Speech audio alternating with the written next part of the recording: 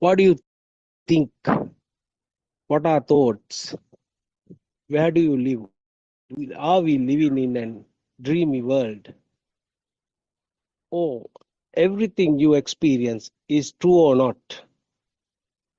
Today, also, we are ready to discuss this reality, the one and only reality in the world, which reveals everything, pure Dhamma, pure Buddhism.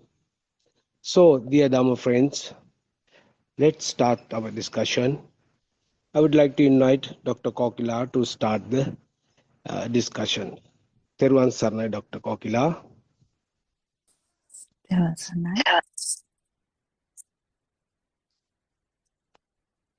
So, yeah, we will discuss, as usual, we keep discussing in every angle.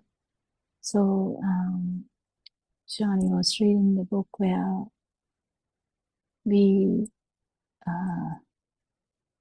are reading actually what there was a discussion between R.M. Hanse and Venerable. Then, so what we keep understanding, actually, we have been talking about this in depth every day. So, the same things over and over again, but in different angles. How this dream, as Mr. Bernard said, how this dream is formed. So until you kind of your breathing happens and your body, the senses are working, the dream will not stop. Okay, so the dream will continue. It's okay.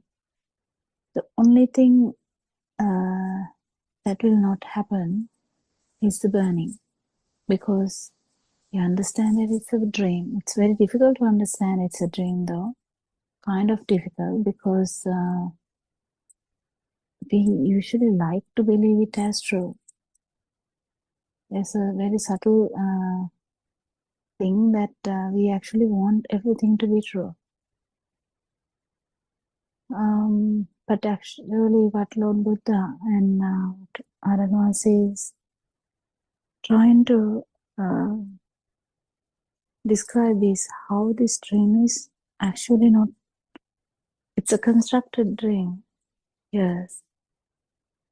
You can feel things, you can see things, you can hear things, you can think. So it's kind of a very good construct actually. But it's a construct only. So first we can have like a repulsion by, like, when you hear this Dhamma, you can feel like not liking it. But then with time we get used to that, and with time we keep understanding it, and with time you might feel it too. So it's such a good thing to keep even being able to listen to this, because it's such a inspiring but at the same time frightening thing that we hear, that this dream is actually a dream, because we like, as I said before, we like it to be true. You know, we from our childhood, we wanted our dreams to come true, isn't it? We wanted our dreams to come true.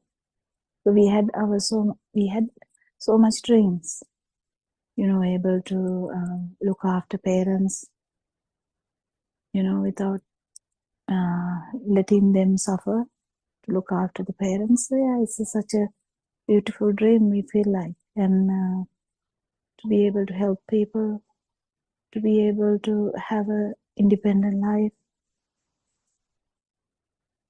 so on and so forth. There's so many, like, list of things that would be there.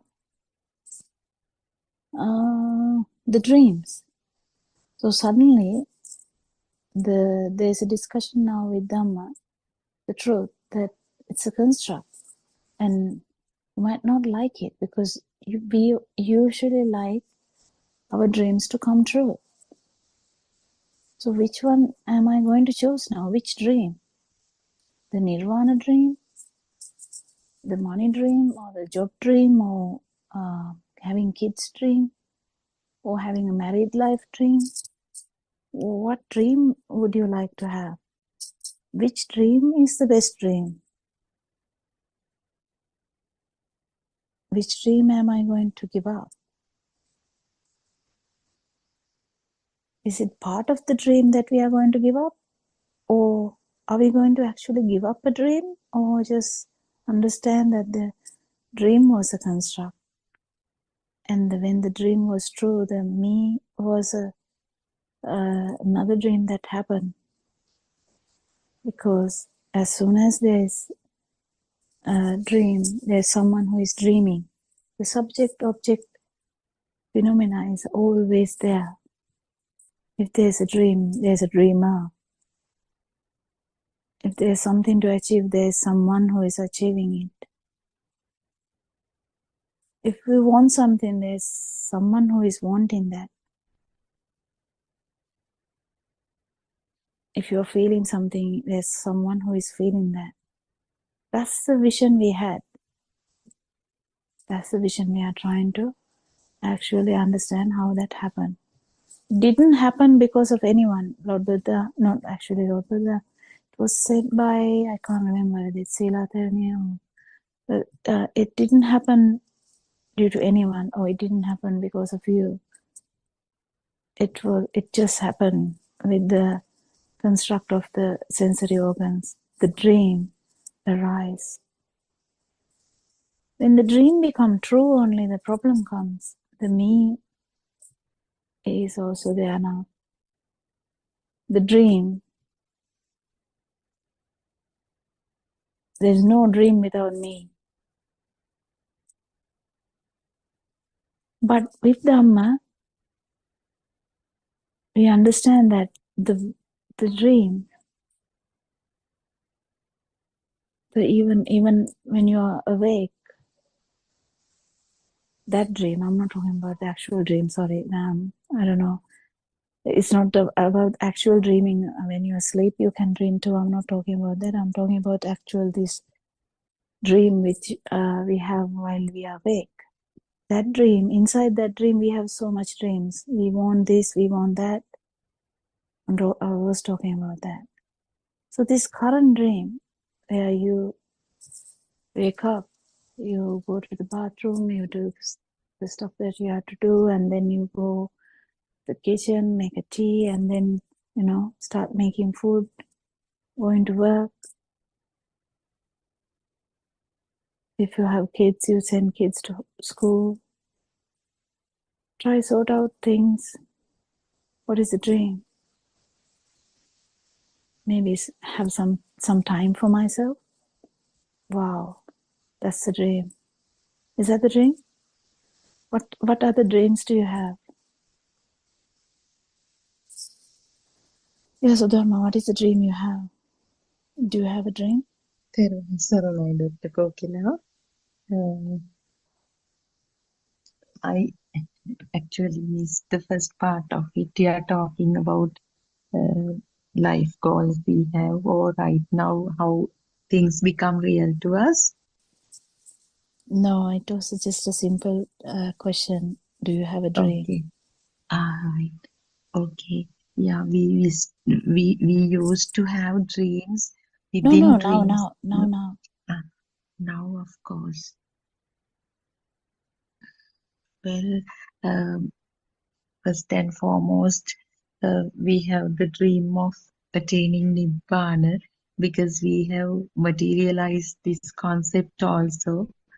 And although in every sermon, Aryan Vahanse explains that there is nothing called Nibbana, it is actually liberating from the belief that So then you have to drop someone that dream, isn't it? is yeah, ignorantly So you to might have work to drop towards that this, dream, and that kind Sudharma. of dream Can you hear is me? there, Dr. Kim. Yeah, exactly. Yeah, then you might have to drop that dream too, because there is a dreamer always when you dream something. So do you even get that point? So if we have a dream inside our, almost now there is a dream with the light. Again, that's a dream too. You feel that as real too. The sound, even before this tree and all that, we feel that dream is also true. The sounds, the light, the feel. Before anything, it has come. That dream is also true. So then we have another dream now. Well, in the past we had so much dreams. Now we have a dream of as liberation of mind. That dream will never be achieved through dreams. So you have to come to the moment. So to do that, we need to understand that the dreams are just constructs of the mental constructs. So, but actually speaking, even before the mental constructs, even the sound level, even the light level, even the touch level, it is still that part of the dream, because that is also not there. It is there because of the sensory organ. This part is very important. If you don't get it, even the sense of it, you need to get it. You need to understand how there are like 3 layers of dreams. First, the dream extends to the outside. Then the dream, there's another layer where the actual, we have so many dreams, like the nirvana, or the the money, or looking after parents, or looking after dog, looking after kids, looking after looking after yourself, whatever, doesn't matter. Because lesser the dreams, better the life. More the dreams, like if I can say an example, if you want to have a dream of expanding your country limit to the next country, that's a big dream, isn't it? So you have to kill so many people to achieve that, because no one is going to give you another country just like, hi, do you want this country? I'll take this. No one is going to do that. So there's like always resistance. So that's kind of a dream too. Like, we have to expand this country. This is not enough for us. But then the village mother, they don't have that much dreams, like they don't have that much dream, but they have a dream too, very strongly held. This land, it's mine. It is given to me from my ancestors. No one can take this. Child can't sell it. If child sells it, this ancestors' land will be destroyed. Oh my God, I'm just taking these things from stories that we have heard. So and so forth. So we have so much dreams, so much needs, so much stuff. Now finally, someone hears as Sudharma suggested, yeah, the dream can shift. The dream is different now. It's a very beautiful dream though, which is so great. But in the beginning, it becomes a beautiful dream where we keep trying to understand Dhamma. But I would say, rather than dreaming about Nirvana, actually keep understanding who I am would be much better research than going after something. So I would say, drop that dream and try to find yourself. Just drop it. Just drop all the dreams. Just keep doing what you're doing. Feed the dog, and like for the people inside the house. Make the food. Earn the money if you want. If no one is giving you money, earn the money. Yeah, just keep doing stuff that you're doing. It's okay. But find yourself. That would be a better research than seeking nirvana. Because actually understanding nirvana is when you understand there's no yourself to actually attain nirvana. That is actually the state of nirvana. So you losing you, as we said, is the state of nirvana. So, what do you think, Sakuntala? Dr. Sakuntala, do you have anything to add? Yes, Thiruvan Saranai, Dr. Kokila, and other friends.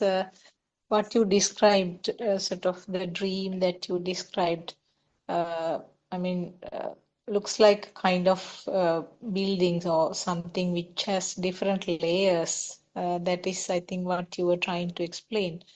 What I felt was the topmost layer has all projections to the outside. So I mean, we are dreaming about achieving various things in relation to the outside world. So it's like this tentacles of the octopus projecting outside. So you get everything as per existing and persisting outside materialistic world is mostly.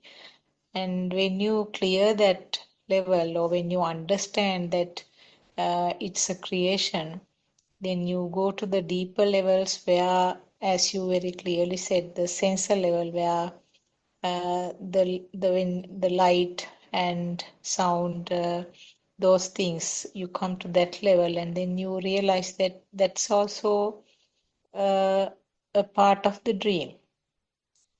And I think that is the part that is difficult to clear. So in other words, it is the second level of our practical experience I would say thing. that light is the third level actually. Second level would be the nama. Nama in the sense the Yeah. nama in the sense the the still when you say chair, it can extend to outside, but then the actual feeling Okay. that chair is there is the second level. That's Yes. where nirvana is also there as in the second part, because that Yeah. is a form level, that you have a perception of nirvana, that there would be something like that. That I was trying to say about that. And the third level would be the actual consciousness level, whether it is mind consciousness or whether it is light conscious, like the ear consciousness or stuff like that. So those are the three levels I was trying to say. What do you think? Do you think it's Yes, I think that means the second level is the mind constructs. Is that what yours, or thoughts? Is it what you are thoughts level, form level? thought level? Yeah. Form level. Okay, yes. I think that is that gives a much more clearer thing. And then, as you said, the third level is when you go further deep, you realize that there's yet another thing to clear. That means your sensor level, where the light alone or the sound alone, the taste, smell, those things, those are also part of the dream or part of creations or part of the imaginations. So I think that is the most difficult part. Yeah, that's not even a Yes. mental construct. That's just a construct. Yes, that's a construct. Yes. Yeah. Yeah. It's a very beautiful explanation. But in Sakuntala, in that chair, the most important thing is in the chair itself you have all the three layers. That's what Aranohan says, Dhamma's beauty, understanding in cross sound, that all three layers are there. Yes, I can. The first one is the what do you call it? Sensational. The Kamaloka, Kamabhumi, what is the word for the sensual? Yes, that means you have some sort of attachment, can you say attachment or some form of clinging to that? That is what is Mm, described, clinging or Also, aversion. clinging is a part of that, but actually Yeah. the thing is that it is there outside. Chair is there outside. Then you can, color it, you can paint it, you can kiss it, you can do whatever with it if it's outside, Do you understand? Yeah, basically it is a value, isn't it then? The Yeah, value you are giving value. to the chair, yes. But And but as the you were, value goes deeper. Imagine if we feel that the Mm, money is actually outside. mm, We know kind of we can do anything to, we can kill people to get money. We can steal things to get money. We can do a lot of things to get money. We can lie to get money. And in the end, what we have fulfilled is kind of a perception, but we feel that it is out there. And when you have that, you can have a house or whatever. So why people are doing so-called lot of stuff to maintain the life in several ways, like stealing or killing or lying or stuff like that, is mainly because we feel that there is something to do outside. yes. So it extends a lot. It extends to kill someone else too. It extends to envy someone else's money. Can you imagine that? How Yes. it can extend? We don't talk about these that much, but when the outer world is true,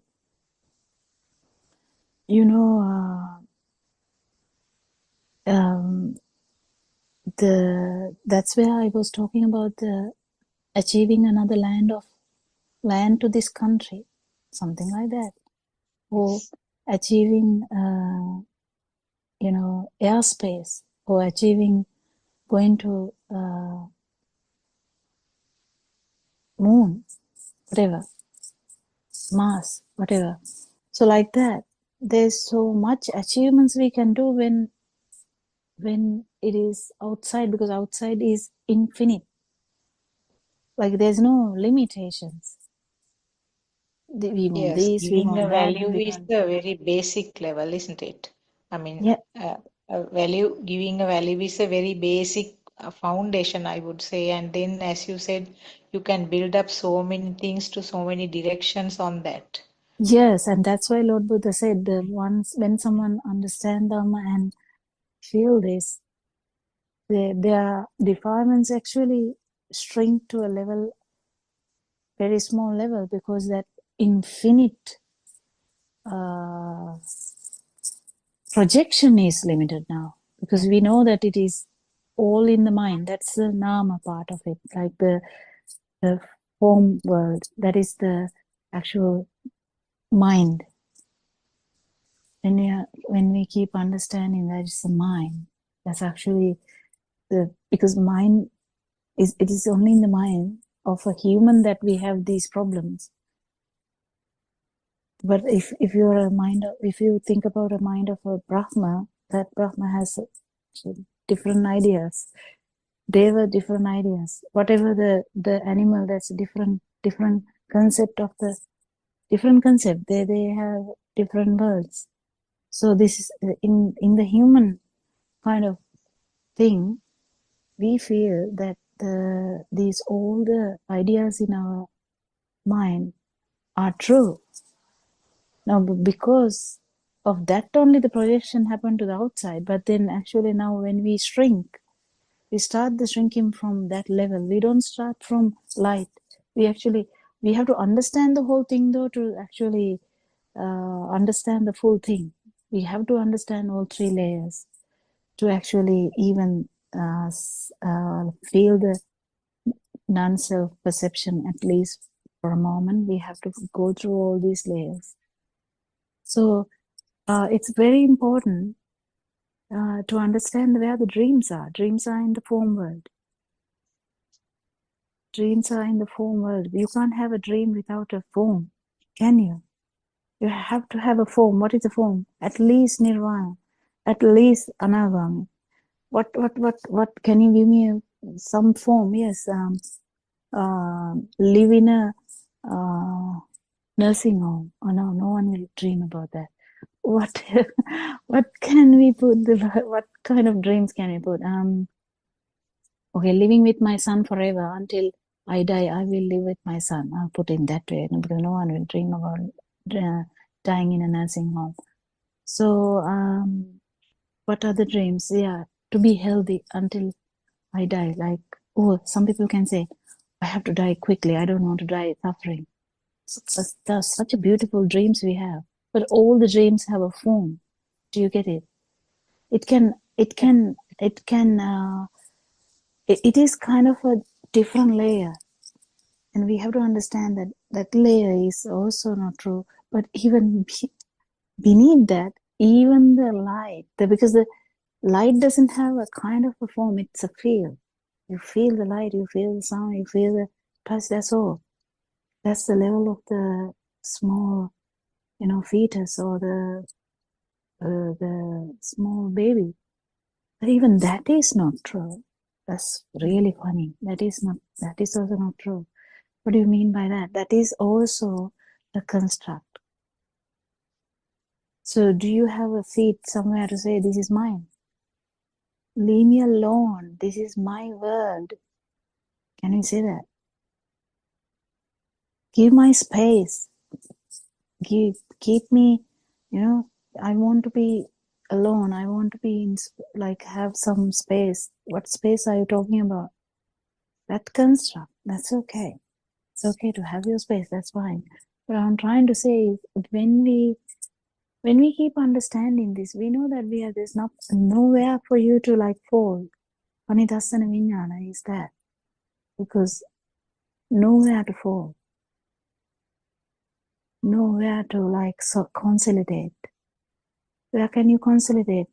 This is my place. Where can you consolidate? Light?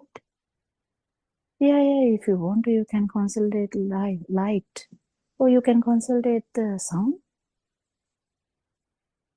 This is my space. This is my organ. Is that so? Can we say that? We can't say that, can we? So this is the thing. You end up having nowhere.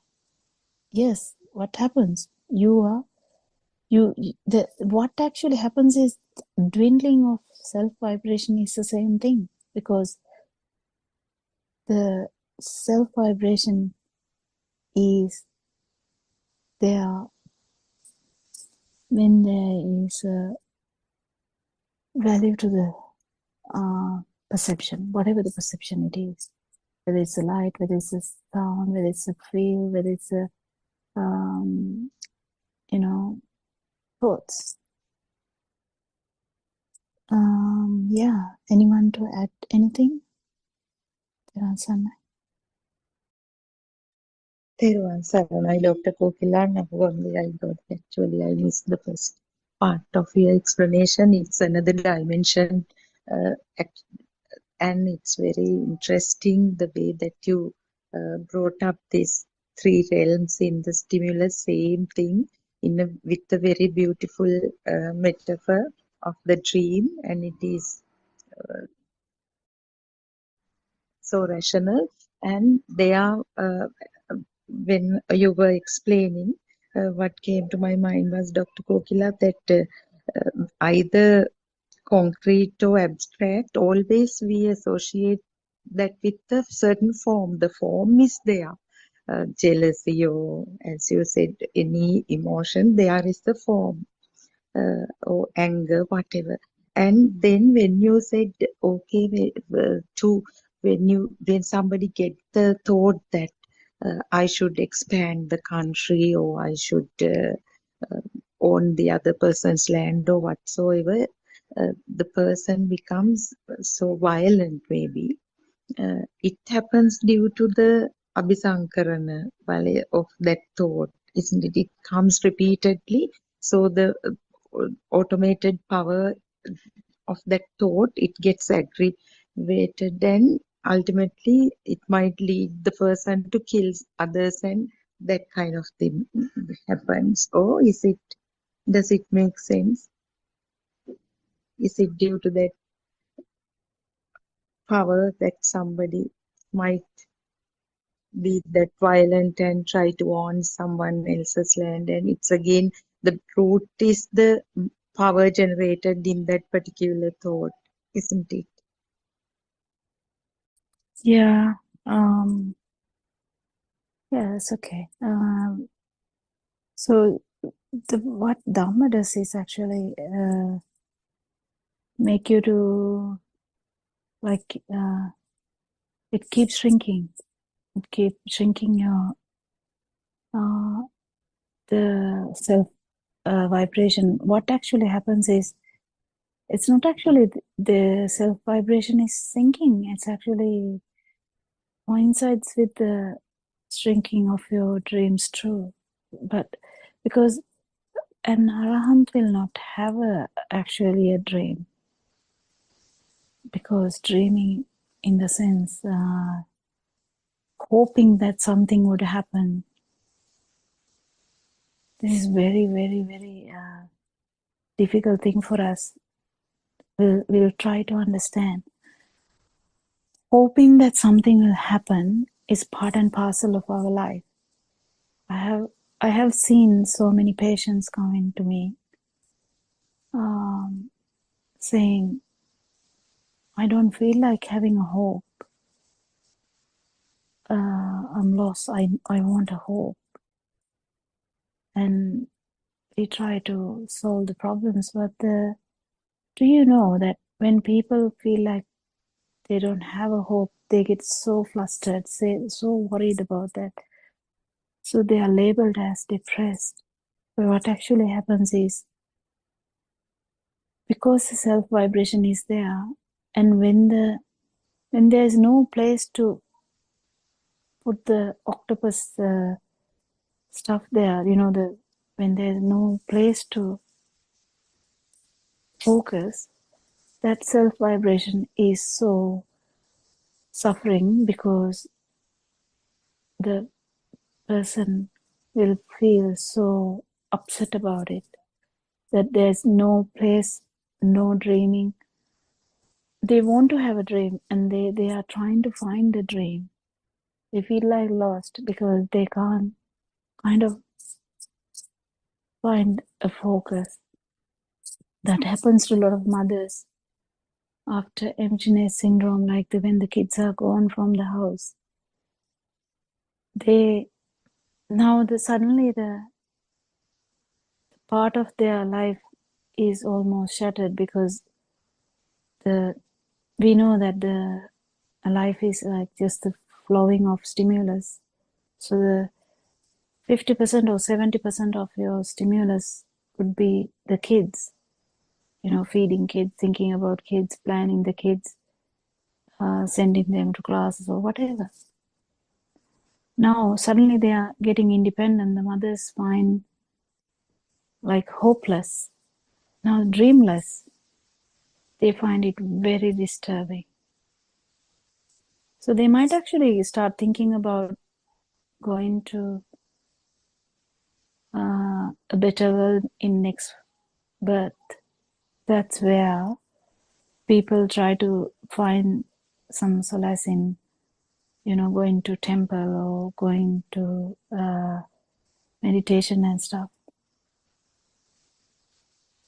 It's okay, but the thing is, here we have to understand this.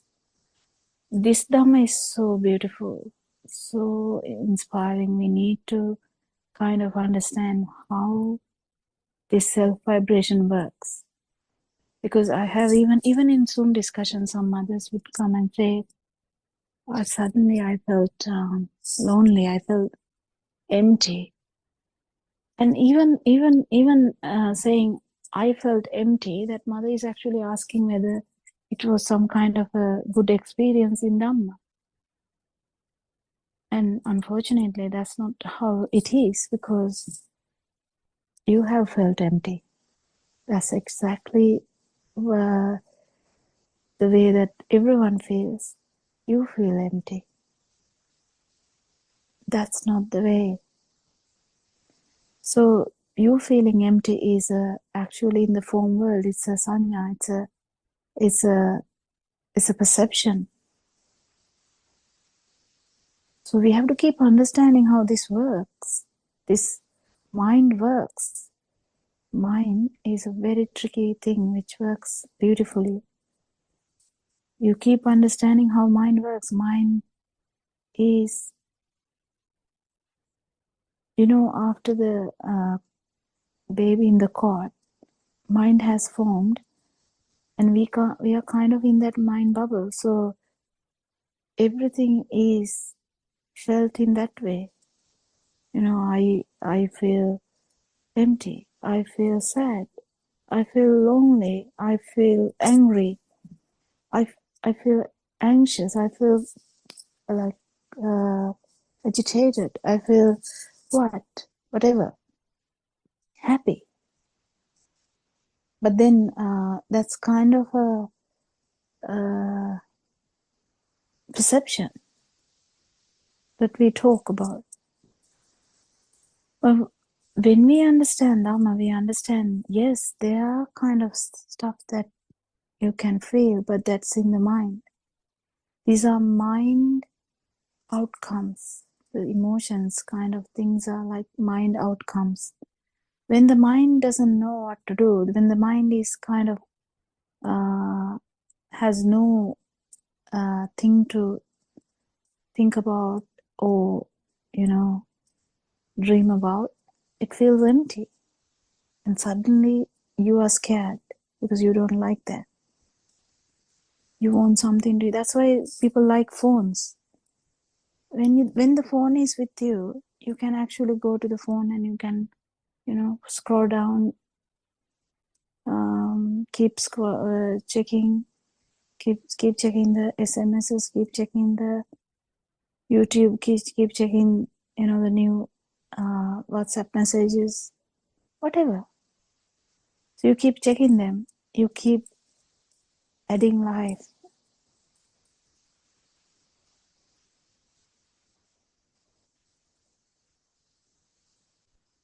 It's very difficult for us to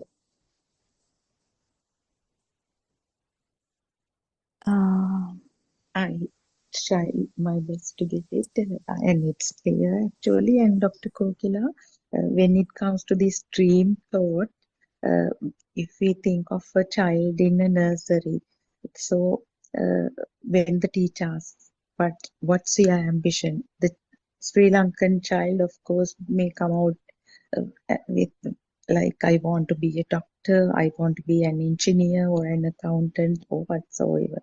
Then next time when he or she writes the essay, writes about that. Then at home, when the relations comes, then again the child repeats, I want to be this and that. Then the child has a mental image of that. So this way the child grows with that thought. This is the thought probably which gets uh, repeated the most number of times, like more, that is subjected to abhisankarana so many times, and then it gets more powerful, and the it becomes real, though there is no substance in that. Ignorantly this image becomes real when the person sees doctors having the stethoscope. This gets more power telepathized, and ultimately the when this actually, although it's a mental image, when the person is unable to realize that dream, that downfall happens, and there the child ends up with depression. It is sadly, uh, no, ignorantly, uh, he or she doesn't know that this uh, this is the outcome of a like mental kind of mental fabrication, not a real thing. So even we were in the same ground, and unless and until we heard this true message that how everything that occurs in the mind becomes real to us, and this truth, we would also end up with depression in certain situations in life. That's what I got Yeah, when you yeah. were. Imagine Yeah, someone yeah, was a doctor and then yeah. had to retire and then does not do any private practice or anything, just loses the whole doctor thing. Just imagine that, or suspended to do anything anymore. That person is lost. It's again like the mothers who the kids are gone from house. It's again like in a teacher's life where teacher has to stop even doing classes after retiring because she can't physically can't. All this actually the mind usually likes to fall onto something in the outside and keep going and keep going and keep going. That actually is living. So when this comes to an, imagine now I'm like 80 years of age now at the moment, and I can't even lift my leg out from the bed. What kind of dream can I dream? So there the problem is, the dreams are limited now.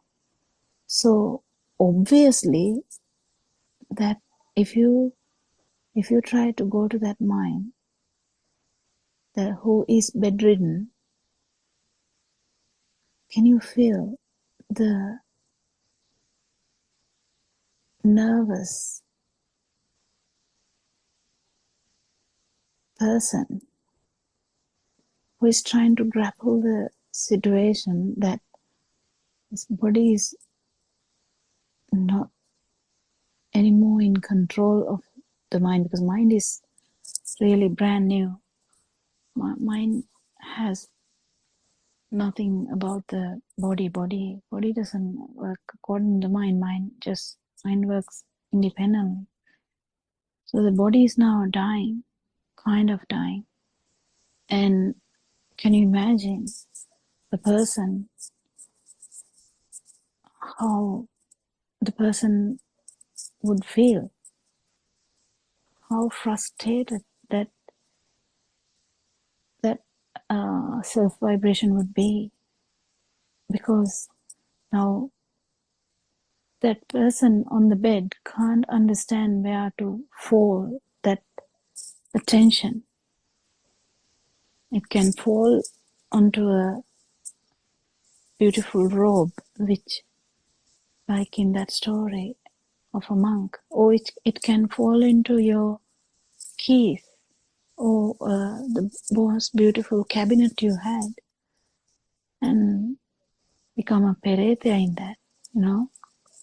So the nervousness of the body not actually working with the mind is so immense that people start thinking about the next birth, and then whole thing falls into place now, because the person only can think. So keep thinking.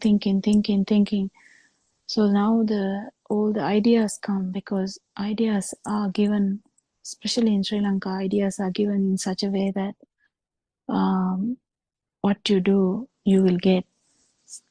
In these countries, some of them are actually very, very, very religious and very happily waiting to go to heaven. There's the attachment to the heaven, even though they don't know what heaven is. They strongly believe that they are going to heaven and they are calm. They're actually calm. They have already put the foot in somewhere, so they are calm. Their attention or their focus has already put in there, so there is almost the vibration is very high towards that. In our country, even that is not possible, because that's not feasible, because we have this karma power thing. So where what we do, what we get. So that is true in a way, but if someone has not understood this Dhamma, and even though you have heard it, if you haven't fully understood, there's always a risk that near death you can get flustered. So it's really important to understand this and not to lose the plot, I would say, because definitely until your body is like doing whatever the things that you want to do, you don't feel this. You don't feel the anxiety. You don't feel the anxiety of death. You don't feel the nervousness of death. You don't feel the nervousness of not being able to, get up from the bed. You don't feel them. You don't know them. You can't feel them. So you are okay with dreaming. At the moment you are dreaming, your dreams are focusing. If you don't have one dream, you can focus the other. What? If you don't want to go to Australia, you go to UK. Or if you don't want to go to any other country, yeah, it's okay. I don't want to go anywhere. I'll stay in Sri Lanka. Yeah, you still have the dream.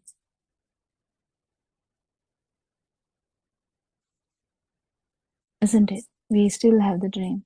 So we keep changing the dream. It's okay. But then towards the end, it becomes so difficult to understand where to focus now. That's where the whole problem comes. So we are inviting everyone. Actually, this Dhamma is everywhere. It can be felt even by a 7-year-old. It can be felt by a 20-year-old. It can be felt by a 50-year-old. It can be felt by a 90-year-old also, if the Dhamma was understood. The main important part is to understand how this construct works, how we have the dreams, how the dreams keep maintaining this self-vibration. I think we have to stop at 4:15, but we have few minutes. Anyone else to add into that?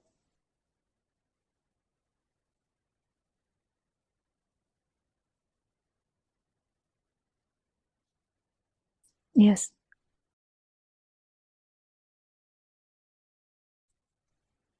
Dr. Kokila, when you explain this dream concept, it's very, insightful. We can go on and on. So here, Dr. Kokila, one thing came to me that that is the nature of the mind. For the existence of the mind, always the next thing, this dream or the other dream, as you That's said, it. That's it. Yeah. yeah. That's the self-vibration. Yes. Next thing part is the self-vibration, and when the death is happening, that's why people are so flustered. They don't know that they can't understand anything because they have nowhere to put the foot on now, like that. Yeah. Aryan Hansi himself several times said, Dr. Kokila, now all how feeble, how weak his father is. He is not ready to accept that kind of thing for us to think. He was telling at the deathbed, as you said, the people, although all five senses get weakened and they in their function one by one, as long as the mind consciousness is there, no, the person is not ready to accept that ending the life or whatever. Always still there is some hope of recovering, and that's the nature of this mind, as you said, mind consciousness. Yeah. Actually, understanding that the arising is just in one stimulus is also difficult. Even though we talk about that, feeling that feeling that specifically is difficult. That one arises in one particular moment is an experience that you should have.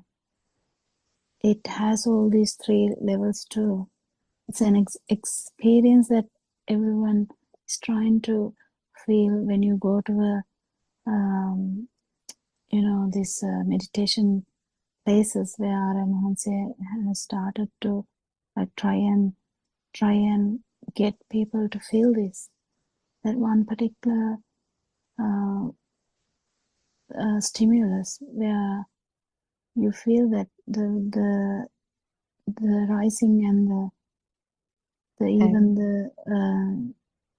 the death is at the same particular moment, not the other one is in the mind. The projection is in the mind. That's actually not there. It's not the truth. Truth is, it's only in one stimulus. So yeah, and there are so many factors which you will get an idea with the experience. So that's where Paranwanse has given these four steps too. Like it's good that if someone can actually go to these places and do it properly, really you have to do it very happily actually, because let go of your burdens and just be there and try to feel this. And this no self-perception is not going to come if you haven't really fully understood that how these things work, but it will come if you relax enough. The most difficult part is the mind, because it's a form level, that mind level where the nama level, the penetration of that level is a bit difficult. But for that to arise, you have to relax enough so that, because you keep understanding that whatever you try to do, that is still the trap. You try to do something, it is still the trap. So you just let go, and you will definitely feel the no self vibration. Yes.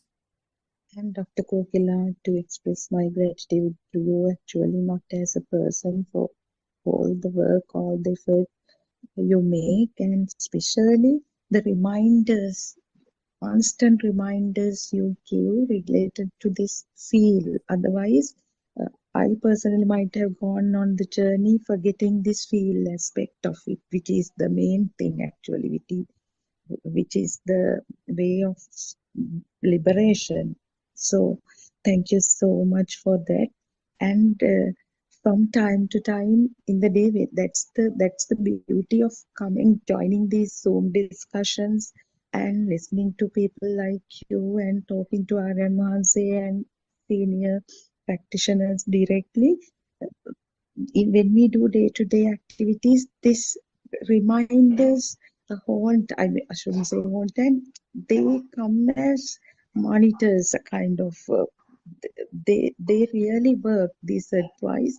It is essential. So in that case, you all are Yana Mitra, Theruvan Saranai. I think we are going into the 4 o'clock Zoom meeting now. So we will worship Aryan Mahanse. We salute Aryan Mahanse for everything he does with the utmost kindness to the human, not only human being, actually beings. And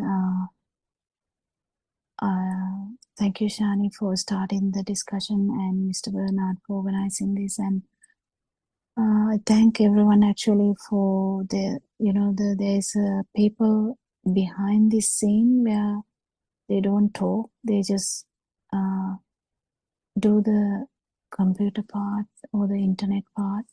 So I thank everyone.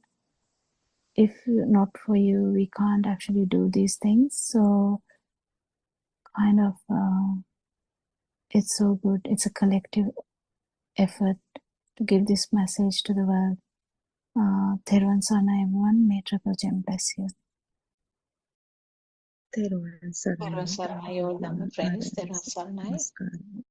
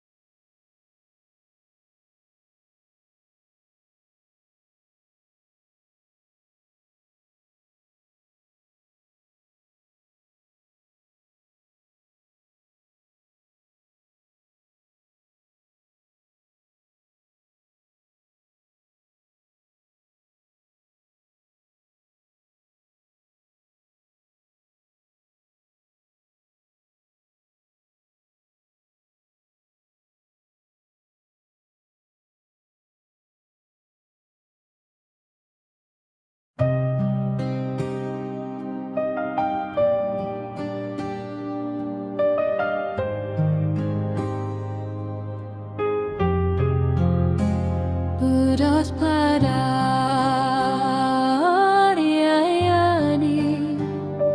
loving and kind. You came like light to free the blind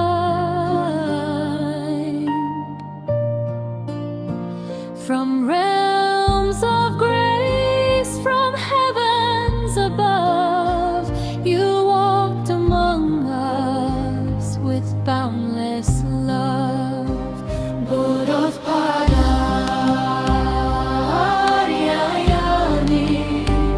Buddothpado.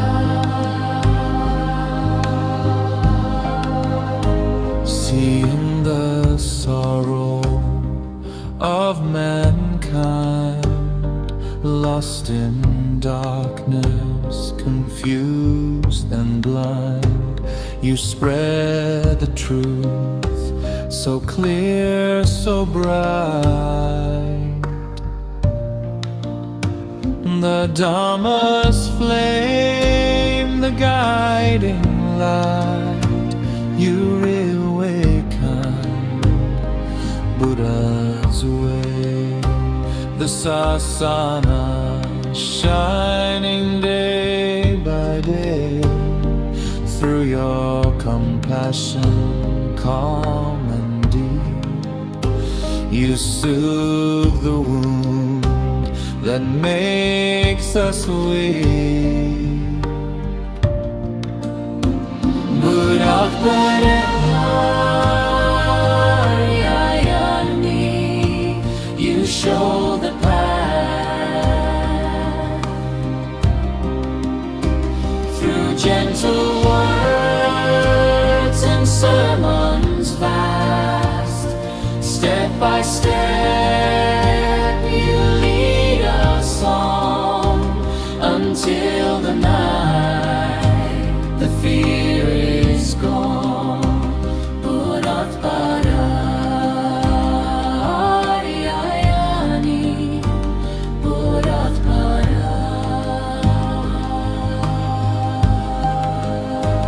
Nibbana now is not a dream. It flows within like a peaceful stream. Oh Ariyayani, may you live long. Our hearts forever sing your song. May you live long, O noble guide.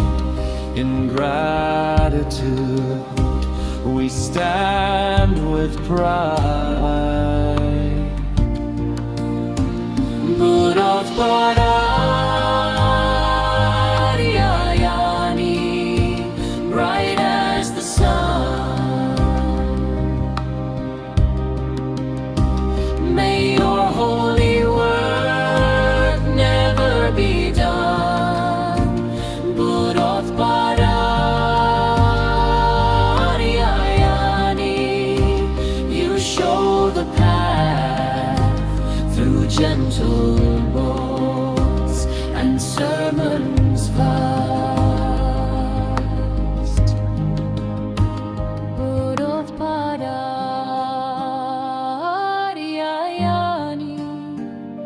loving and kind.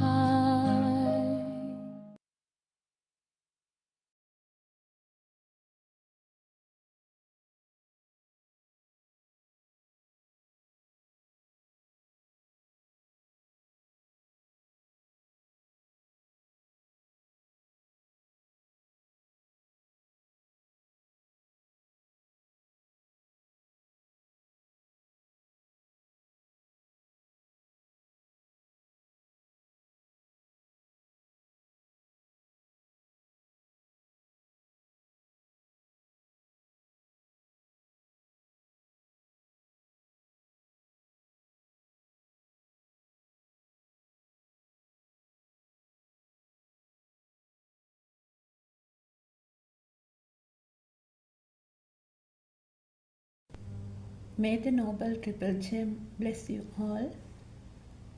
Teruvan Saranai Aryan Mahansa. May I pay homage at your feet. Teruvan Saranai everyone. Everybody wants to live a happy and contented life, isn't it? But from the day we were born, aren't we suffering? Maybe due to a sickness, maybe due to losing parents, or maybe due to various natural disasters, accidents, maybe loss of legs, hands, and maybe we have to depend on others. So likewise, we face lots of suffering day to day in our life, isn't it? Physically as well as mentally. So we need a way out of suffering. We search for a way out of suffering.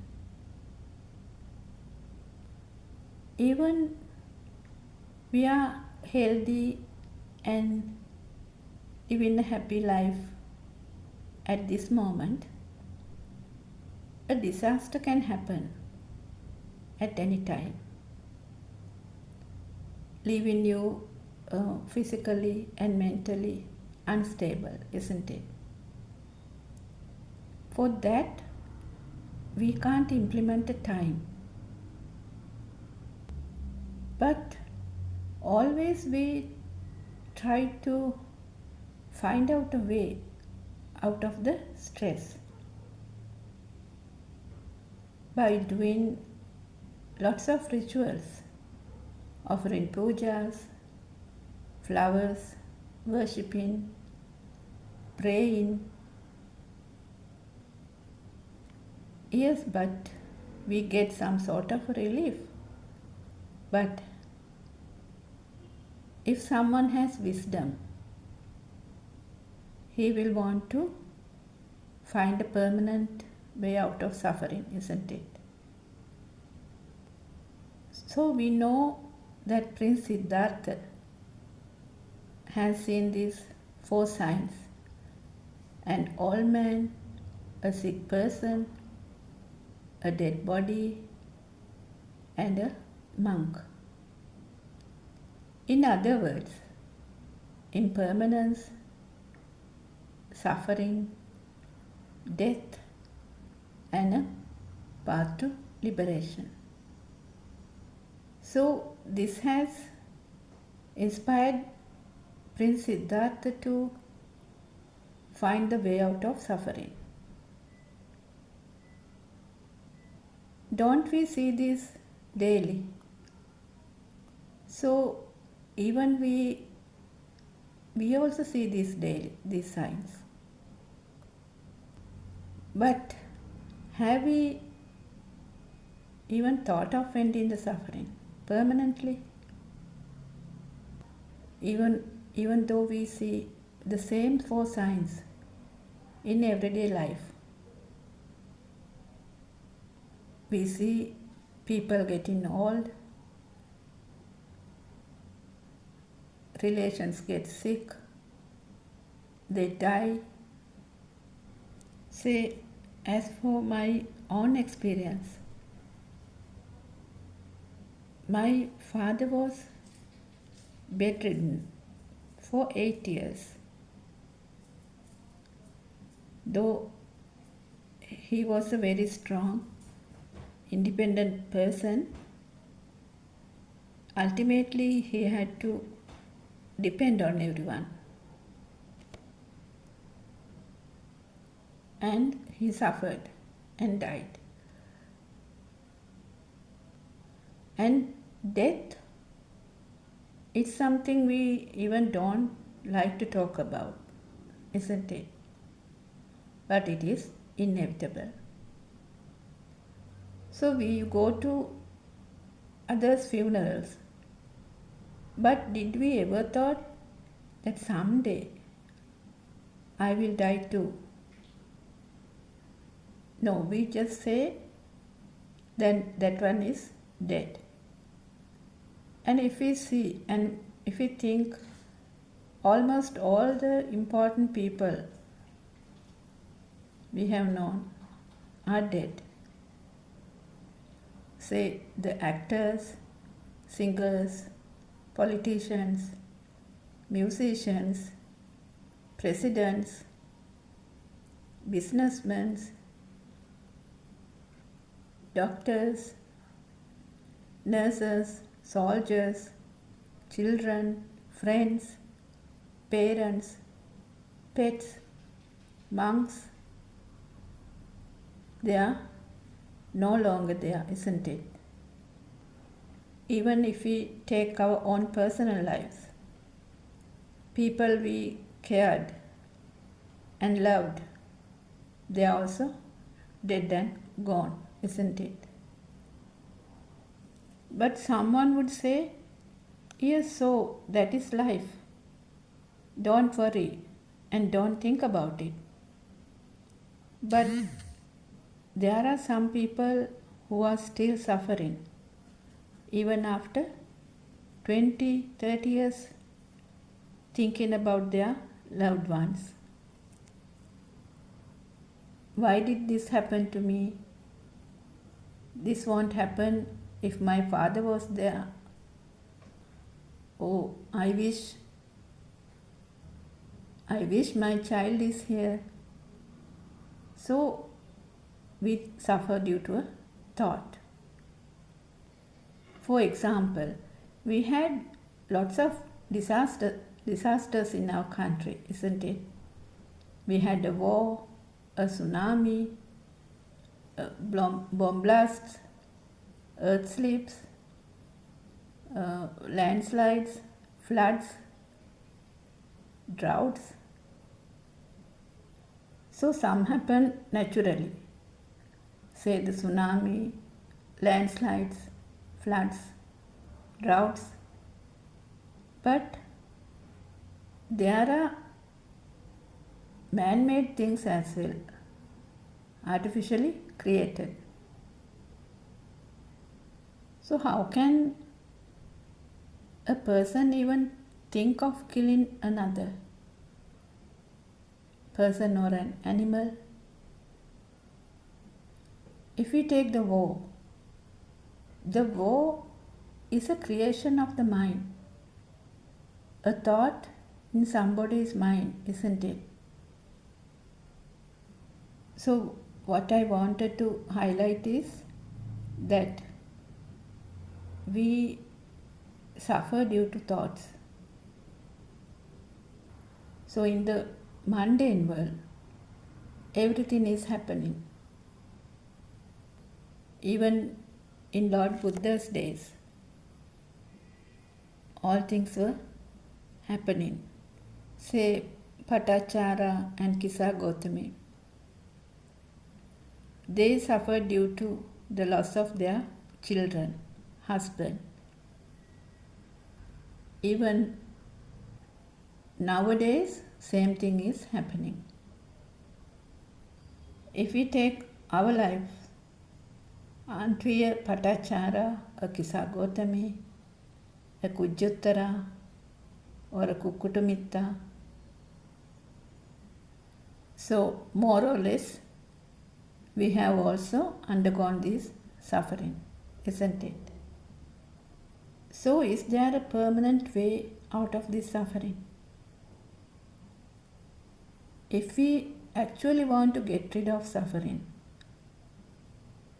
we should find out how Patachara, Kisa Gotami, has get rid of suffering, isn't it? And not only that, they have become Arahat. They have attained the Arahathood. Say a person who has lost everything goes for a concentration meditation retreat. Then what do you have to do? Then you have to focus on your breathing or focus on something else. This might give you some temporary relief.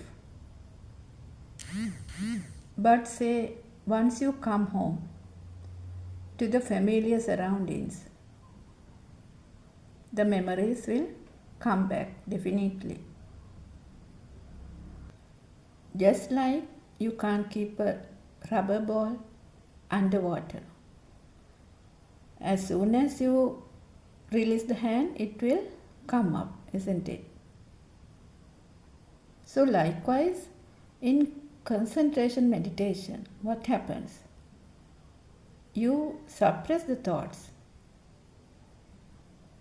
but at any moment it can come out.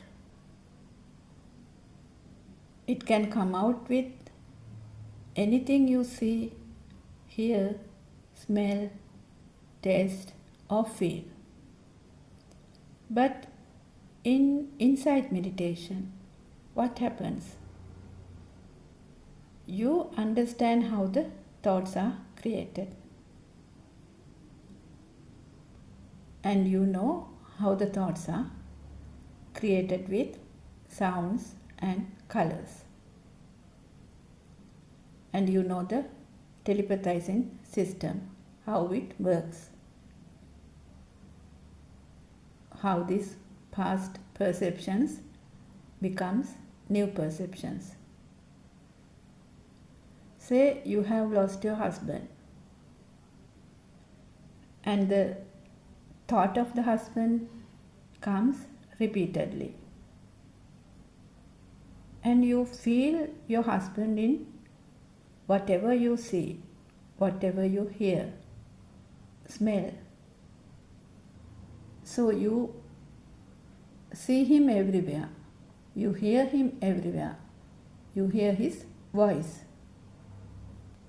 Say when you drink coffee, you might remember that how he liked to drink coffee and how you used to drink coffee with him. Also, when you smell a nice smell, then also you might remember that this is his perfume.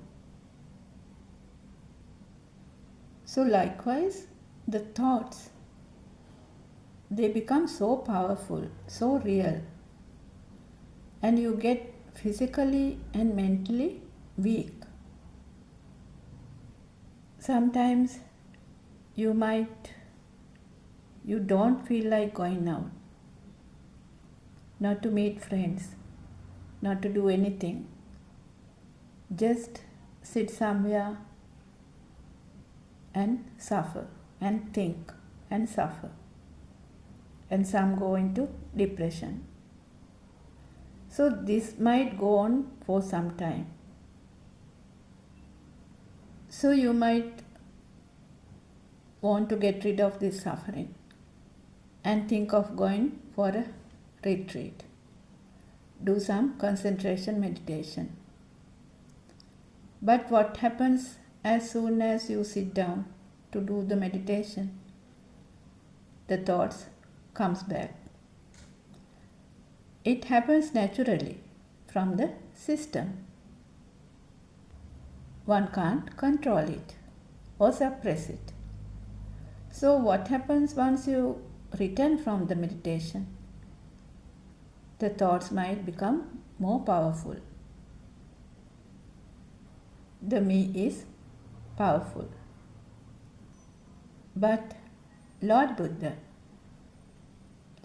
has shown us a way out of suffering by preaching a non-soul Dhamma, a never heard before Dhamma, isn't it? It is the dependent origination Dhamma. So we know that attachments or disattachments gives us the suffering. So how can we get rid of attachments and disattachments? So in 84,000 Dhamma sermons or in Tripitaka, Lord Buddha has shown a way out of suffering. It happened 2,600 years ago. Though it was written in the Tripitaka, there was no one who could read the hidden meaning of it. So it was actually hidden there for a long period until our noble spiritual friend Buddothpado revealed it once again to the world through Dhamma Abhijna. So this is not knowledge. This is not in a book. So Dhamma Abhijna arises when all the sense of self dissolves, which means there is no self, but only Dhamma itself, which is revealed through wisdom. So our noble friend Buddothpado Aryan Mahansa shows how this thought is created and how this suffering is created. If we take this stimulus or the aramuna as real, we have to see this reality, how this illusion is created. So the only path to see this is this insight meditation. So we have to know that everything you see, everything you hear, everything you smell, taste and feel are merely thoughts. Death and birth also are thoughts. So someone can suffer due to thinking that I am going to die, but that's also a thought. So thoughts are different from person to person. If we take animals, various animals have different thoughtful worlds. So we can't say whose world is true, isn't it? Likewise, the world created by senses is not true, because it is a creation due to a speedy vibration. So this cannot be seen through mind, but could be seen through wisdom. So likewise, one can't attain Nibbana through mind, because mind is an illusion, a creation, a sankata. So Lord Buddha has given some examples that rupa, or what is seen, is like a foam bubble which won't last. Feel is like a water bubble which also won't last either. Sankara, or the formations, are similar to a banana stem, and the consciousness is similar to a mirage. These similes were given by Lord Buddha. So it is very true, isn't it? So we suffer due to a thought. So even at this moment, even if one thinks I am going to die and can suffer due to that particular thought, but thoughts are not real. Even if we think I am going to die in future, it's also a thought at this moment.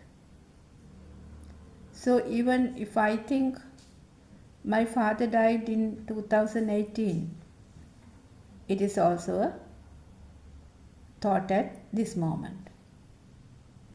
We can't actually implement a time. So we have to see through wisdom, not with the mind. So what does that mean? See through the wisdom and not with the mind. We know that the senses creates the mind, isn't it? But when we talk about wisdom, wisdom is not created through senses. It is actually to understand the senses. So if someone asks the question, what should I do to attain Nibbana? So Lord Buddha has explained, Ekayano Maggo. There's only one way to attain Nibbana. It is to see the truth of the stimuli. Aramune Satya Dakima. Which means to see how this illusion is created. Lord Buddha has also said it's even better than seeing a colorful film to see this, how this illusion is created. So actually there's nothing called mind. Mind means how this illusion is created in the first place. In other words, mind is the stimulus which comes every fraction of a moment, a vibration. So we know that the stimulus comes from one of the senses, either the eye, ear, nose, tongue, skin, or the mind. So is this world we create from our senses, is it true? So if it is true, then all the animal world and the world we perceive should be the same, isn't it? So we will see just how a bird sees the world. Actually the birds, they see a very colorful world. They can detect UV spectrum also. Their vision is clear. Even when they are flying, their vision is very clear. So if we take a fish has a 360-degree view. So it seems that they can even move their lens forward and backwards, like a camera. Like a camera, it can be focused. So they have a very clear vision under the water. But as we know, the humans can't do that. So if we take a horse, how does a horse see the world? They also have a 360-degree field of view. Also they have a excellent motion detection and also good night vision. But they can see shades of blue and green only. So again, if we take from a human, it is different, isn't it? So if we talk about an elephant, they also have a good night vision. And they see shadows of blue and yellow. And they don't see far. It seems that they can see only up to 10 meters. But they have a superior sense of smell and also hearing. And it seems that it is difficult for them to judge the distance, especially straight ahead. So if we take a dog, how does a dog see the world?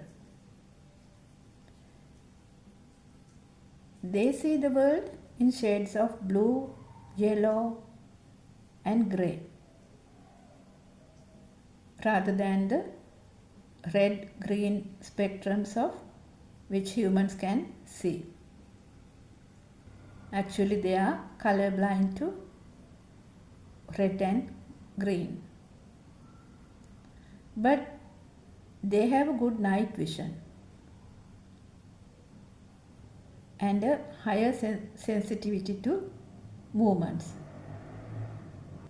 So likewise animals have their own world, isn't it?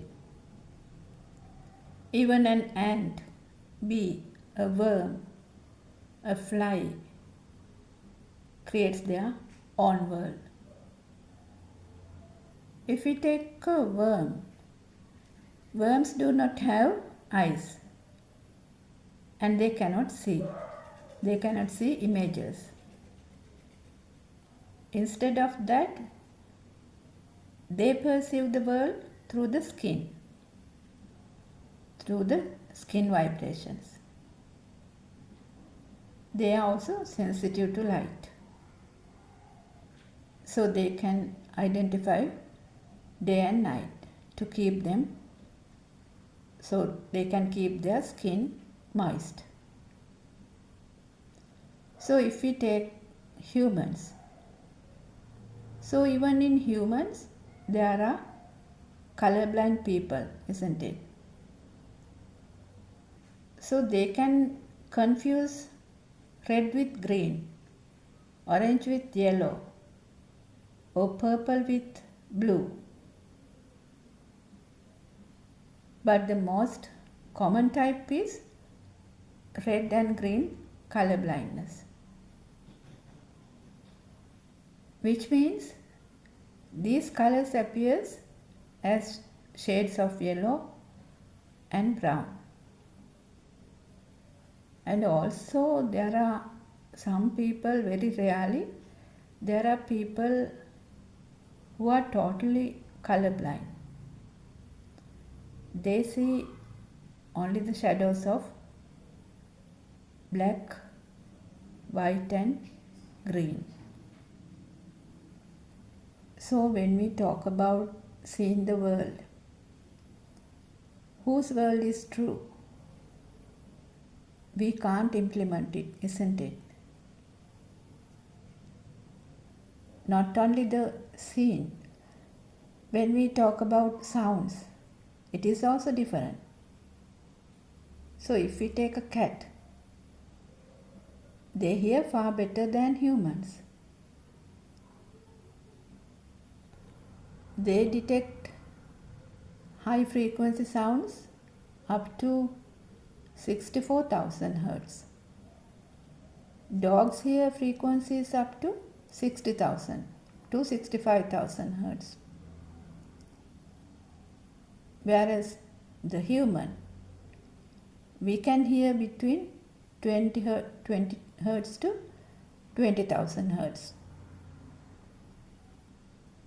So we know that animals, especially dogs, they often can detect or sense the impending waves of vibrations, just like a tsunami. So what does that mean? That means they can hear the deep earth rumbles or low frequency vibrations. This we can't hear. As humans, we can't hear these. Not only that, even dogs' paw pads, those are highly sensitive to low frequency vibrations in the ground. They also have a very good sense of smell. So all in all, what we can say is that everyone, humans, animals, no matter what they are, they have their individual worlds, isn't it? So we can't say which world is true. As we are talking about humans, we should know how our mind is created. For that, we have to go back to the radiant mind, because we also came from a radiant mind, which was very clear, pure as a white sheet. So we can't implement defilements in a radiant mind. So we say the baby's mind is very pure. But even he has the glue for the attachments or disattachments. It happens later, once the mind is created. So if we take a newborn baby, when the baby is born, if he does not take his first breath and breathe naturally, we say the baby is dead. So we resuscitate the baby and try to make him cry, isn't it? Because he can't survive without breathing. Here I just wanted to add that in Vata Sutra, Lord Buddha has said, wind does not blow, rivers does not flow, pregnant women does not give birth. So what does this mean? This means that everything is a natural phenomena. So likewise, as we were talking about the baby, so after the baby is born, he is given to the mother to feed. But nobody taught him to suck the milk, isn't it? But he naturally sucks the milk. So likewise, after some time, he sleeps, gets up when he is hungry or wet or warm. All this happens naturally. The system starting to work, isn't it? Though he does not speak any language, he only knows to cry and smile. He will smile when he is comfortable. He will cry when he is uncomfortable. We all came from there, isn't it?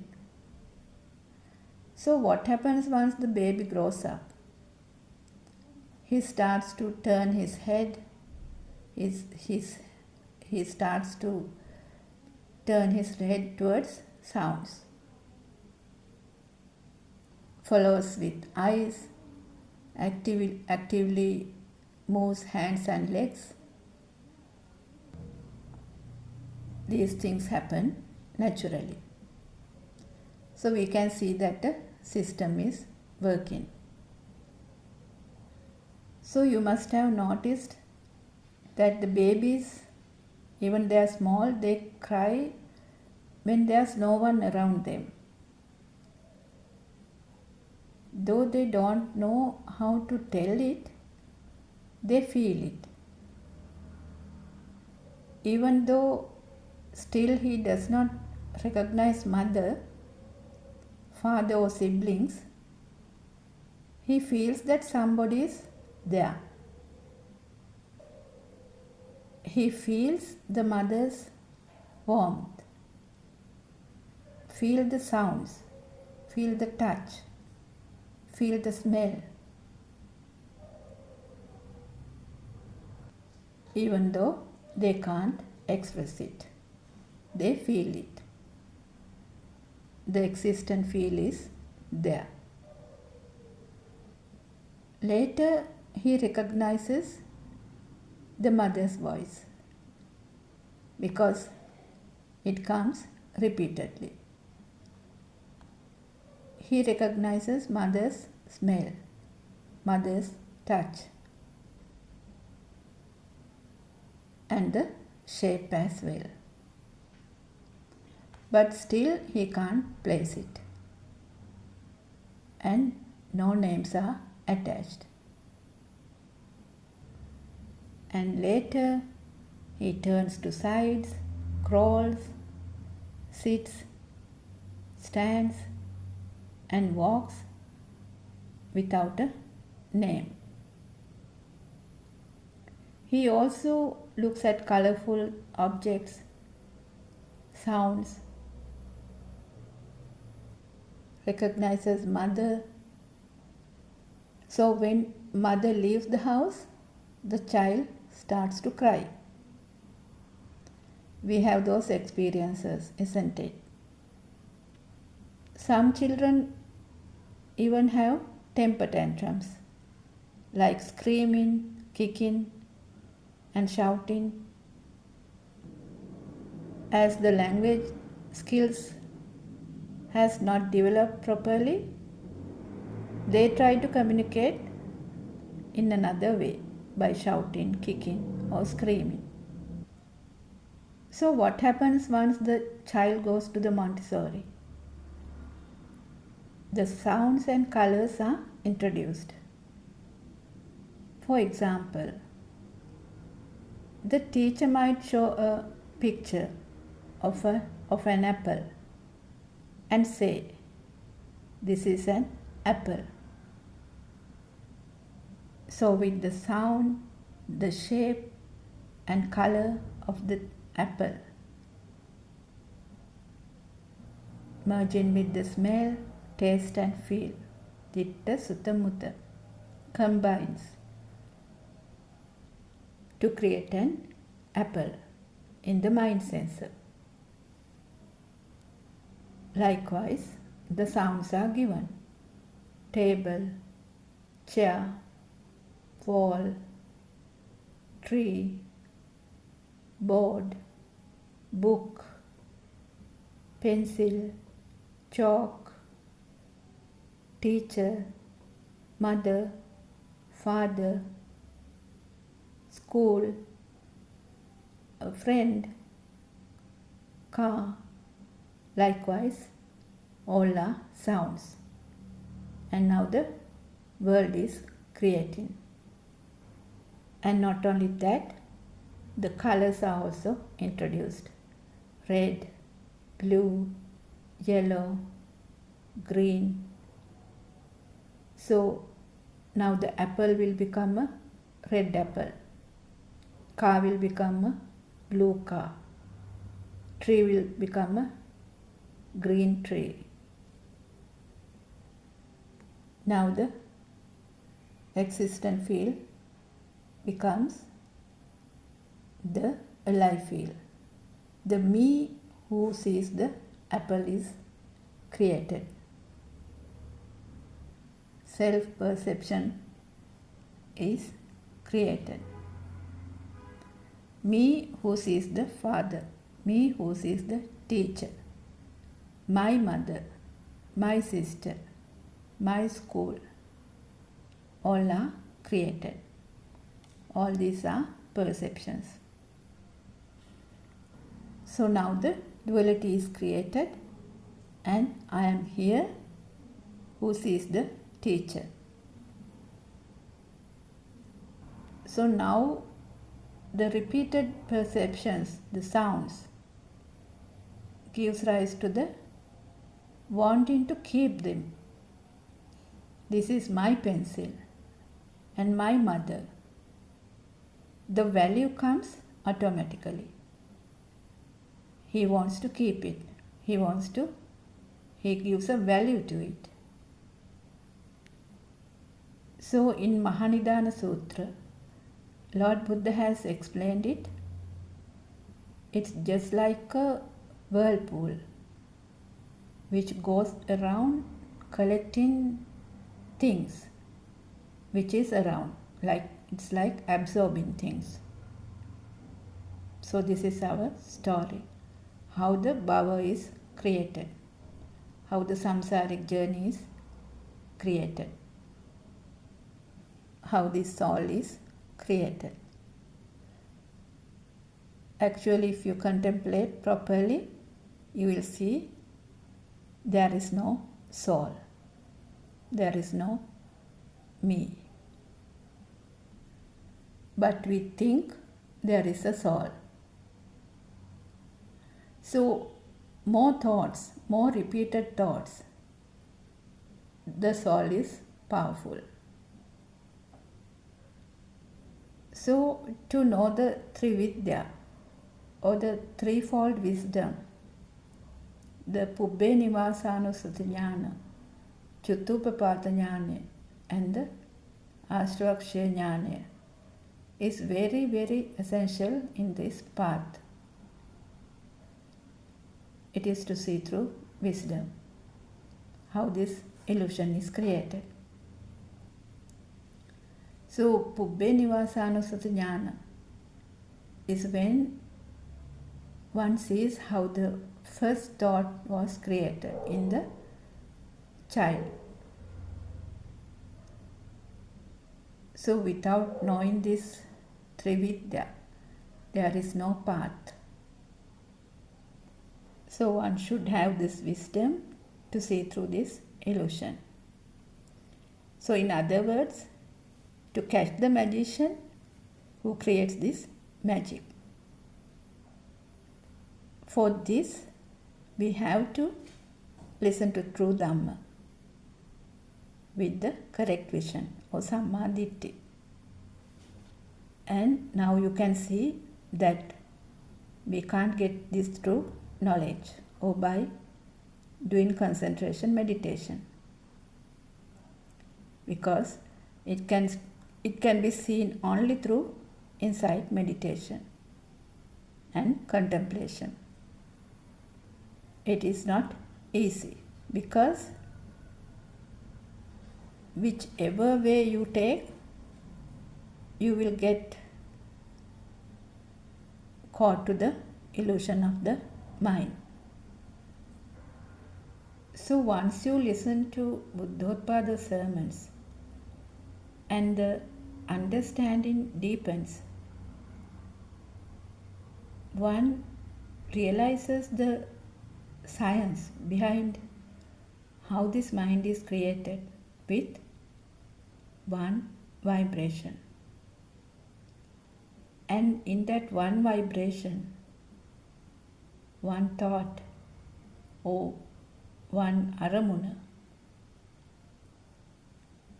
the birth and the death also creates. The 31 planes of existence is also created. So we have to understand how this one thought is created and how the light and sound was created in the first place.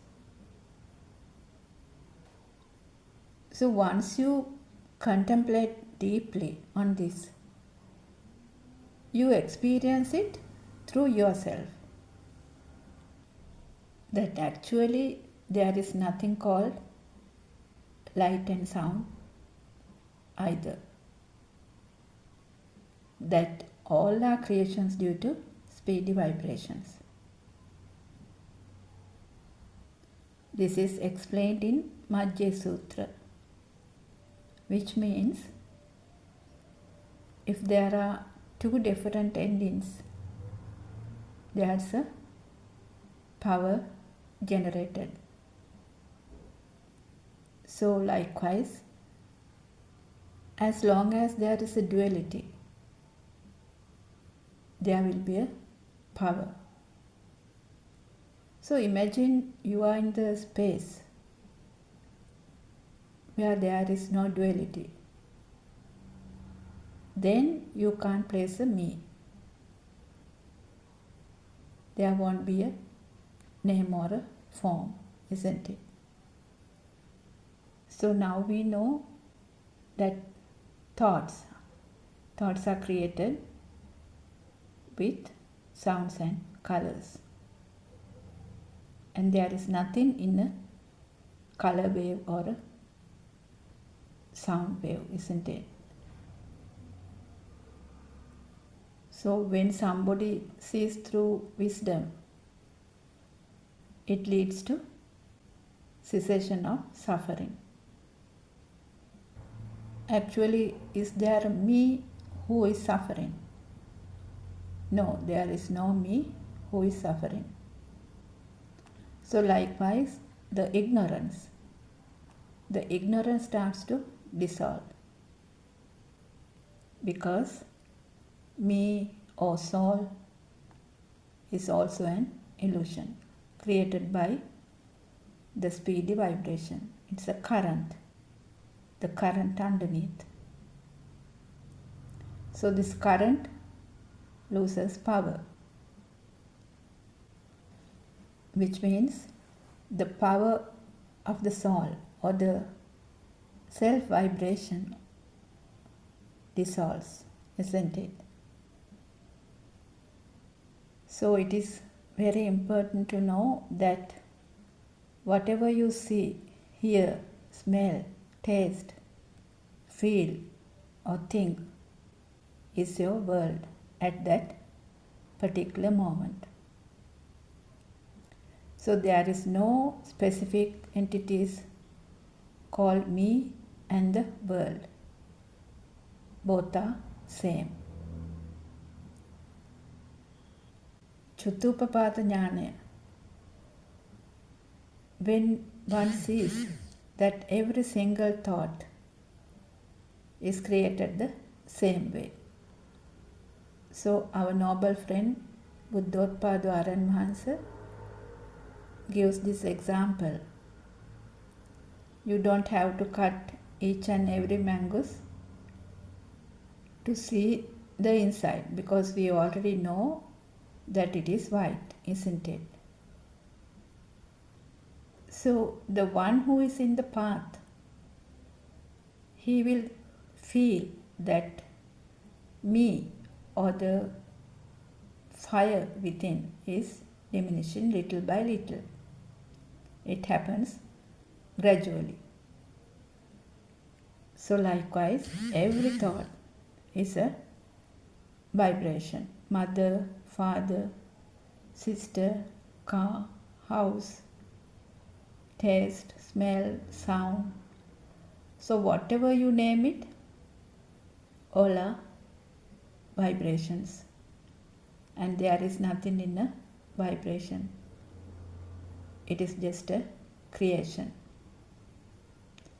For example, when you clap, there is a sound, isn't it? But we can't place from where the sound came from. We can't implement the sound, isn't it? So once you know the truth, the self-existence, the existent feeling dissolves. In other words, the defilements, the desire, ill will, hatred, all starts to dissolve, which is the Asraksha Jnana, one of the threefold wisdom. It's just like the guideline which shows that one is in the path to liberation. The defilements are fading. So if we take day-to-day life, people run after success. They think whatever they do is not enough. They are driven by desire and thinks it brings happiness.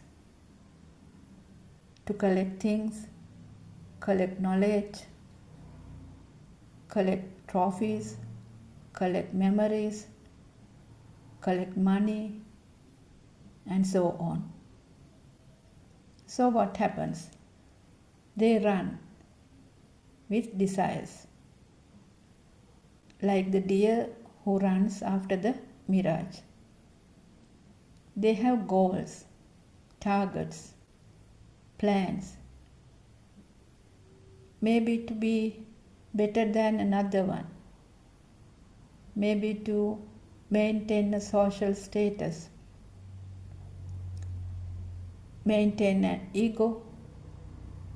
So always not enough money, not enough power. They want to maintain a powerful lifestyle. So to gain achievements. So they do anything to gain those. Sometimes one country is not enough. So they want another country. So they fight. So with that, getting more and more attachments, desires, ill will, hatred, jealousy, with all that, the suffering. But just look at a bird who flies freely in the sky. They also have a life. They also feel hunger, thirst. But they also eat, they also sleep. They also have a family. But they are free, isn't it? So when there is sunlight, they enjoy the sunlight. When there is rain, they like to sit in a branch. So the raindrops fall into the feathers, isn't it? They don't trouble anyone. They live in that moment happily. They live with the feel. So they feed them, the little birds, and let them fly away when they are grown up, isn't it? But in humans, even if they are grown up, they used to look after them. No freedom. Likewise, there are people who work after even retirement. It's just like a habit. So humans, they think a lot. Mind is so powerful. So they plan what to do tomorrow. Maybe to kill someone, maybe to rob someone. But as you know, we all came from the radiant mind, where there was no defilements, isn't it? So how did this pure mind got defilements? Because we take the world as real and we stride towards goals, work hard to maintain a self. We need to lead a successful and wealthy life.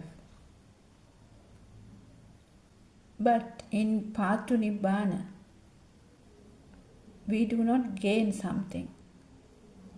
Instead, we lose ourselves. So as humans, we are born as humans. Actually, we were like given a chance to understand this, understand the system, understand that there was never a me. From the beginning, there was never a me. It is just a system. So only few people understand this truth.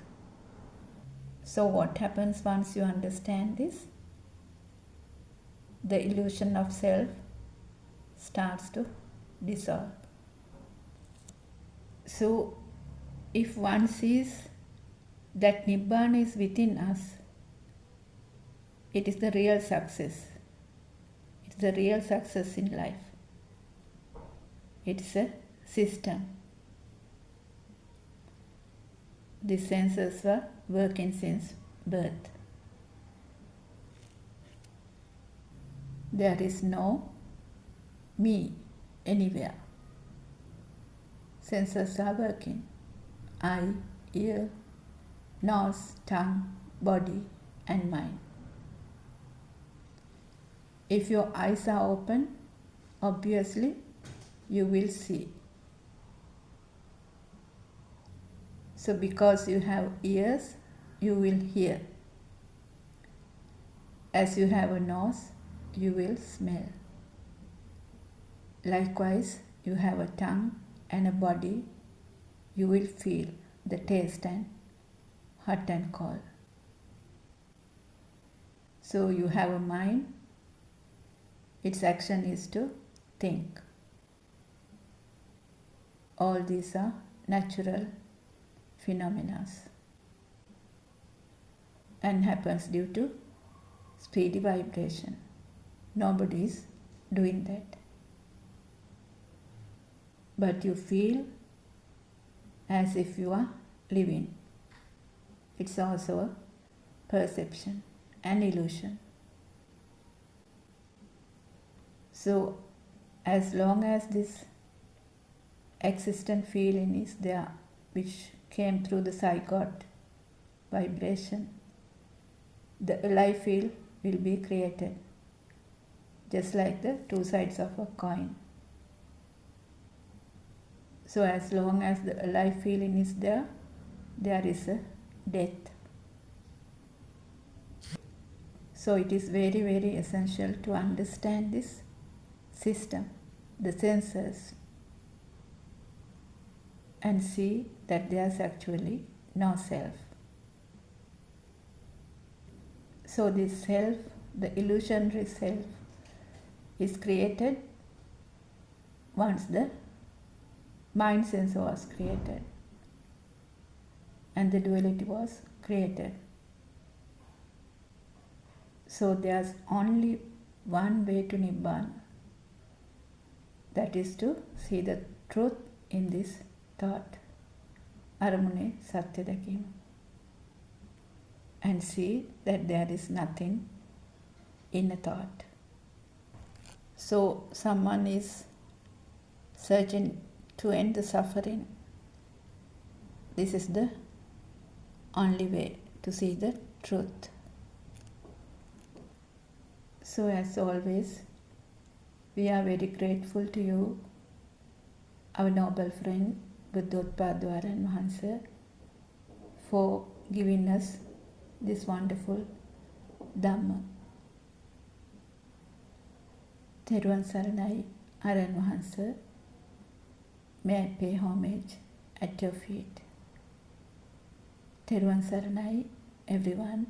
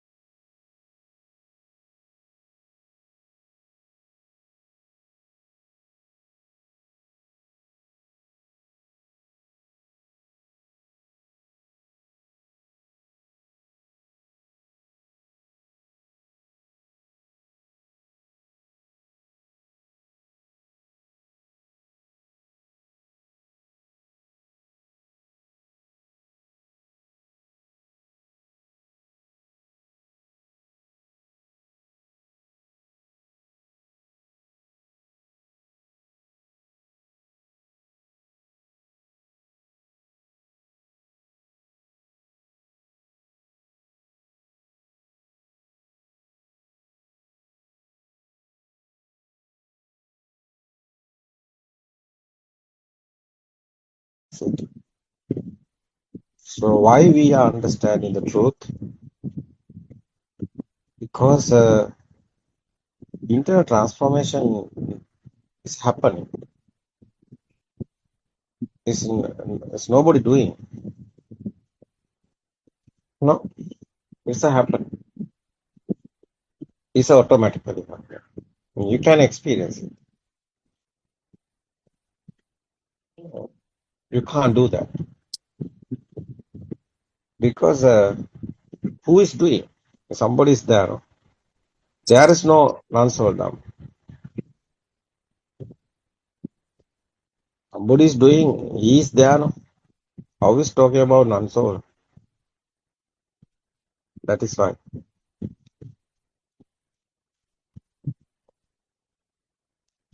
It's an experience. We are understanding the truth. What is the truth? How is creating the lights? How is creating the sounds? How is creating the smell? How is creating the taste? How is these senses are creating? How these senses are creating?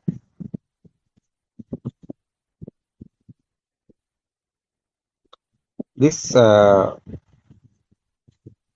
sense creations is your everything.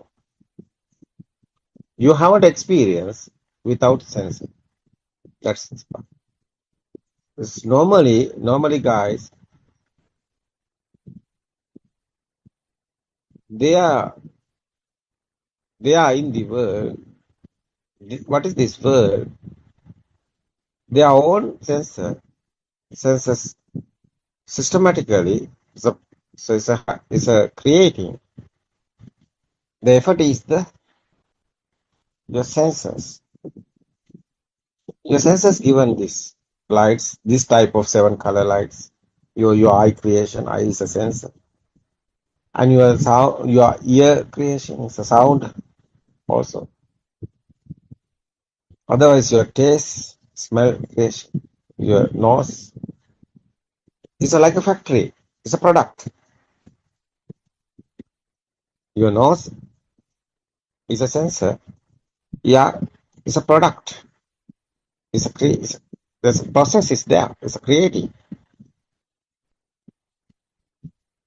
Important this understanding is realizing very important. You know this the final what is the final one? You see the eye creating sound is the eye creating the picture is the product is okay. Is the ear creating is the sound is the product. The nose is creating the product. The effort is your systematically it's happening. Nobody is doing. Smell. It's a mouth also. It's a tongue given you to taste. Spicy. Otherwise, your body sensor creating is your feeling is hot and cool, smooth and rough. These 5 sensor, one time is this present moment is okay. One time is okay. What you are looking is a chair. What is the sound is here? What is the pitch eye creating? What is sound eye ear creating? What is this smell and the taste and the body creating? These 5 senses creating one time. What is the sound? What is the picture? That's why. That's together combining these 5 senses creating. The effort is a thought. It's a thought. It's a sixth one. So mindset. Mindset is this 5 senses creating together. Its effort is a thought. It's a mindset. It's a spark. It's a one spark. What is this example? Is the chair. Chair have picture. Chair have sound. Chair have smell. Smooth and rough. This your senses given you to eye given the picture, ear given the sound, and body sensor given the smooth and rough. You see, the kindergarten time, what's the teacher doing? Teacher given this picture and given sound, and you can touch. Yeah, that's a That's a thought. That's a thinking word, the mindful word. That's why Buddha's word is there. Chittena niyati loko chittena paras. The meaning is you are living on your sensor, within your sensor. You are living, what is this word? Is your sensor given this word. That's why cause and effect. Dhamma, cause is the sensor, effort is together. No, together coming, the effort is the mind sensor. The five sensors together coming, mind sensor is the effort. Otherwise, especially the thought, how is coming the power, is very important. That is why science is here inside. It's a mechanism. The speedily sparking happening, that's the mechanism, is I creating the light. Otherwise, speedily sparking is a vibration. Ear drum like that. It's your ear creating your new to sound. You know, this one spark have the power. Because different in somewhere, the power is there. It's the Buddha's word otherwise. Manchisutra. Yobante viditvana majjamantana likpati tamruhi mahapurusho seda simbali maga. It's a power, it's a Buddha's word. What the meaning is that the power somewhere different in power is there. That is why spark is meaning is different and is there. Spark. You know, that's the power is there. The example is something drop in the water, waves are there. How is waves are going? The power is there. That is that's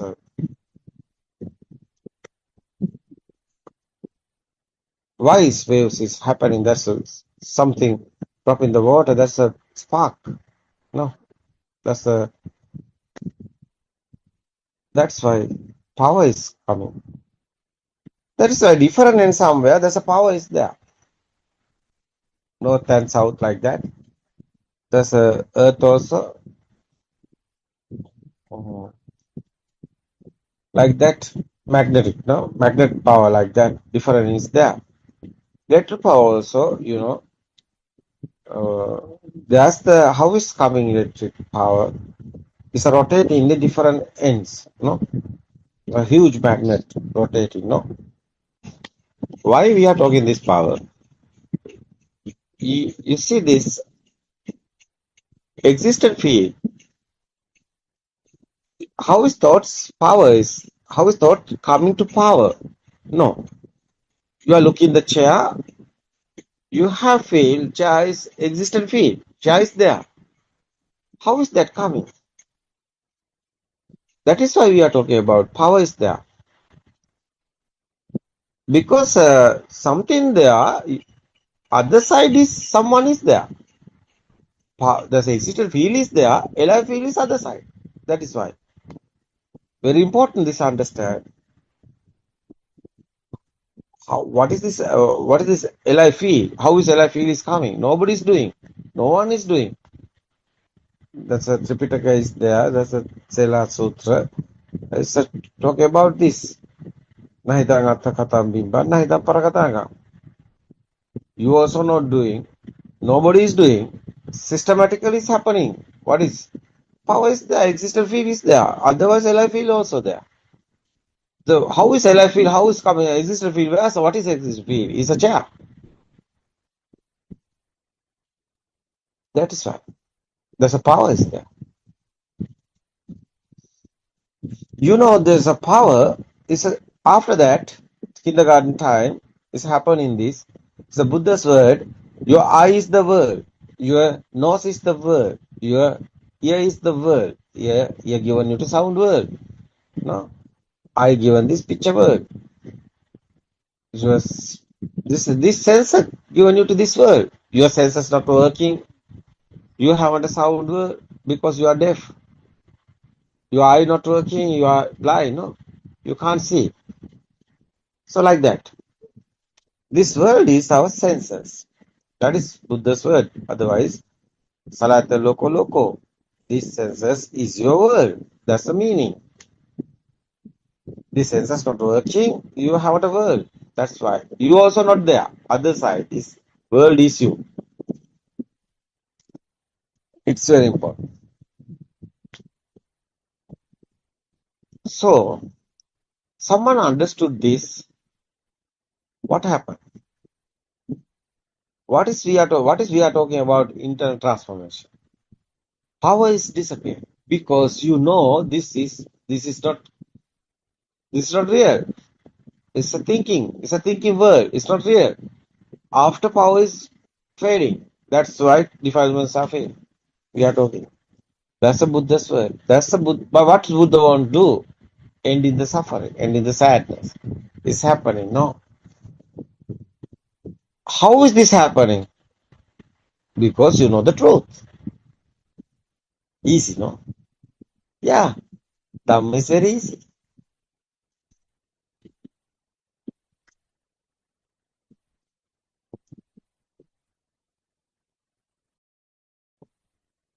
Truth is to be feel. Yeah. Truth is not to understand. Truth is to be feel, but truth won't understand. No? First, you won't understand. Second, you can feel it. Feel is the truth. No? Feel is the truth. Knowledge is not the knowledge is the knowledge is in your mind. Yeah, knowledge only the mind. It's not truth. Knowledge can be changing. Yeah, it's not. Yeah.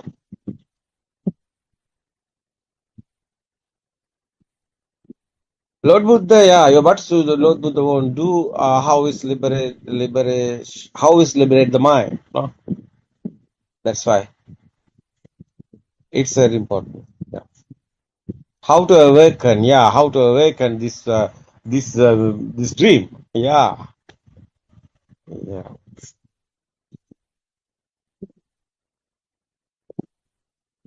How to feel beyond the sense is very important. Yeah. Yeah, it's okay. Otherwise, this is a freedom now. How after that is a tranquility. No, it's a peaceful mind. It's coming final. No. Yes, because someone understood the truth. He have a cage because no ego is there. He also not anywhere. Everything is like a nature because he know nobody is here. This is a system. It's a creating. It's very important this understand. That is why insight meditation is not a concentration meditation. Insight meditation is understanding one. That is why dependent origination very important to understand. First Dhamma discourses Buddha's one is Dhamma Chakrapavatana Sutra, is the Tripitaka is there. You can realize Buddha's word. What is the Dhamma? Dependent origination. What is never heard before Dhamma? What's Buddha explained, the 5 teachers? It's not concentration matter because 5 teachers already know that. This important thing is experience. I think someone won't find the truth. He's doing concentration meditation. It's okay because he won't experience. After he know this concentration meditation is not the way. Yeah, it's okay. Calm and cool is calming, but it's not permanent. It's impermanent. Your posture is leg cross sitting and you are doing exhale and inhale and you are doing concentration meditation. At that time it's okay, but after you are wake up in the uh, bhavana, what happens? You are in the normal life. You are in the normal life. There's the defilements. Defilements are not gone. Defilements is there. How is defilements are fading? How is defilements? Oh, you won't stop in the defilements. How is that happening? Understanding. Understand is the very important. But you don't misunderstood. You don't misunderstand because understand only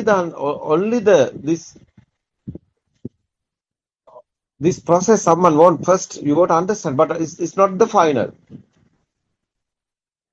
Final one is the feel. What's the feel? You are understanding how is this mind is creating, how is this alive feel is coming. After you can experience your inside, is ego is fading. Defilements are fading, same this. That's why your inside come in tranquility. It's peaceful mind, calm and cool. Because nobody is here, you understand after what's happened is okay. You haven't any inside any pain, inside any vibration, not happening. That's why finally you have cool mind. Mind is normally is happening. It's okay. Thoughts are normally coming. You can't stop it. But thought power is disappearing. That's the happening. Understand now.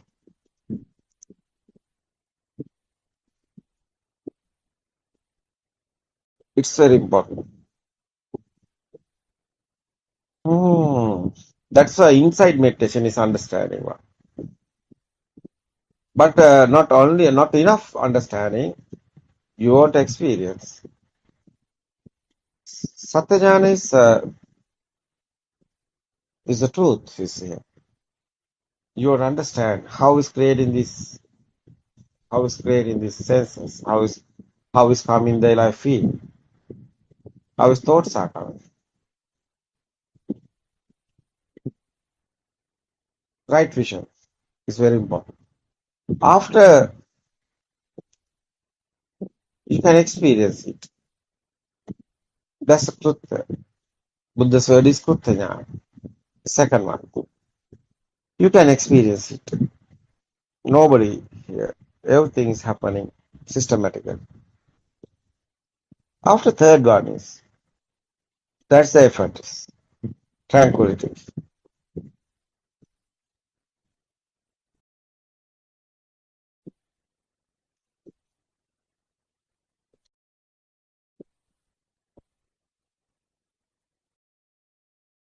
It's very important this one.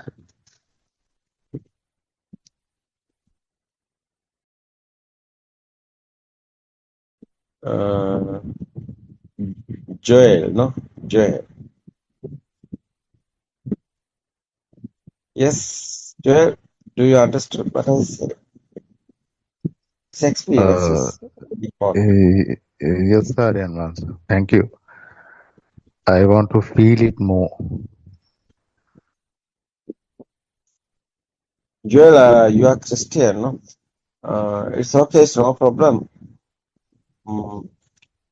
This Christian or Hindu or Muslim or yeah, it's a religion, it's okay. This is not a religion, this is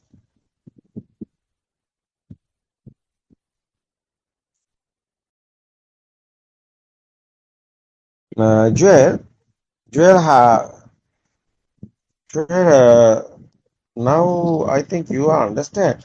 Joel, what's your really problem? What's your really question? Your internal, what is your experience? My experience is like these days, I am really calm and cool with myself because before listening to them, I was like getting angry for certain things and getting mad. But after following this, I think Yes, I agree. uh, I have, You're talking about Joel angry. yeah, How long you are here in this Dhamma? for I think 1 week. 1 week. Last week? No, One and couple a of half weeks I've been here. Yeah. exactly. What you are finding? You are finding truth. What you want?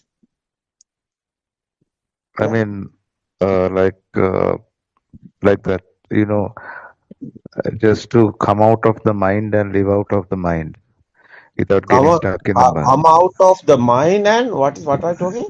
Come out of the mind and Come yeah, out of the mind and come yeah. out of the senses and live in that, nice feeling, peaceful feeling. No, Joel. We are not talking about like that. We are talking liberation of mind. No. Who is come out of the mind? Nobody is here. No. System is working. No. Do you understand what I say? We are explaining. Nobody is here. System is working. Liberation of mind. Freedom of mind. Nobody is come out of the mind because nobody is here. That is the Buddha's explaining. None of them. System is working. Nobody is doing. Mind is also systematically happening. You see, someone concentration meditation is doing. He won't without the thoughts, but he can't stop that because it's happening. No,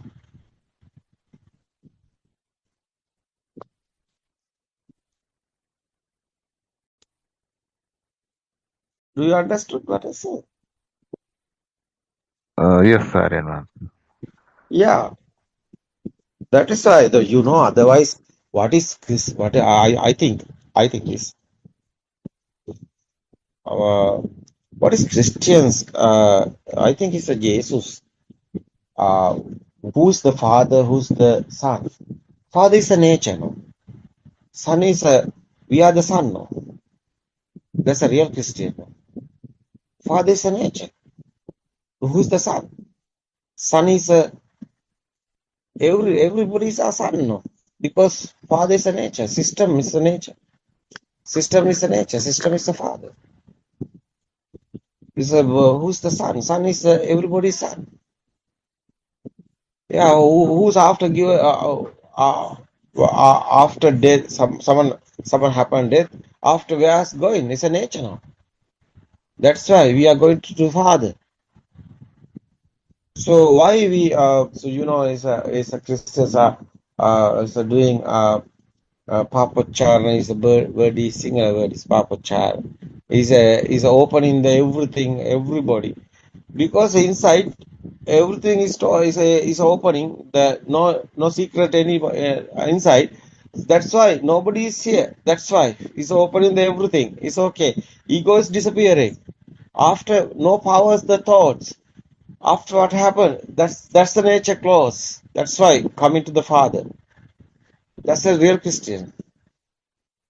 No, nobody is doing this. Systematically is happening. But Jesus, no Jesus. It's a beginning. He's a endeavor, no? What's the word? He's coming to Himal. So 14 years age, I think. That's the concentration doing. After going back and he's talking about the truth. What's the truth? Because we are the son. The father is he's the father. Who's the father? Father is the nature. That's why we are the sons. So otherwise, loving talking about Jesus. What is the loving? Jesus talking about the loving. That's so nobody is here, everybody is same. That is why it's a real love. It's asalvasita premakaram. It's a singular word. Is Buddha is talking about no, Jesus is talking about loving, loving to everyone. So after I think is first. I think is this is the I think is the my feel my feel is Jesus talking about the Buddha same Dhamma, truth. Jesus talking about. But people write in the book, various of books. Hindus are talking about the other book, Muslims are talking about the Quran, other book, and the Christians are talking about the other book, and the Buddhist guys also today also write in the book and talking about, but not the book reading here. The nature is the everything. That is the truth. I think religion is. I think it's a fail. 100 years sometimes. Sometimes it's okay. Religion is over. I think it's the coming to truth. Whole world, because religion is a lie. It's not truth. It's not. It's not real. Because it's a programming. Hindus are talking other programming. Muslims are talking about the other programming. One God they are talking about other one. But Christians are talking about the other program. Buddhist guys also talking about the other program. This is not a program. That is why truth is no programming. No programming here is a blank sheet like that. Nobody is here, no one is here. System is working. That is the truth. Someone understood this. How what is this happening here? It's okay. No problem anywhere. Because nobody is here. Or nobody is here who's suffering. Who's sadness. Nobody is here. No. Who have sadness? Who have suffering? No suffering, no sadness. That's why tranquility is here. The system we won't understand is a system. What is the circle of birth? After death, nothing happen. Anything is not a truth. Someone is thinking after that everything is over. Everything is over. Someone's thinking, yeah, we don't want religion. Someone is talking about after death everything is over. I think it's not that's not the truth. You don't know the truth because the science is here. It's a vibration science. We are talking about the how is talking about the waves, vibes here. Vibes is power. Power is over. Is a circle of birth is also over. But circle of birth is happening because vibe is here. It's like a waves, like a electric waves, like a the satellite waves is a TV waves, radio waves. Our phone also waves have like that. Everybody humans. We are talking about 800 million all world 8 billion humans. So they all of them have phones. The meaning is they have the numbers, phone number individually. The meaning is that that's a wave, no? Everyone have one wave. Everyone have a wave, no? Your number, what is your phone number? Everybody can call you because that's your wave. That's your number. This example is the phone number. But you know what I want to say? Your mind also like this wave. This wave is systematically is happening. It's like a power. But power is disappearing. Your wave also disappearing. That's your end of the circle of birth. It's not happening. It's happening in everything. That's why we are explaining that because we have experience. We know that one is the happening here. That's why we are talking about that. We are not talking about the religion because religion is a Latin word. It's a religion after death. You are going somewhere. That's a religion. But Buddha's word is not that type of. Buddha's talking about that after death everything is over because you know the truth. Truth is nobody is here. You understood. It's a power is disappearing. It's over the wave. Wave have the power. That's why. It's not a religion here. It's a truth. The religion is we are talking about. Latin word is after death. Where are you going? The question is wrong. Why? Someone understood truth. You are not going anywhere because you are not also here. Nobody is here. No one is here. System is working. But wave is there. Yeah, that is you. That's your circle of birth. Wave is there. Power is gone. Wave is disappearing. After you are not anywhere. That's the truth. It's not a religion case. It's a truth. True Dhamma. It's not a Buddhism or anything. It's everybody same. Everybody want to know the truth. Someone don't know the truth is like a blind. Otherwise, someone is talking. I don't want religion. I don't want religion. It's okay. You don't want religion. It's okay. But you are something happened to you, fever or something, injured or something happened. You don't like to death. You want to still here. Why? You are inside. Why? You want to still here because you are here. You are thinking, someone thinking after death everything is over. He don't know. He's talking. He don't want religion. But something happened to him. He don't like to death.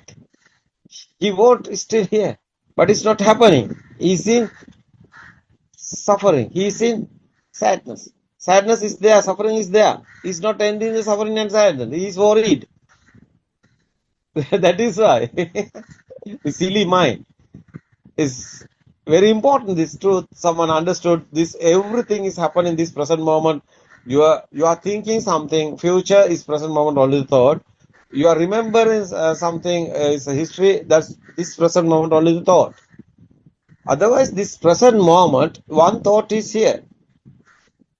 Someone understood this. How is these thoughts are coming? That's your mind. No, that's your thoughts. How is coming? It's not real. Sound and firm together coming. That's the thoughts. Is power is sparking power.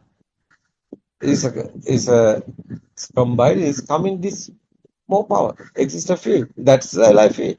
Nobody is here. No one is here. After what happened? You are living only the 1 second. No? This present moment. It's not real. No pain. No anything. That's why I awaken to the moment. Because this moment is the everything happening. They're like you are wake up in the dream because something is here, something you have is a history or anything. That's type of talk. That's why tuning fork like that. Same spark is here. Today how is coming the chair? When you are baby, is a chair. Now today also chair because it's the same sparks. Tuning fork, same tuning fork. Here. Same vibrations. No memory or anything. It's a spark only. Every moment, every second, spark is happening. Only that part. No target here, nobody is here. So the experience is we want we want to see our ego. Someone don't know he have a ego. He don't know how is talking about the nibbana. Ego is disappearing is the nibbana. Everybody have ego. Ego is fading. That's the nibbana.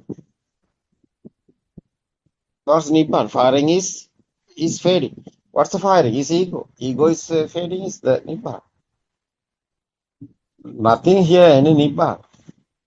Nibbana only the word. We are using this word, fade in the defilements, fade in the our ego. That's a Nibbana experience. Nibbana is nothing, anything. You see, the material, Patavi Apo Tejo, also vibration, no? That's why. The light also waves, no? Sound also waves, no? Heat also waves, no? Hot also waves, no? Everything is waves. The meaning is vibrations, sparking. Speed is a sankara. Is a theory. That's the Dhamma. What is Dhamma? Is this how is the life field is coming on? Who are you? How is this world that someone understood everything is this spark? How much you have value, how much you have, how much you have how much you want this world. You have how much you want this world. That's your ego. That's your level of ego because you are there.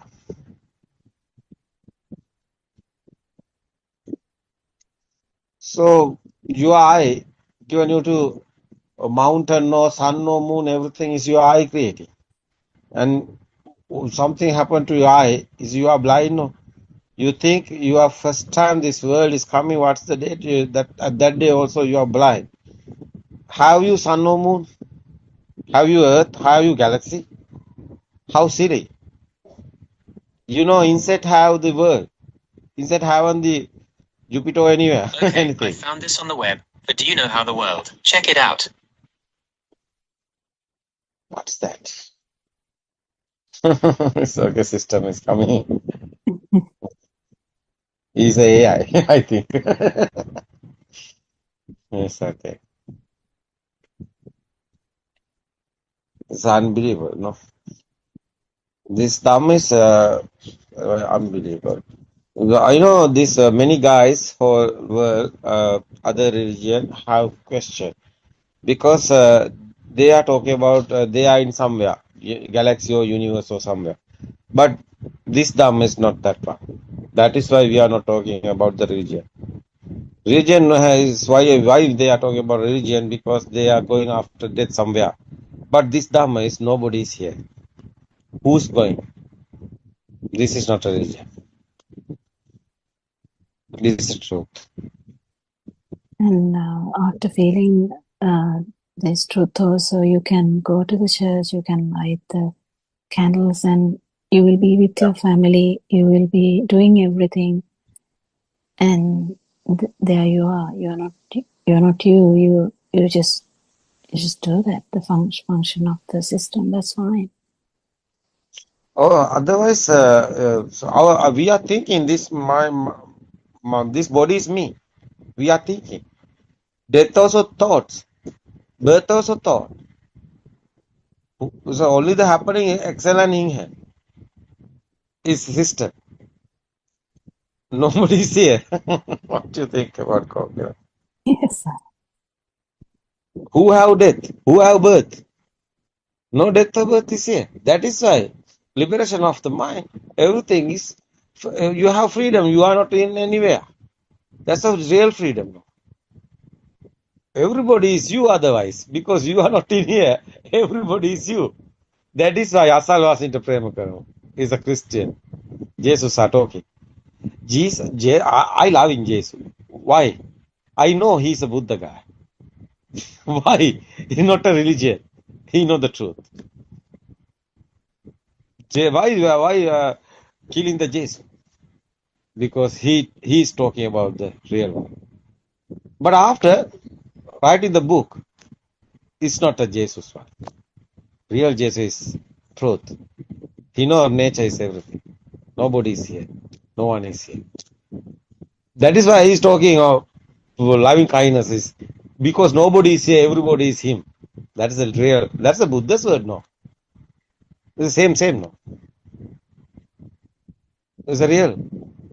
Really, no religion is here. Truth is the everything. I can explain Quran also. I can explain the Hindus also. What is the Brahman? Brahman made this word. Brahman is squirrel, no? Spring. Spring is the Brahman. It's a speed.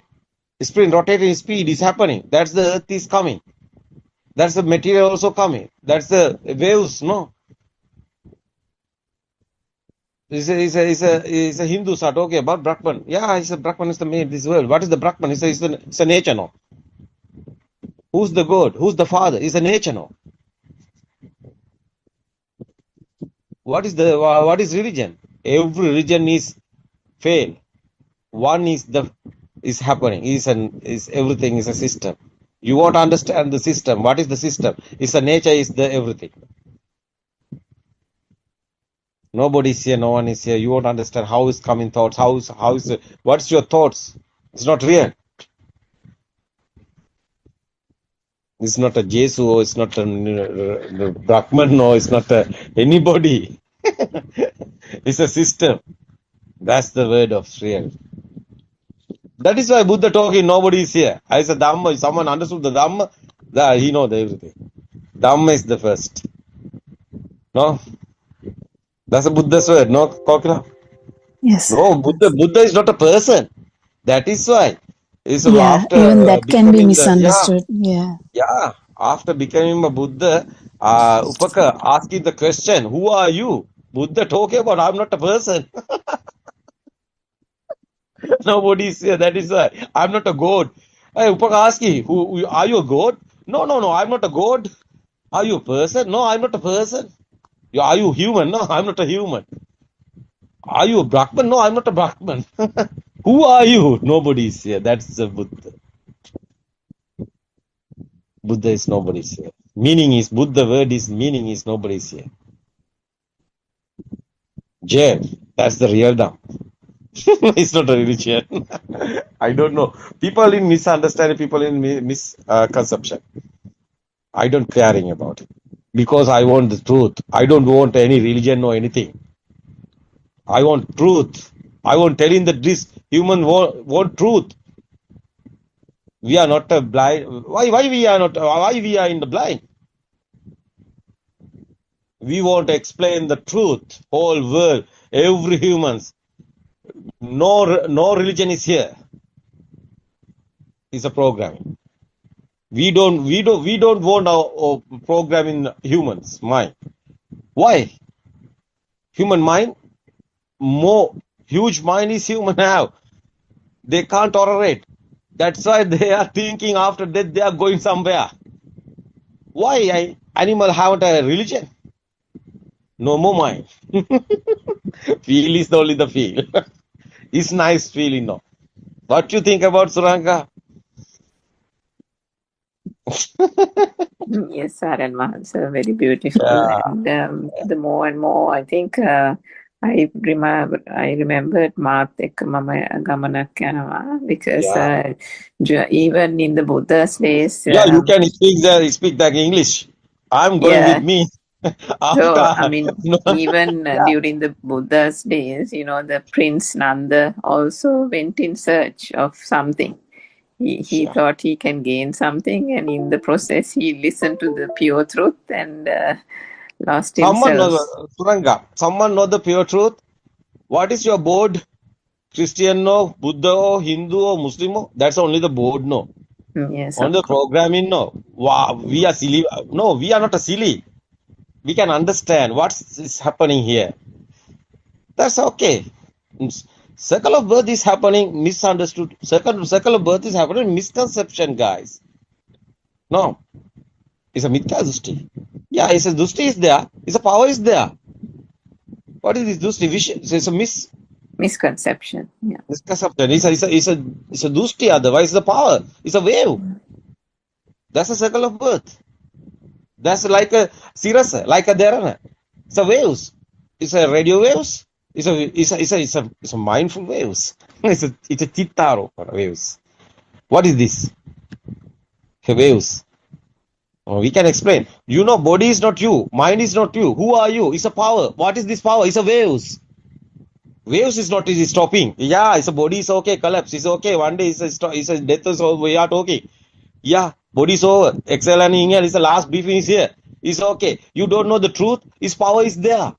Because he's thinking this world is real. The power is there. It's a waves. Like a sirana, that's a radio waves like that. They like the phone number like that, no? The wave is not stopping. Yeah, somewhere this is telepathy. It's the same tuning fork like that. It's the same vibe is there. It's okay. This one is a body is a collapse. It's okay. Other body is there. It's okay. That's a zygote is there. It's okay. Mom's zygote is there. The vibration is same is there as you. That's a circle of birth. How is this happening? It's a power. How is this power is gone? Yeah, it's a vibers. It's a waves. It's a system. This system we can stopping. How? Yeah, power is over. This system is over. Nobody is here. No one is here. It's a waves. How is there waves? Waves is there. His power is there. You are the power. Power is disappearing. Nobody is here. That's the real Dhamma.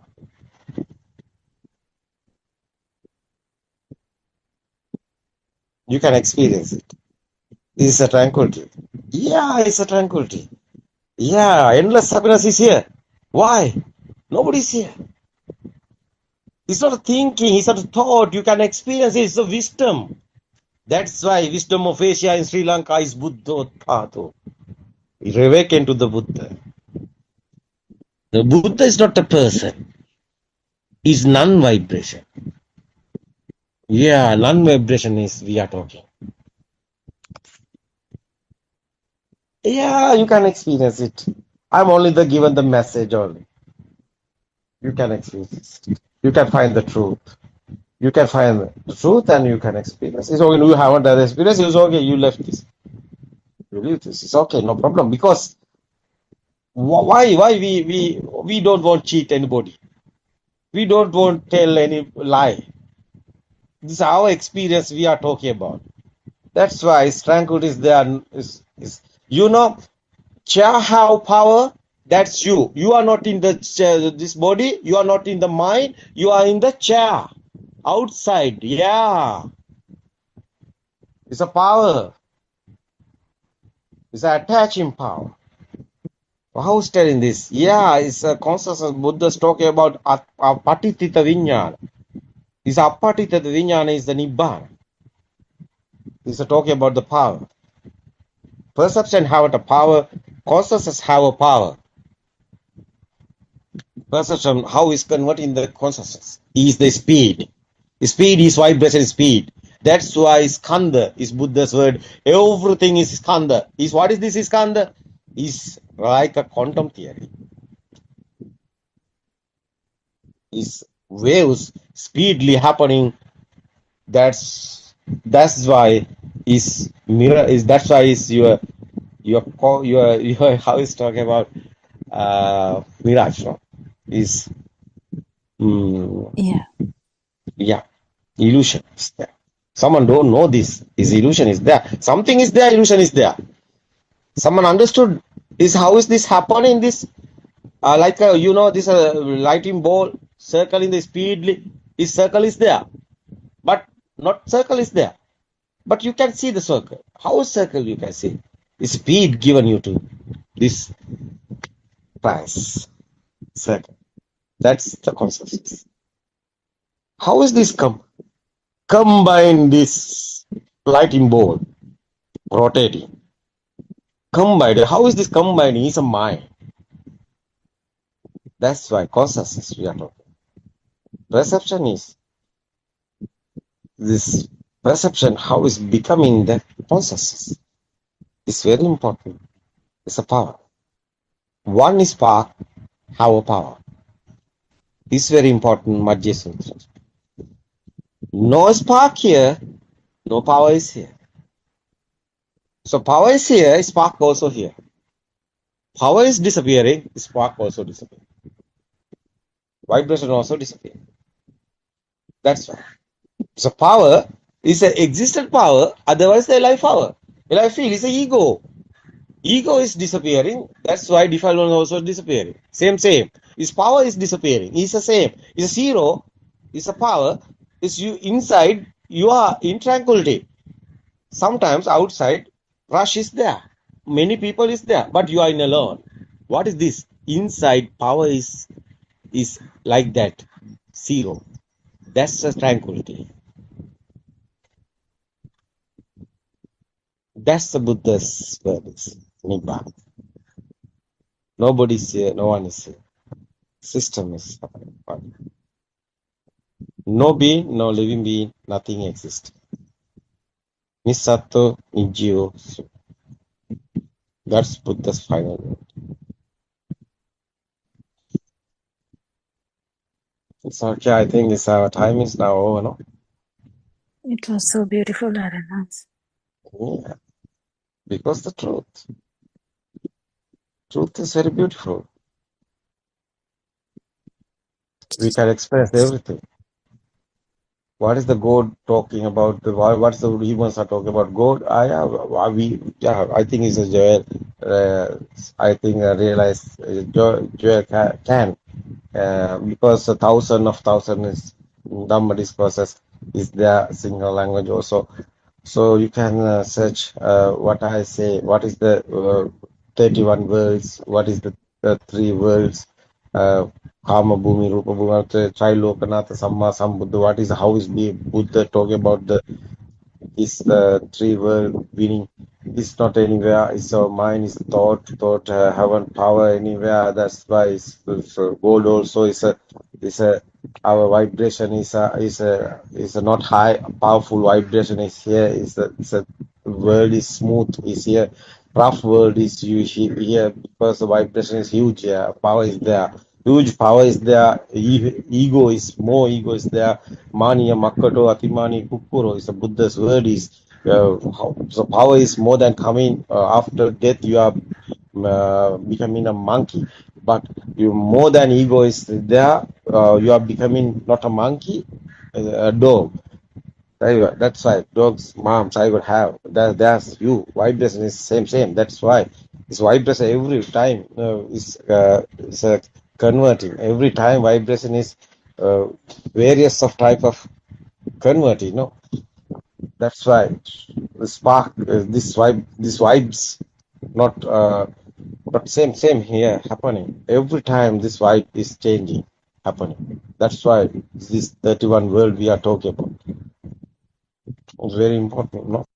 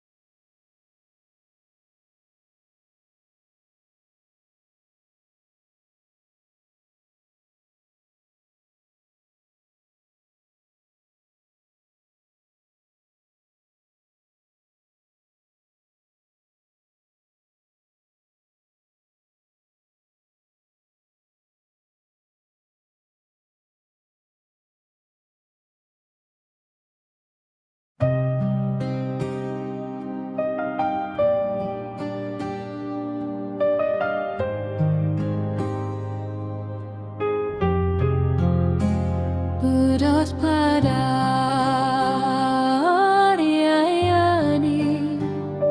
loving and kind. You came like light to free the blind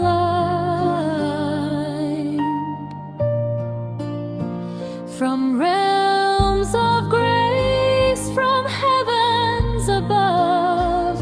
You walked among us with boundless love. Buddothpado,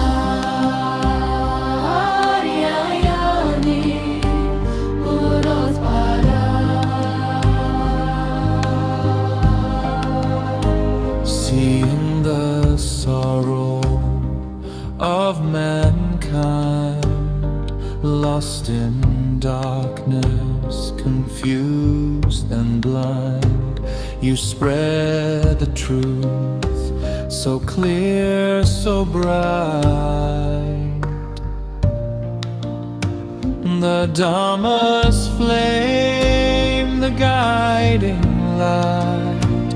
You reawakened Buddha's way, the sasana shining day by day. Through your compassion, calm and deep, you soothe the wound that makes us weak.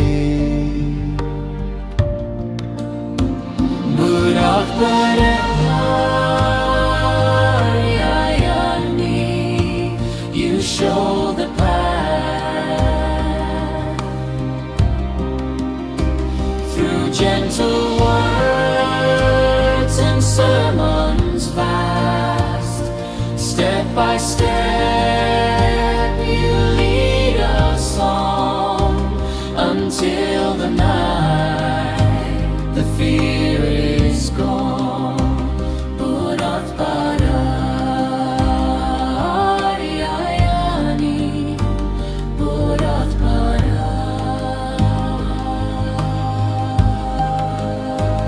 Nibbana now is not a dream. It flows within like a peaceful stream. Oh Aryayani, may you live long. Our hearts forever sing your song. May you live long, O noble guide. In gratitude we stand with pride. Buddothpado, bright as the sun. May your holy work never be done.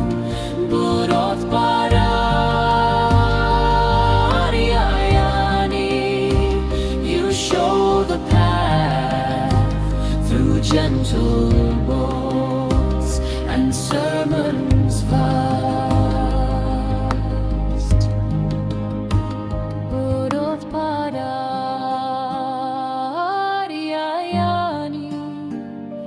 loving and kind.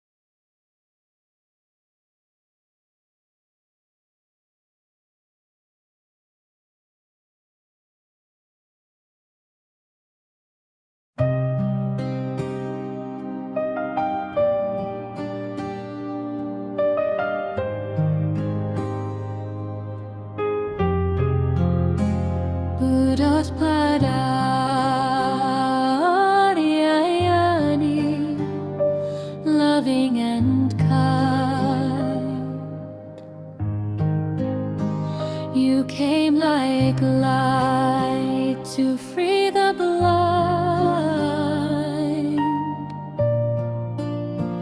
from realms of grace, from heavens above. You walked among us with boundless love. Buddothpado,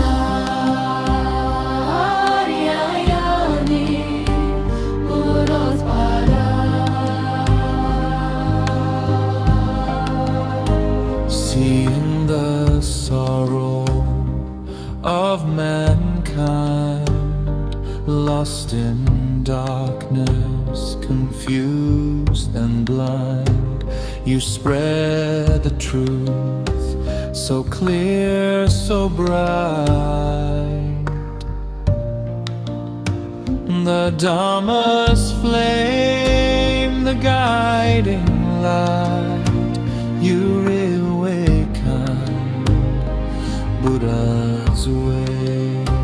The sasana shining day by day. Through your compassion, calm and deep, you soothe the wound that makes us weak. Buddothpado, you show the path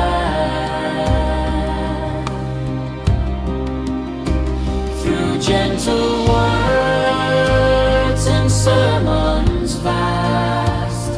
Step by step you lead us on until the night the fear is gone. Buddothpado,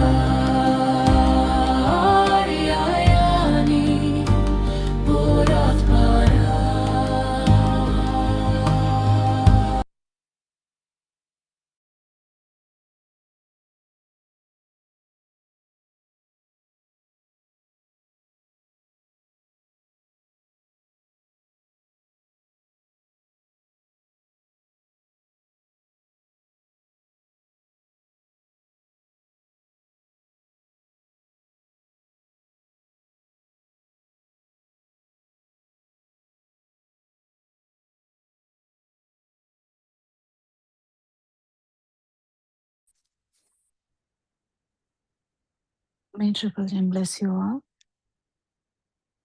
Welcome everyone. We'll worship Aryan Wahanse. Buddothpado Aryan Wahanse is the actually person who started this 24/7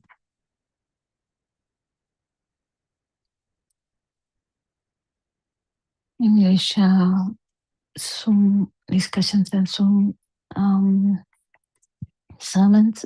We have so much singular ones,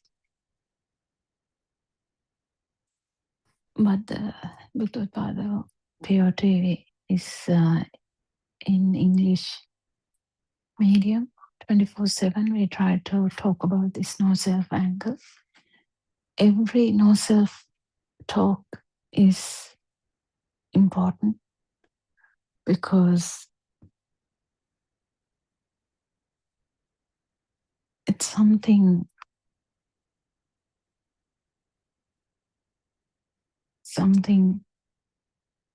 is a complete new thing to the world. Yesterday, the Zoom discussion was actually, it was a practical question which came up from a friend of us who felt so bad, so depressed. He's new to Dhamma. And he kind of wanted to harm himself. So the talk on went from there onwards. Actually, I feel only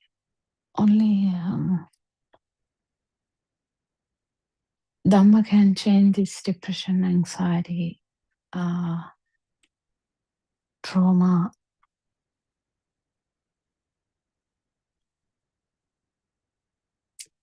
There are some mental conditions which actually will not change sometimes, but still, if you have the ability to understand Dhamma,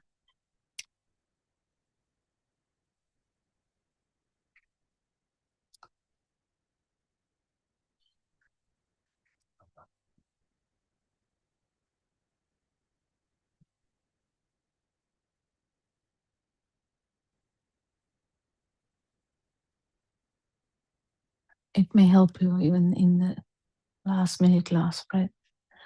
So we have so many things to discuss, which we try to discuss every day. It's all about no self angle though. So Aranhanse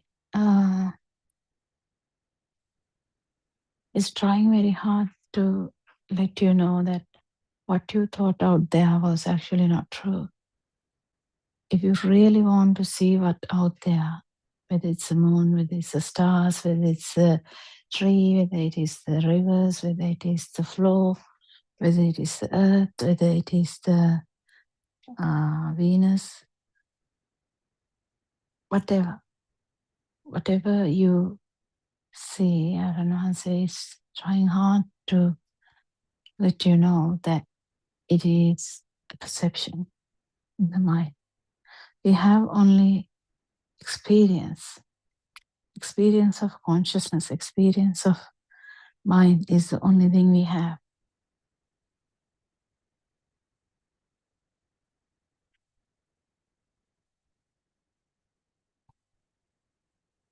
If you and your puppy stands there and keep looking at the moon, it's the same thing. But what do you think? Do you think his world is similar to your world? So which world is true? Now imagine someone gets into a kind of a spaceship and then go very close to the moon, or maybe even get down there and touch it. What do you think? What do you think? Have they actually touched the moon?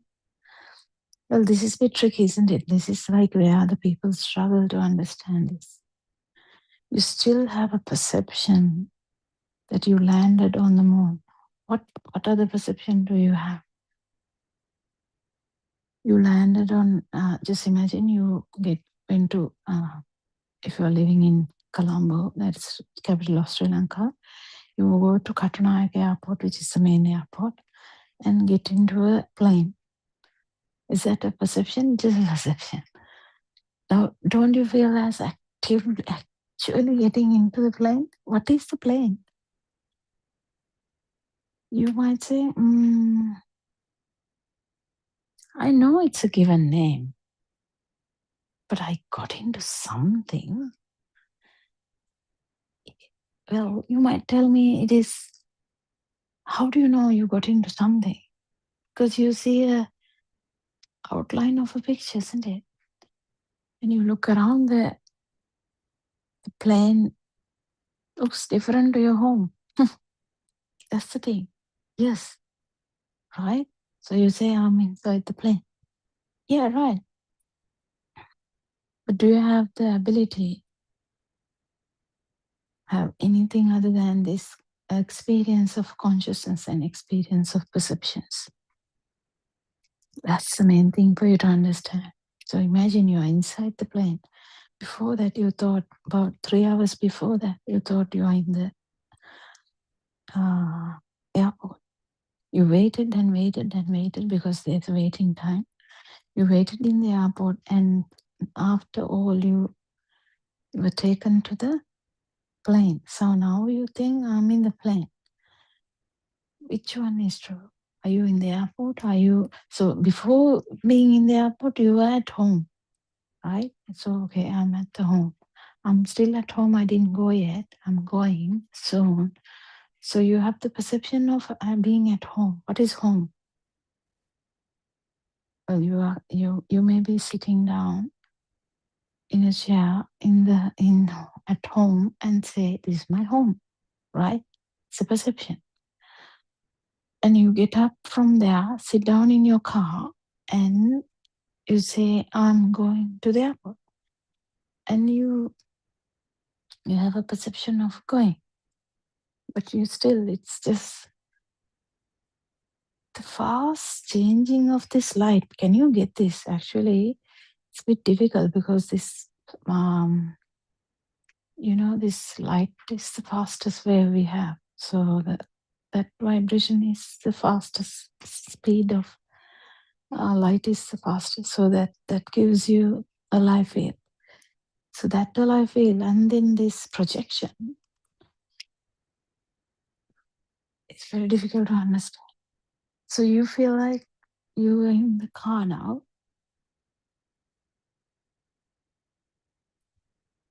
What is a car? Car is actually a sound. How did that come? That is from the last experiences you have, yeah? This is a car, okay. So imagine you have never gone to an airport before. You have talked about it, but you didn't. Now you go there. The taxi dropped you. So you come into the airport.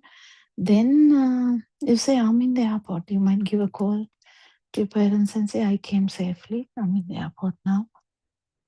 Are you in the airport?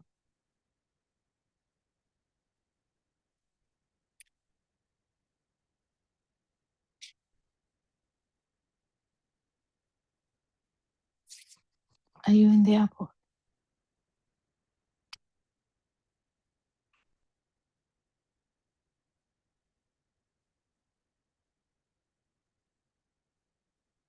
Mm-hmm.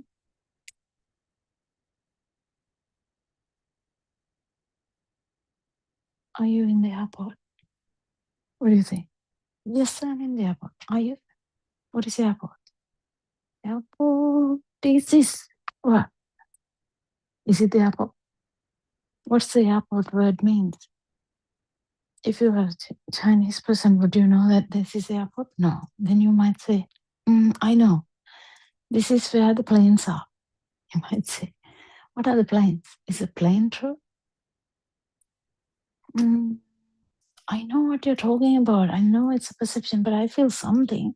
Yeah, what do you feel? It's the eye function you feel. That's all you feel, the eye consciousness. Is the eye consciousness true? No, that's the speed of the sensory function. Come on. Get this right. Get this right. So you finally, after waiting about 3 hours, now you are in the plane. So are you in the plane? You might feel a bit of the seatbelt, bit of the your backside will touch the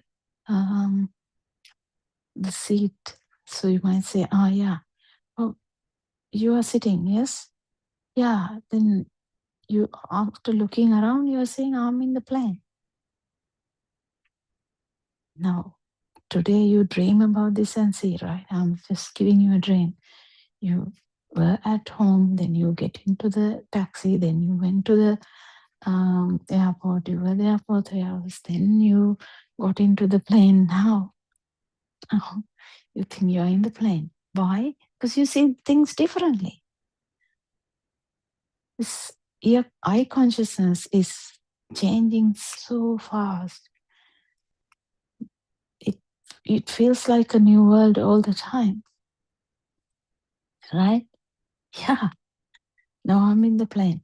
After some time, maybe hours and hours, it doesn't matter. You might even fall asleep, or even you might be another dream watching a movie in the in front of you, because there are movies to distract you. So you say, I landed. The plane landed, and now I'm in UK, and now I'm in Australia, now I'm in Dubai, now you can even say, if it's a spaceship, you can say, I'm in the moon. I'm in the moon. You might say, I'm in the Venus, or no, I don't think Venus, Mars. Maybe Mars. Maybe one day you might tell that. I know it's difficult, but you might say that. What can you do? What can you more than that? More than this naming the high consciousness. What else can you do? You can't. You just kept naming the high consciousness, isn't it? Yeah, you felt like this change in life. Is it actually changing? No, it's not. It's just the life field, which was mistakenly thought as you. The life field is from the eye consciousness, ear consciousness, touch consciousness, any consciousness. That's the life field you have. Is that true? No, it's not true.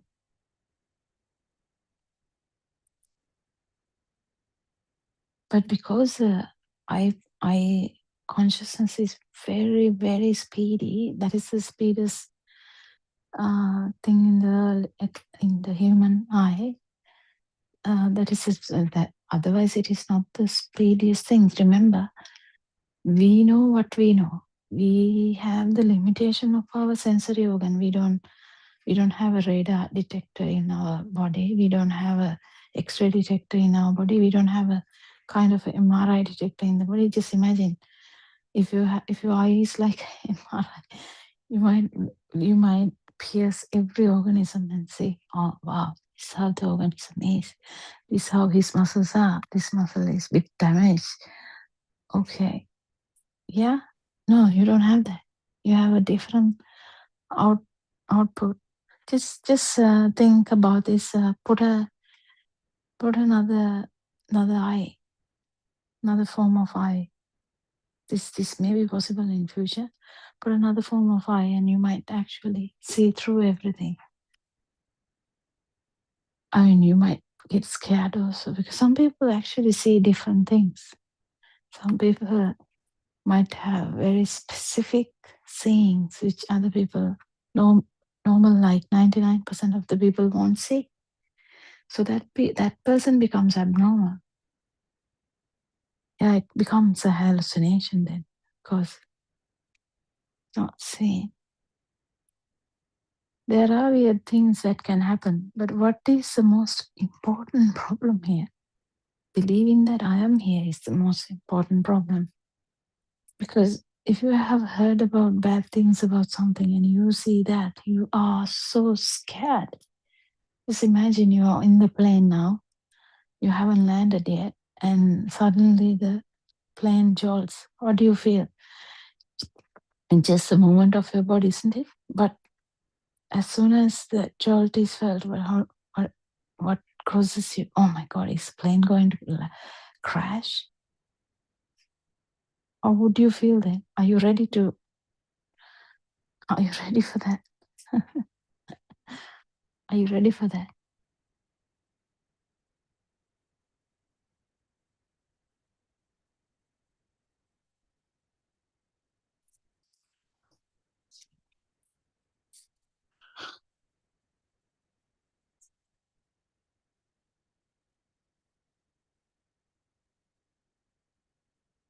Ready? Are you ready? It's just a jolt of the body. But what came to your mind? Oh my God, this plane is going to crash. So what? Now your heart is racing, your system is going into adrenaline rush. Run, run, run. You have to run. You can't run. So you're shouting, oh my God, do something. Is this going to crash? Tell us. And the captain says, no, calm down. It's just some problem in the air density. Everything is fine. So you're like, oh, that's all right then. Just a temporary jolt is fine. Where's your Dhamma? Where's your courage? You're the billionaire in the world? Where's your courage? Where's your wealth? Where's your, like, so-called everything?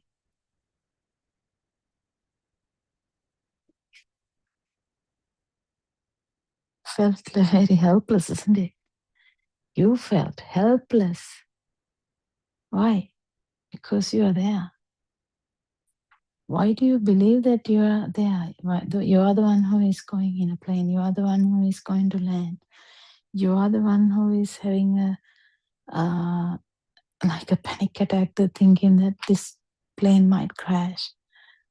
You are actually the one who left the house. You are the one who came in the taxi to the airport. You are the one who waited in the airport for about 3 hours.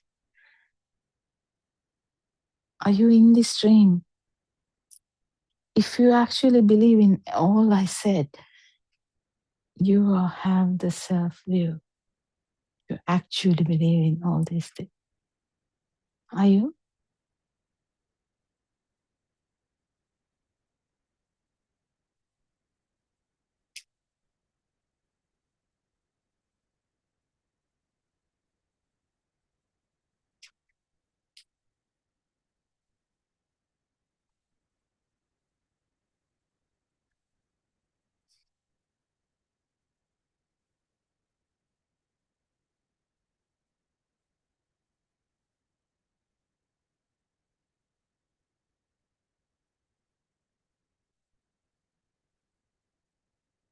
Where are you? No, Aranhansi asks this question all the time. Where are you? Were you the one who came in the car, taxi to the airport? Were you the one who waited for 3 hours in the airport? Are you the one who is in the plane now? Are you the one who is going to land or even crash? I'm joking. No, nothing is going to crash. But what do you think? What is this experience that you are mistakenly naming as me? The consciousness actually has an extra power. That's why this naming business has come. The duality is felt when the experience becomes a perception. Perception level, you is not gross as before, but it's a perception. But you have the perception of a shape of a light. You have perception of a color. Doesn't need to be named. Even a little child will have the perception. There are so much different questions that mothers ask.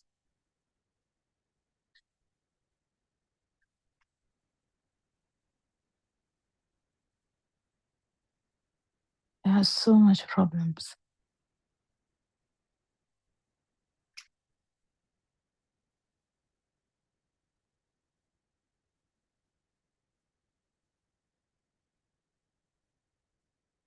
They can't understand this talks. Actually, they should relax and just let the experience be. Because it's all about the experience, right? Not about the way of thinking.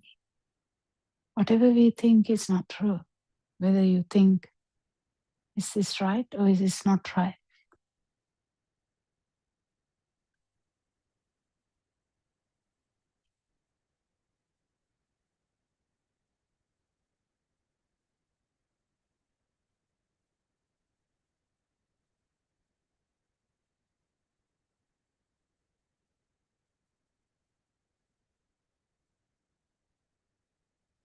So which experience is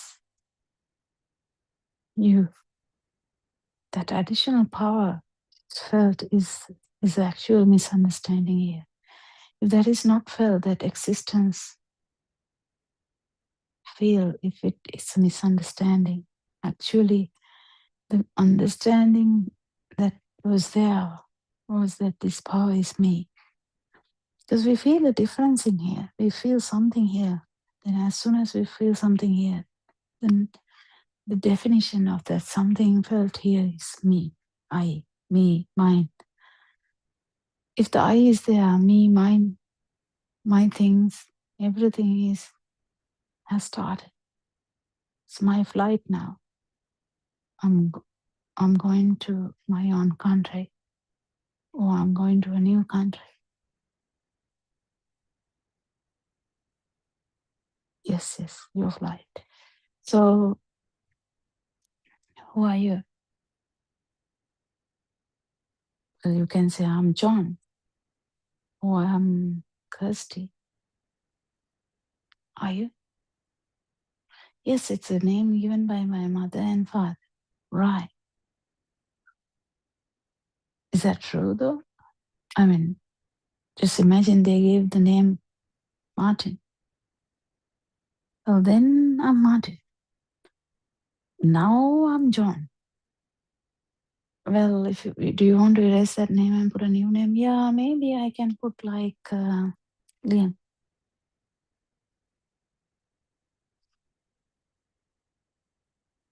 I don't want the old name. I'm Liam now. So what's the big deal? Nothing. So is the sound true? Whatever you put to yourself? No, sound is not true. You understand that. Very, very little effort to understand that. What's the biggest problem here is you feel something. You can't get rid of the notion that it is me. You feel a difference. As soon as you feel scared, this system change. As soon as you felt happy, this system change. As soon as you felt like suspicious, your system change. Because there's so many things happening in the body. There's heart rate is going up, the blood flow is making it a bit faster. You feel warm, you are ready to run. You thought that the plane is crashing, everything is acting right. Brain is working very fast. What can I do? What can I do? What can I do? What can I do? Right? That's adrenaline rush. So is that you? Well, you thought it was you. You thought I got scared. Who got scared? No, that's how it is in the data. If this system detects any danger, there's a danger response which comes anyway. Whether you like it or not, danger response comes. Flight or fight response comes. Whether you fight or whether you run away.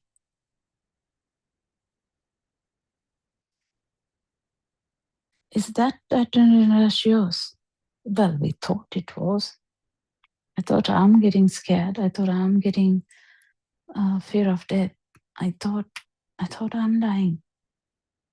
Well, of course you did. Otherwise, you won't run away. So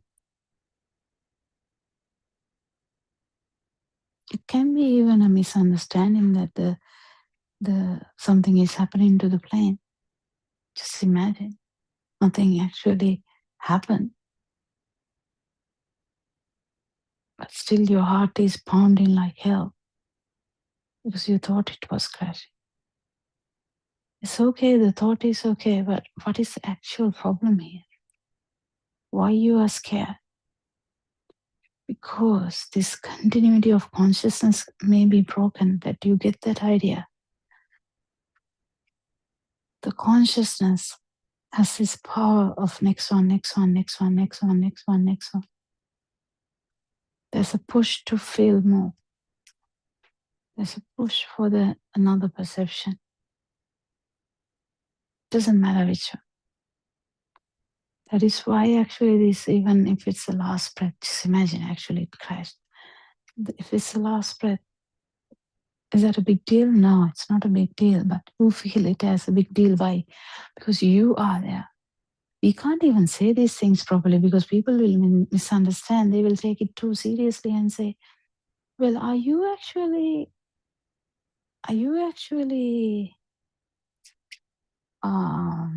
looking down on me? Like, are you saying I'm not important? You are important. Because this is a biggest chance that you have got to understand them. If you are a human, this is the biggest ever chance for you to understand them, that there is no self. So you are important. It's not undermining you. It's actually fully realizing who you are. That the notion of you, or the idea of you, or the thinking of you, or the thought of you came because you felt something.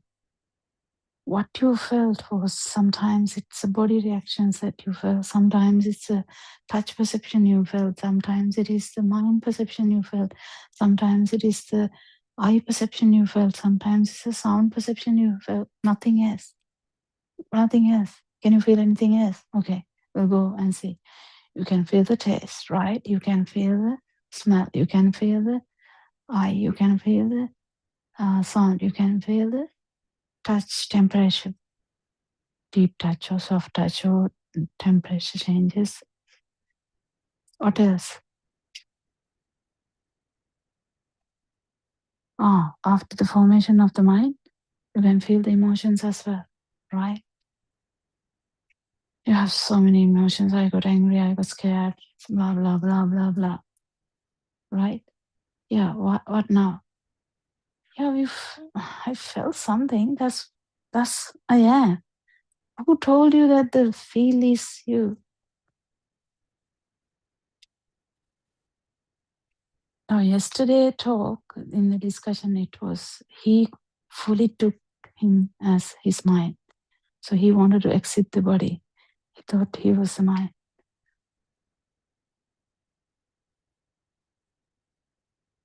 But is the mind you? No. But I'm now talking about something even beyond that. I'm talking about, is the consciousness you? It's the ability to feel. Is that you? The touch sensation, taste sensation, smell sensation,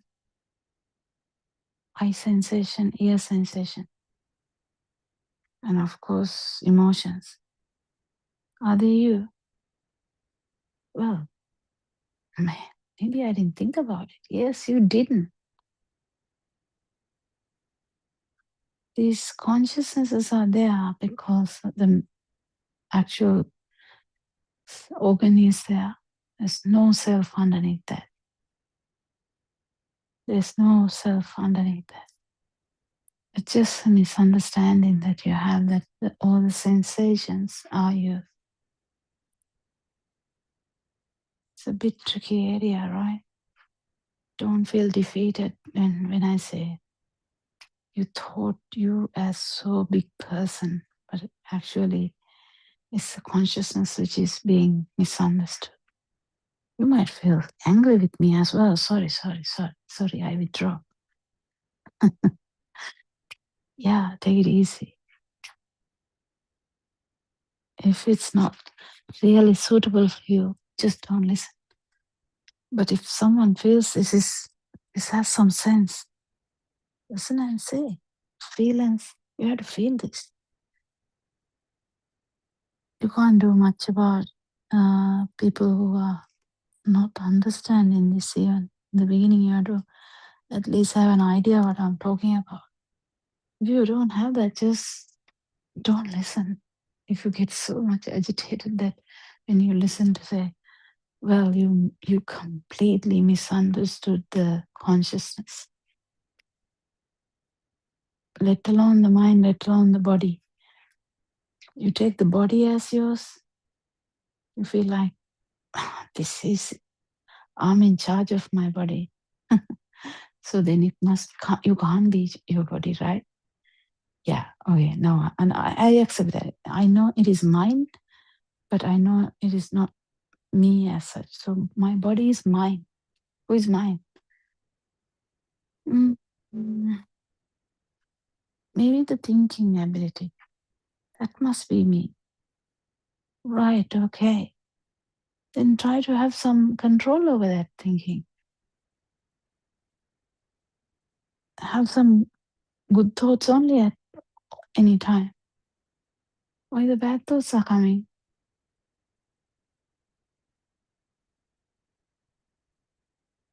Why thoughts occur as spontaneous as like every time?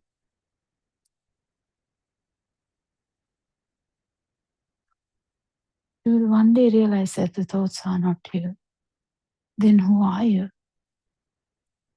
Well, then now only consciousness is left. Separate feel that you get. Is this separate feel that you get is true? Well, I feel separated. I feel extra power here. Here, here, here, here, here, here, here. That's what you feel. It's as if here you feel that notion is from the existence field. If you fully realize that it is only the eye function, only the ear function, only the touch perception,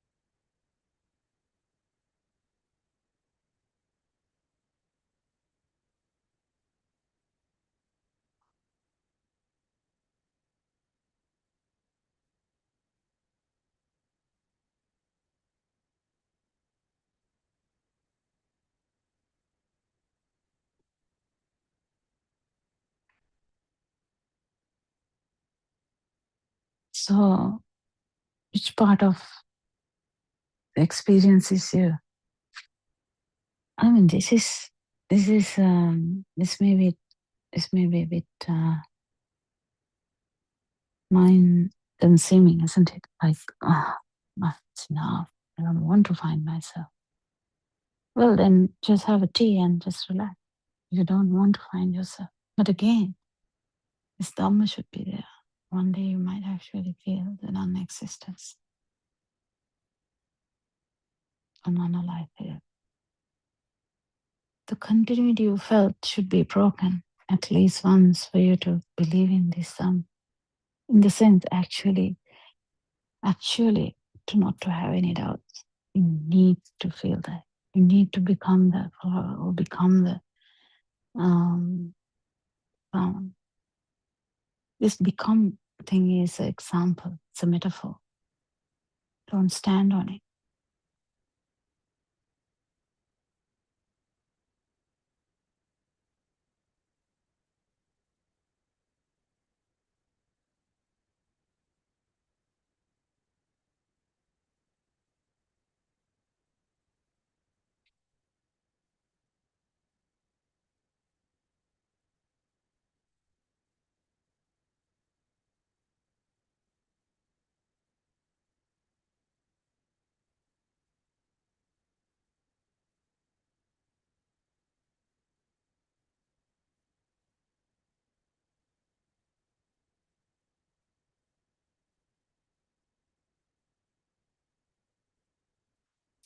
So which consciousness part is you?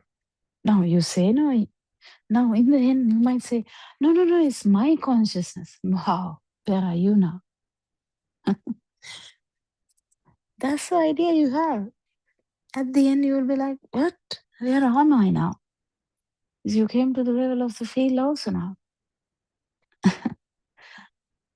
Yeah, you actually, there's a extra power that consciousness has. That is the one you called you.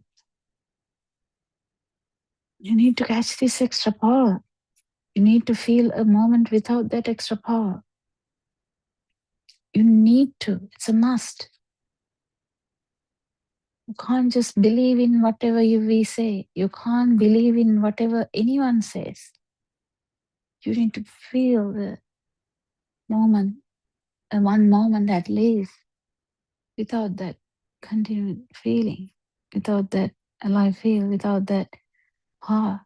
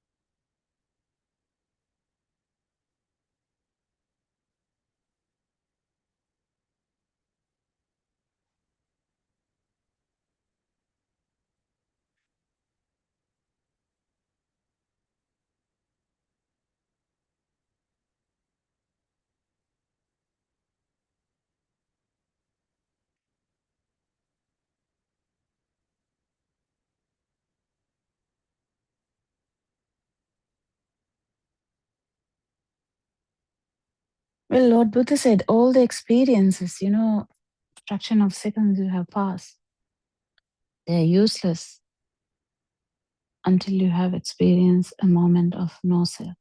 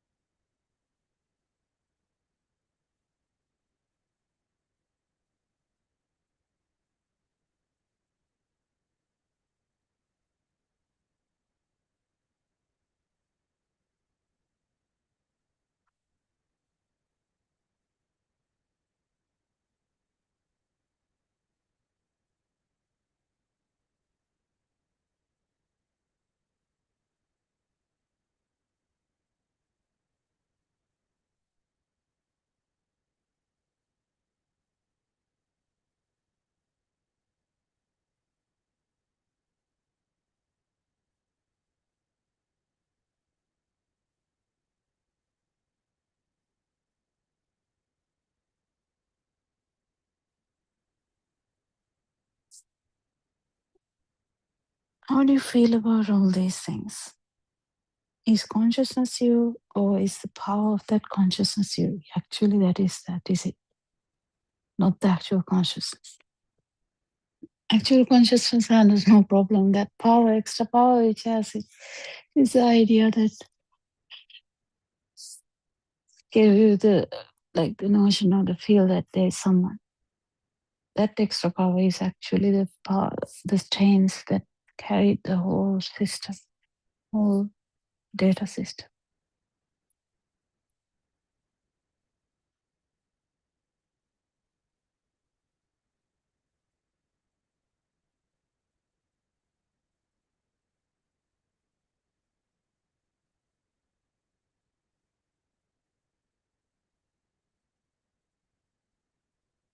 If this glue between the data and this power is so high,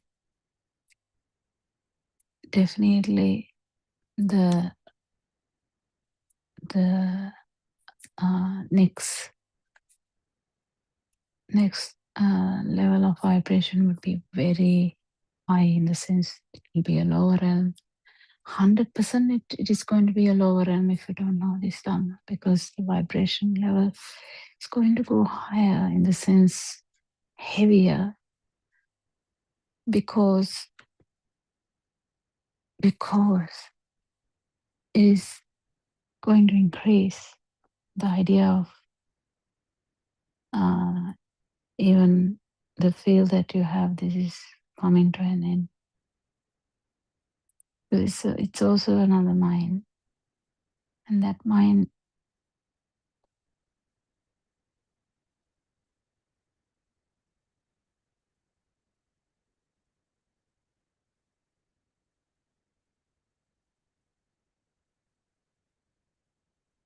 all your perceptions will come at that moment. Every perception. It is the billions, millions. Every perception is going to come in that fraction of a second. And if one is very strong, has this highest bond between this, highest bond in the sense, highest power that is felt, that is what is going to manifest as the next birth. This has nothing to do with any self. It's a system of vibrations and how it works. To look at this in a complete aviññānaka or non-consciousness way is very difficult for people. But they have looked at this with yourself in it. The things are complicated all the time. You feel like, no, I'm here. Don't threaten that. I'm here. And then I see the world, I hear the world, I touch the world, I think about the world. But you are speechless when we ask, who are you? Because there's no you. But you have to feel this. At least if you felt this once, that system is fully aware that a life field also was a construct. It was a construct of the speed of the sensory organ. If the speed was not there, there's no life field. You're captured in a speed. How about that? Actually, speed is you. But how you felt was that you are there.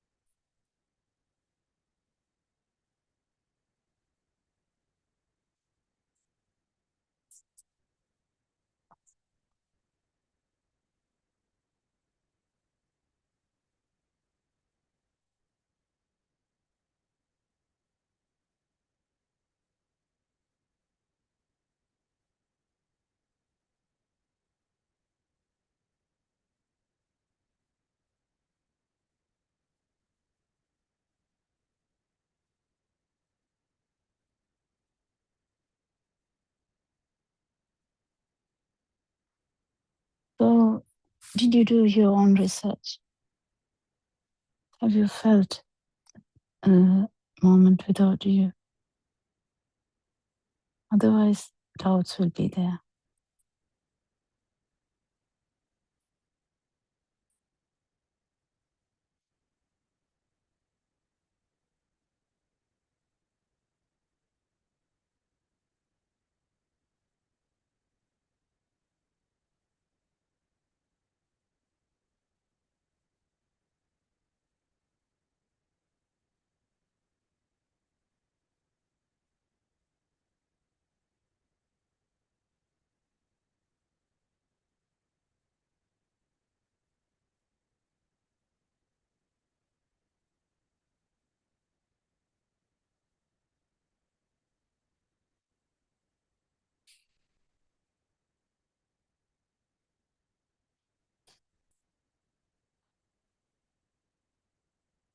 It's a bit tricky area when people say, I feel sad,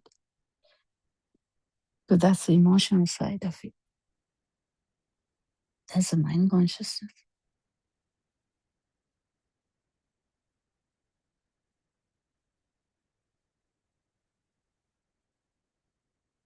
Taking this mind consciousness for granted.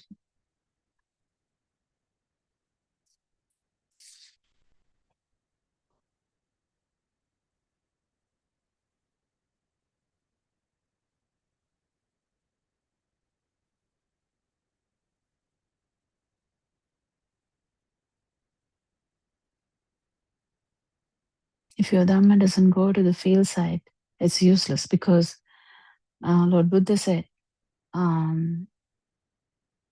looking is looking only, seeing is seeing seeing is seeing only, hearing is hearing only, touch is touch only, and the consciousness is consciousness only. Consciousness is consciousness only means so completely in the feel side. Even other three are, but what I'm trying to say is consciousness is something deeper than what your mental thinking is, mental perception. Chair can't be in the chair. It's not the chair. I'm talking about actual seeing. Is that true? That's the thing. Seeing. You know, chair is a mental consciousness, isn't it? You feel like chair is existing. You feel like light is existing. That is light consciousness. You feel like sound is existing. That is sound consciousness. You feel like touch, taste. All these are body consciousness. You also feel like the mind is existing, the mind perception is existing, it's mind consciousness.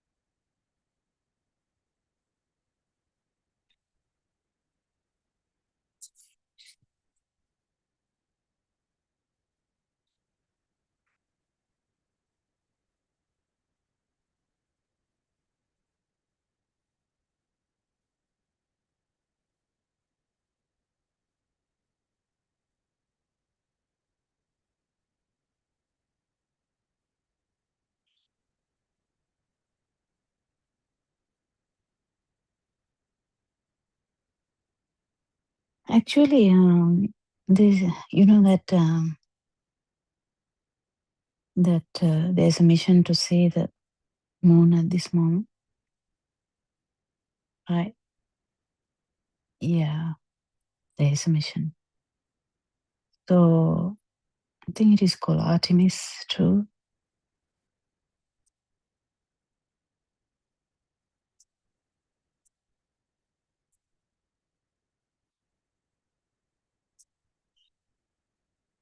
And one of the talk was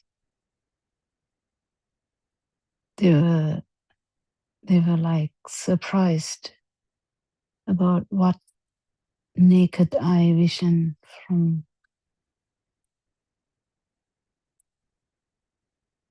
naked eye, what you can see from naked eye about the moon. You know that feel that you have, that I have seen it now with my naked eye. This is the whole thing that tricks you, that you have seen something in with my own eye. Okay, even if you see someone stealing something, you can say, oh, yes, I saw it with my own eyes. Are we trying to say that what you saw was wrong? No, actually what we are trying to say, even that seeing, that it happened to you, is a wrong thing. Seeing itself is not actually, it's a manifestation, it's all right. It's a manifestation. It's the creation of the eye, that's fine. But the problem is you feel that you are watching the moon with the naked eye. That's the whole problem. If it is not there, you are an Arahant. You may be in the Artemis too, and yeah, you see the moon. What's the big deal? No, nothing. Because that misunderstanding is never there. Seeing is happening. There's no you or the moon. Because if the moon is there, you are there. This duality can't exist without one. If one is there, the other one is there. If the moon is there, actually, if you feel like it's actually there, you are there, actually there. You feel like you are there, 100%. Even if it's in the consciousness level, if you feel that power, you're still there. But at least once, if you can become the moon and this you feel is gone, then you will realize actually this experience can be there until the eye is functioning. That's all right. But this me feel is wrong. How this me feel will be gone is when the actual stimuli is not taken as a thing. Very tricky area. But if you can understand, at least for a moment, because this is watching, right? This is eye function, in the sense vision. What's happening there? That's the speed of light. You feel the speed of light. That's the light feel you get. It's very soft. It's not coarse like touch. It's not even coarse like the sound. It's very soft. Speed of light. It's very fast, that's why. Can't even feel it. If something is faster than that, you can't feel it.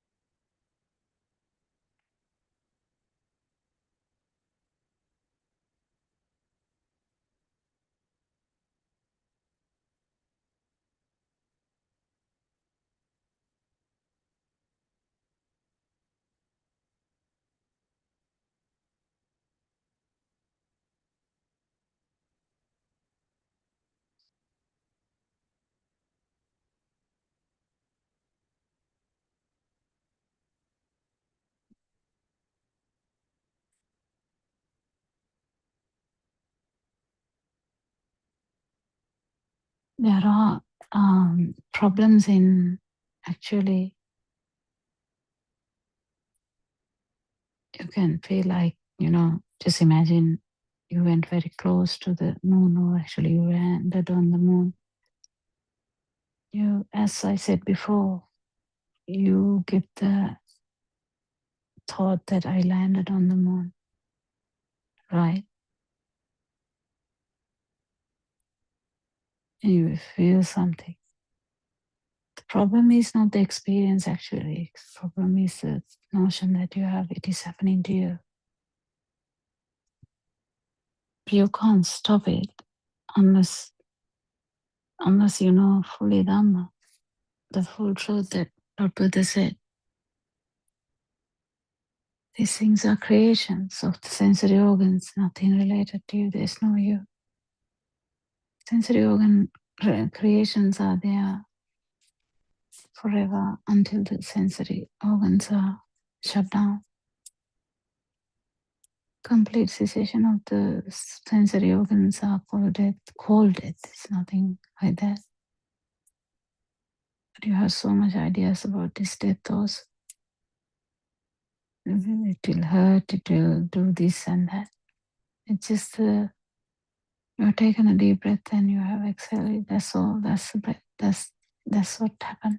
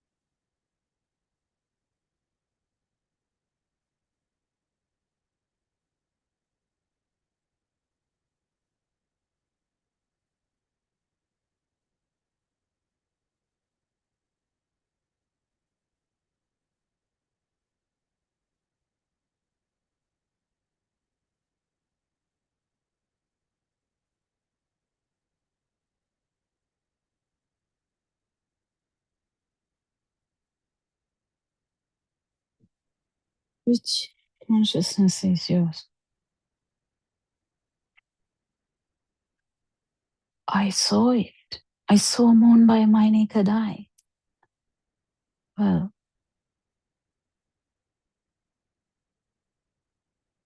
so you're saying the consciousness is yours. The seeing was yours. How come? How come you declare that? What do you know? You don't know anything.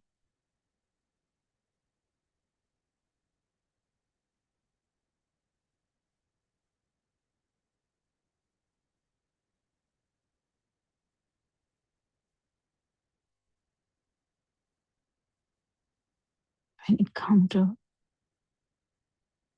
touch, if you actually land on the moon and you put your hands on the floor of the moon, you will be like, I touched the moon. Yeah, well, that's what you will say. I touched the moon. How can we prove now? I mean, you have to feel the otherwise you will never trust us. Trust in blind faith is useless. Actually, you have to feel this. Touch is not yours.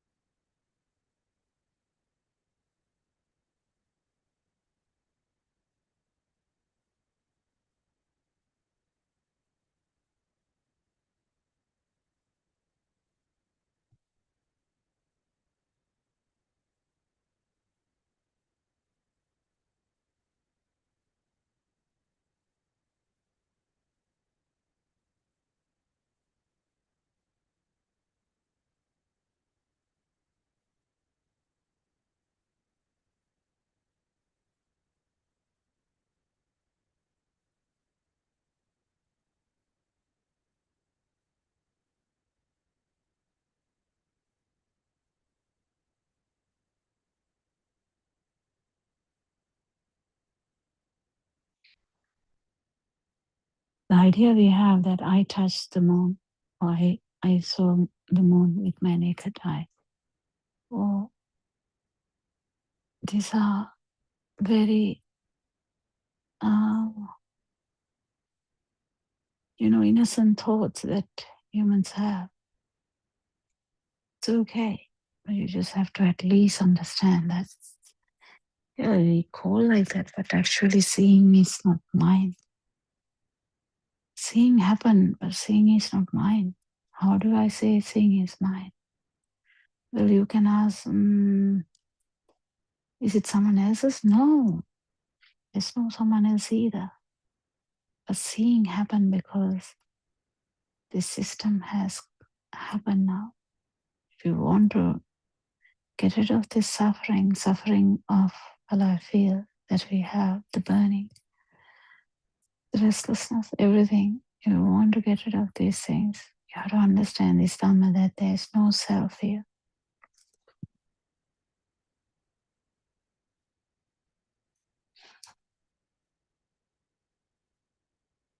But if you feel like that, that is the whole thing. You have to feel otherwise to actually trust this Dhamma, kind of fully get this Dhamma without doubts.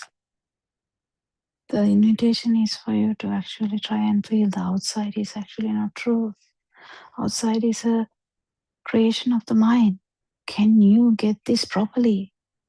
Moon is a creation of mind. There's nothing called moon there. But you might say, no, I see something. Yes, you see something. You have a perception of something. You have a shape of the light, right? Yeah, there's a shape of the light. Is that true? No, that is not true. That is because of the function of the eye. Then I feel something. There's a feel. What's the feel? That's the light feel. What's that is from?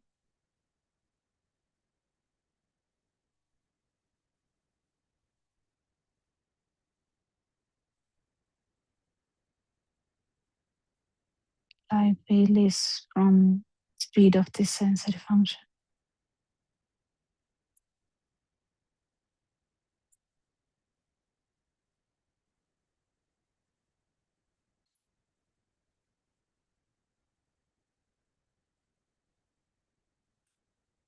Speed of this sensory function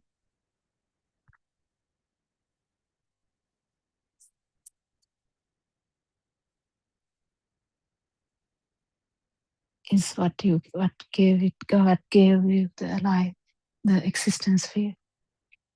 If you fully realize this at one point, you might feel the difference between the alive field and the non-alive field, in the sense self-perception and the non-self-perception, in the sense vibration and the non-vibration.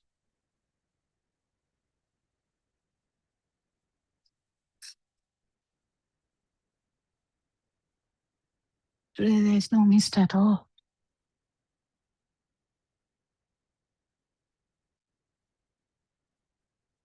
There's a mist. Mist is a thought. There's something called mist out there? No. It's a perception we have. Beyond the perception, you feel something is if you feel something, if you feel anything, whether it's a touch, whether it's a vision, whether it's a seeing, hearing, whether it is anything, in the feel side, actually there's no perception at all. Hearing, seeing, nothing. It's just a feel. In that, it's the speed of the sensory function. Speed of the sensory function. Whatever sensory function, doesn't matter. Speed, there's speed here. That's what you have felt. If you fully realize this is a life will be gone, then you have completely the power which you had forever, that you misunderstood as self. You might feel otherwise. So we invite every one of you to try and feel this. Outside is not true. You have no experience with outside. You have only experience of this system, the creation of mind. Creation of mind, there's perceptions of light, perceptions of sound, perceptions of touch, perception of taste, perception of smell, perceptions of mind. They are not true. There's a field. If you actually pierce this, there's a field that is the speed of the sensory organ, whatever involved. This is the last message. May you actually feel the non-vibration and get rid of the doubts that you have been living forever. May Triple Gem bless you all. Thank you, Ara and Hansa. Thank you, everyone.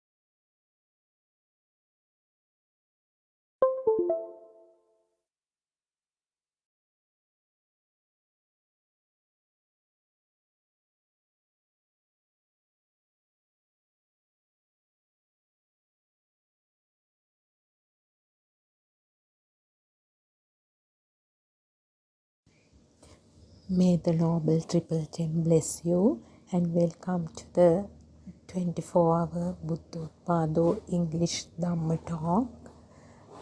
So, first of all, may I worship our spiritual teacher Buddothpado Aryan Wahanse for all his efforts to help us relieve the sufferings of this deadly cycle of life and death in this life, in this moment itself. And we are so grateful to you for taking steps to share this message with the entire mankind despite their geographical location and the language of communication. So, as usual, I would like to remind that this is the reawakening of Gautama Buddha Sasana, and this is the time for you to attain Nibbana. The path to Nibbana is open again, and the wrong interpretations and wrong practices we had in relation to Buddhism should be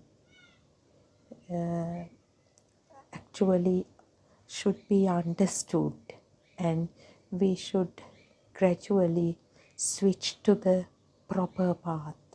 So, what is the correct way to seek blessings of Noble Triple Gem? Now, I started saying, may the Noble Triple Gem bless you. So, traditionally, in every important occasion, in every meeting, and every parting from loved ones, we wish them as may the Noble Triple Gem bless you. So, just by saying so, does someone gain the blessings of the Noble Triple Gem? So, as long as we involve in religious practices, making offerings, contributing to build temples, offering robes, alms givings, organizing alms givings, and doing all these acts of charity alone, can we seek the blessings of the Noble Triple Gem? So all these meritorious deeds or acts of charity are important. It is because of them that we came to know about the Buddhist philosophy. All those monks, all those bhaktis who wear yellow robes and who have been doing sermons, conveyed the message of Nibbana to us. But actually the proper well-guided path was not available. Actually, we did not find it. We looked for it all our life. Whatever we did, although we had, basic requirements to have a decent life, we felt that something is missing. But we, once in a while at least, it occurred that what is the true meaning of this life, or what is going to happen after death. So, after listening to Buddothpado sermons, initially we were so much carried away by the true message and the well-guided path that helps us to get rid of this burden of self. So, leaving aside that, let's focus on this topic, the correct way to seek blessings from Noble Triple Gem. Noble Triple Gem, Buddha, Dhamma, Sangha. So, ignorantly, as I mentioned before, what we did was perceiving the external world as real, doing everything, involving in religious practices, believing in the external world, which is merely a projection of sense faculties or the projection of speedy vibrations as real. So we suffered due to this wrong view of life.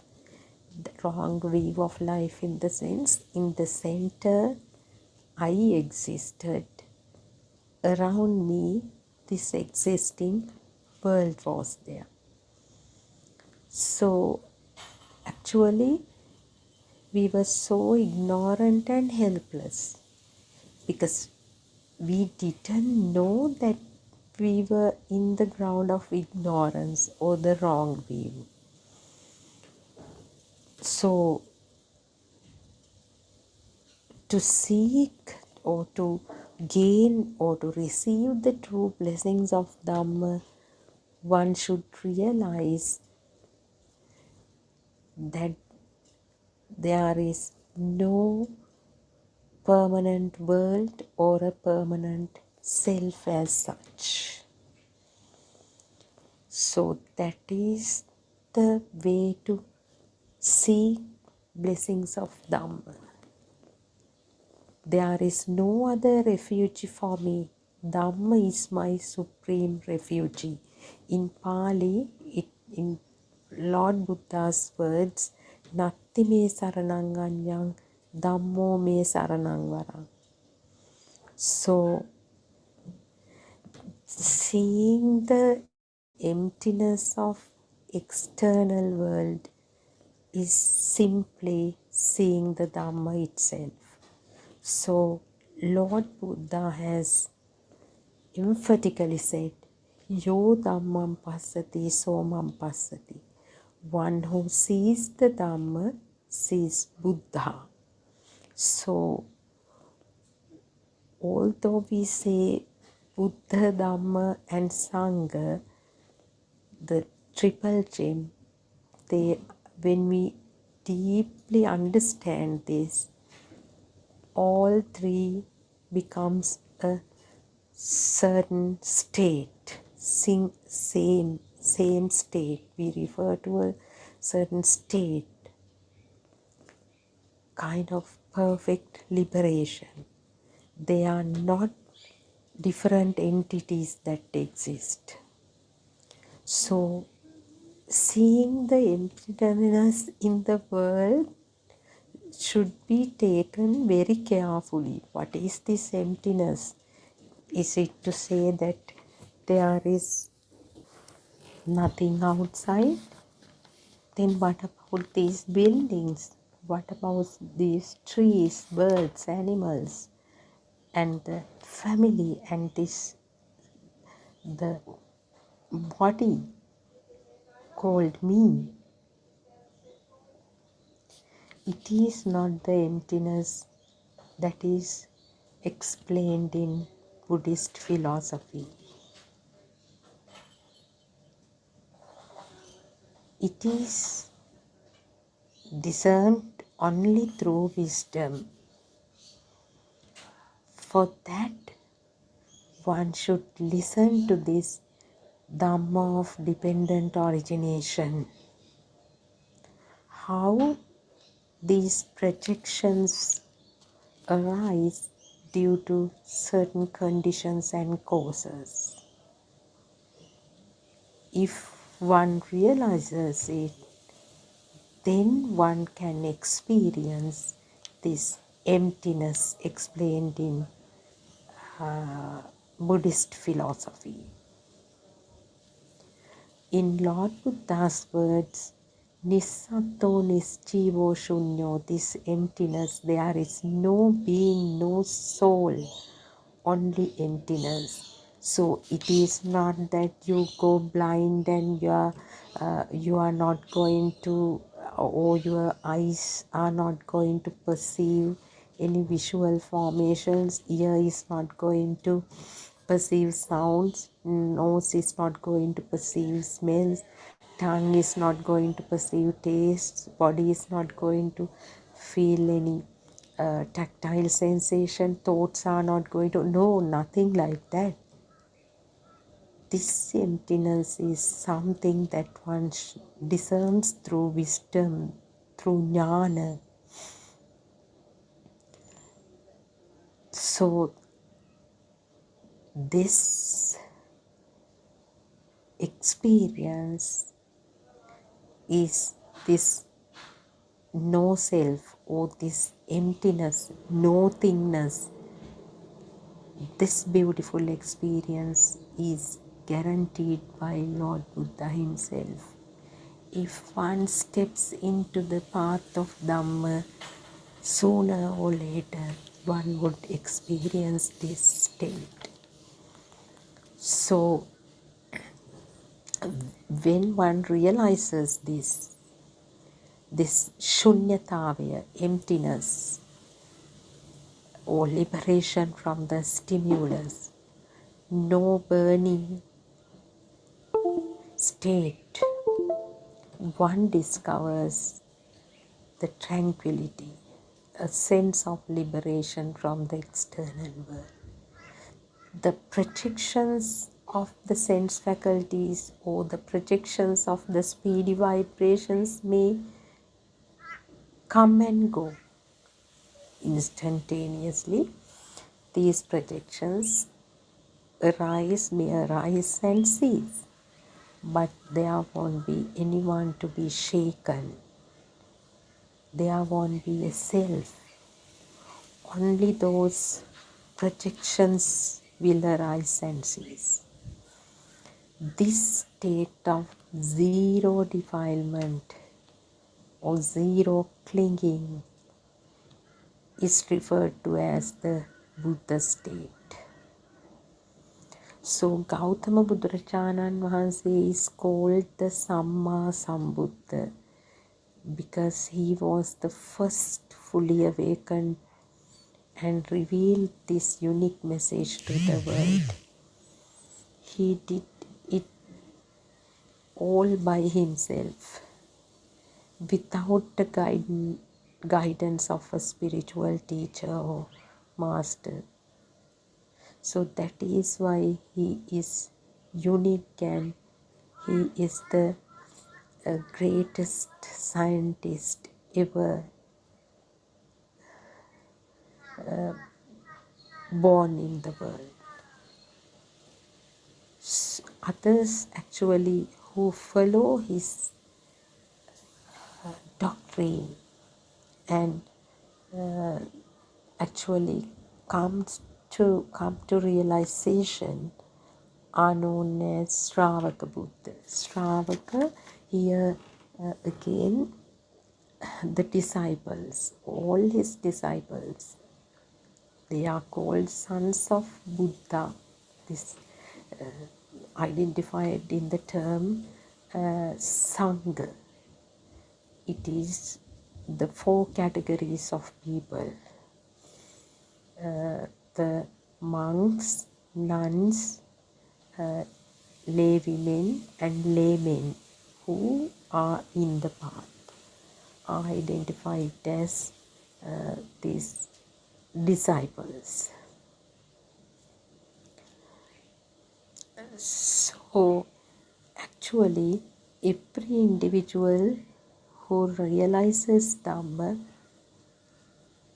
sooner or later will awaken to this Buddha nature. It is the liberation from the wrong view. Wrong view, the mistaken belief in the existence of a permanent self or being. It is the biggest challenge because this human system does not have the potential to capture the speedy arising and ceasing of phenomena. Due to that inability, we feel the existence of these entities made up of 8 pure elements, Shuddhashtaka or 4 great elements, to be easier, the Mahabhuta, as existing entities including the so-called body. So it is very important to listen to this true philosophy, how these phenomena arise and how do we feel as if we experience, as if a person is experiencing an external world.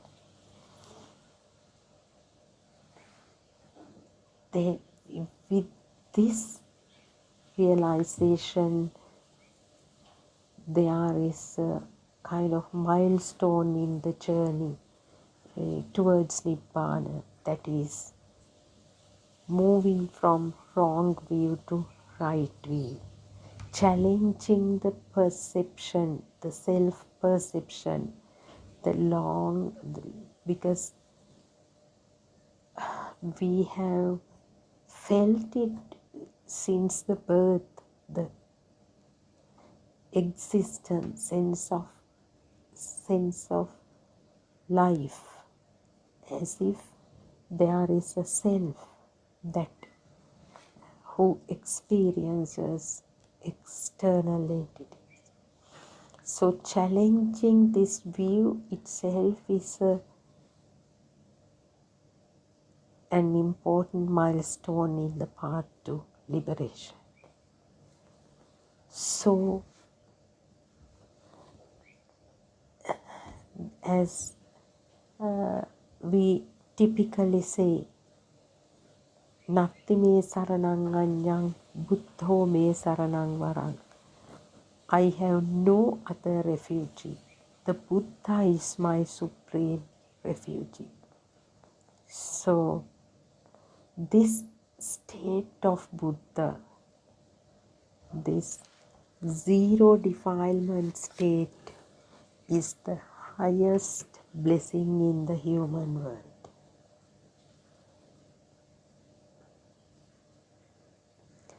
So, experiencing this Buddha state,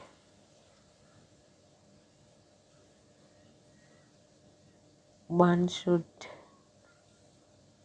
fully understand the Buddhist philosophy, should thoroughly understand how this illusion gets created, illusion of the self and the illusion of the external entities. So to awaken to Buddha state, we should pierce through the thought or the stimulus. If one is capable of piercing through the stimulus, only one can experience the nothingness or the emptiness of phenomena or the stimuli. This is said in Pali as Yanghi Yanghi Tatra Tatra Vipassati. Each thought must be seen clearly and directly as it arises and ceases. Is it possible? Now, you may find it a bit contradictory, because I once said the human system does not have the capacity to figure out the speedy occurrence of vibrations. Now, say for example, when you receive a phone call, when the phone rings, you know some interaction of waves have occurred, but still did you see the phenomenon like waves getting into the phone system and certain process happening within? No, the human system cannot capture it. Similarly, how the eyes perceives these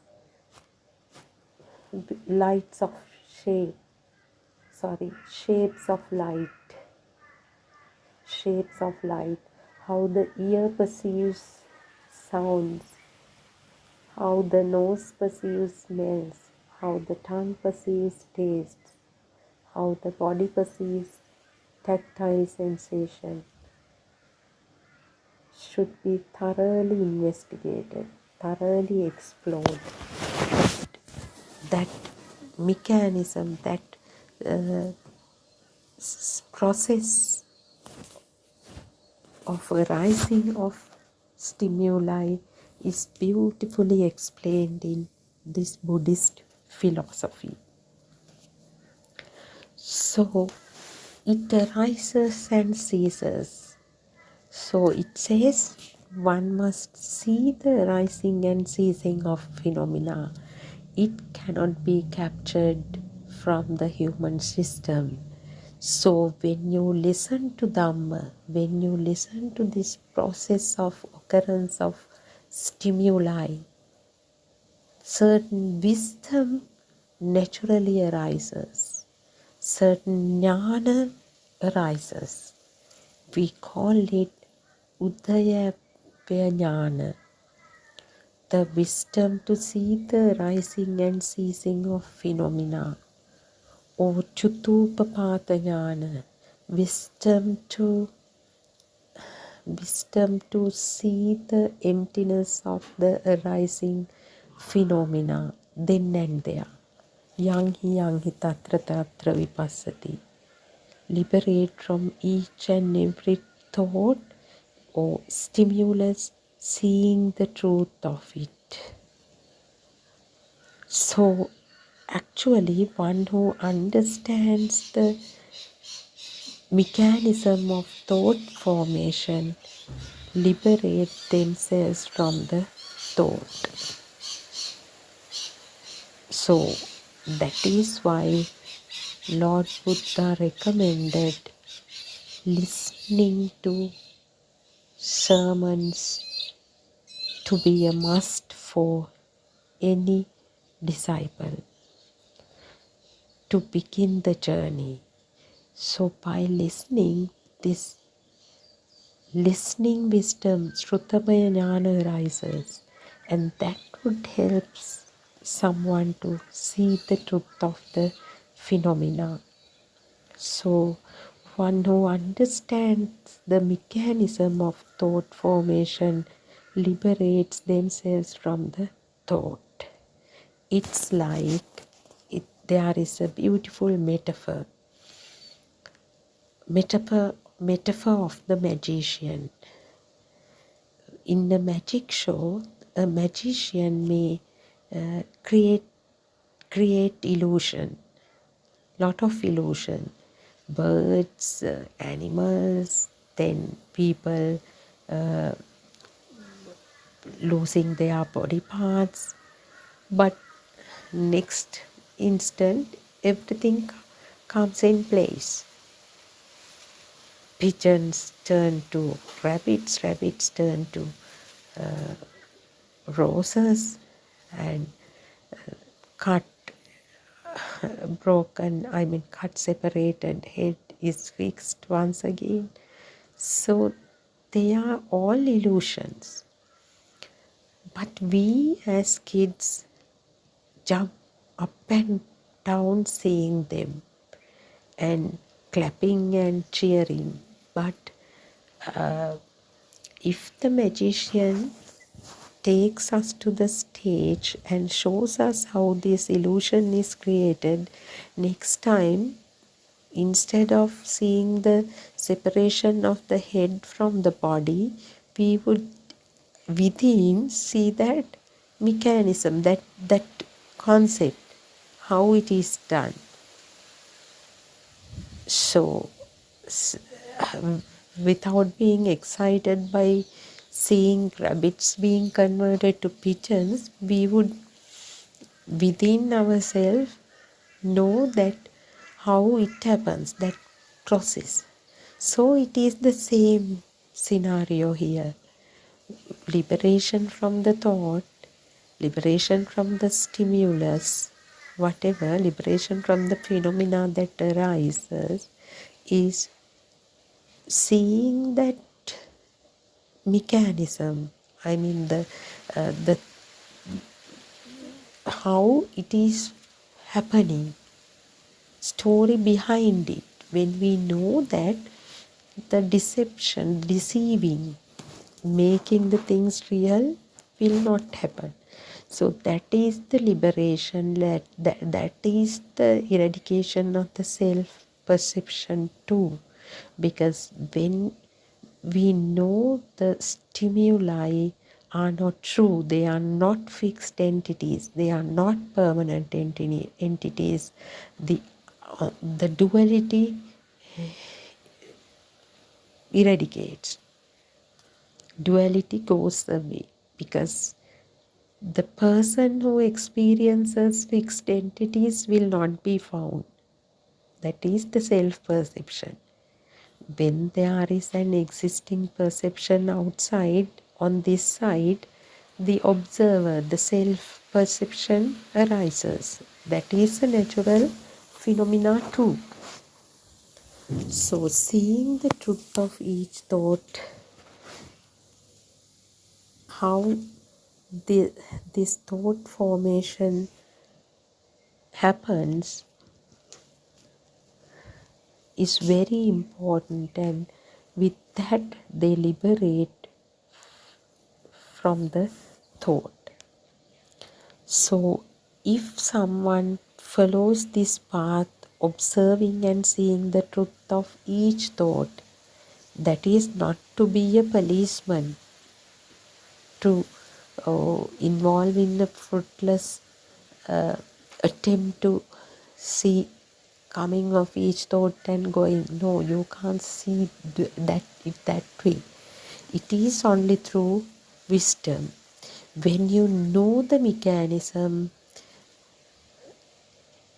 naturally you liberate from each and every thought. It would happen instantaneously. So that level, actually, if those who follow this path, so observing and seeing the truth of each thought, are called Sangha, or the noble community of practitioners, including monks, nuns, female or lay women and laymen. So actually the true meaning of Sanghan Saranang Gacchami, or the blessings of Sangha, is this. Seeking refuge in the Sangha is this. Seeing the truth of the stimulus and liberating from it. So one who has taken refuge in the triple gem actually does not find anything externally to engage in sinful activities. So if all external entities are mere projections of sense faculties, how can you, perform sinful activities or acts of charity? Because everything is our own mind. That is the Lord Buddha's word, the Chittena Niyati. The world gets created in the mind. So these are not mere words.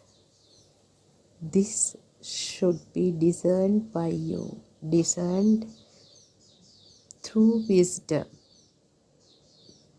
For that, it is extremely important to explore this Buddhist philosophy. So when you find the truth about the world and the truth about the self, it is actually so exciting in the sense there is a lot of relaxation and tranquility that arise with the merely by understanding the truth. You will feel lot of relaxation. The burden that you had will alleviate.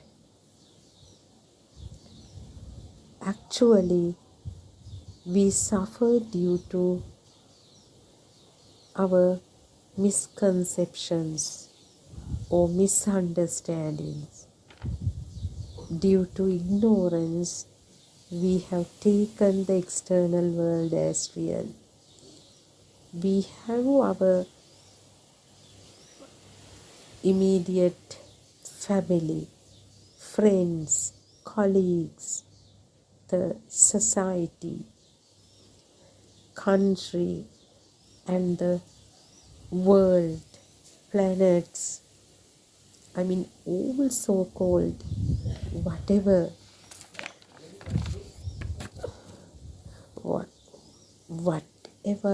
we have heard of, even the eye hasn't perceived, become real to us.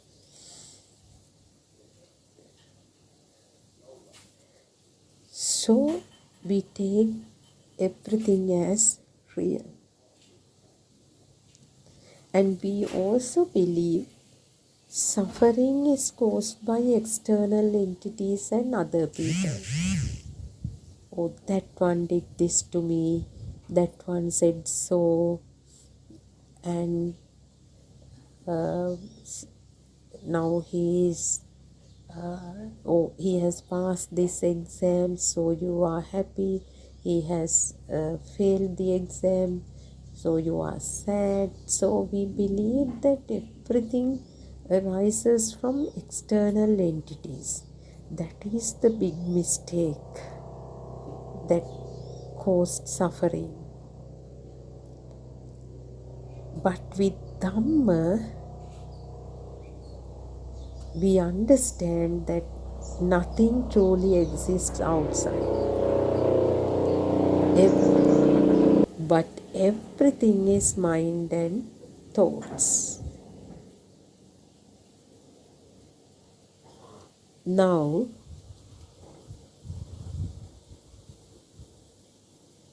it's actually, just think about the mechanism of sense faculties.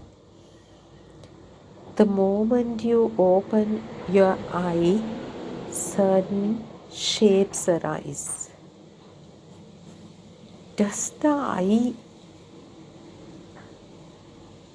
say it's a tree, it's a magpie, it's a cottage, it's a plant, it's a flower? At eye level, do we experience anything more than the shapes of light? It is the mind in no time says it's a flower, it's a palm tree, it's a cottage, it's an aeroplane. It's same with the ear. Does the ear perceive sounds of aeroplanes, sounds of birds, sounds of other vehicles, sound or the voice of your father? They are just sound perceptions at ear level. It is the mind that in no time gets entangled with the sound and makes us feel as if sound perceptions arise from the father, the bird, the aeroplane, the vehicle, so on and so forth. It's the same with nose. Nose just perceives smells.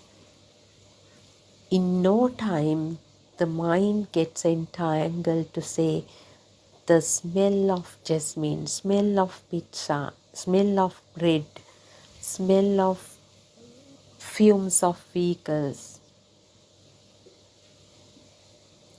It's same with the tongue. The moment tongue perceives taste, mind gets entangled to say it's the taste of chocolate, it's the taste of pudding, it's the taste of grapes, it's the taste of pizza, it's the taste of roasted chicken.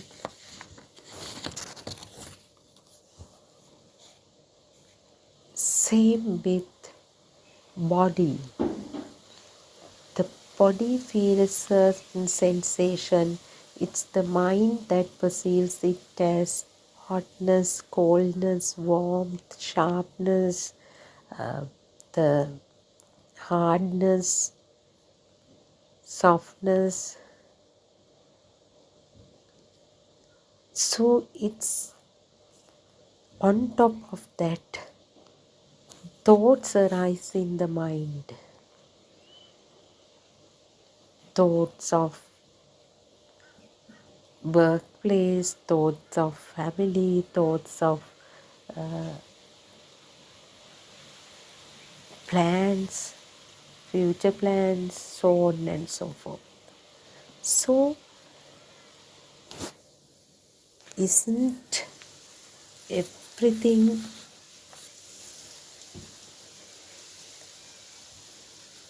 is your mind? It is also not an existing entity. Mind, it is not an existing entity. It also arises and ceases. It arises and ceases. Like the sound of the bird, it arises and ceases, fully ceases.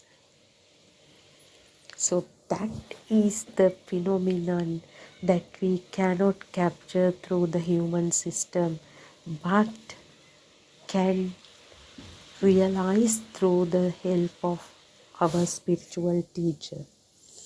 That is the never heard before Dhamma revealed to the world by Lord Buddha. So,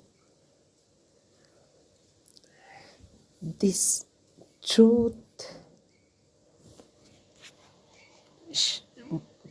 can be revealed by only someone who practically experiences it, for whom it is self-evident.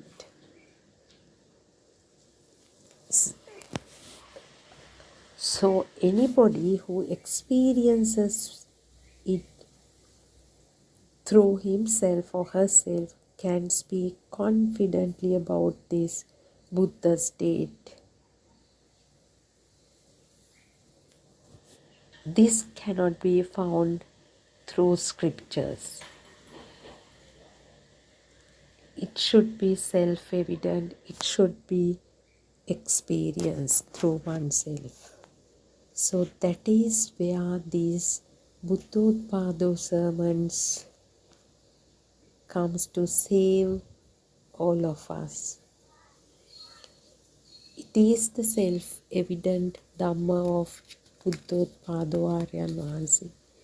By involving in penetrative insight over a long period of time, he shares this self-evident Dhamma of Gautama Buddha Sasana with every one of us.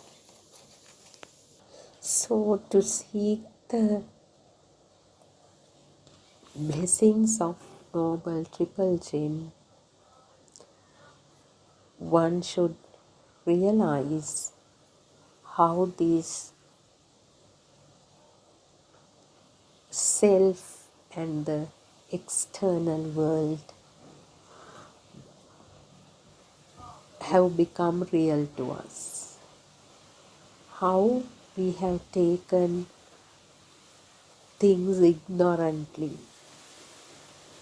How we feel as if I exist. So this self-perception, how does it arise? It's worth exploring billion times. So, as we know, the sperm from the father and the ovum from the mother combined in the mother's womb, and that unified cell is called the zygote. So, a certain vibration telepathizes or synchronizes into that unified cell. That cell itself is a vibration, because if the smallest particle of matter called 8 pure elements or Shuddha Ashtaka itself is a vibration. Everything is in vibratory nature. So that zygote grows within the womb just like a plant grows from a seed. It's a natural phenomenon. Absorption of nutrition, that warmth, everything was there. And after the so-called birth in the mundane world, the sense faculties begin to function. So that vibration synchronized into the zygote, it is not that it exists there, because we don't talk about existence of anything, but it arises, ceases, it vibrates, it's in the vibratory nature. But what happens is, all the power of the last thought of the previous birth is what that telepathized into this zygote. So that is how the rebirth, this cycle of life and death, is explained in Buddhist philosophy, which is so logical and which is actually the truth. So this vibration is in the dormant or latent level. It doesn't manifest until the sense faculties begin to function. It's like now, even though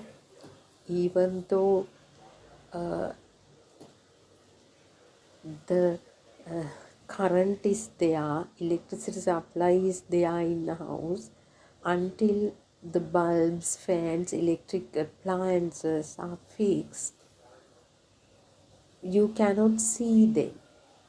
See the current, see the electricity, see that there is electricity. Similarly, that zygote level vibration does not manifest until the sense faculties begin to function. So with the so-called birth, what happens is, gradually the sense faculties begin to function. Eye perceives light, ear perceives sounds, nose perceives smells, tongue perceives taste, the body perceives tactile sensations. So there is no so-called mind, such a big mind at infant level or the radiant mind level. So, however, the tendency to get attached to things comes from that vibration, that samsaric vibration that synchronized into the zygote. So what happens is, when I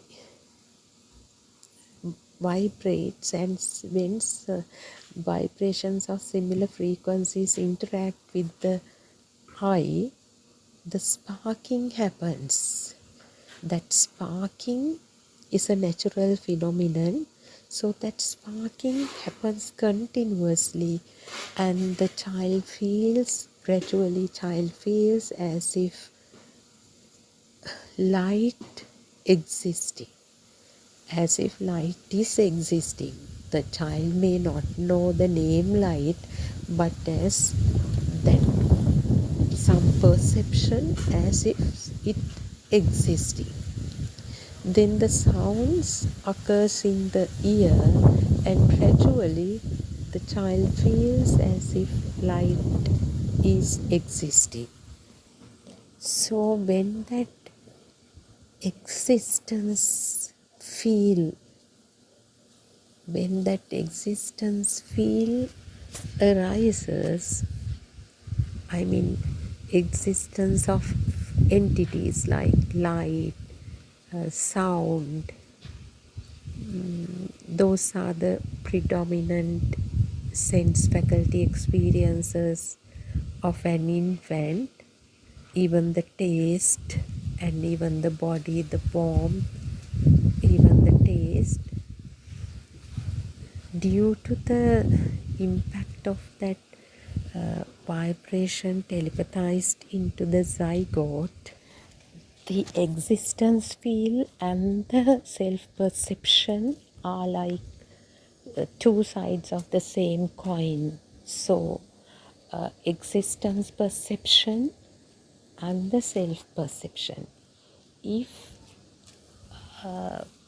actually we were talking about the radiant mind level, at that point the thoughts are not fully developed, the mind is not developed, but sense faculty level, the existence feel arises, the light perception, sound perception. The child, as he or she matures, feels this existence feel. This happens as a result of that vibration telepathized or synchronized into the zygote. Gradually, as the child grows, these sense faculty experiences converge. They, like the smell, experience of the nose faculty, experience of the body faculty, skin, or the experience of the tongue, experience of the eye, experience of the ear, as a natural phenomenon, they come together. So in Buddhist philosophy, this is explained as Patigha Sampassa and Adivachana Sampassa. So that is actually first a particular sense faculty functions, and at that moment all other sense faculty experiences come together and the mind faculty arise. So this is actually the thought creation level. So individual sense faculty experiences of the infant grows into fully developed thoughts as the child matures. When he comes to the age of 3 or 4, what happens is, now when the eye perceives certain image, the sound of identification, sound of identification is given to the ear. If it is the perception of the image of the mother, a sound of identification, mother, mother, mother, is given to child's ear. With that, the sound given to the ear connects with the sense faculty experiences, not just with the image, but with the warmth of the mother taken by the skin, the smell of the mother taken by the nose, taste of the mother taken by the tongue, then the sound, the voice of the mother taken by the ear, all come together, and with the actually with the label or the sound of identification, they spark together, and that is the arising of a complete thought. So the thought always is composed of 5 sense faculty experiences, predominantly the eye and the ear, but the inputs taken by the nose, tongue and the body are also there. That depends on the stimulus or the sense experience. If it's predominantly the mother perception may be the eye, because the image. Now if it's the sound of a bird, predominantly it would be the sensory input of the ear, that sound, and then the actually the sound and the sound of identification, the sound of squirrel and the identification sound squirrel given to the ear. And then with that, if you have at some point touched a squirrel, that softness of its coat, seeing a squirrel, that image, the smell, the taste, all sensory inputs are there in that thought called squirrel. When you feel that it is the squirrel sound, all those sensory inputs are also there at some level, although it is predominantly the sound. So this is actually so illusory, so surprising, because this is just an automated mechanism, automated system, this thought creation. Ultimately, it is merely a thought. Squirrel sound is only a mental construct, perception. Because although we get the impression that there is a 3-dimensional creature called squirrel and this sound comes from it, that is the unspoken misunderstanding that we have. We say the squirrel sound, but with that knowing there is an existing creature called squirrel and this sound comes from there and it touches my ear, that is the unsaid story. So that is the ignorance that goes away with the true Dhamma, by listening to true Dhamma. It is just a sound perception, and rest of it is the story created by the mind consciousness. So then only that liberation, that emptiness, this talked when I started today, how to see the blessings of Noble Triple Gem. I said it's basically seeing the emptiness of the stimulus, or seeing the truth of the stimulus is the only way to seek the blessings of Noble Triple Gem. So it happens when you understand this mechanism of thought creation, and that thought is merely a mental construct. There is nothing as such in a thought. These sensory inputs do not happen due to 3-dimensional entities that permanently exist externally. Although you say it's a car, when you hear the word car, that sound car, the image, the three-dimensional image arises. It is, I mean, again, in that image you have the hardness of the car, the image, three-dimensional shape, and the smell. If you have licked it, the taste, all these attributes are there in that thought. So that is why it comes as an existing car. So it is applicable to any entity.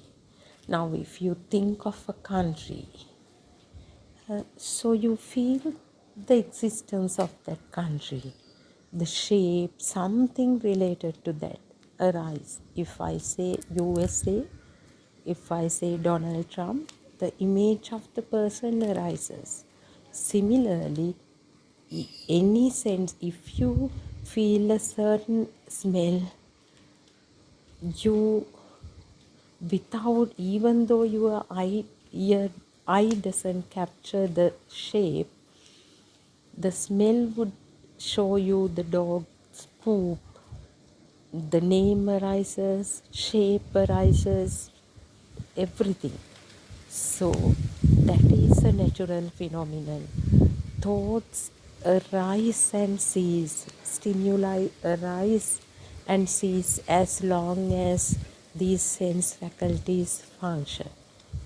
So seeing the truth of them will alleviate from you from that burden, that self-perception. The danger is the moment the dog's poop becomes real, the car becomes real, the self-perception gets, augmented. It gets stronger and stronger. It is this strong self-perception that makes us go on and on in this deadly cycle of life and death. So it is really, really important to make use of this opportunity to realize this philosophy which describes how we feel the existence of this self, that helps us to discover whether there is a self in this body, whether there is a self in this mind, or is it just the instantaneous arising and ceasing of stimuli or thoughts that makes us feel as if we exist and things exist around us? So let's explore this. This is a research to be done through yourself, exploring your mind, exploring the rising of self-perception. So this Dhamma, these sermons will help all of us to liberate from this. So that is the correct way to seek the blessings of Noble Triple Gem. So with that, I wind up the talk today. Once again, let's worship our spiritual teacher Buddothpado Aryan Mahanse with lot of gratitude to Gautama Buddharajanan Mahanse.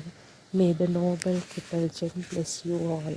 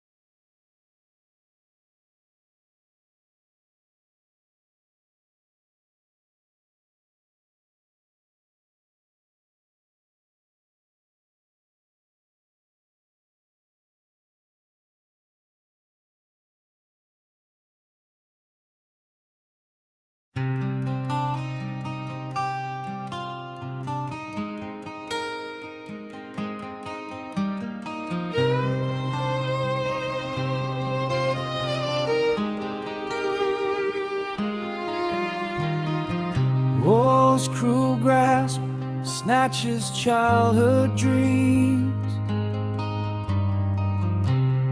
Innocent hearts bear the darkest schemes. Tears fall like rain in a world gone cold. Their laughter silenced, young stories unfold. Rise up, let love break the chains. Heal the wounds, ease their pains. In their eyes,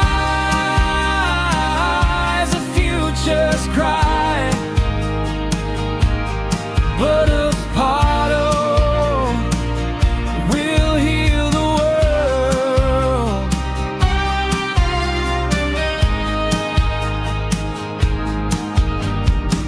Schools turn to rubble, homes lost in fire. Fear grips their hearts, dreams expire. Refugee paths, a desperate plight.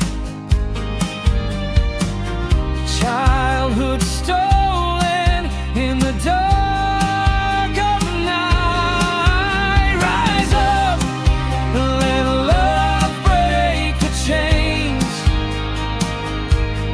Heal the wounds, ease their pains. In their eyes, the future's cry. Buddothpado will heal the world.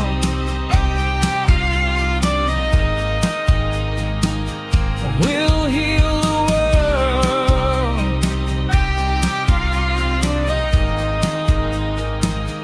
Will heal the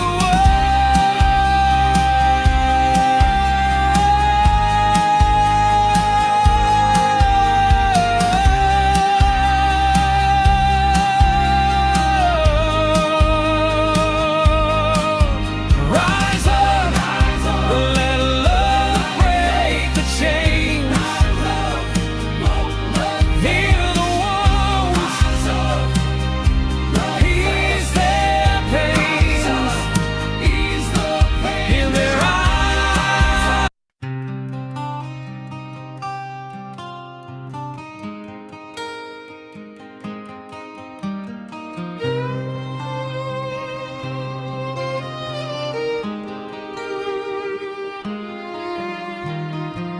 War's cruel grasp snatches childhood dreams. Innocent hearts bear the darkest schemes. Tears fall like rain in a world gone cold. Their laughter silenced, young stories unfold. Rise up, let love break the chains. Heal the wounds, ease their pains. In their eyes, the future's cry. Buddothpado will heal the world.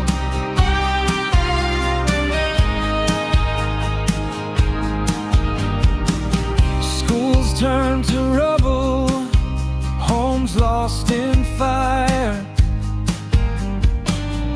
Fear grips their hearts, dreams expire. Refugee paths, a desperate plight.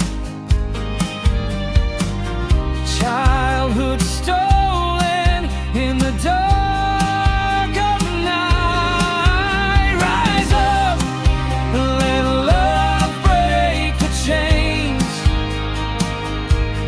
Heal the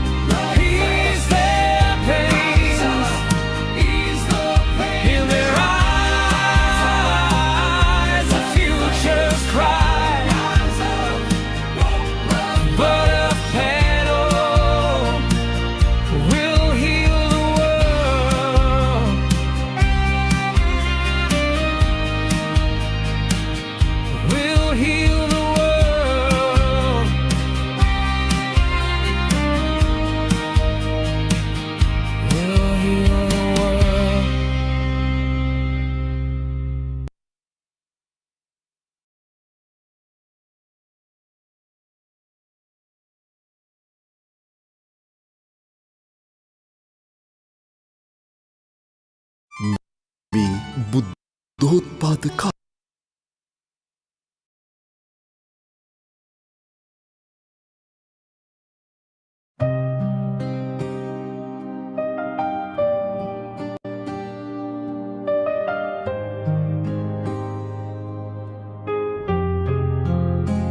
Buddothpado,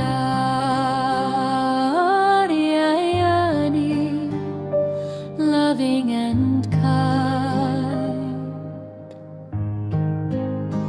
You came like light to free the blind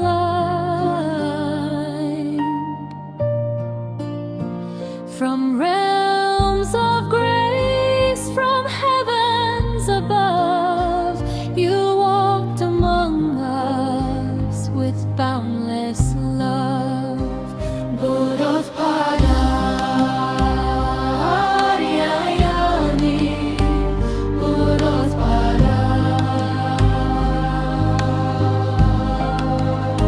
Seeing the sorrow of mankind, lost in darkness, confused and blind, you spread the truth so clear, so bright. The Dharma's flame, the guiding light, you reawakened Buddha's way. The sasana shining day by day, through your compassion calm and deep, you soothe the wound that makes us weak. Buddothpado, you show the path through gentle words and sermons vast. Step by step you lead us on until the night the fear is gone. Buddothpado,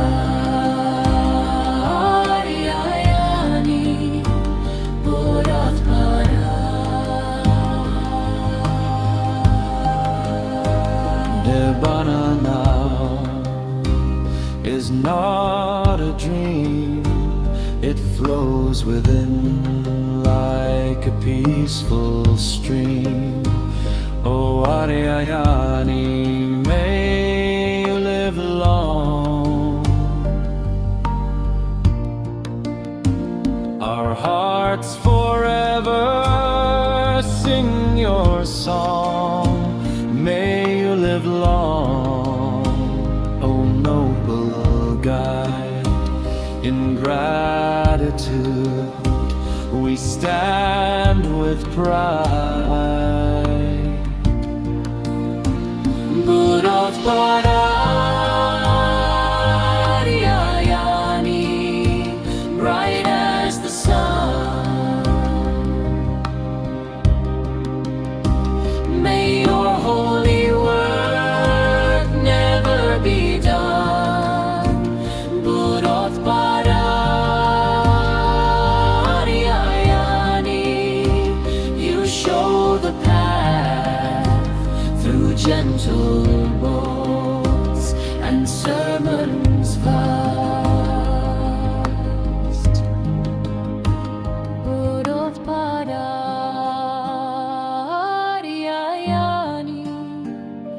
loving and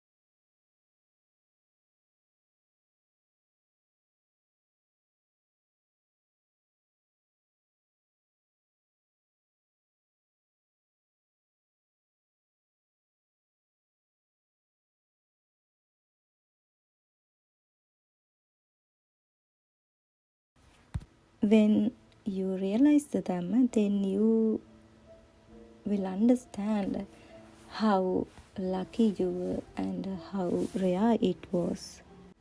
Then you will understand how it is very difficult to understand the true message. When you listen many Dhamma sermons presented in different ways, a question can naturally arise within you about whether this is the true Dhamma. Such thoughts appear according to your own experience in insight, meditation, or the level of wisdom you have developed, or if you have developed Vidarshana meditation with practicing by seeing about this system.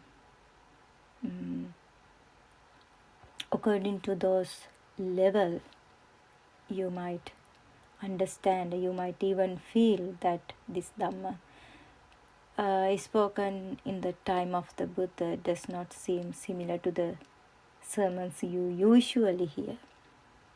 And suspicion may arise as through the Dhamma has been distorted, because you can hear so many words through Buddothpado Dhamma sermons. Sometimes our noble friend Aryan Mahanse is explaining using different kind of words like self-vibration, non-vibration condition, like that.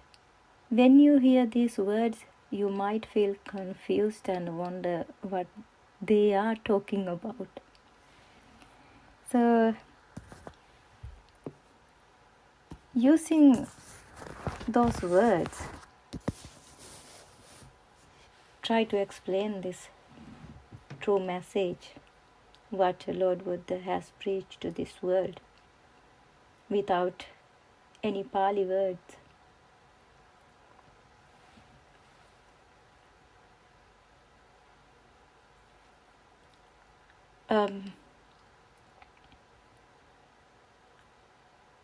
Sometimes when we try to explain these things to our relatives, we realize how difficult it is for them to understand. Then we can clearly see how strongly ignorance has trapped the mind, holding it in place.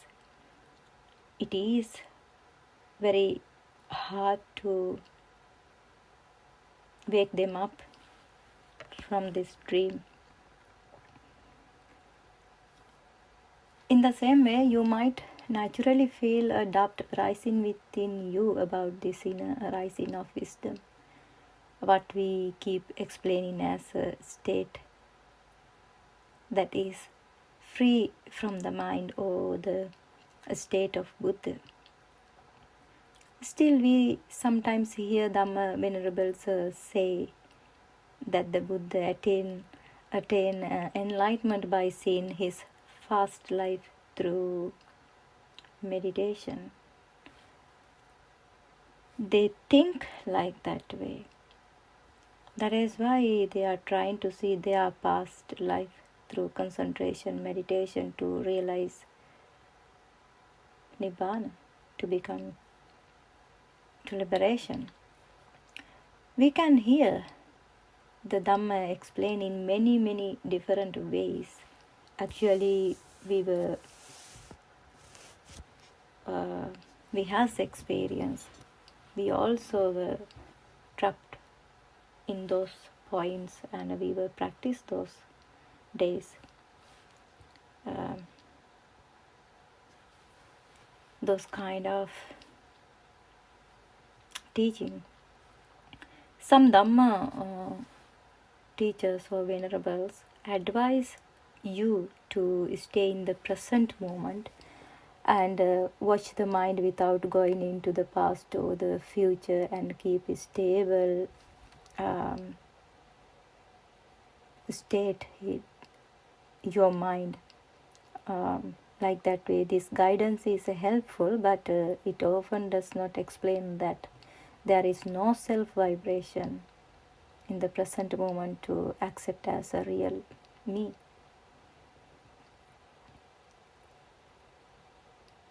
They teach you to keep the mind from running here and there and to hold it in the present moment, but they may not see that the mind is still taking its object as something real, and that this creates two extremes, like an inner self and outer world. When this happens, we cannot clearly see that we are still caught in ignorance. That's what happened. But you might practice that way. Anyway, if you are seeking for true Dhamma, in some point you will realize that you are trapping in that point. It's arising within you.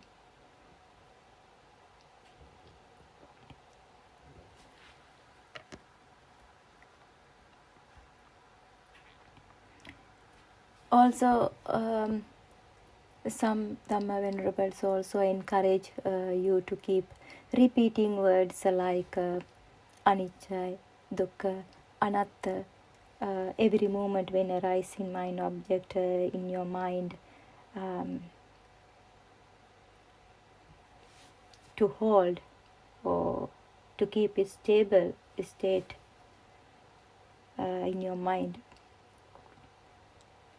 But without seeing that the mind object itself is not real, and without realizing the non-vibrational state, this practice cannot lead to true understanding. I gave these two examples because when we were seeking for true Dhamma, we could find those kind of teachings, and we were practiced like that way, but we never couldn't find the truth in fast. When you are passing those steps, you will realize one day what we are talking here, and why this Buddothpado Aryan Mahansa is making great effort to give this message to this world. One day you will realize it. But you can reflect on them and ask yourself if that if you can practice like that way. You can ask yourself if that is so, then how did noble ones like Sopak, Sunita, Vishaka, or Dharuchirya realize the true Dhamma? Have you ever heard that they spend long period in meditation trying to see their past life, like 7-year-old Sunita, Sopaka, those children, or Vishaka? Have you ever heard in the Buddhist philosophy when you were learning? No, never. We didn't learn like that way, or we never heard. You can also understand why the Samma Sambuddha first taught the Dhamma of dependent origination to his 5 teachers. It was not about past life stories, but about seeing the nature of suffering and the way it arises here and now. Because those teachers had experience about the concentration meditation. But in the Buddha's time, people like Patachara, Suneta, Sopaka, Angulimala had no prior knowledge of the Buddha's teaching, like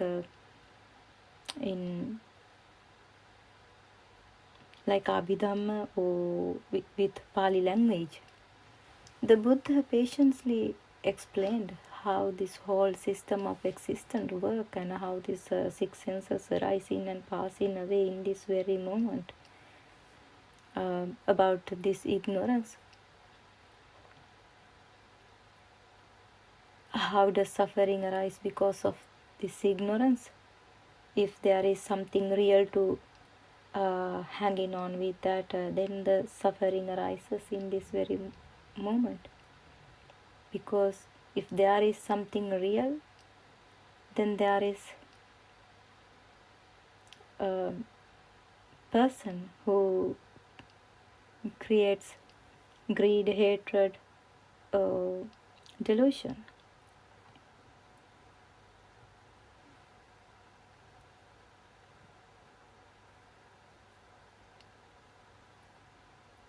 Another thing, they were not educated scholars. They had not mastered concentration meditation, and they certainly did not hold anything like a modern PhD. They were simple, innocent people living ordinary lives. They were very simple, innocent people. This shows us that prajna or wisdom arises from within, not only in the educated or intellectually trained. It goes far beyond academic learning. Today we study many subjects and can even become a professor. But that is mainly gathering information, analyzing and developing human skills. I think it's based on one subject. It's also information gathering in your whole life to become a professor or educated person.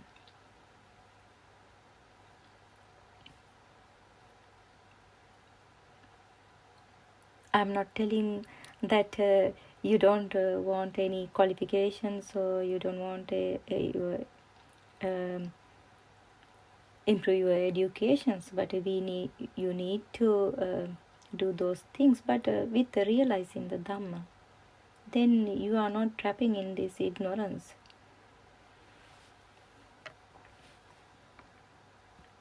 So the Buddha explained a Dhamma that goes far beyond that. This is why the Buddha called it a Prajna Sasana, a teaching for those who are ready to awaken wisdom. Even if you have a highly advanced academic career, it can still be difficult to understand the real meaning of Dhamma. When the mind is filled with accumulated knowledge, theories, and lots of information, it becomes overloaded with concepts that are taken as real. This can make it harder to see things as they truly are. After you have formed big, strong frame around you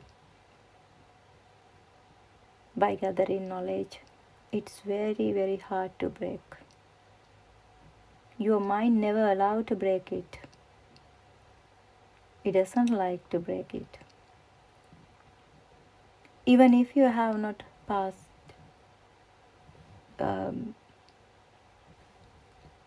O-level, or even if you have never been to school, you can still understand this Dhamma in great depth. It depends on your prajna, or wisdom, or your inner wisdom. Academic learning is not a requirement for seeing the truth.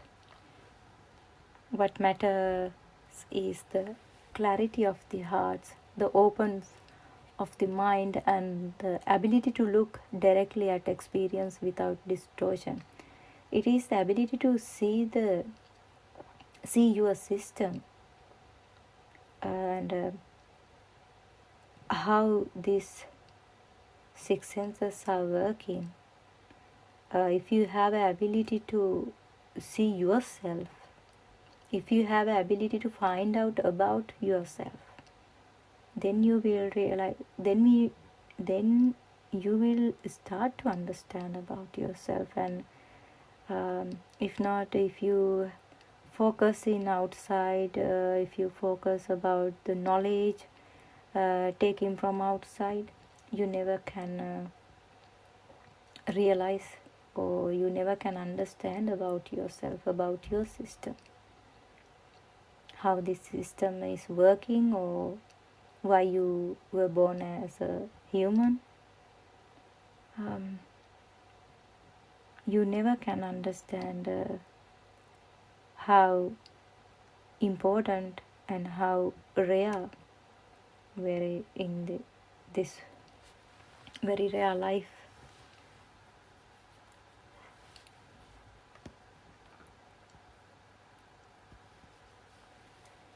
That truth actually already exists within you.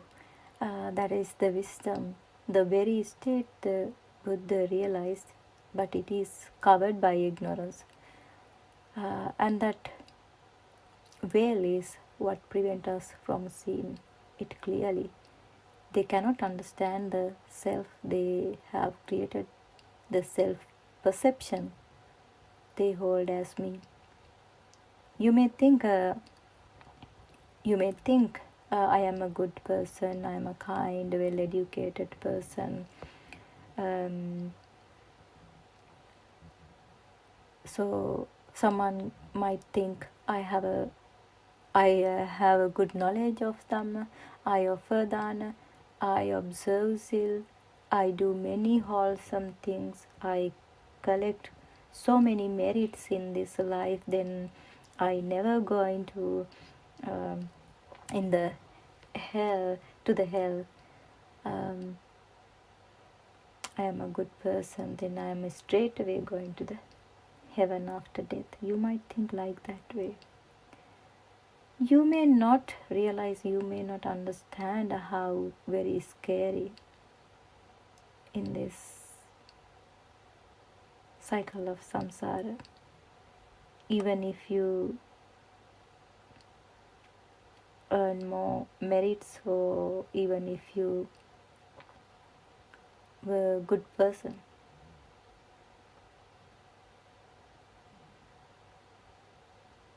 that is the big super ego stay within you. That is the scary part in this cycle of samsara. But we never think those points.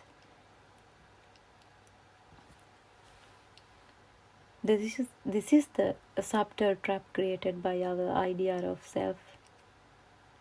We create an identity and then hold on to it, thinking it is real. But the Buddha taught that this very idea of a fixed me is the root of suffering. It is, of course, good for this peaceful world if you are at least a harmless and kind person, even if you are not trying to end suffering or escape samsara. Simply living without harming others is already a blessing to this world. It is very important. Even if you are not seeking for true Dhamma, at least you can live in without harming others.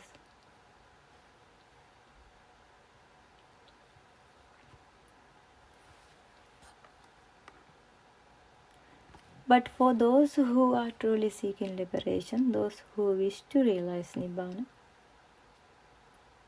you must understand the crucial points, very subtle points that you are trapping in. The tangle lies in the self-view, the subtle identity we create and clinging to. Unless this is understood, the path cannot open for you. Those who truly understand the Dhamma becomes naturally compassionate, kind, gentle, and soft-hearted. All these qualities arise within you. Yet nothing in the world feels real or worth clinging to.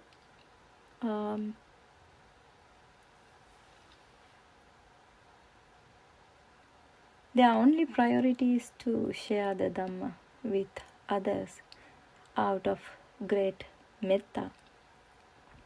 That is why that is the highest gift one can offer to another.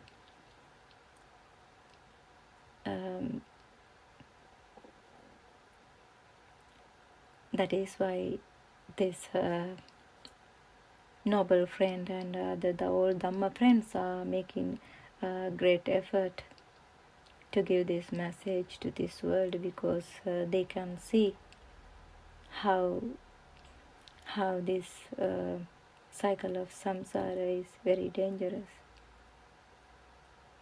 and how you are trapping into this dangerous cycle of samsara.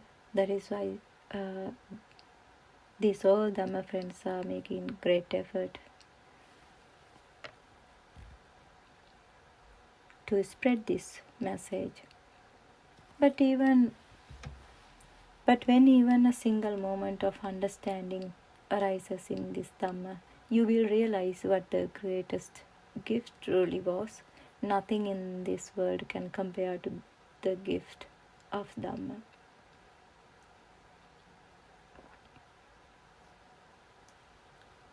Sometimes we even become attached to listening to Dhamma without realizing it. We enjoy the calm and a peaceful feeling it brings, and we think that is enough. But simply feeling calm is not the goal. For a moment, when until you listen to the Dhamma, you might feel peaceful within you. But that is not the Nibbana. That is not the freedom. If we look very carefully, we cannot truly divide experience into name and form, because what we call name is already intertwined with the appearance of form.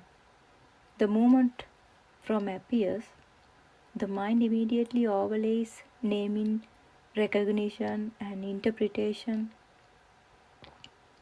So we only think that name and forms are separate, but in direct experience, when you experience in this very moment, they arise together, as you will understand, as one process. For one who has not understood the Dhamma, the world appears as external and internal, as ajjata bahita, and inner self here and outer world out there. We all trapped inside our own view and concepts. This is why the Lord Buddha pointed to ajjata bahita, inner and the outer world. Why it says like that, both sides? Because we are always trapping in this ignorance because of those extremes. What truly matters is seen both clearly and correctly. Everyone thinks that the image they see is solid and real, and that it truly exists out there. That's how we were also taught in past. The moment you take something as it truly exists, that very grasping becomes the cause of suffering and delusion. If there is no object, no experience, if there is no something real, then suffering cannot arise, can't it? Because if there is no person, if there is no something real, even though your mind object, if it is not real, so how suffering can arise within you? That is the root we should understand. That is the root you have to understand to come out of this suffering.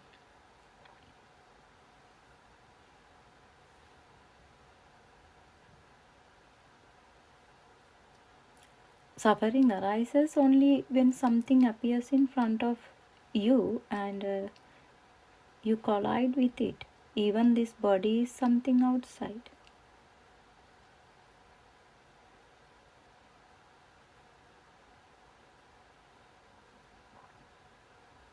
Even the six senses belongs to the outside, but we cannot really say they belongs to the outside either, because then we create two extremes. If we say this body belongs, six senses belongs to outside, in truth, if you see the Dhamma in very depth, the inner and the outer are not two separate things.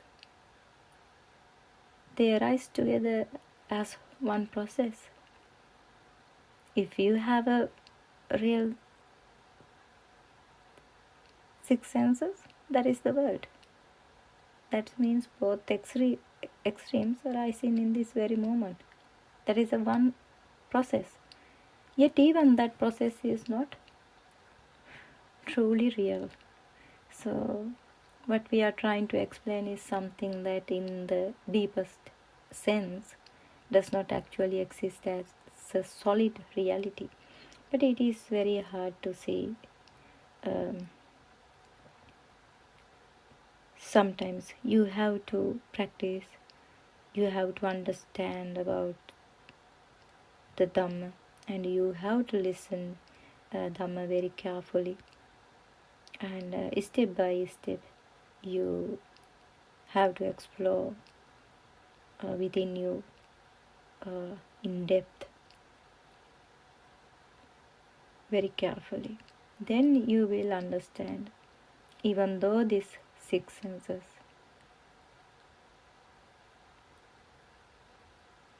also it belongs to outside, but there is no, even though outside or in a world,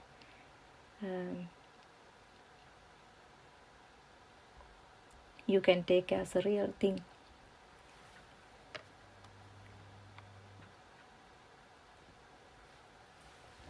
So if we wish to be free from this avidya or ignorance, what must we do? We need to clearly observe how this ignorance actually arises. Actually, there is no 4 great elements in the way we imagine them. When we understand how this form arises, we see that what we call earth, water, fire and air is only a process, not a solid reality. Something appears to be seen through these eyes, but we must investigate how that seen object actually comes to be. Right now, you think you are seeing your phone in your hand because it's always with you. But how do you actually see it? The eye works like a camera. It takes in light and produces the electrical signals. Yet you recognize it as a phone with a name and a meaning for that name. So how did that recognition happen? Through the eye door, what actually arises is only a world of color and shapes. That color and shapes also you experience because of that impulses or the vibration that arising in this very moment.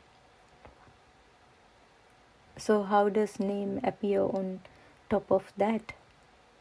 Each sense dose brings only its own type of object, only vibrations.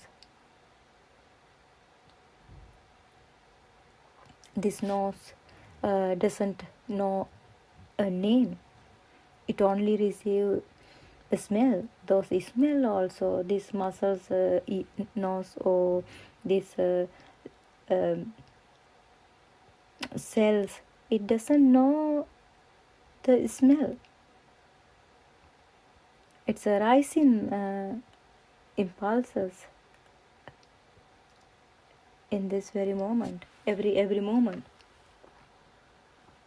The tongue also doesn't know a name. It only receives the taste.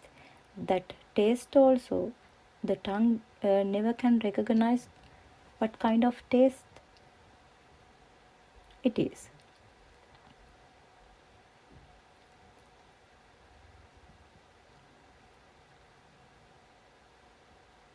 Here, Arammana refers to the object that comes into contact with the sense faculty. At the moment of contact, there is no solid object. There is only an energetic events happening here, a vibration or a stimulation arising at the sense faculties. Those sense faculty means just vibration. The mind later interprets it, names it and build a word out of it. Then we create a whole world. Then we have a whole world.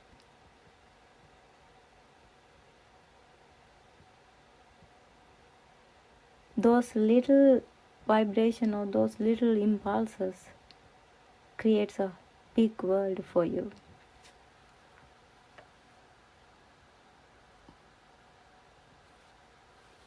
We call this I only because the visible form, the I faculty and the I consciousness come together at one point. Otherwise, this physical muscles organ is not the real I in the ultimate sense. When the Buddha says I, the Lord Buddha is pointing to the entire scene process, not this for muscle size or not merely the biological life. This I is arising here and now, moment by moment. Nothing exists beforehand and nothing remains afterward. It's just arising and passing away. Then again a new stimulus arising and passing away. Then again new stimulus and arising and passing away. We are recognizing, but we never can see those vibrations or stimulus, but we recognize as a tree or a car or a lamp or computer, like that, those objects.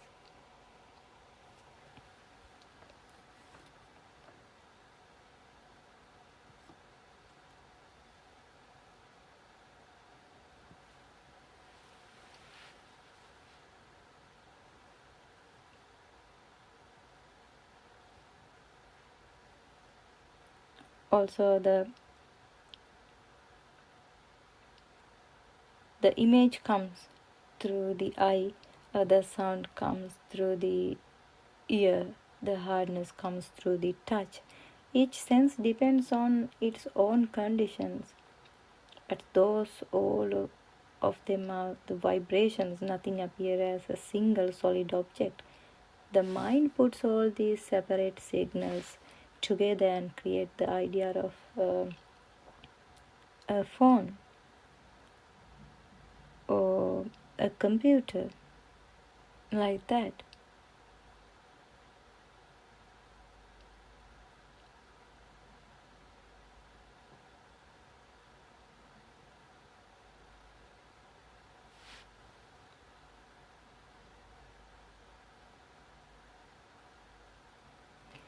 Actually, it is very hard to understand about the four great elements as well, because in some point you are trapping in that. You might think, I can understand them, I know these all has formed from four great elements. Then I know everything is four great elements. Nothing there, nothing existing except four great elements. You might think like that way. Even if you can see there is not permanent thing, you may think that there are four elements existing outside. Even if you can clearly see that nothing is permanent, you may still think that the four elements exist outside as fixed solid things. This is exactly the point where many people get trapped before entering stream entry. We have experience in some point you are coming to that level and then you stuck there. But you have to come out of that point. You have to see very clearly. If you listen this Buddothpado Dhamma sermons, you will understand. I'm pretty sure you will untangle those points and you will start to see true Dhamma. And if you don't untangle this knot, the mind keeps holding onto the idea of a person, a soul, or a controller. Because if you hold an idea in your mind by thinking that there are four great elements in outside and if you think this body has made from 4 great elements, and no, if you think that okay, there is no soul, only the 4 great elements in this body, like that way, still you are trapped in that ignorance, because you have both extremes, because you have 4 great elements in outside as well, because you haven't understand yet the how this mind has formed and how it creates, even though those 4 great elements as a real object. You will see everything very clearly once you untangle those knots. When you look deeper and deeper, you will realize that the eye muscles can never see a permanent fixed object.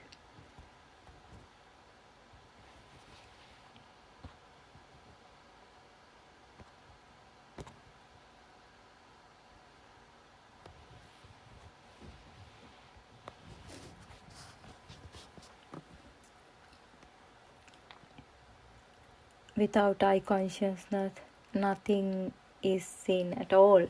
When you look deeper and deeper, you realize that the eye itself can never see permanent fixed object. It is all just a process, momentary vibration arising and passing away, and the mind interpreting them as a thing, and then the mind takes that momentary vibration and builds a picture for itself.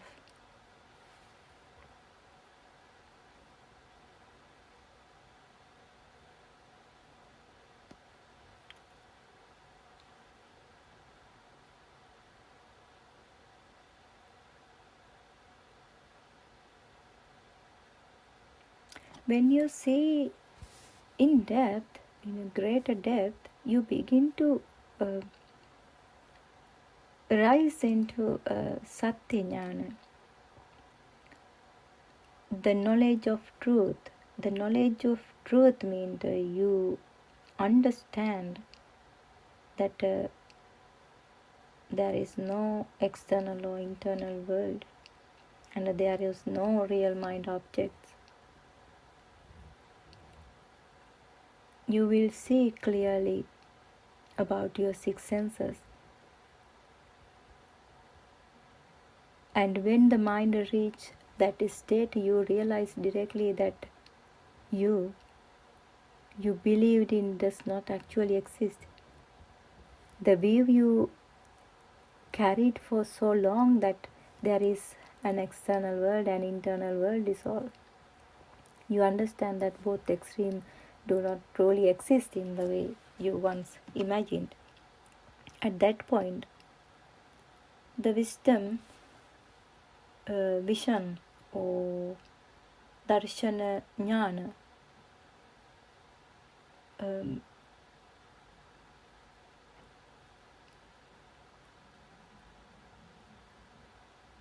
arising within you, but it does not arise easily, and seeing this clearly is difficult.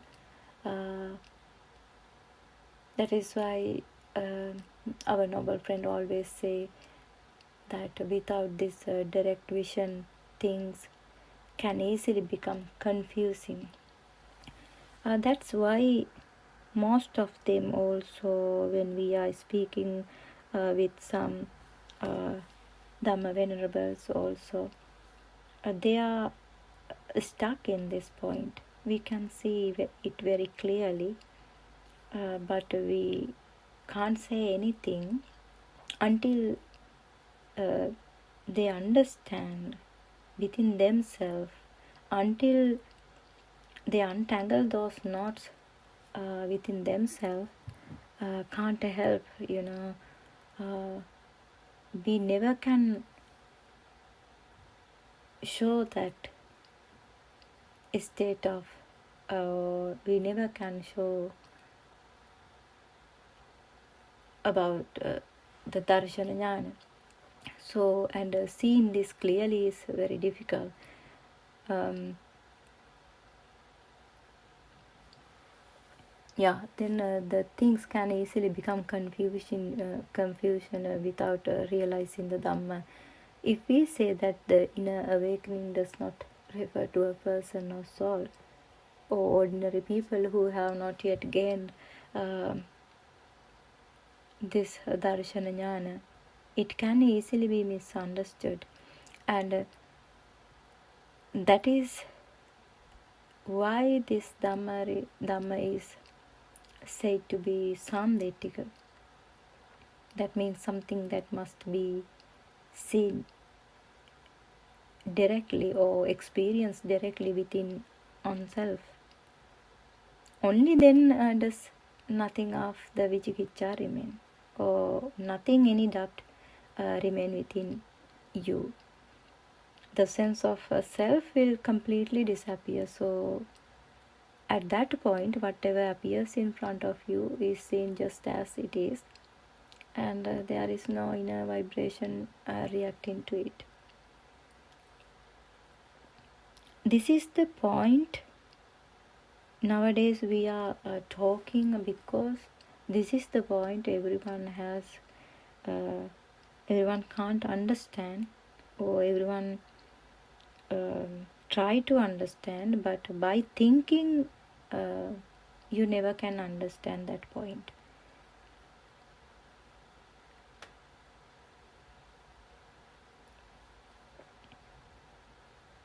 Without experiencing or without realizing that point, you never can think through your mind. That is why most of all the time our noble friend and the Dhamma friends are noble friend is saying all the time, that is the knowledge, that is the mind, that is not the realization. That is why using those words to explain that. But if a noble friend explain that is the knowledge, that is not the realization, still you might think in your mind, because without realizing that never can understand the differences between those conditions.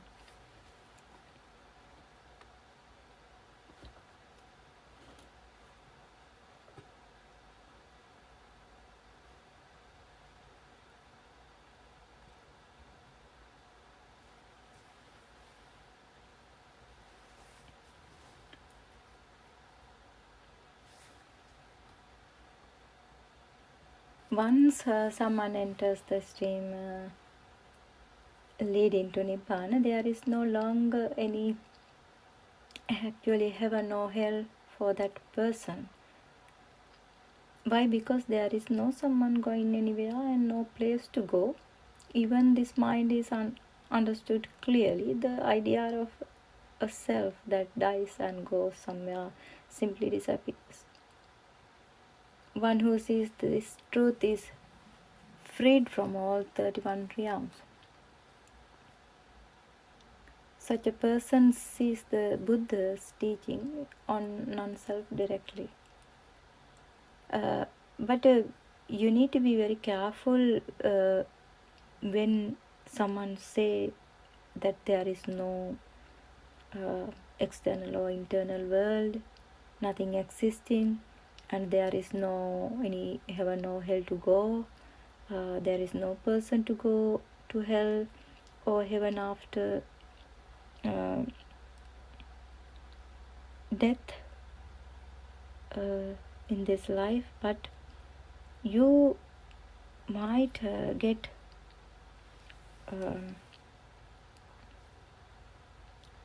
misunderstand if you haven't realized the Dhamma, because if you are in the Pruthakjana ground yet,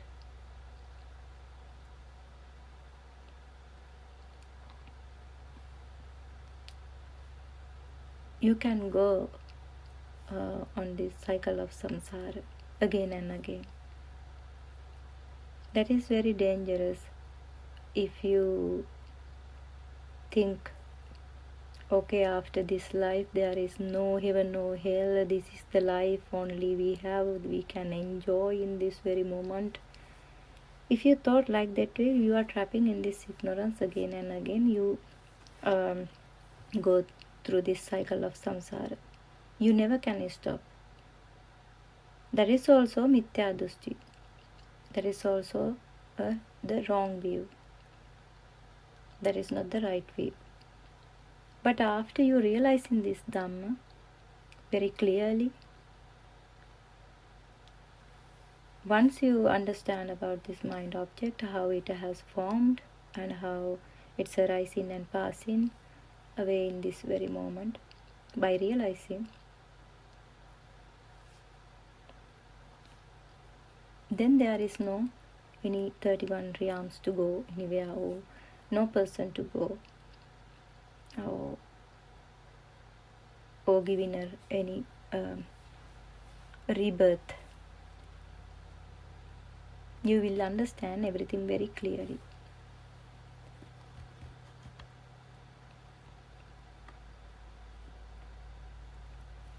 So please examine this Dhamma very carefully without be misunderstood before rejecting it, or take a moment to see whether it truly fits your own experience.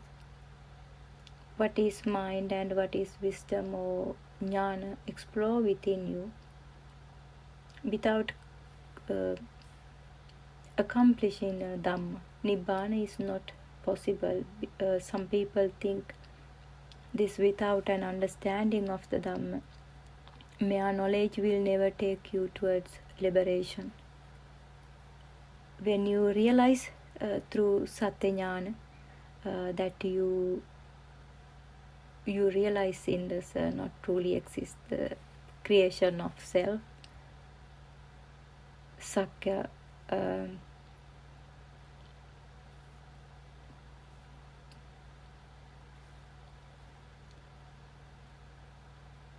creation of self will dissolve.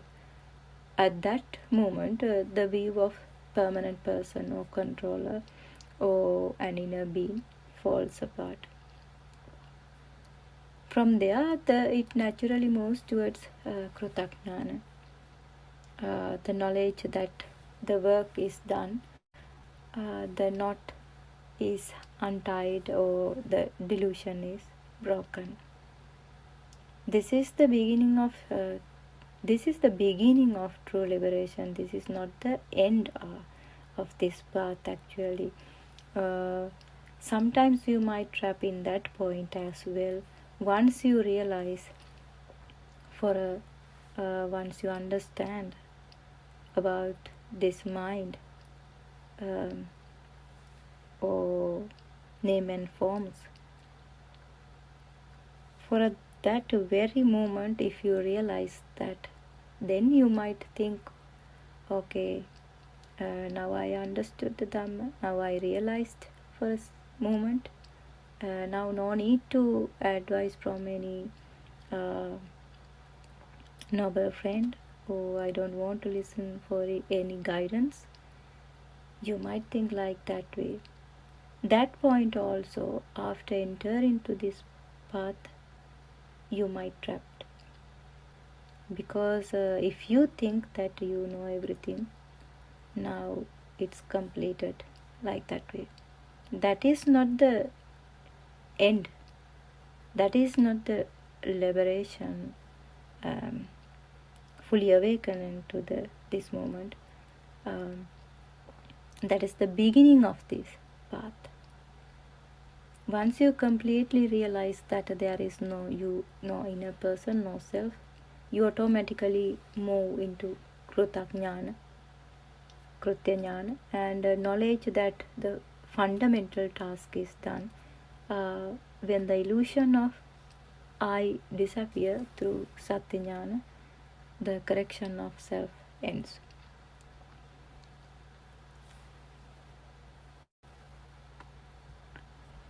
So Krutajnana means you realize that this entire illusion, the illusion of me, mine, and the solid world, is created only by the six senses.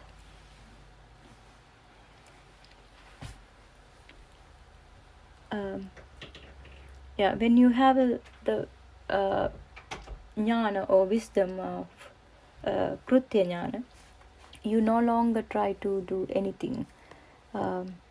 This scene of the illusion happens automatically. Automatically means you don't have to think when you go through this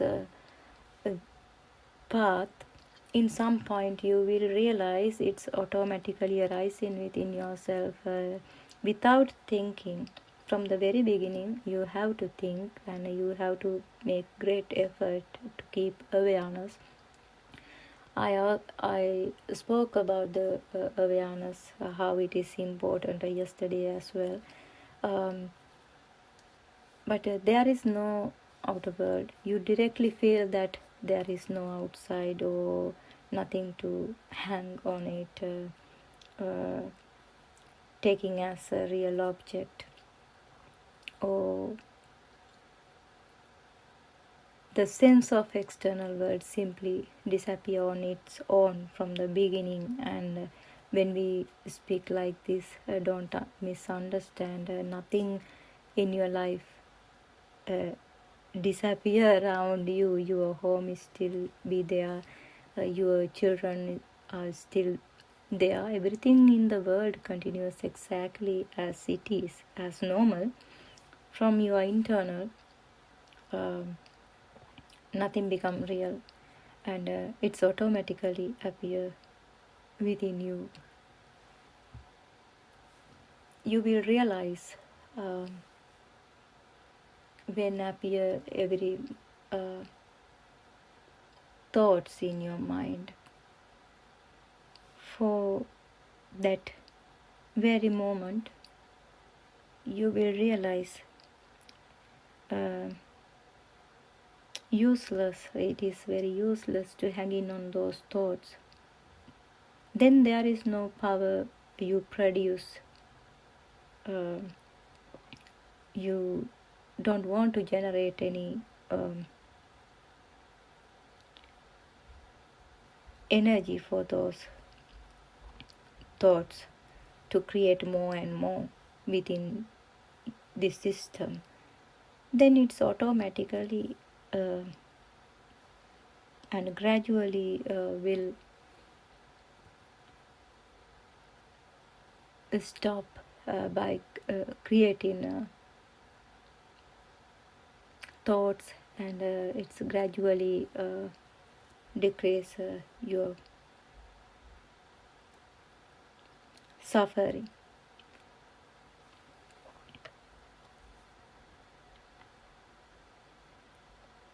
When change is only inside you, moment to moment awakening begins to arise automatically. In this stage of Krutajnana, you still see everything, sight, sound, people, objects, but an automatic wisdom arises within you.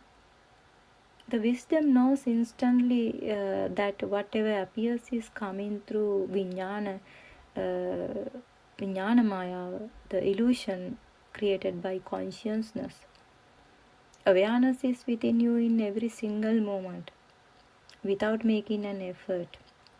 You don't want to think, you don't want to pull out by thinking to keep the awareness steadily, but it arises within you automatically. Nothing becomes real in the outer world when you realize that.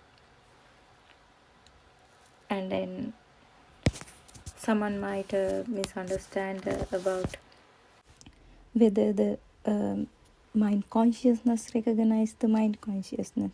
No, Lord Buddha has explained the difference between wisdom and what is mind consciousness means. That is why there are two words, wisdom and the mind consciousness. So you will understand everything very clearly once you enter this path to Nibbana. However, time is already gone, so we will have to stop here. Therwan Saranai everyone. Therwan Saranai Aryan. Thank you for listening.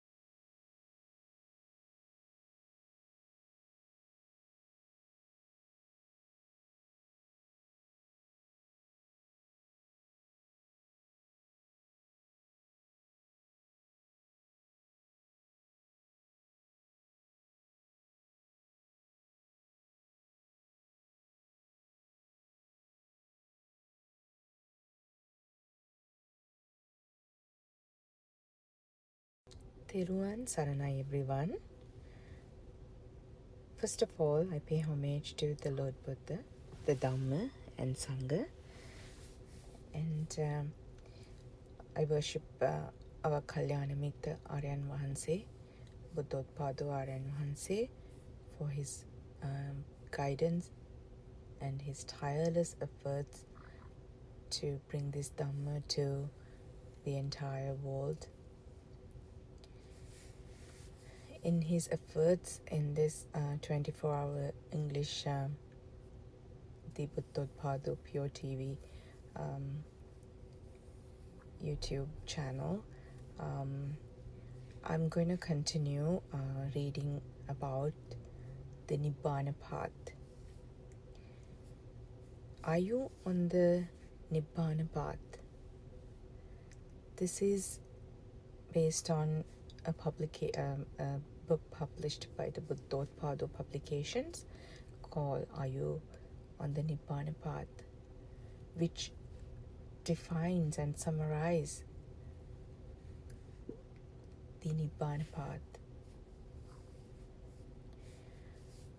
To start with the reading,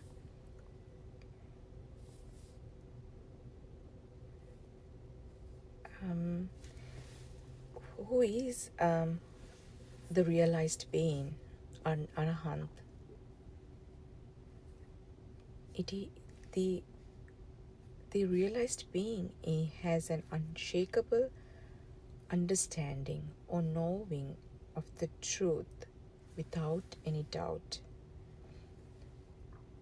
The realized being has no doubt about this path, and it is an unshakable understanding of knowing the truth. That knowing is experiential knowing, not just intellectual knowledge. This experiential knowing naturally translates into an inner transformation. This inner transformation happens only through the unshakable inner understanding of the truth. It is not thinking or just contemplation. Inner understanding does not make any changes to the external dealings or the external outlook. What happens is that the value given to seeming external things fades away. There's no inner resistance or attraction or inner burning with any externals. This inner power is generated through a solid understanding of the teaching.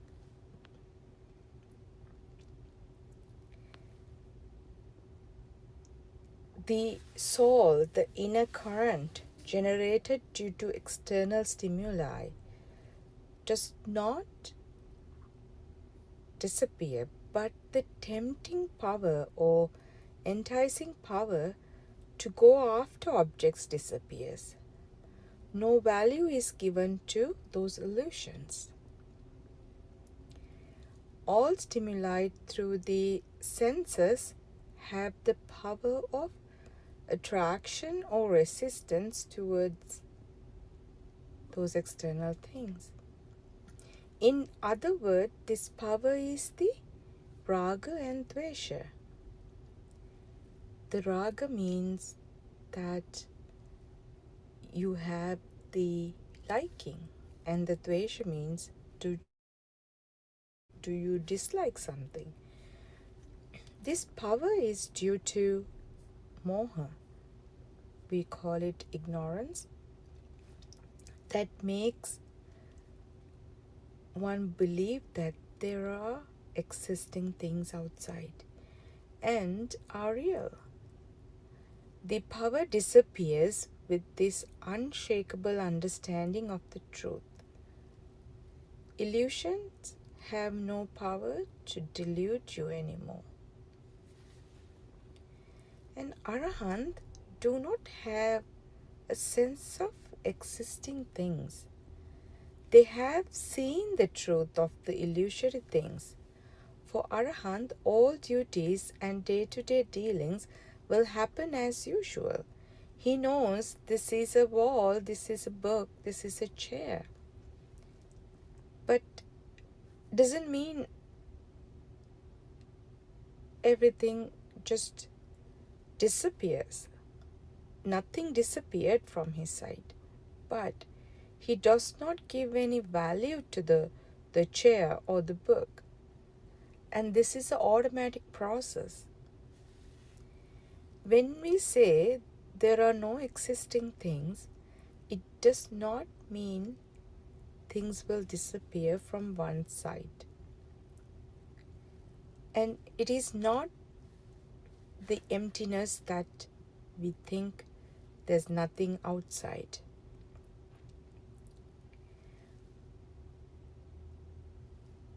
But things will disappear from one side when one realizes the truth. What happens is the value given to those disappear, but the value that was given to those outside things disappears completely. Arahant does not give any value to appearances, the illusions. The illusions are appearances only. As a result, we call it the Chandaraga. The value you have given to the outside world disappears. And the Tunbhumi disappears at the same time. If you see anything as an existing thing, it happens due to natural process of sensory systems.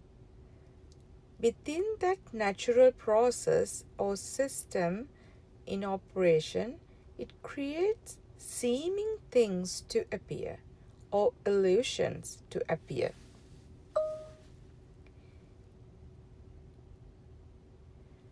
We cannot deny the illusory appearances. The seeming knowing of a thing is also a kind of understanding. Even a little baby has this kind of knowing of things that he perceives. This can be told as instinctive understanding. But for an arahant, it is seen, and he is aware that there is no value at all for seeming things. They are just appearances when the necessary conditions are met. This is the higher understanding. This is the wisdom. We call it super wisdom. In the Buddha's path, what is important to be aware of the me sense. Most of the time, people put forward spiritual questions, explain or talk about Dhamma by thinking or by thinking about Dhamma, and not through experiential knowing. In such instances, people are only in the state of mind plane, which is called the Vijnana state. It is just like you are trying to see the truth through Vijnana Maya, through your mind. You will never be able to grasp the truth by the mind, which is through the Vijnana Maya. This isn't the path Buddha explained. You have to go beyond the mind plane or transcend the mind. Here, most importantly, you have to recognize the state of thinking without thinking about something, or contemplation, which is the savitakka.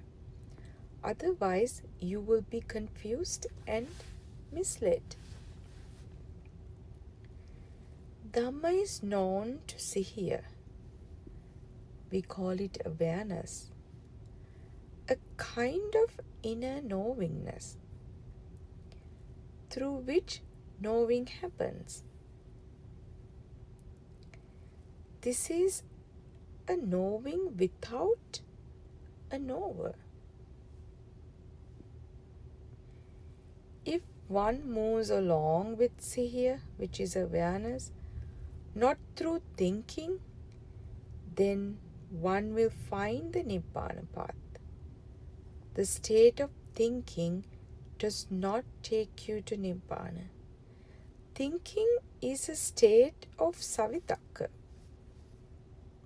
which is the state of thinking about something or contemplation.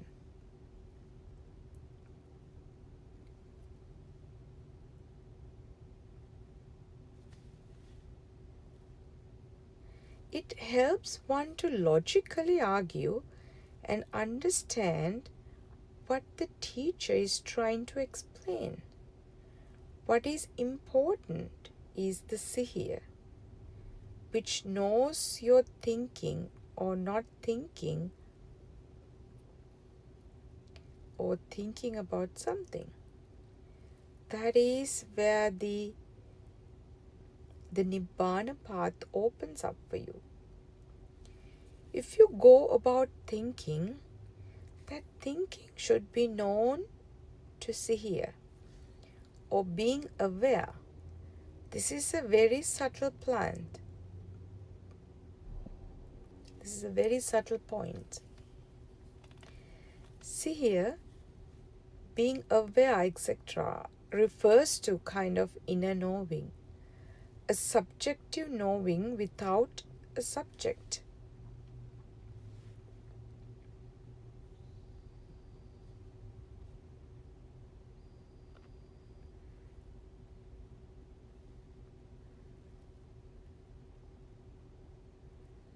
This is difficult to put into words. This should be known to oneself and grasped by oneself experientially. Since this is very subtle, you have to be very careful. Otherwise, most of the time you will be misled to wrong recognition and conclusions. Thinking is savitakka. there also you will see the truth intellectually. Importantly, that should be seen by Sihir. It is called wisdom, the jnana, that is to be known to Sihir, that it is a savitakka state. From avitakka state should be known to Sihir. This is not contemplative state. This is a highly advanced state. This is a state of absorption and freedom. Savitakka state will eventually bring you to avitakka state. There, one will experience the freedom from senses and sense objects. Those who are on the Nibbana path should be very vigilant. Most people who are on the path unknowingly keep the me alive. They are talking and questioning keeping me, which is called the Atmiya Bhavya. There is no point saying there is no me, yet feeling the sense of me inside. It is very important to recognize the me sense and how it rises its head. The inner awareness of Sihir is very important here. Me-ness is recognized by Sihir. Sihir is not a thought. The me sense is nothing but the sense of individual self or separate self, which separates me from others. This is seen by Sihir. The fading away of the me sense is also seen by Sihir. You have to see this very carefully. When comes to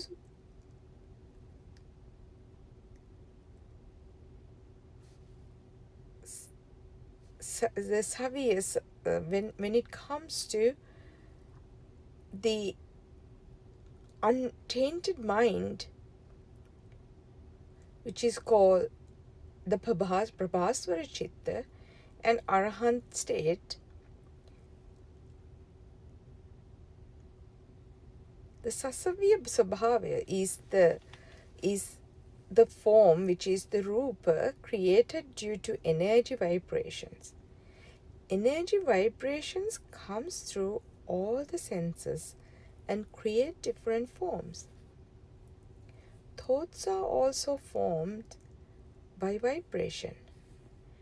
When form is created naturally, there is a feeling of existing things. Once you understand and recognize Dhamma, there will be no existing things. You know how the energy sparks happens and seeming creations come into existence. If you do not know Dhamma, things exist everywhere and those are real to you. One may say that there are no things out there, but in his mind there may be existing things. This is a very subtle point which most misses to recognize it. 5 precepts are naturally observed here. This is, you are not observing the 5 precepts forcefully, artificially. It happens naturally within you. In the Nibbana path, 5 precepts are upheld. Not only this, but all the observances, the sila, are upheld. Those who are on the path only recognize the the true inner wisdom. When we talk about purity, it is the state being freed from the sense of the me or Atmiya Bhavya. This is the true purity. Atmiya Bhavya or Itta Bhavya, in a sense, an energy vibration. If one lies or tries to hide meanness or Atmiya Bhavya, there is surely a separate living entity in that person. That is why he tries to defend me all the time. And attempts are to safeguard this false Atmiya Bhavya, the feeling of me, the notion of me. There me has risen and its heads up. So purity is being free from the Atmiya Bhavya. In other words, recognizing that there are no existing things. It does not mean things you see will disappear. Things you hear will disappear. Things you feel will disappear. But one recognizes that those seeming things have no reality and are mere illusions. Things exist as skandha level, and the routine way of life goes on as usual with no change at the material level. However, the discharge, the aropanya, or the inner excitation arising from sense stimuli neutralizes. It neutralizes that, the arising senses, the stimuli. Mundane people have an inner sense or charge of existing me and mine. This is the Sakkaya Ditthi. All thoughts derive power due to the Sakkaya Ditthi. Getting freedom from this inner charge, which is the aropanya, is getting freedom from thoughts.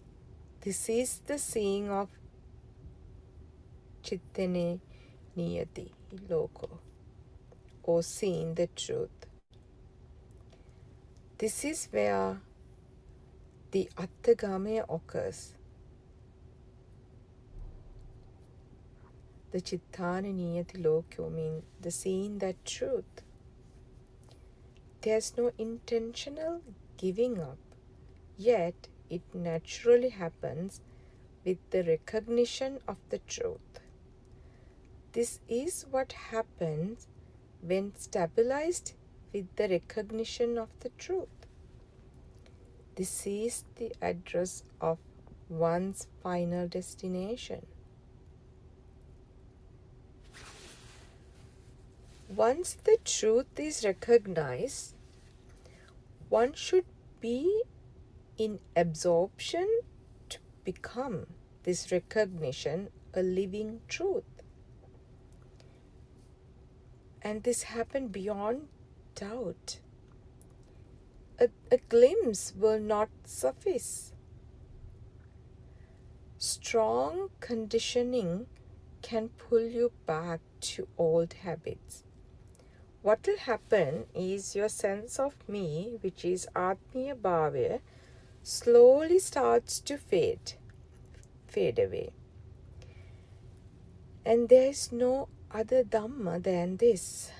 It is the disappearance of the false me sense or Atmiya Bhavya.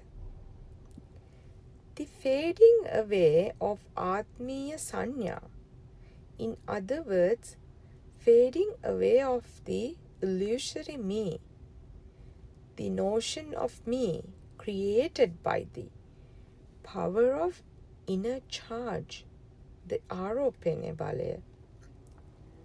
The illusory me in our fictional story gradually fades away. When you do your day-to-day work, you should recognize this me first. Your defilements are nothing but this me sense.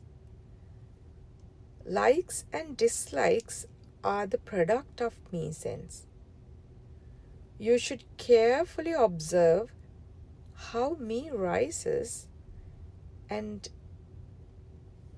during your day-to-day activities.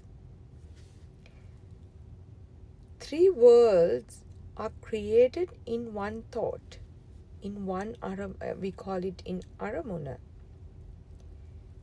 Victorious over 3 worlds, Trilokanato, mean transcending the 3 worlds in the thought. This me is also created in the thought. This is a very subtle state. When you engage in day-to-day activities, you should be able to catch the me experientially. Buddha's path is not a belief system or prayer. You should be able to feel yourself how powerful this me or sense of individuality is.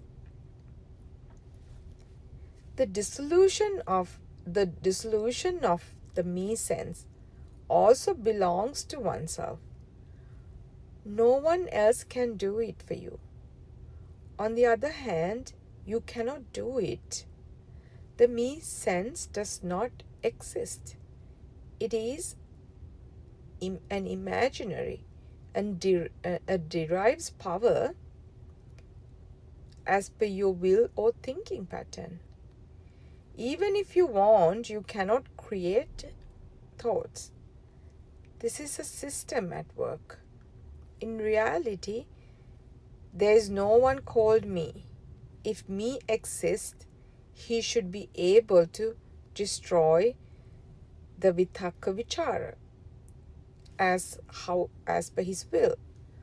But what is happening is a number of senses are functioning as per the natural phenomena.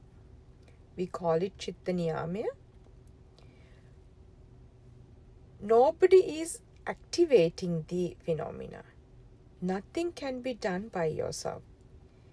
Even you cannot show the truth to yourself because what you think you are is imaginary, non-existent. There is only a realization or revelation of the truth, nibbana. What one can do is to make oneself qualified to receive that revelation. In other words, make yourself deserving for the revelation of the truth. In the current state, you may not have qualified for the truth due to your own defilements. We call it klesha. You have to recognize the fact by yourself. After that, you have to be qualified to fulfill the qualifications to receive the truth. As indicated before, irrespective of making others attain the truth, you yourself cannot show the truth to yourself. In this context, what another can do is only to guide you in the right direction, having explained Dhamma. Only this direction or the path can be shown for one to move forward, progressing or not in the direction is each one's own duty. When I say you cannot show the truth to yourself, you should be able to grasp the enormity of that statement. Whichever way you think of it, you cannot show the truth to yourself. What is essential here is it to do what needs to be done. What is needed here? First, you need to recognize what is this truth we are talking about. Once you understand the truth, all concepts, dittis, that you are holding tightly onto should shatter.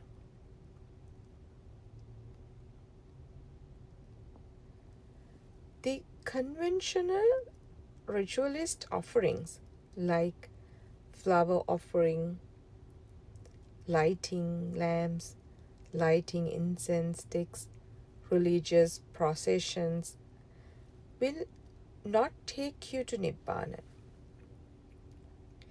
If you are on the Nibbana path, you have to recognize these impediments. To do all of these, there must be somebody, and that somebody is doing all these rituals with the hope of betterment for that body. Here, instead of dissolving the me-ness, the feeling of me, the notion of me, these actions will strengthen that me, myself, I. You see these types of actions happening in most of the the temples around.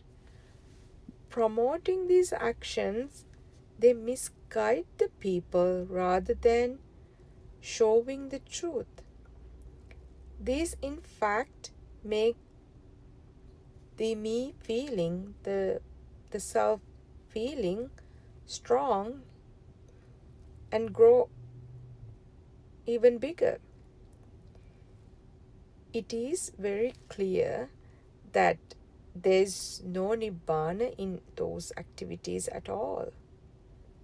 What they have done so far is putting all people deep in ignorance. When they say you are going to heaven after this life, you need to ask whether these heavens are, where these heavens are, and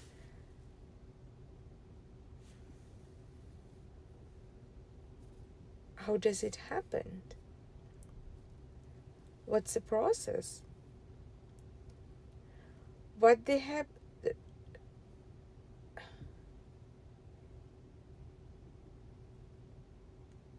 and when that me feeling gets stronger and stronger, the mithya dishtiya, the wrong, the ignorance,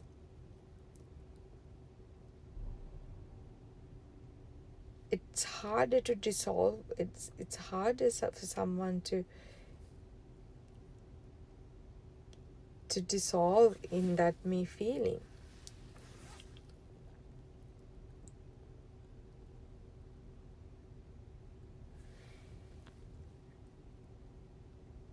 And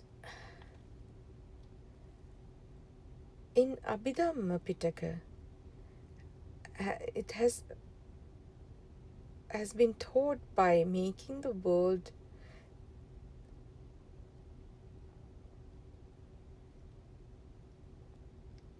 the mithya drishti is that wrong view.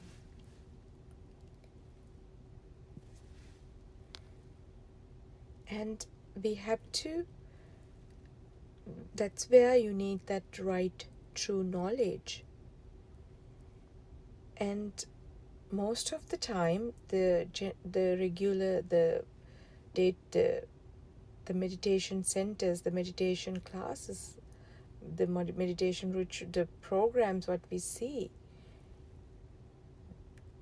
they are mainly focused on concentrating in an object, in an thing, and trying to control the thought process.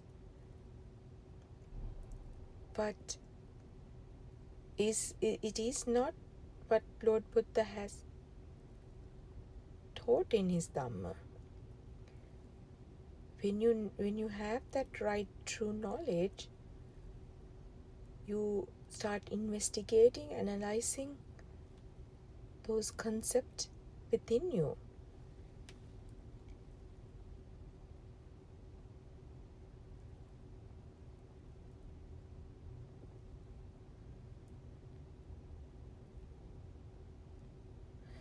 First, one has to understand the Paticca Samuppada Dhamma, which is called dependent origination. And that's where you need the guidance from a Kalyana Mitra. The Kalyana Mitra is the person who has walked in this journey and who has experience in this journey, who can guide you with the clear guidance.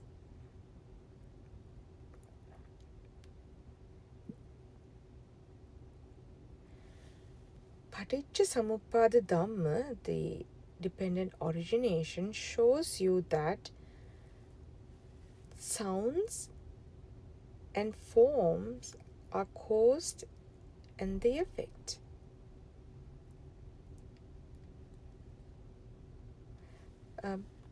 Paticca Samuppada Dhamma shows you that the sounds and forms are cause and the effect is the Atmiya Bhavya, or the sense of me.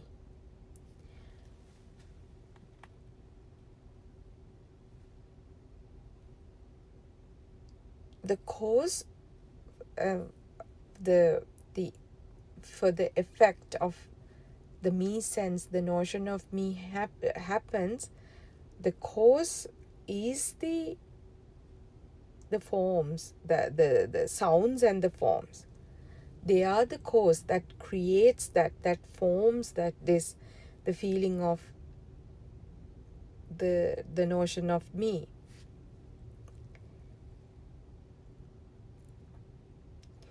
The Lord Buddha asked monks, is this I permanent? And they reply, no, it is impermanent. Then is there any individual self? And monks replied, no.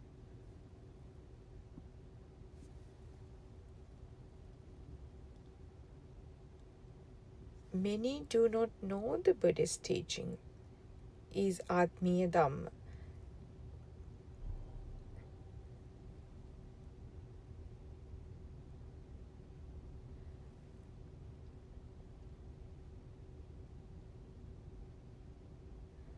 No one can reflect on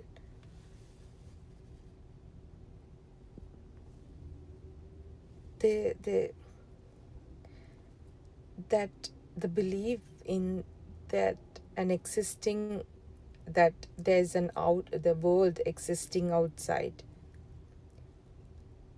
And what is Satara Satipatthana means? It is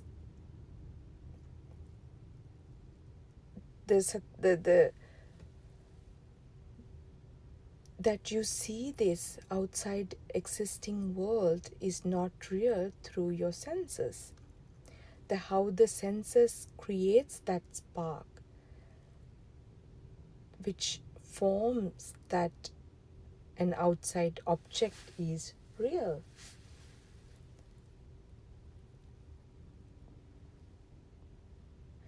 And this is the saying that there's no real world. And you cannot reflect the Satara Satipatthana without knowing there's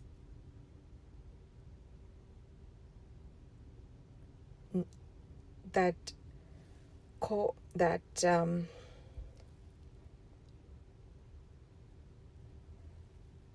you cannot reflect the Satara Satipatthana without knowing this knowledge, the Buddha, the Lord Buddha's, the doctrine, the Dhamma, the true knowledge.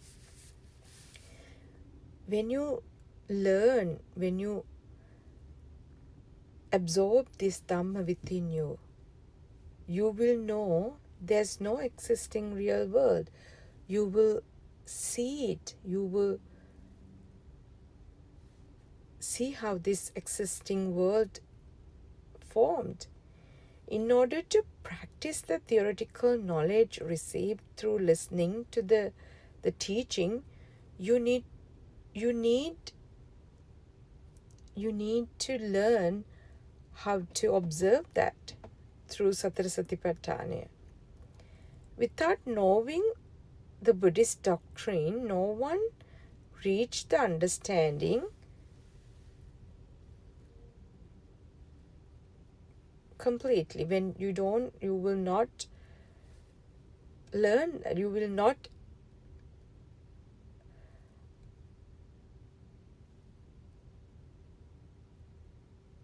you won't be able to get that understanding within you.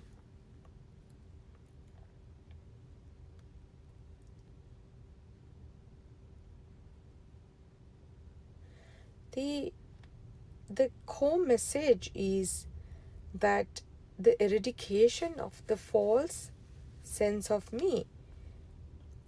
In other words, how I lose myself without a proper understanding of the Dhamma. And this is a very practical knowledge that should be applied each of us. It's in a journey.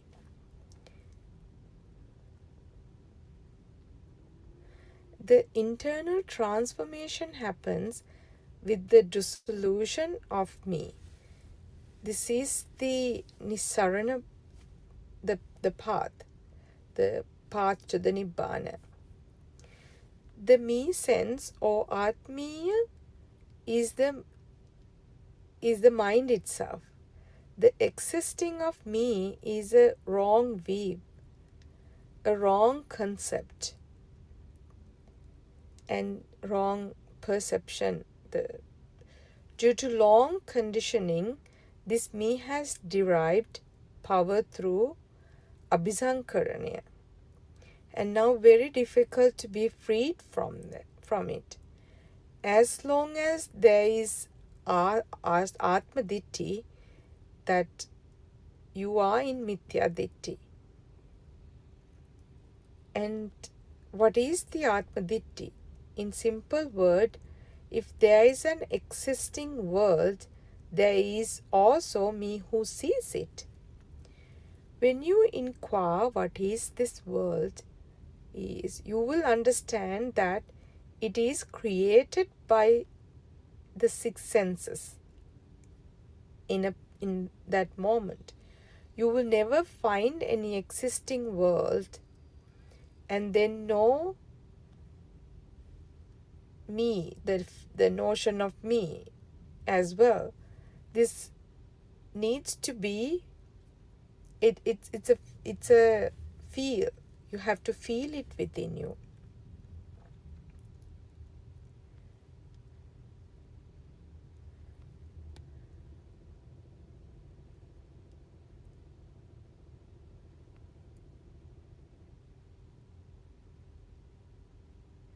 In reality,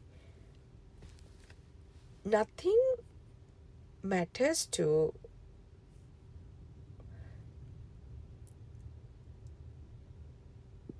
in reality, the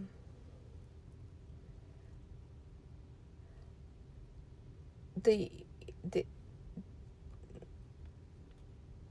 the if you don't understand that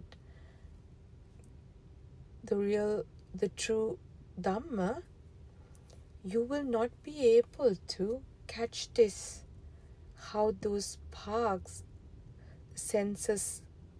sparks create that, the notion of me.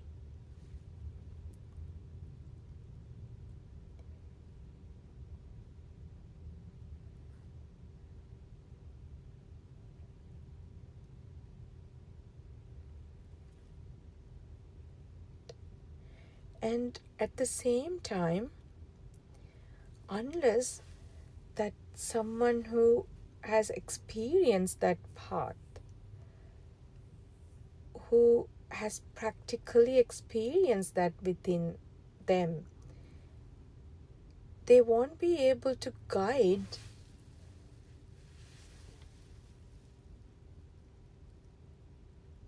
other people to reach that path. That is where the importance of Kalyanamitta comes into to place. Only someone who has walked in that journey, who has experience in that, only can guide you towards that path.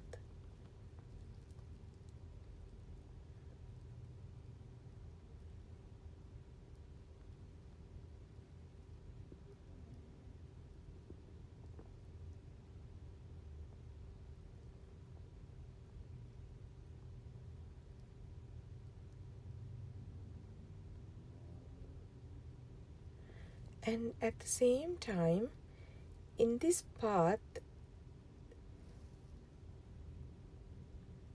you have to attend sincerely, and you have to have that genuine desire, the self-motivation, and the courage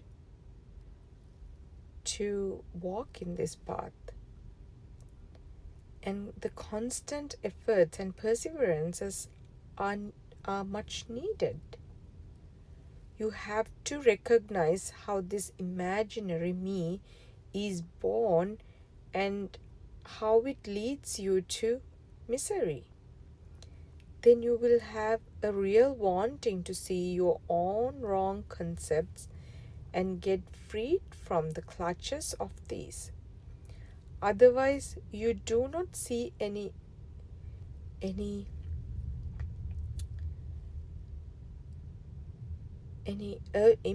urgency, any reason to do it. In fact, you need to see the danger you are facing with the cycle of birth, the samsara okay. We see people are born, grow up, and get old, and get sick and die. And at the same time, we see all the destructions around us, how much people suffer. But still, we don't, unless it happens to you, and unless you experience some disaster within you, you will not realize how dangerous this cycle of birth is. And we are so fortunate. We are born in an era where this true Dhamma can be heard. And there are so many ways that this Dhamma reaches to you. And at the same time, you are born with Dakshana Sampratya, means you have that opportunity to listen, understand, and practice this Dhamma. And if you will be very foolish if you do not make this opportunity a useful for your own freedom, a freedom from suffering.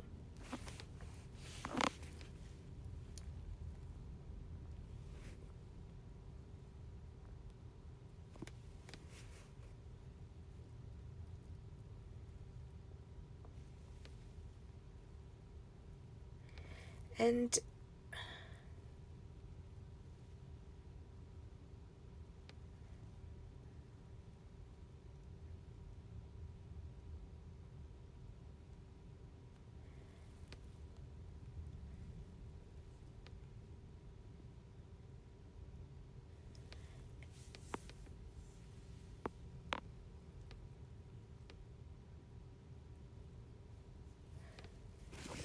sometimes we use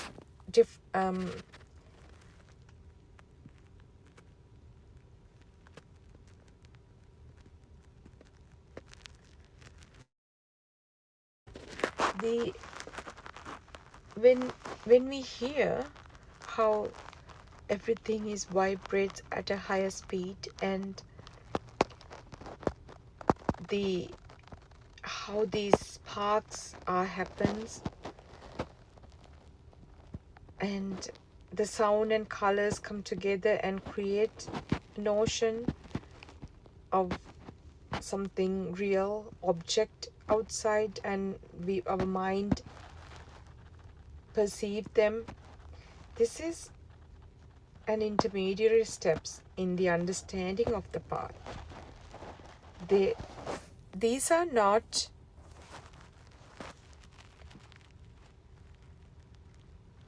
intended to stop at this level of understanding, at the thought level, and to certify that one has understood the process and the truth. The seeker has to transcend the mind plane. There are no shortcuts in this path. One has to understand the teachings holistically and completely, not by just parts. You have to face the reality. You have to be very sincere and honest. You yourself has to question whether your suffering is reducing with this new understanding. Are you seeing those fading of the defilements? Do you still see that how big your feeling of that notion of yourself, how much you're holding on to yourself?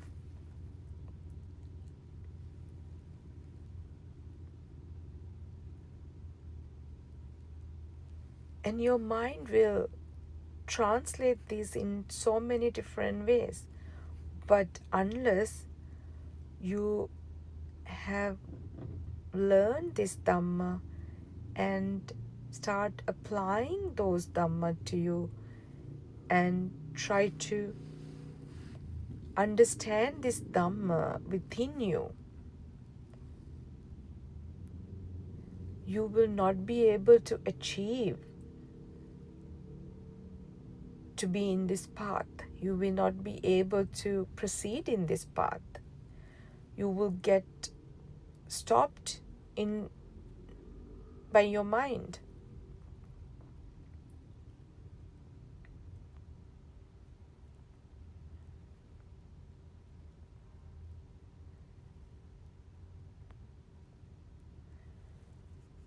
And this is a journey within you, and this is a gradual, natural process that transform your inner self.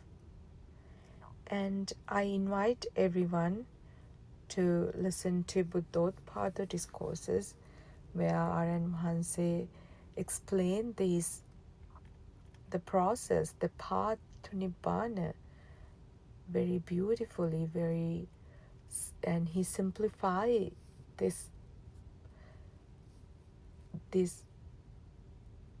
prodigious doctrine in a way that the people anyone can understand. And I invite everyone to start listening to Buddothpado discourses, and may you all be happy and peaceful, and may Triple Gem bless you all. And I worship Aryan Mahanse, our Buddothpado Aryan Mahanse, our noble friend, for all his guidance. And I'm going to conclude my talk today. Theruvan Saranai, everyone.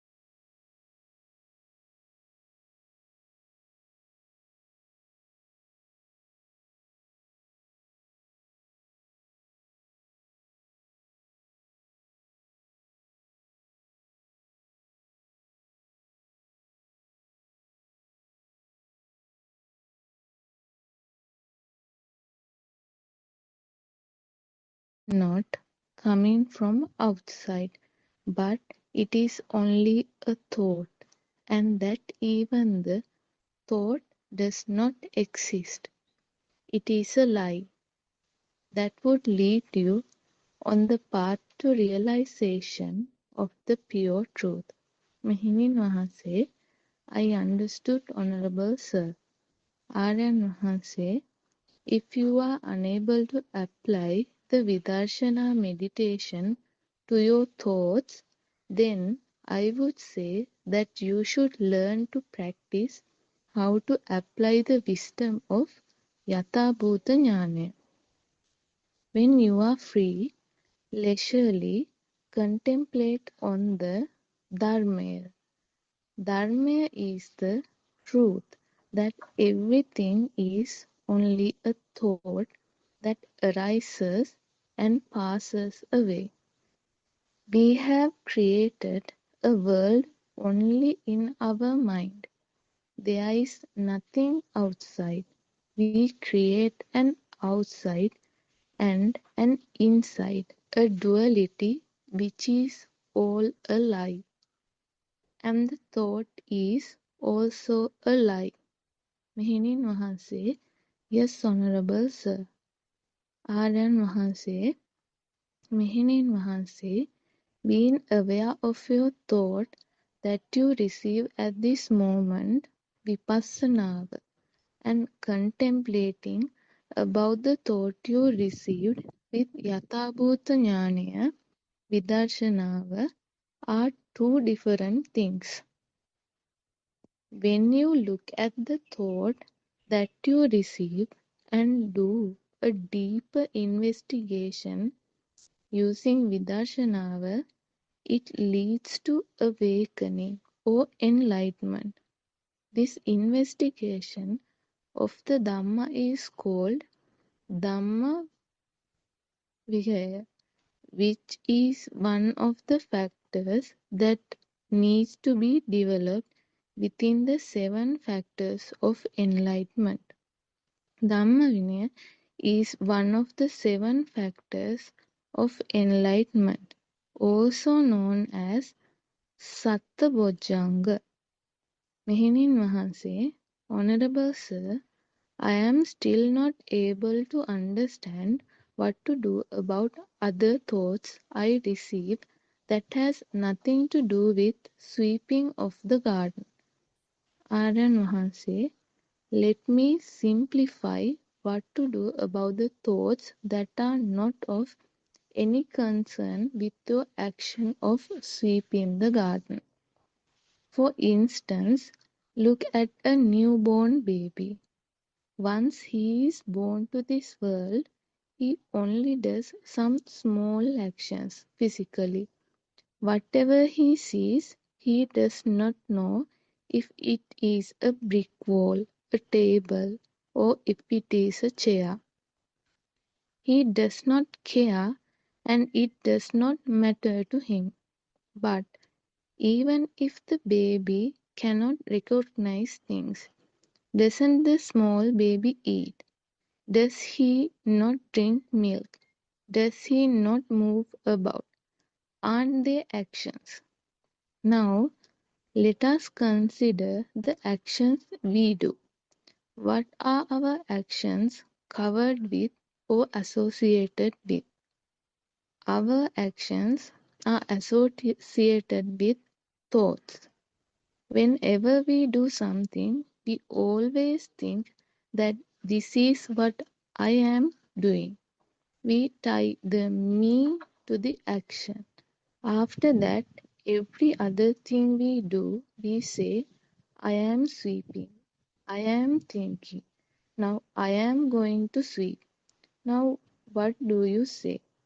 You say, I am sweeping. Mehenin Mahanse, yes, Honorable Sir. Aryan Mahanse, now investigate. Am I sweeping? When you investigate it and question it, you will realize, no, it is only an action. Aryan Mahanse, then let us look at the action of seeing. The seeing at this moment, it is just an incident, a part of the natural process, part of the Dhamma, part of the flow of nature. You are not blind, are you? You can see. You are not deaf, are you? You can hear. You do have a very good understanding about 6 senses. So, with this understanding, you have to look at the truth about these 6 stimuli. Aramunu. You have to maintain awareness that they don't exist outside. When you see the truth in it, you let go of that thought with understanding. You are aware that they are not from outside, but that they are only thoughts. This investigation and letting go of thoughts without giving them any value is called Sankitena Nibbidaya. You do not accept or entertain that thought and generate more thoughts. Not entering into or not magnifying on a thought is called Sabbe Dhamma Nalang Abhinivesam. Teruvan Saranai, everybody.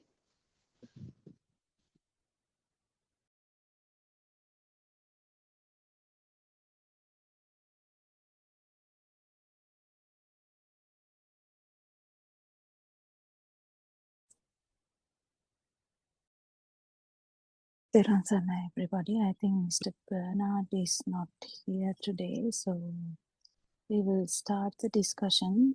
Teruvan Saranai, Aryan Mahanse, Namaskar Veva. So,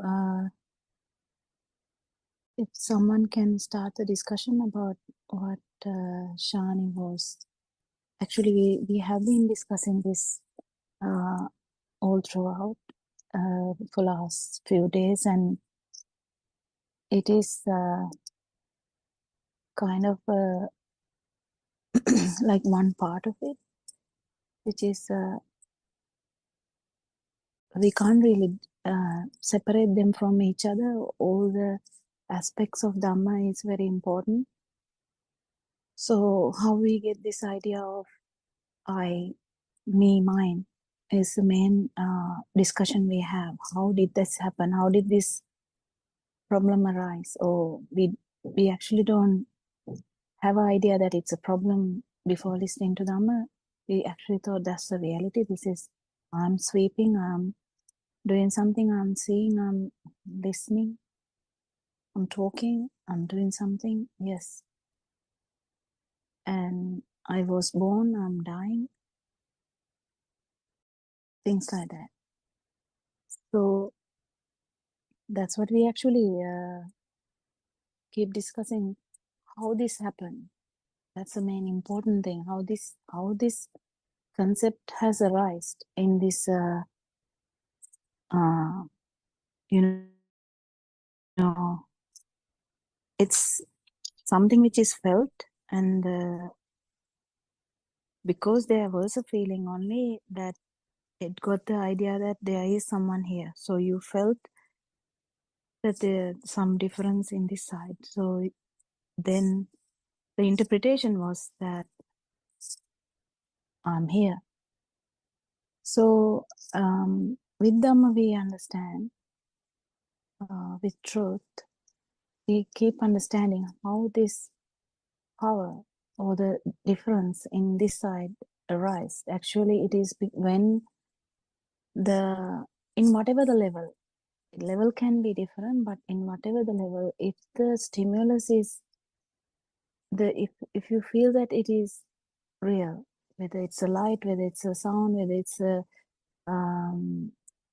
any other bodily feeling, or whether it's a thought,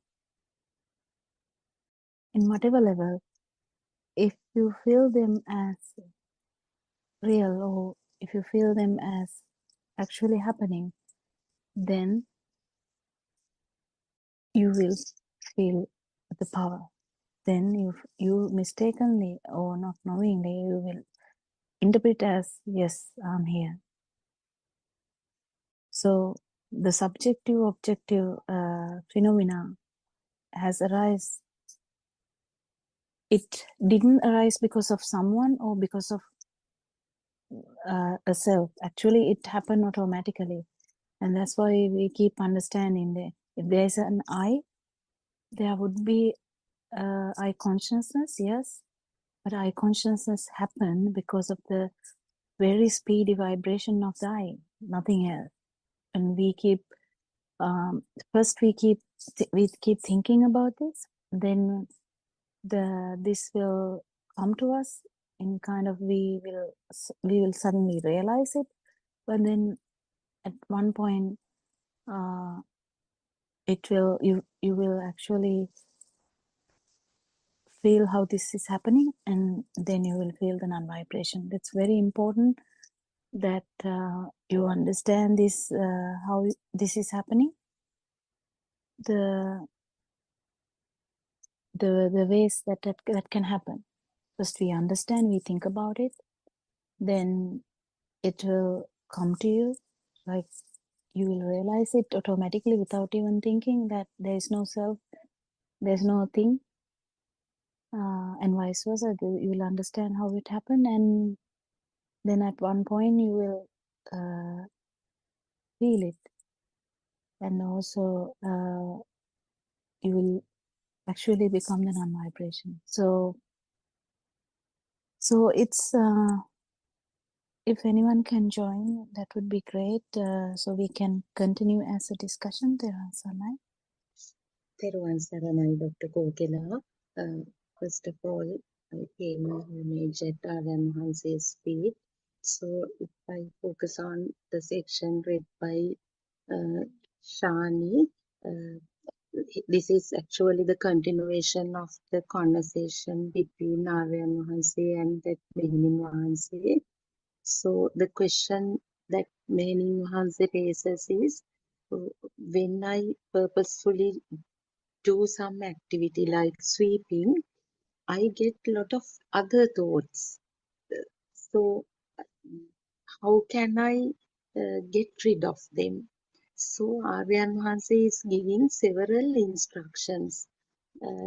First of all, he mentions, okay, you can adopt vipassana meditation here, seeing, observing each thought that occurs then and there. And he again explains the difference between vidarshana meditation, the penetrative, how to, when the thought occurs, you can penetrate through the thought to see how, which conditions, due to which conditions it arises, and understand the nothingness or the emptiness of that thought, which is known as insightful or vidarshana insight meditation or vidarshana meditation. Or you also can observe each thought as it occurs. And then again, Aryan Wahanse says, okay, if even it doesn't work or if you find it difficult, you have to contemplate on Dhamma, true Dhamma, that the wisdom of truth, that is the theory. You have to study it further. So it will, as Dr. Kokila now also said, this wisdom or the ability to see the reality of the thought will come to you naturally. And then once again, the discussion moves on to awakening. That is through when you continue to involve in vidarshana meditation, seeing the truth of the stimuli, the awakening might occur. Awakening means that awareness to see it effortlessly. And then it also refers to one of the seven factors leading to Nibbana, Saptabojjhanga, Dhamma Vicaya Sambojjhanga, the investigation of the Dhamma, because here Aryan Wahanse advises her to get more confidence in wisdom of truth, this Satyajnana, to understand the mechanism of the six sensory organs and how this mind power is created and all, because this Mehenin Wahanse seems to be like not very confident with that, because she finds it very difficult to understand the function of the mind consciousness. So there, Aryan Wahanse takes a beautiful example and questions. Now you see a small child who doesn't know about anything, this design of a thought, like the combination of sound and color, still eats when the baby is hungry and cries, and sometimes drinks and plays, and the baby also does things, but he doesn't have the belief that I do this, I am doing this, I am eating, I am drinking. But now you have you are conscious, or you believe that it is you who sweeps the garden. So that is how we gradually get entangled in this world with this self-perception. So he actually explains it well, using how you get the thought that I am thinking. The thoughts naturally occur. That is where we also get entangled, or we also get deceived, because five sensory organs, eye, ear, nose, tongue, body, we easily figure out. But when the thoughts occur in the mind, we fail to see it as another faculty, that it is a process, natural process. So that this entire section deals with that, helping the nun to come to terms with the function of the mind consciousness, Dr. Kokila. So the points highlighted are Vidarshana and Vipassana meditation, then how we begin to ignorantly begin to believe that the presence of the self in actions, and finally Aryan Mahanse explains how to see through the stimulus, and when the stage of the Sankittena Nibbidaya, when the value of the stimulus is not felt. When you understand that it is a natural phenomena, there is nothing in the stimulus, that's where the three realms also come: sensual realm, uh, then form realm and formless realm. So they are, when we feel the truth, feel it, the value will not be attributed to the stimulus, and they are that tranquility, the liberation is felt. It is known as Sankittena Nibbidaya. And finally, when the thought occurs, ignorantly we magnify them. The one thought leads to another thought, like that. So when we see the truth, when this awareness is there, we do not go beyond that thought. The arising and ceasing of the thought occurs as a natural function, natural phenomenon, and that is known as Sabbe Dhamma Nalang Abhinivesan. So that is the last thing Aryan Mahanse explains in this section, Dr. Kokila. Teruvan Saranai, Teruvan Saranai. Yeah, in that actually, if someone is doing the Vidarshana properly, is that the what is the English word we use for Vidarshana? If the penetrative. It's insight meditation or penetrative meditation. We penetrate through a stim. Yeah, insightful meditation or penetrative meditation. In that one, if it is there only, we can talk about Vipassana, because Vipassana is kind of the outcome of the penetrative meditation. So then we have to exactly understand how these stimuli arise and how the self-consciousness or self-perception arises. Is it at your home that the sound is coming? Sorry. So you have to get this the understand properly. So if someone is a beginner to Dhamma, the truth, then you have to do a lot of penetrative meditation where you try to understand how this self-perception arises, how it has happened, because we know that there is no self, but there is a perception. How did that happen? If there's no self, where did the perception come from? Why there is a false perception arising? Then we understand it is only the stimulus which is the reason. But is it just the stimulus? No, it's not just the stimulus. It is actually when the stimulus become real, only the self-perception arises.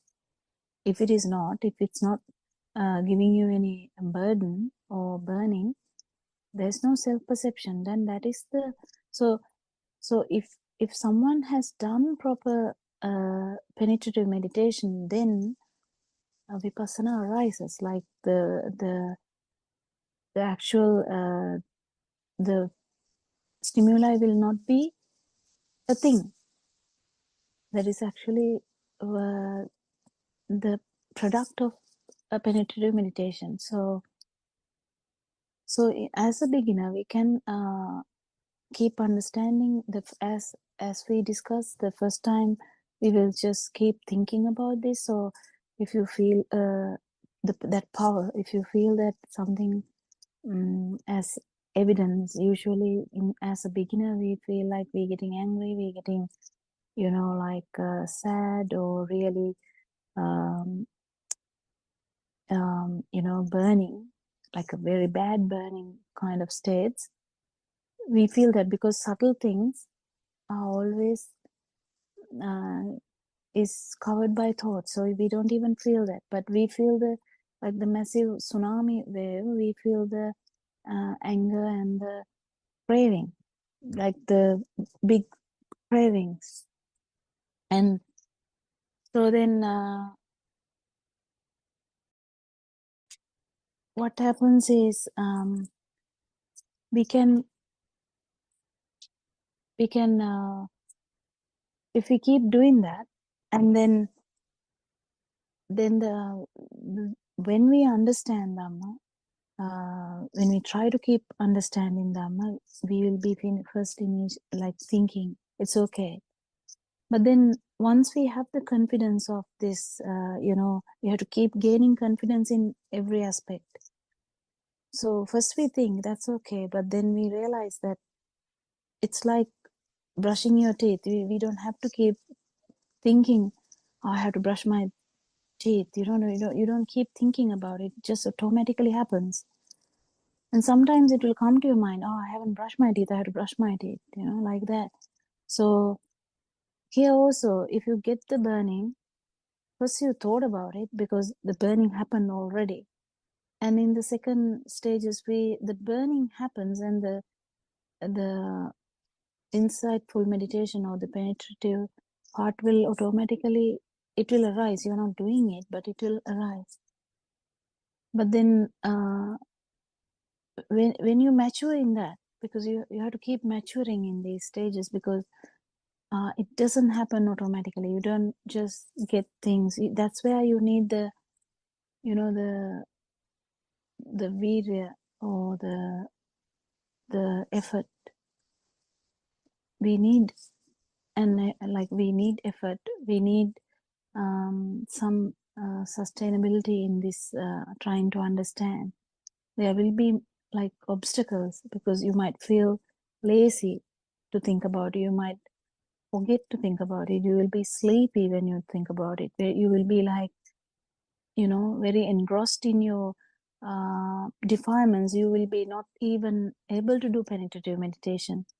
So these are the actual obstacles in your path. So where you can't even think about it. But these things, with your courage, with your pointedness, with your investigation kind of attitude, you will master this. Some or other, with all the obstacles, you will master this. And when you master this, there is a point that you don't have to think about it anymore. It's kind of part and parcel of you. It becomes so normal to you, because then you don't have to think about it. So in penetrative meditation has been mastered. But then it will keep coming to you, because whenever the burning is there, it will come to you. Oh, there's burning. How did this happen? What happened? What became true? And then there will be a time that you will feel it, but you don't think about it. Why? Because there's always that actual penetrative meditation has matured enough that you don't have to even, you feel it, but nothing comes out of it, but you know that. It's kind of like a CCTV camera, where camera doesn't do anything, but there is the power. There is the it's subtle feel. So in that, and then you don't even that, there will be a stage, and one particular stage where you won't feel anything. So that's the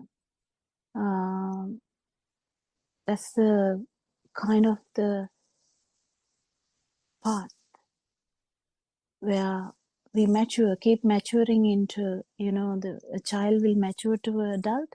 Like that, this truth will mature inside us. It's such a beautiful thing, actually, because more the truth is maturing, the more you feel the truth, the less you have the suffering. Suffering is actually the self-perception, or actually speaking, self-vibration. That's the suffering. Anyone wants to add to that? Is there anyone, someone can add something to that? There is Sanai.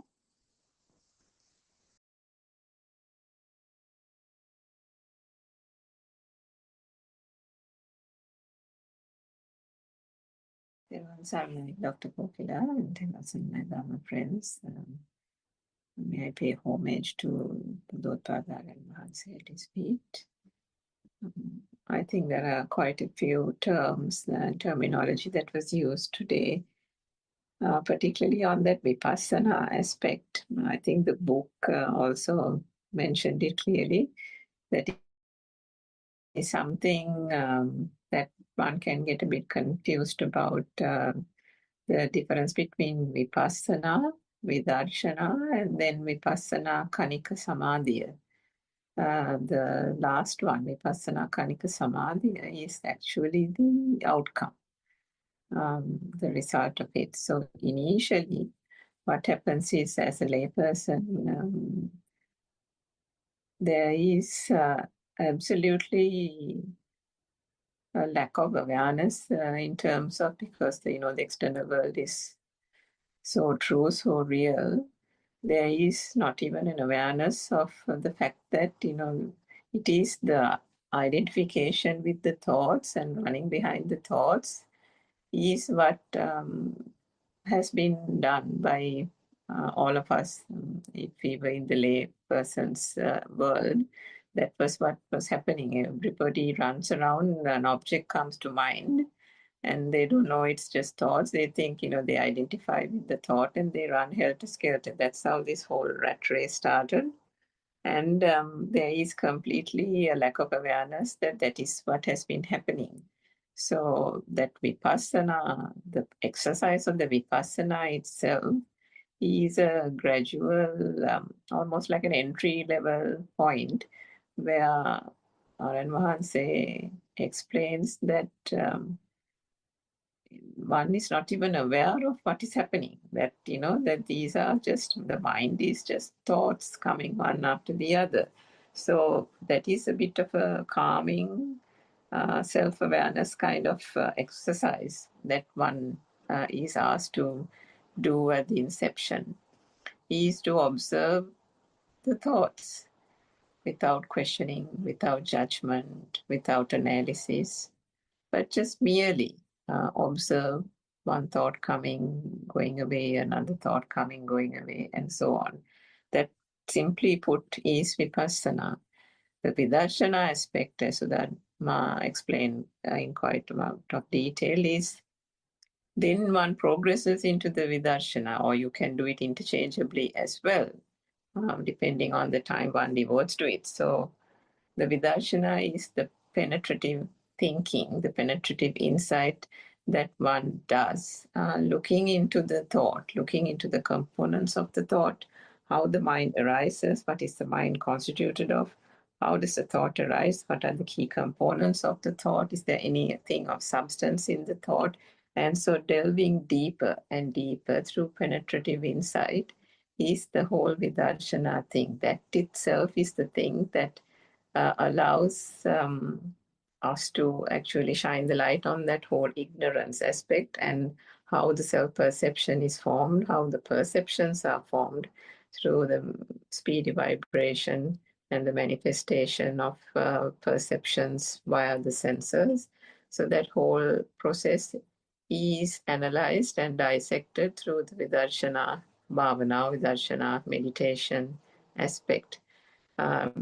Together, once one does that Vidarshana, and there is a certain amount of reflection through the Vipassana as well, then one knows that those thoughts that come one after the other sometimes can get caught up, sometimes can get bound together. And how does that binding together happen?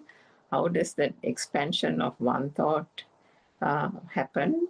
That itself is because if one doesn't understand one single thought, how it arises, what it is constituted of, and that there is no such duality or that external world, then that whole volitional formation happens. But when the Vidarshana teaching, and there is a practice of that Vidarshana teaching in the day-to-day activities as well, the thought process and the thoughts and the binding together, the current that entraps a person by thinking that the thoughts are real, the objects and the mind objects that are created are also real, starts kind of unraveling. And with that unraveling, gradually that whole tranquility of that inner awakening arises. And through that inner awakening arising, gradually comes the output, which is Vipassana Kanika Samadhi. And that is where in Pali, I think one says, Yang hi tatra tatra vipassati. Aryan Mahanse has explained this so many times. To us, it's not as if in the ultimate point, there is no watching and analyzing every thought that comes. Practically, that is not possible. At the beginning, there is that certain amount of vipassana where one observes the thought. But once one has done the vidarshana, that inner awakening, the inner tranquility that arises, as you said, Dr. Kokila, the initial thinking is over. There is that active thinking at the beginning, then that moves into a stage of passive thinking where one doesn't even have to think. When the thought comes itself, there is no burning, there is no stress, there is no worry, but there is still like an auto-reflection happening there. And then as one progresses on the path, there is even no passive reflection. The thought comes and goes, but there is no burning sensation. So ultimately, the fact that thoughts come and go, that is a function of the mind sensor, but there is no burning, there is no stress. One gets about one's daily activities. There is that inner tranquility and the calmness. And actually, I think the outcome, Vipassana Kanika Samadhi, is I think that aspect, isn't it, Dr. Gopinath? There's few things that I would say, Surangika, there. If someone is like, I'm just adding something to what you said, because when you say, I mean, there's problem with the words also, but when we say that we kind of watch the thinking, that's also again inside the mind bubble kind of thing, because there's always the person who will be watching. So we can't take it as it's actually like the second step that we were talking, that before that I was trying to say so it's kind of like the second one, because still the kind of the person, like the security person like thing is there trying to find some fault, or try to actually trying to check something like that. So we can't take it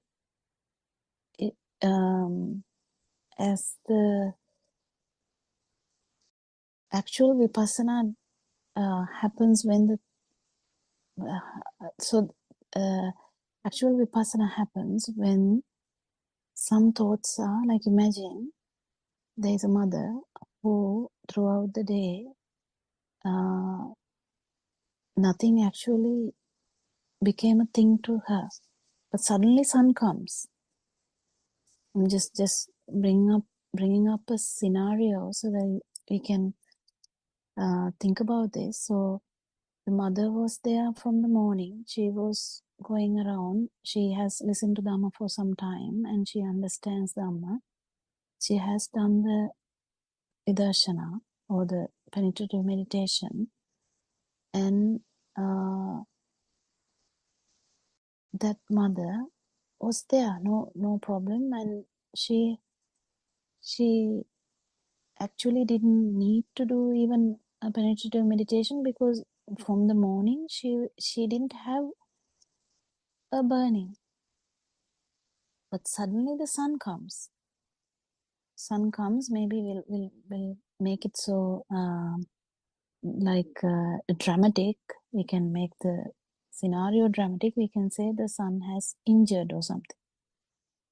So then that there's a burning. We just take it as a burning. A mother felt something. The burning is felt. Then this is here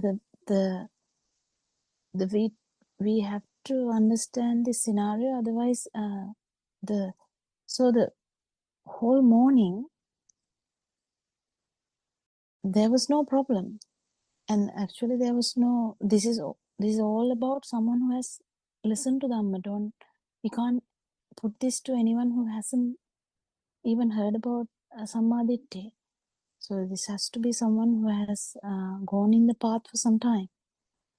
So when the son comes injured, so as soon as the mother feels the burning, there will be different mothers where the different levels of penetrative meditation has had the function, because the whole morning there was no problem, but now there is a burning. So when burning happens, one mother will definitely feel the burning, and in the second few thoughts she will realize, oh my god, I'm burning. Like there is burning, not I'm burning, there's burning. But then someone will immediately feel the burning as well as the understanding that there is burning. So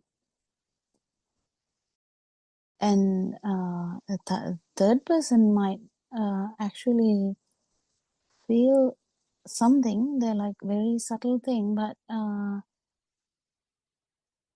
there's no need of any penetrative meditation or anything, because that person is so aware about the self vibration. The person is full of penetrative meditation anyway, that it's the function of the sensory organs. So then comes there would be someone like an arahant, where there won't be anything at all. So it would be like the morning. Sun is there with we'll say that sun is burning or sun has an accident, but it's similar to the morning, that morning thoughts that didn't have any fire. That's where the actual comparison I can like bring as an example. What do you think? Can add something to that? Is it did it make it a bit clearer or make it be more confused? No, that is correct, Dr. Kokila. I mean, I suppose it all depends on at what stage of the path. Yeah, definitely.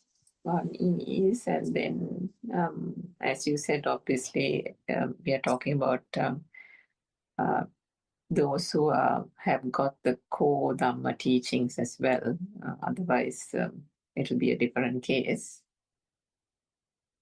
And yeah, that I think that initial observing thing, because and I suppose if you think about the practical program, There is an observing of the thought there as well, but those are also again dependent on what stage one is practicing in terms of the walking meditation as well, isn't it?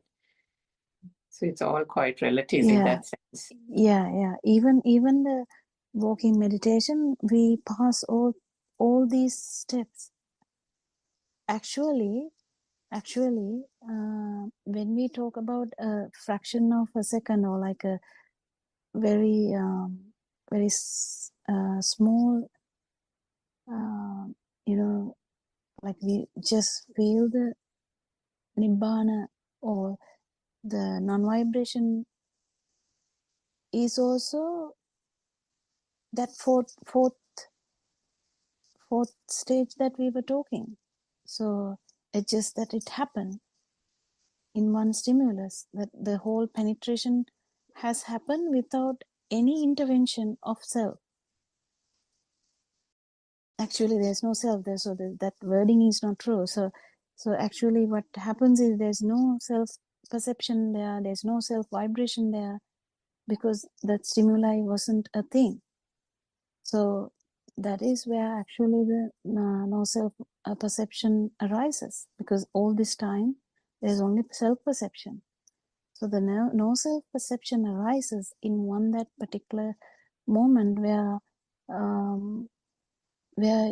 you feel this through one particular stimulus. But again, because of the strong self vibration or self perception, it will go back to the normality, like the normal mind. This mind power or the mind bubble, it's very difficult to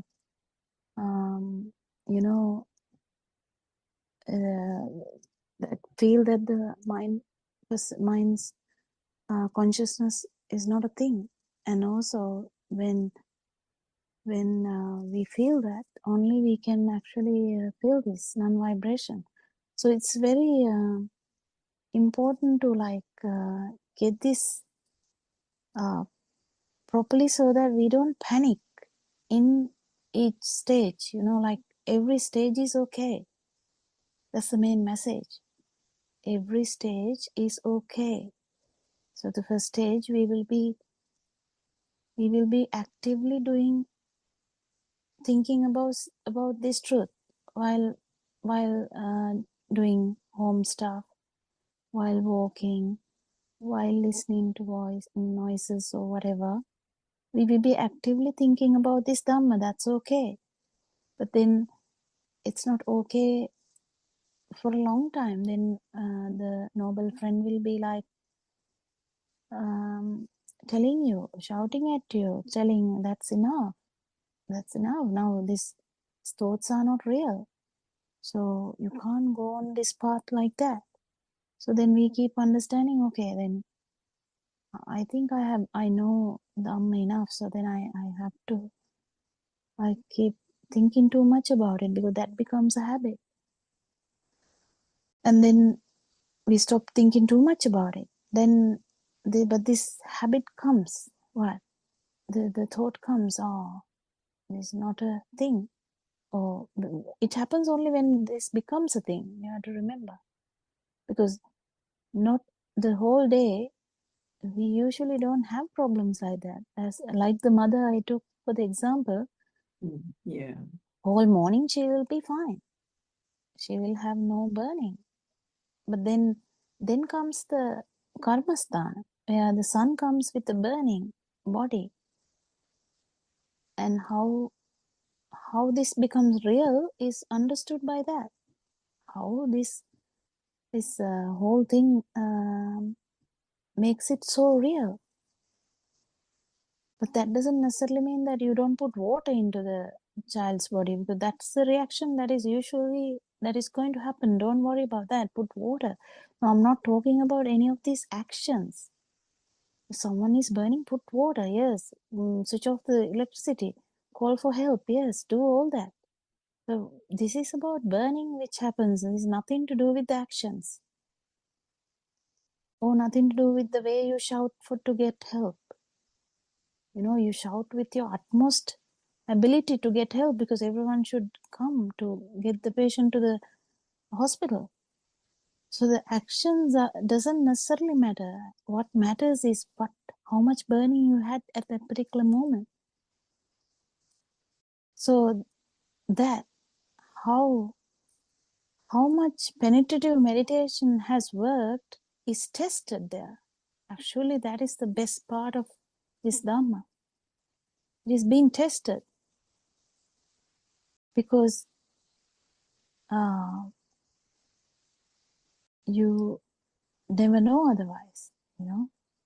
So every day, keep your mind open. You keep your, just be open to any stimuli where you feel the burning. It's okay to have the burning. It's not a problem to know that there is burning. Problem is where something has gone wrong in the penetrative meditation part. What? You haven't actually mastered on that with the karmasthana, or the where your most there's always the how can sun be the sun be the problem? Because as soon as after giving birth, mother keeps thinking about the son, breastfeed and look after the child and bring them up, send to the school, feed them, wash them. So it becomes a part and parcel. So kind of if you have 1,000 thoughts throughout the day, at least 500 thoughts will be about the child. So anyway, those are the thoughts that your mind perception or the self-perception took part. So that kind of is you. So actually the sun is you, but we don't feel like that. We feel that I am here, sun is there. So that's due to the mirage effect. So but what we are trying to say is we have to keep understanding how these things happening, like how Abhisankarana works, how some things get more prominent in our life, how it becomes a problem. Because to a village mother, like big cars or big lights in the city, or a club, or going to the parties is not a thing. That's not a thing to that village mother. But village mother has her own stuff, like how to how to look after the kids, how to feed them, how to make them bigger, and look after the parents or something like that. There's minor problems. Whatever the problems are, problems can vary. Self-perception is there when the perception, whatever the stimuli is, felt as real.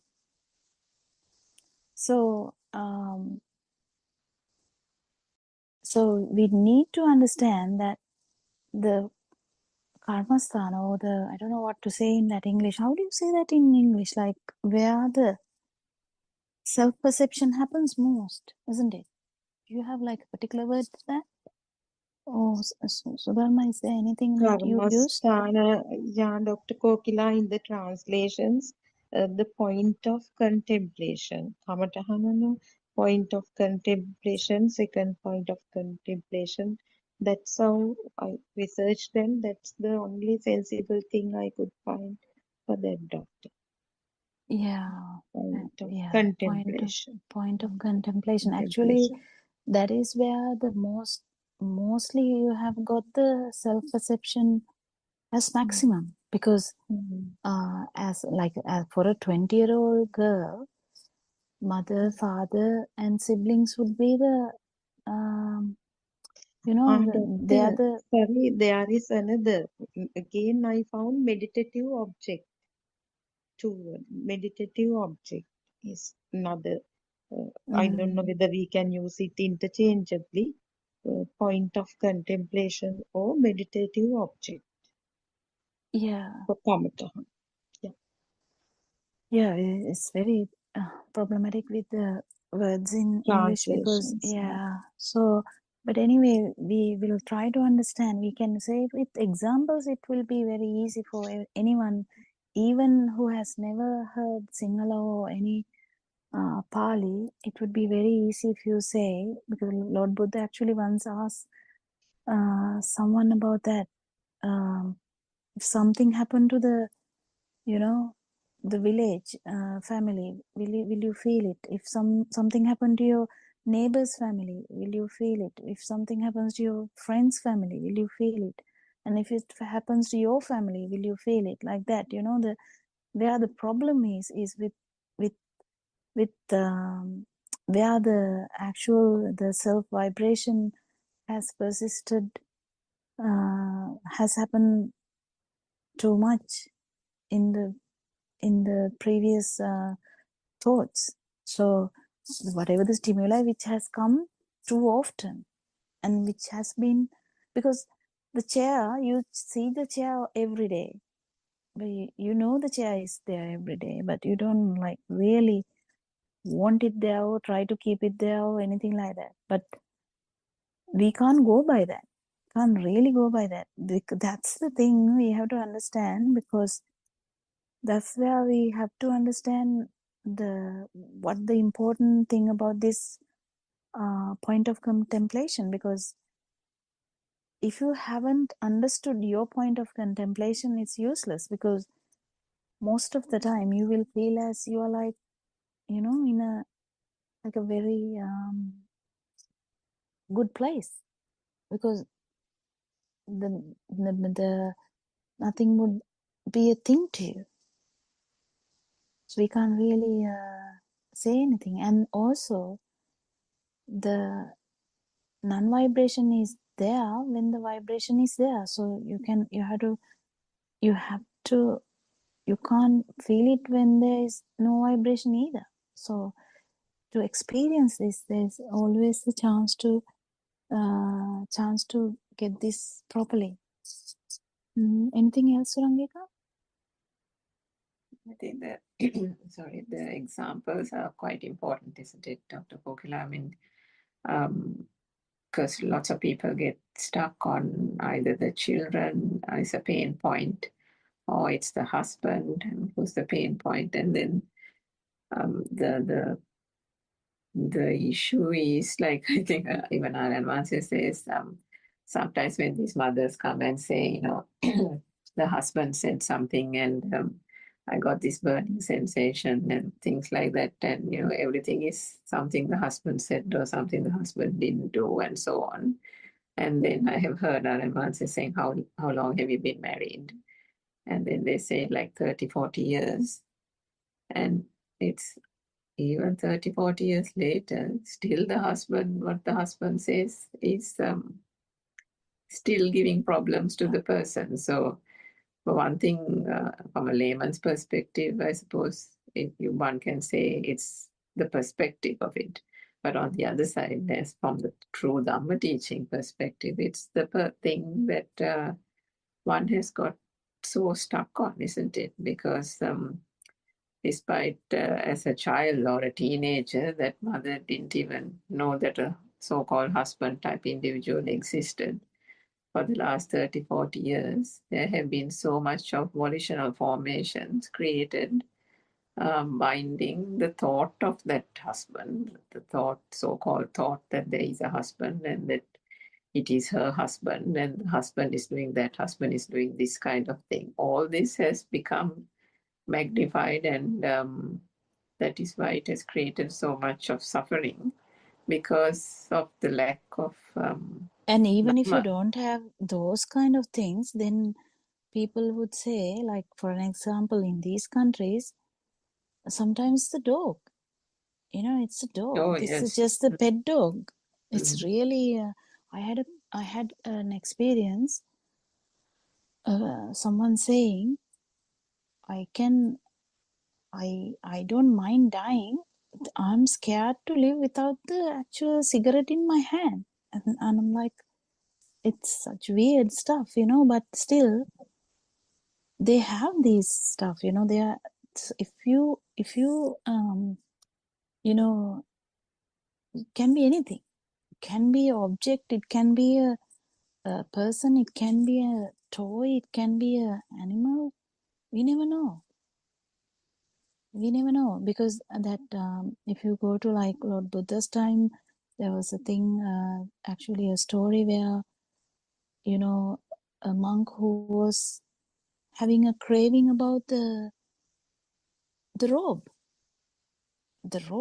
and how it affected him, and it gives an example of how it gave him a bad, like in the lower realm birth in animal realm. So it's the interest shifts, the interests keep shifting, that the finally the person is lost. And if you don't know your point of contemplation, you are weak. That's I think in point form, that's the thing. If you don't know your point of contemplation or karmasthana, you're still weak in this path. So you have to master this. You have to know what brings the burning. If you don't know what brings the burning, that's useless. If you know what is bringing the burning, you have to contemplate about that separately. If there's anything, something like that, you have to contemplate separately. And if you can't do it alone, you can ask for help in a Zoom discussion. It doesn't matter.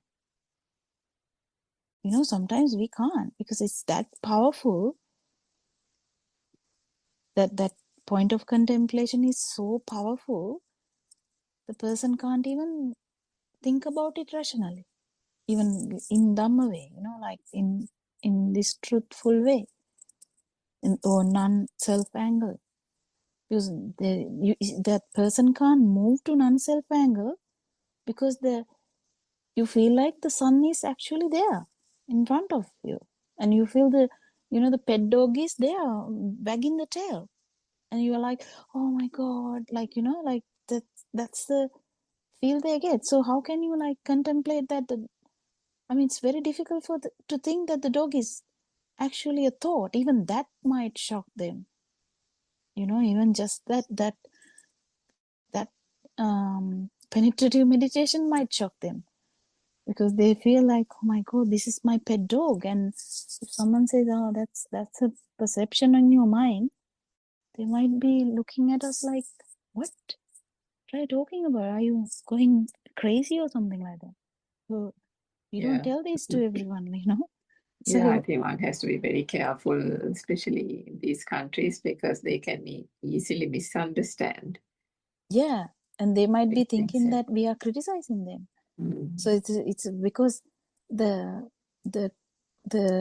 way we talk can affect them, the way the words we use can affect them. So it's very important, even in these Zoom discussions, we have to use the non-pointed talk, where we don't actually talk about anyone. We are just talking about the truth. So there's no one is, because anyway these Zoom discussions are not meant for who is not listening. This is to, if someone listens to this, then they will understand something. We are not forcing anyone to listen. Yeah. So yeah, so these are actually safe. But what I'm trying to say is, when you try to put something there, and it can become a problem if that person has like a idea, "Oh, this person is not even suitable to tell that to me." There are so many aspects of these things, so we have to be careful. But we are careful in that. I just added that there. But anyway, it's very beautiful Dhamma if we keep understanding, and how this happens. point of Thero, point. yeah, Yeah. Thero Yes. and Dr. Kokila, even to include mind sensor with other five senses itself is shocking. No, before, I mean, in science lessons and in previous experiences, we did not consider mind as an organ. No. So only eye, even the things perceived by eye, ear, nose, tongue, and body, we did not consider as thoughts even. We thought mind is somewhere there. It's a special kind of. We didn't say organ, something, but and only thoughts occur in relation to mind separately. Other things we used to refer them as seeing, hearing, and so on. So, I mean, unless and until we heard this true Dhamma, we hear the true Dhamma, we even didn't know that everything perceived by these sensory organs are thoughts or stimulus, and this composition and this amalgamation or merging of six sensory organs to uh, finally call it a thought. All those kind of new knowledge, no, very new area of, I mean, for us to No, understand. the merging of five senses will be not six. Merging of five will be the sixth one. There's no separate Mind. sixth one. I see. Okay. Yeah, merging of five. So when you eat a pineapple, the smell, the sound, the texture, everything will be vibrating at the same time. That's why we call it, and we get the mind, the thought of pineapple. It vibrates separately. Like it acts as another sensor, but it's not actually there. It acts as a sensor. You have to take it very properly, otherwise you will think that it is somewhere. It's not anywhere. Yes. It acts as a sensor because it has the ability of a new vibration. It's a new vibration with all the other 8 factors there, but it can act as a new vibration because you can telepathy into that ananasi again or pineapple again. But when you telepathy into the pineapple thought, that effect brings up every other 5 types. But when you talk about the 5th one, the body sensor, it has four aspects. That's why we call it 8 aspects of fluidity, solidity, and the cold, and the hot, and this taste, smell, and the vision, the light, and the sound. You have to master this. So when you say my pet dog, now I'm actually trying to remind a pet dog. Sudharma can think about Sudharma's pet dog in the cage. Someone else might think about another pet dog in somewhere. You know, it differs. So every thought is unique to that particular sense, the system. So, but what matters is not the actual thought. What matters is whether you feel it as real. That is what matters. Doesn't necessarily matter what the thought is. Thought is a natural process. These 5 sensory organs vibrating simultaneously is a natural process. That's not a big deal. But the thought is something like that is not a big deal. But the big deal is what happens here is the reason for samsara is because we feel this every consciousness as mind consciousness or the The I consciousness, whatever the consciousness is real. That's the problem. That's all. So what we keep understanding here is these are only fast vibrations of the sensory systems, whether it is the eye, ear, or the body, or the mind. But you have to remember there's no mind actually organ like that. Because if you keep using the word organ, somebody listening might feel that there's a new organ. No, සිත කියලා දෙයක් නැහැ. Why there's nothing like that is because there's no mind, something called mind, but because it's actually like the fast flowing of thoughts is the sitter, like the mind. If you take any of these things as existing, we are trapped because we are there. Did you get that point, Sudama? Yes, Dr. Kokila, that's clear. But before we came to know this truth, pure truth, Yeah, we yeah, believe that there's something like that mind and it existed and yeah, true. all the knowledge. Yeah, that's very clear, Dr. Kokila. Thiruvan Saranai. Thank you for the explanation. But when you go near your dog, how do you feel it? I didn't get it, Doctor. No, I just asked. I mean, don't take it too seriously because Yeah. you can actually stand near your pet dog, isn't it? Yeah. So that's Sure. kind of the thing that, once Surangika asked about the, long time ago about the waterfall.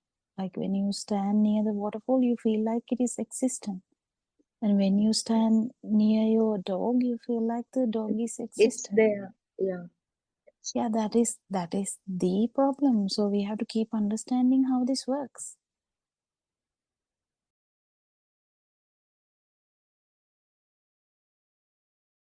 I think Yeah, as long as you feel that the dog is there, that existent feel is there. And Yes.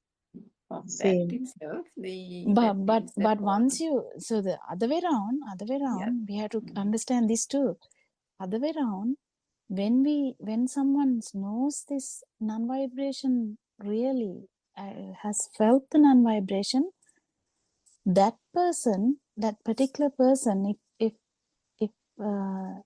that person has become the non-vibration also, like an arahant, that arahant will be standing near the dog and will be petting the dog without any trouble. That's the beauty of this Dhamma, like, so, and that arahant can stand near the waterfall and, feel the cold mist and the cold air, sound of the water, no, the one beauty doesn't have to of be, everything. yeah. So that's the transition. So that's where we have to understand that everything will be similar. It's just that non-vibration is a thing now, that we were talking about that last time. Remember that as a child we didn't have that problem of self-perception, but then slowly the self-perception became the normality. Now for an arahant, non-perception is the normality. So, but still the world is similar. And one doesn't Exactly even have to similar. be, one doesn't even have to be an arahat. I mean, this is a transitionary thing, means as one progresses on the path that you can pet the dog and feel the fur on under the back of your palm, feel sense of happiness petting the dog. Or if one is at the waterfall, one can feel the steam or the vapor of the waterfall on one's face. One can feel the coolness of the air. One can feel all that, but still that doesn't become a thing. Yes, that's the beauty of it, isn't it? Yeah. Yeah, I think we are running out of time today. Yes. I thank Shani for reading the book, and thank you very much, Shani, for starting the Zoom discussion every day.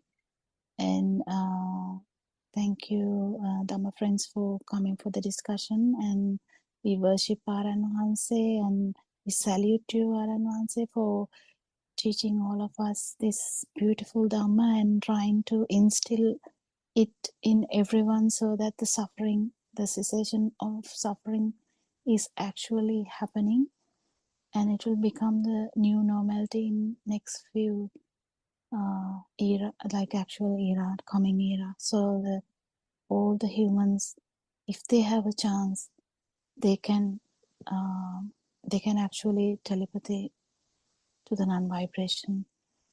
Therwan Sarnai, Aran Wahanse, Therwan Sarnai. Therwan Sarnai, friends. Therwan Sarnai, Dr. Kokila, and Aryan Mahanse, Namaskar, Vebas,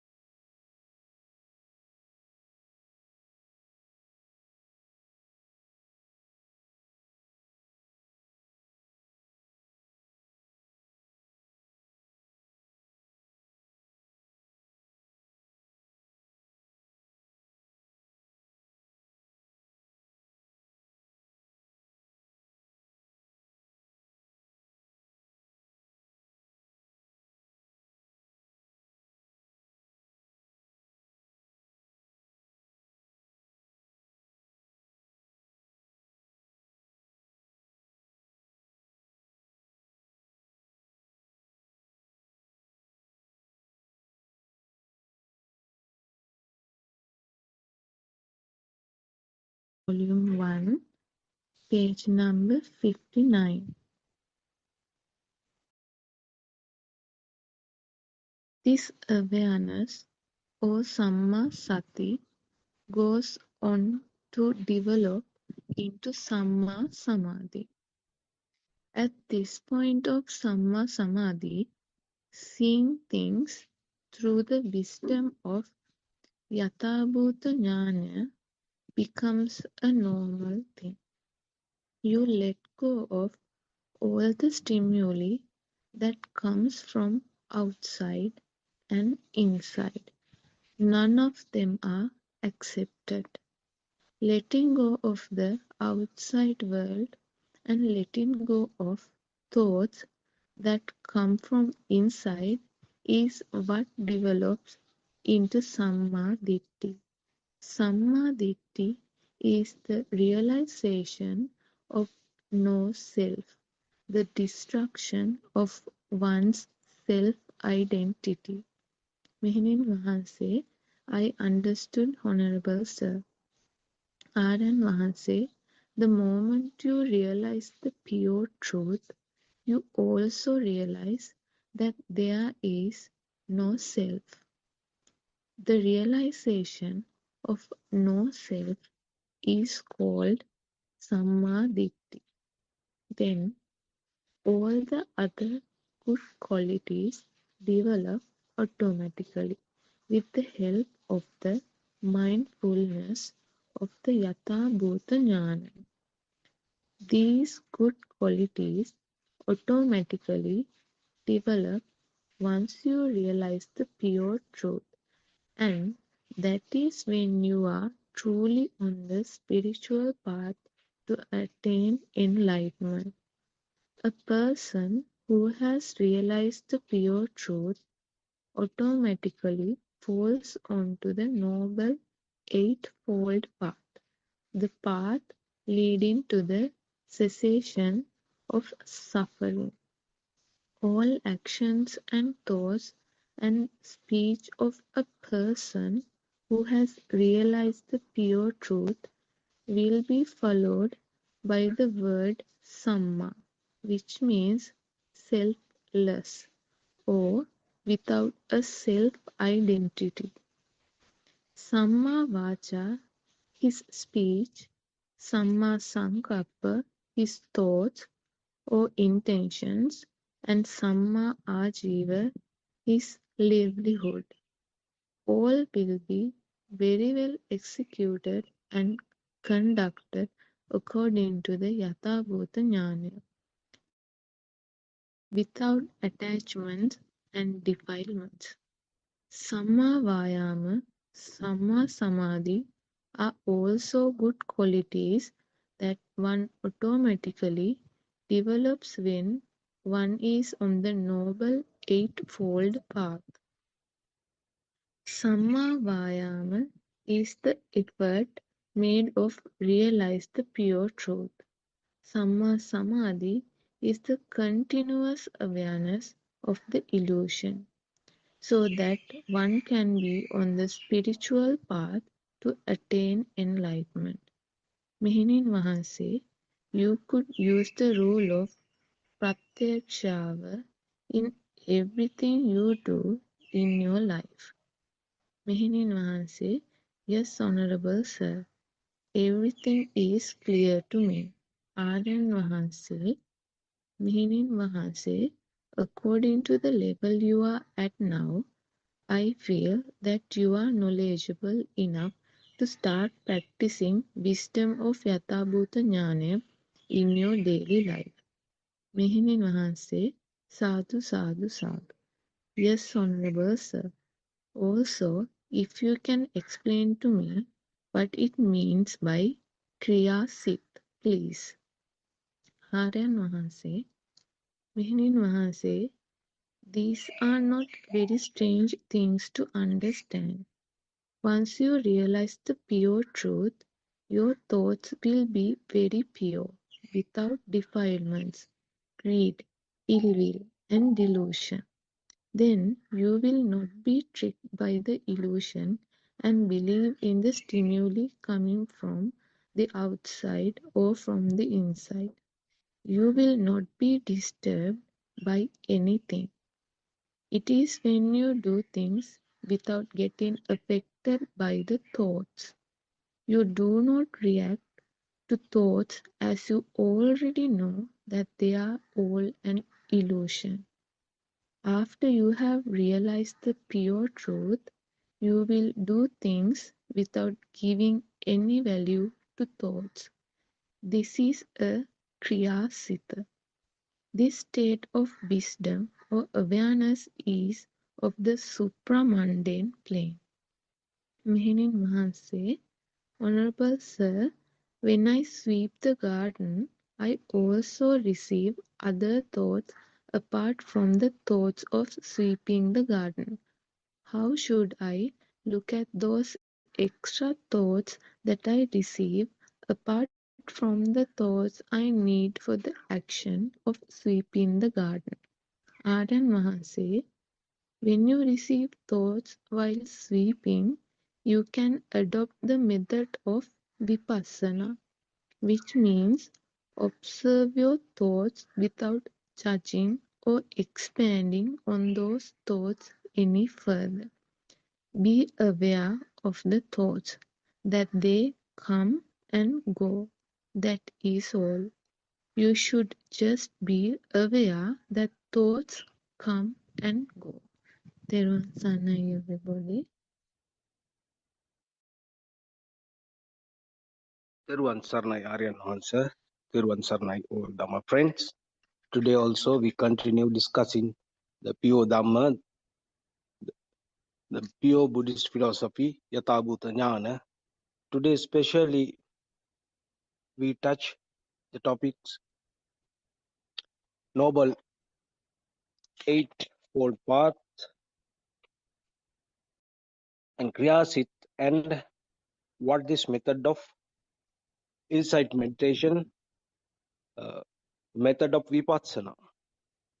So whatever we speak, whatever we think, whatever we do, are we aware of we are living in an illusion?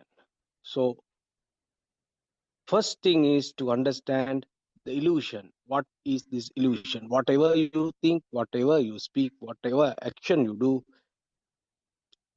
the illusion is involved always. If you don't know this pure Buddhism or Yatha Bhujanan. So in order to understand this, today we start with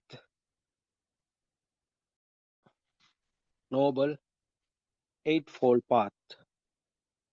So all your actions, all your thoughts, all your speech, are they involved with illusion or are you on the path? So let's start our discussion. So we would like to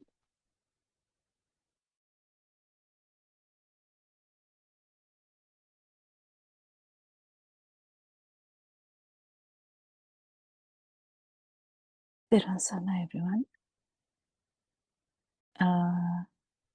We'll start the discussion now. And thank you, Shani, for sharing those statements in the book. So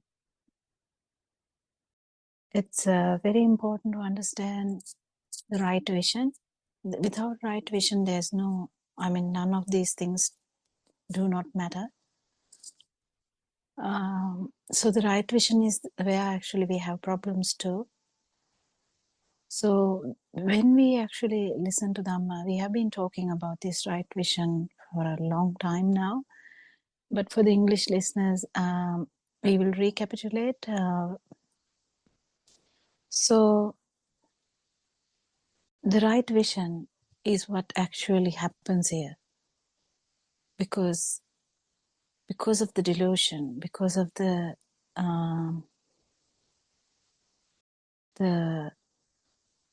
illusory nature of the manifestations, we kind of have the idea that there is a self, and then we have like a perception that there is a self, and not only that, we have like a self vibration too, like a kind of a vibration which can vibrate, which can telepathize anywhere.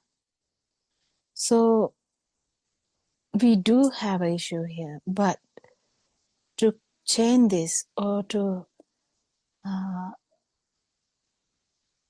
become the non-vibration, we have to start from the thought level.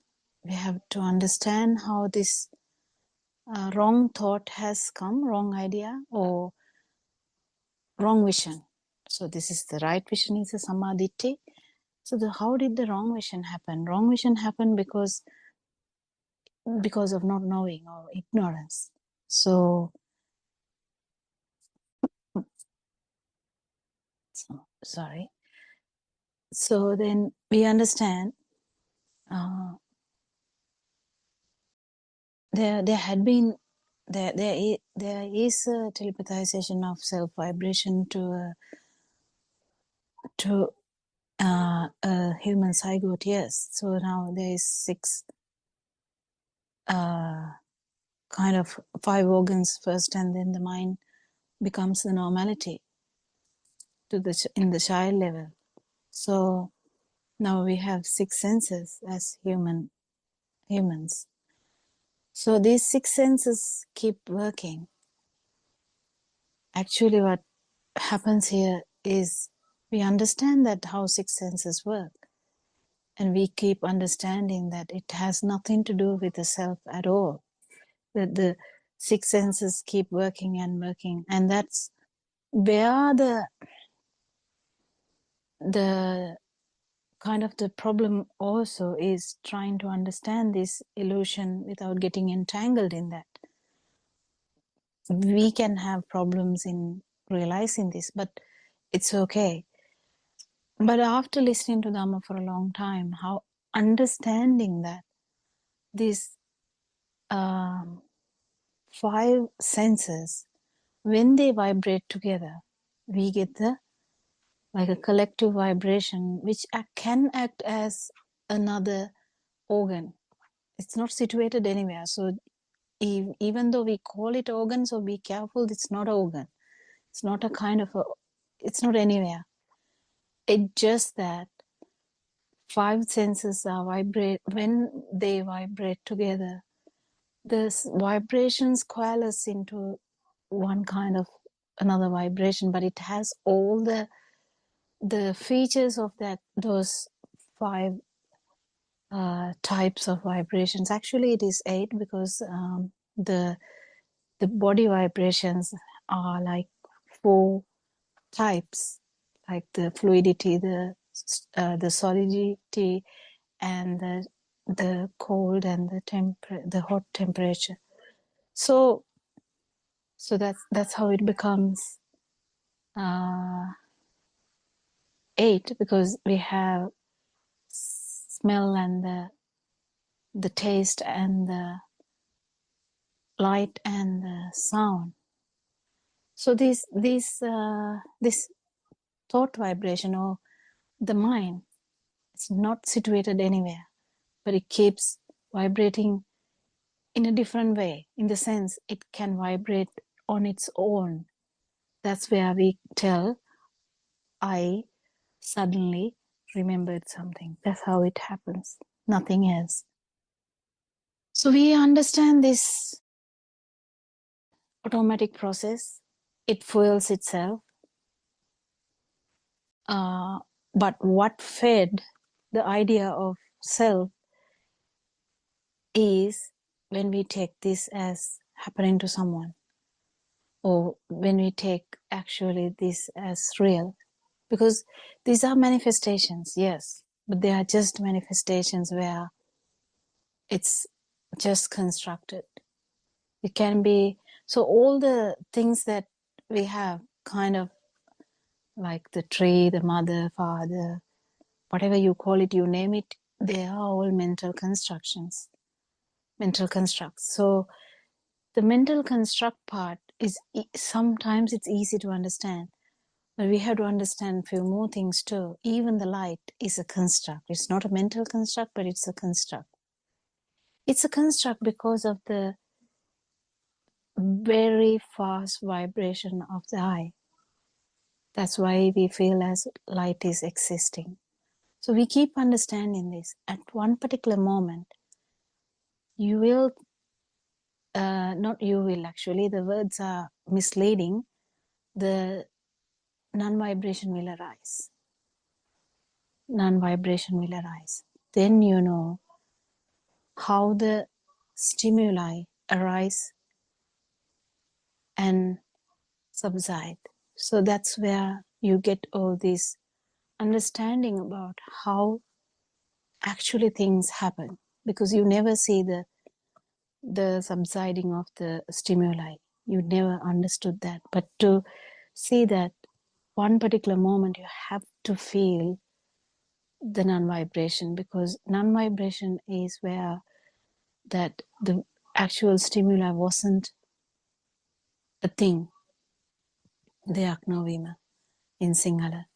So when we keep understanding this, the one particular moment, if you felt that non-vibration, where you will have the perception will be there, but the feel that you feel that there's, the subjective feeling that you are seeing, it will be not there. It is very specific. We haven't felt this before. So then you this all Dhamma that you have preached, you have understood, you have by hearted, or you have read, everything comes into place, because now you have felt it, because you have to feel it, otherwise it's useless.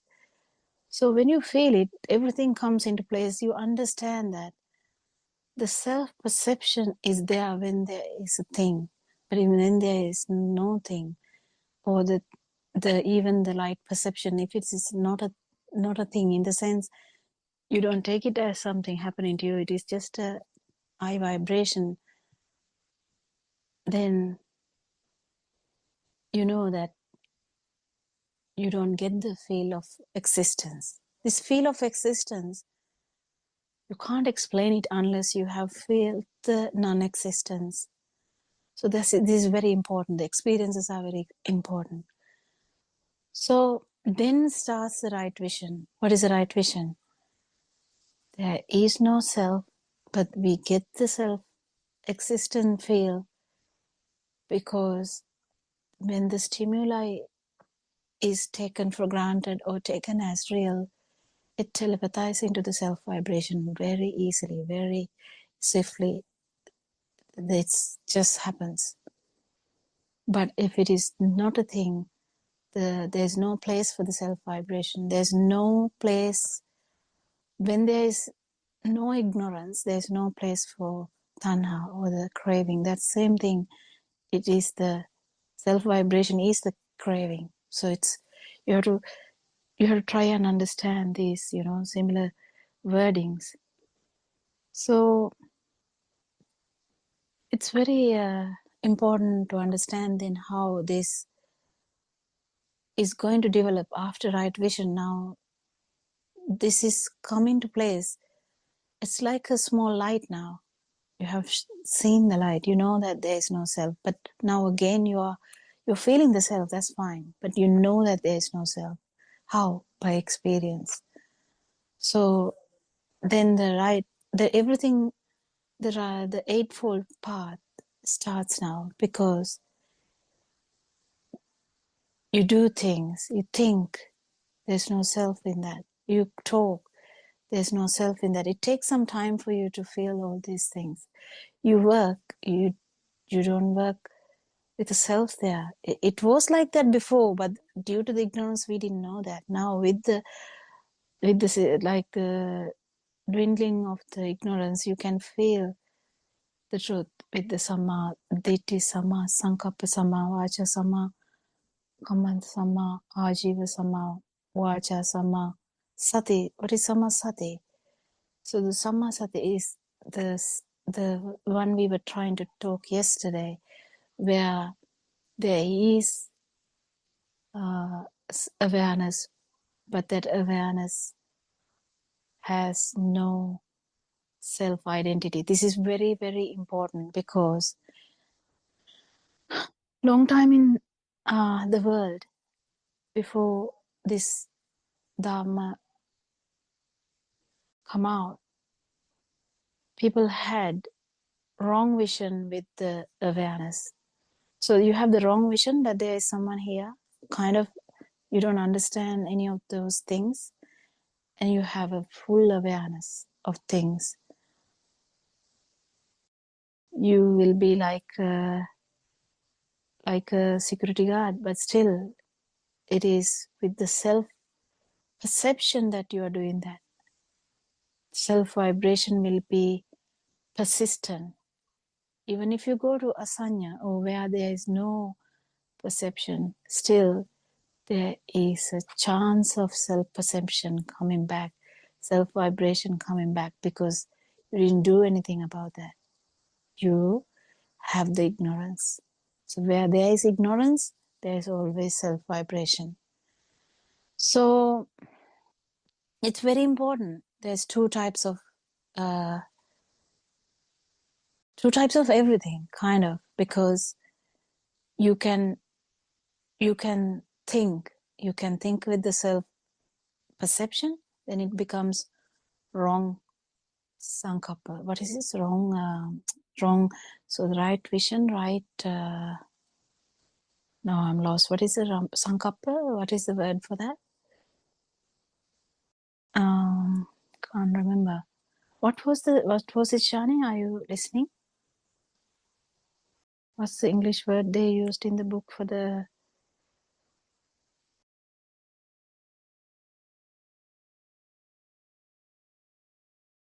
It's okay.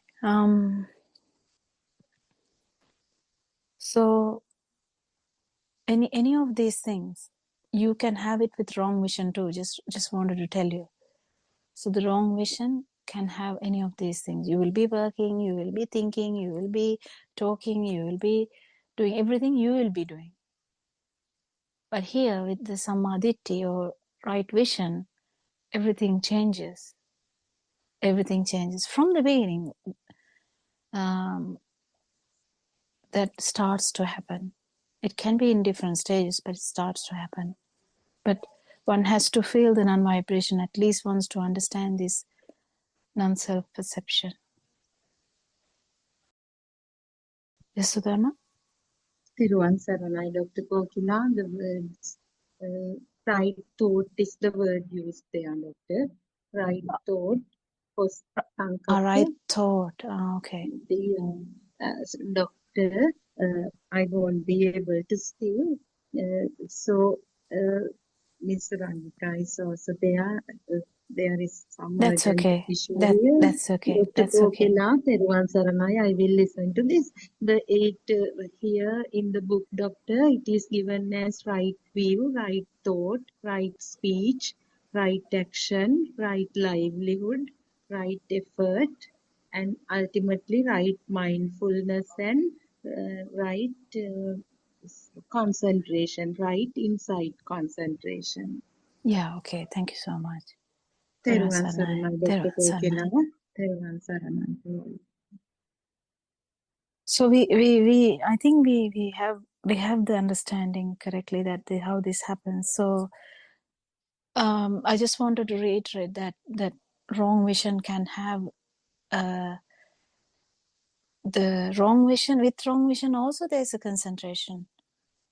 You know, everyone can have samadhi with the wrong vision, so there's no problem in that. We are not actually trying to attack that. But what I'm trying to say is you just have to know that there's two types, otherwise you don't know.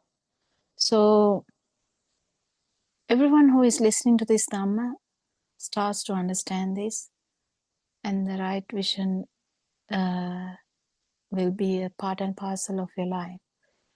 So then the life starts to change. You start to look through that new glasses. Before it was a different type of glass, but the wrong awareness. It's a different kind of. It was a wrong glass, but now you have the correct glass. You see things as they are. You don't see things with the view of me, my, or mine. So that's the main important thing. Then only you go for the other additional two, which I can't remember now. Sama Vimukti. So this eightfold path only will lead to Sama Vimukti, or the liberation of mind. So it's very important to understand this. Very important to discuss about these things, very important to talk about these things, very important to actually try and understand these things. How these things work. What is right vision? Have you understood this? Sorry. The main thing is to actually feel it. That's the most difficult part, I would say, but to feel it. You can't feel it without knowing it. So you need to know it, you need to listen to it, and you need to try and understand it. You have to think about it, and then you need to do the pratipada also, like the programs, and then you have to feel it too. Once you feel the non-vibration, you know it will be like you are dead, but the actual perception would be there, but it's in a very minute way. It's not significant. So can someone join? Can Surangika add something? Surangika, are you free to add something, please? Theruvan Saranai, Dr. Theruvan Kokila. Saranai. Theruvan Saranai, Dhamma Prince. Theruvan Saranai, Aryan Mahamsa. I I'm not quite sure about the Eightfold Path, how to explain itself. It seems to be a bit hazy, but one of the things I thought maybe I should ask you is, I know Sudharma said right thought, but it's Samma Sankappa.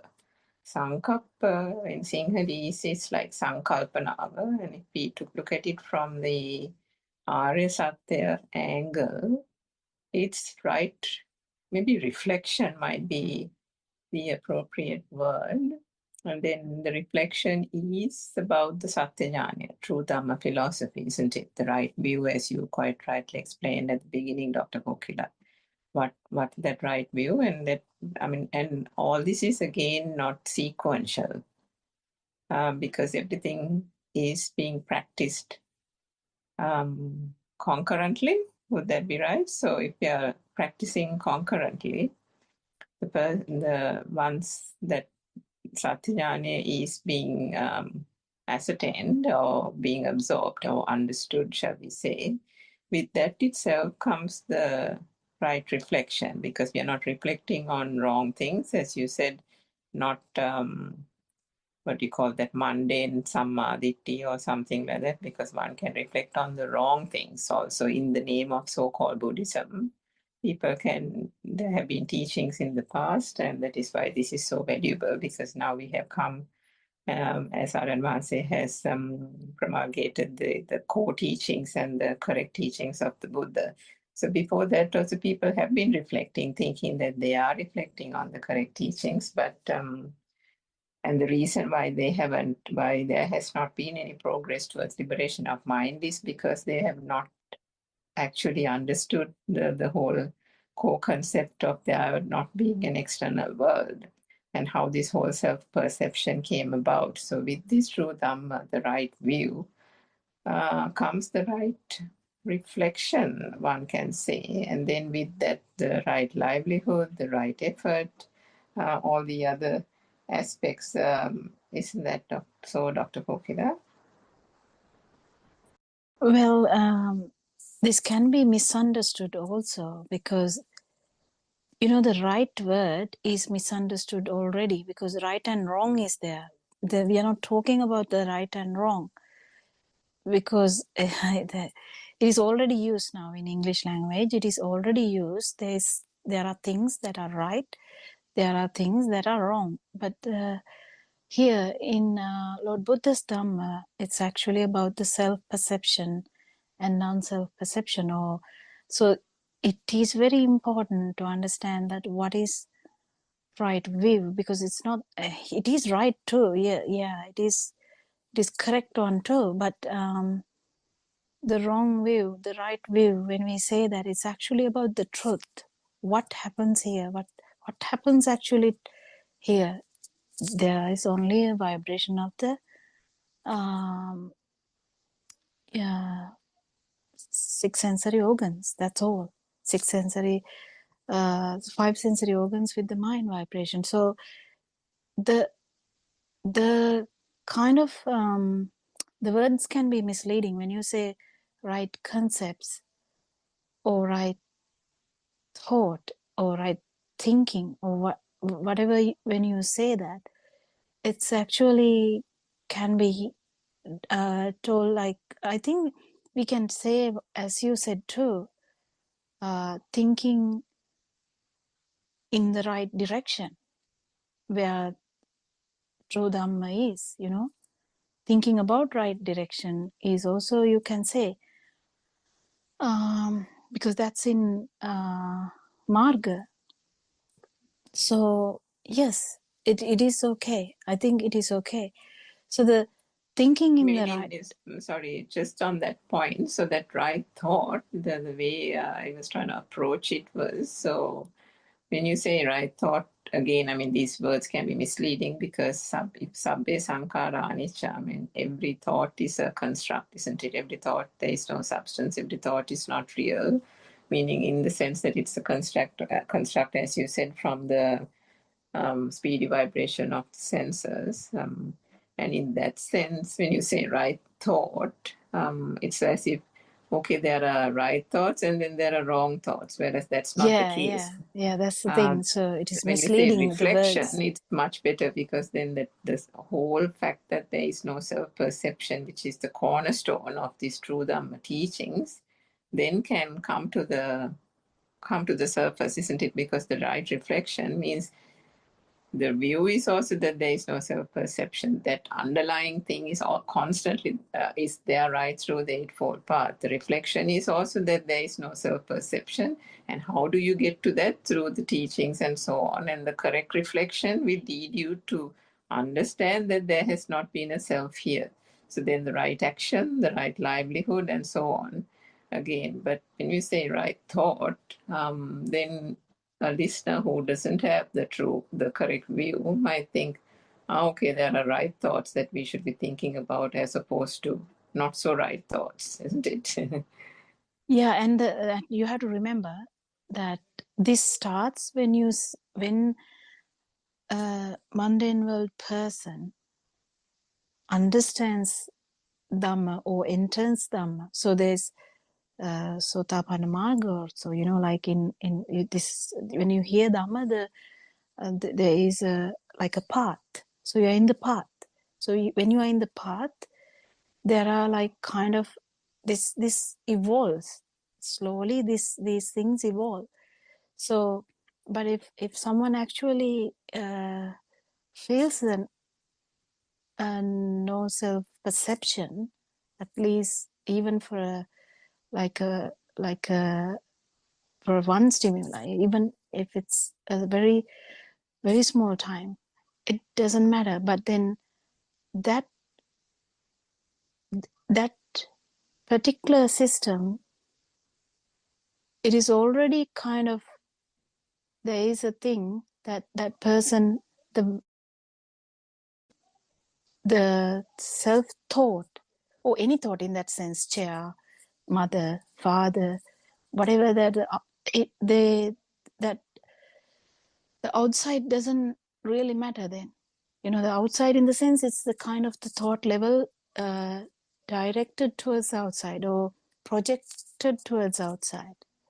I mean, it's very difficult to explain this, but what I'm trying to say is, then already the self-thought is shattered, or it's kind of upside down now, because as Aranwanse is saying in the Sinhala sermons, the fish only knows about the sensation of water. But if there was an event that happened, that the fish was able to jump up and feel the air, then fish have an experience of what is different to what is normality to the fish normally. It's normal is the water. So for us also, the normality was the self-perception. In the sense, it is. The normality is the self-perception. But for a like a second, if you, in the sense not you, but that non-self-perception arises because that stimulus was not taken for granted, or stimulus wasn't a thing, then what happens is the non-self-perception, it's an experience. So then the complete the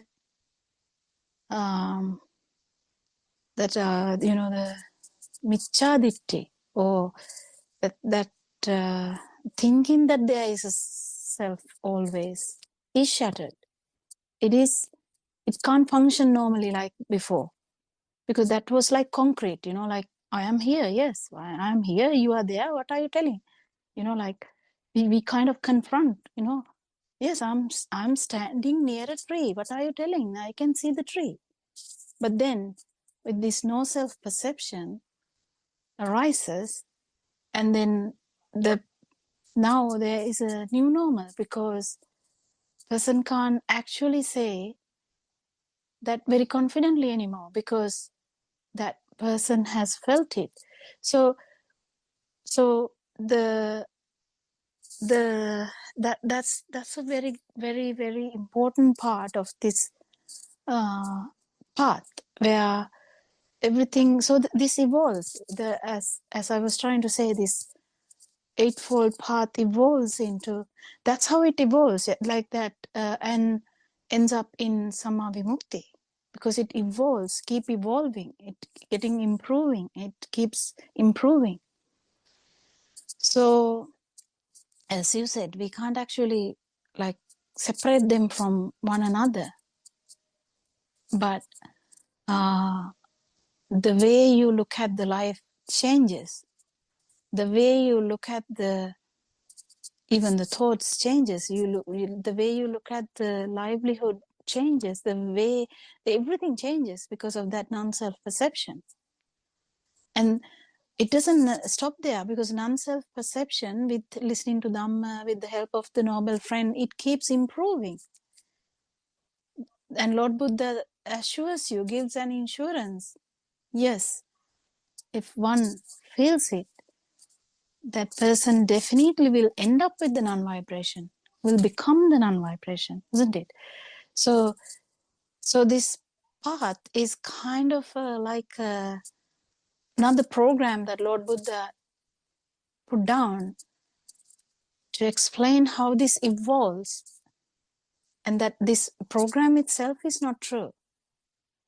I mean, not true in the sense, it's just another way of explaining, like skandha. Skandha is another way of explaining. We can explain it in different ways, so that people keep understanding that it's an evolving process. So if the sammaditthi or right vision is there, it will keep evolving, it will keep improving, it will keep adding to the same abhisankarana will keep happening to the now self vibration too, because that's how you become the no self vibration, isn't it? So it's an evolving process. As you said, you can't say like this will stop here. No, you actually can't say anything like that. But the final outcome would be the liberation of mind. And yeah, Suranka, you can add more to that if it's a Yeah, very good discussion. I was just thinking when you said that, Dr. Thought came to my mind. Few years back, I as well did this meditation and did the jhanas and things like that, thinking that that was the correct thing. But then when I started listening to Paramartha Dharma, and then I was trying to explain to a friend who was still doing concentration meditation about this whole non-self perception. Then he turned around and told me, then who is gaining enlightenment? So I mean, I at that time didn't have there was no answer to say, although deep down there was this thing that if the Buddha taught a non like anatma dharma or a non-self dhamma, then there is some deeper truth that had not been understood at that time, I thought, by myself. And that therefore it was my ignorance that made me unable to explain that to my friend. So that was a few years back. And then fast forward to a few days ago, or just yesterday, even Narayan Vasi has said this so many times.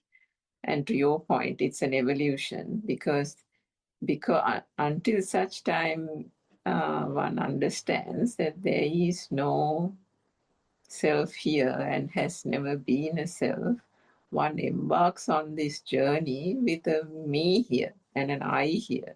And it is the I that we bring to the temple. It is the I that goes in search of the Dhamma. It is the I who wants to get out of suffering. It is the I who doesn't want to feel the death of the child and so on. So the I is in search of salvation. But the beauty of it is, as Aryan Vasi said, it's that in this quest, when one starts understanding the Dhamma and one is on the path, practicing it, putting it into practice, then what does one lose? One loses oneself. And when one loses oneself, the quest for the people who seek stages of arahathood, who seek to commercialize arahathood or so on and various things and mislead people, all that falls away.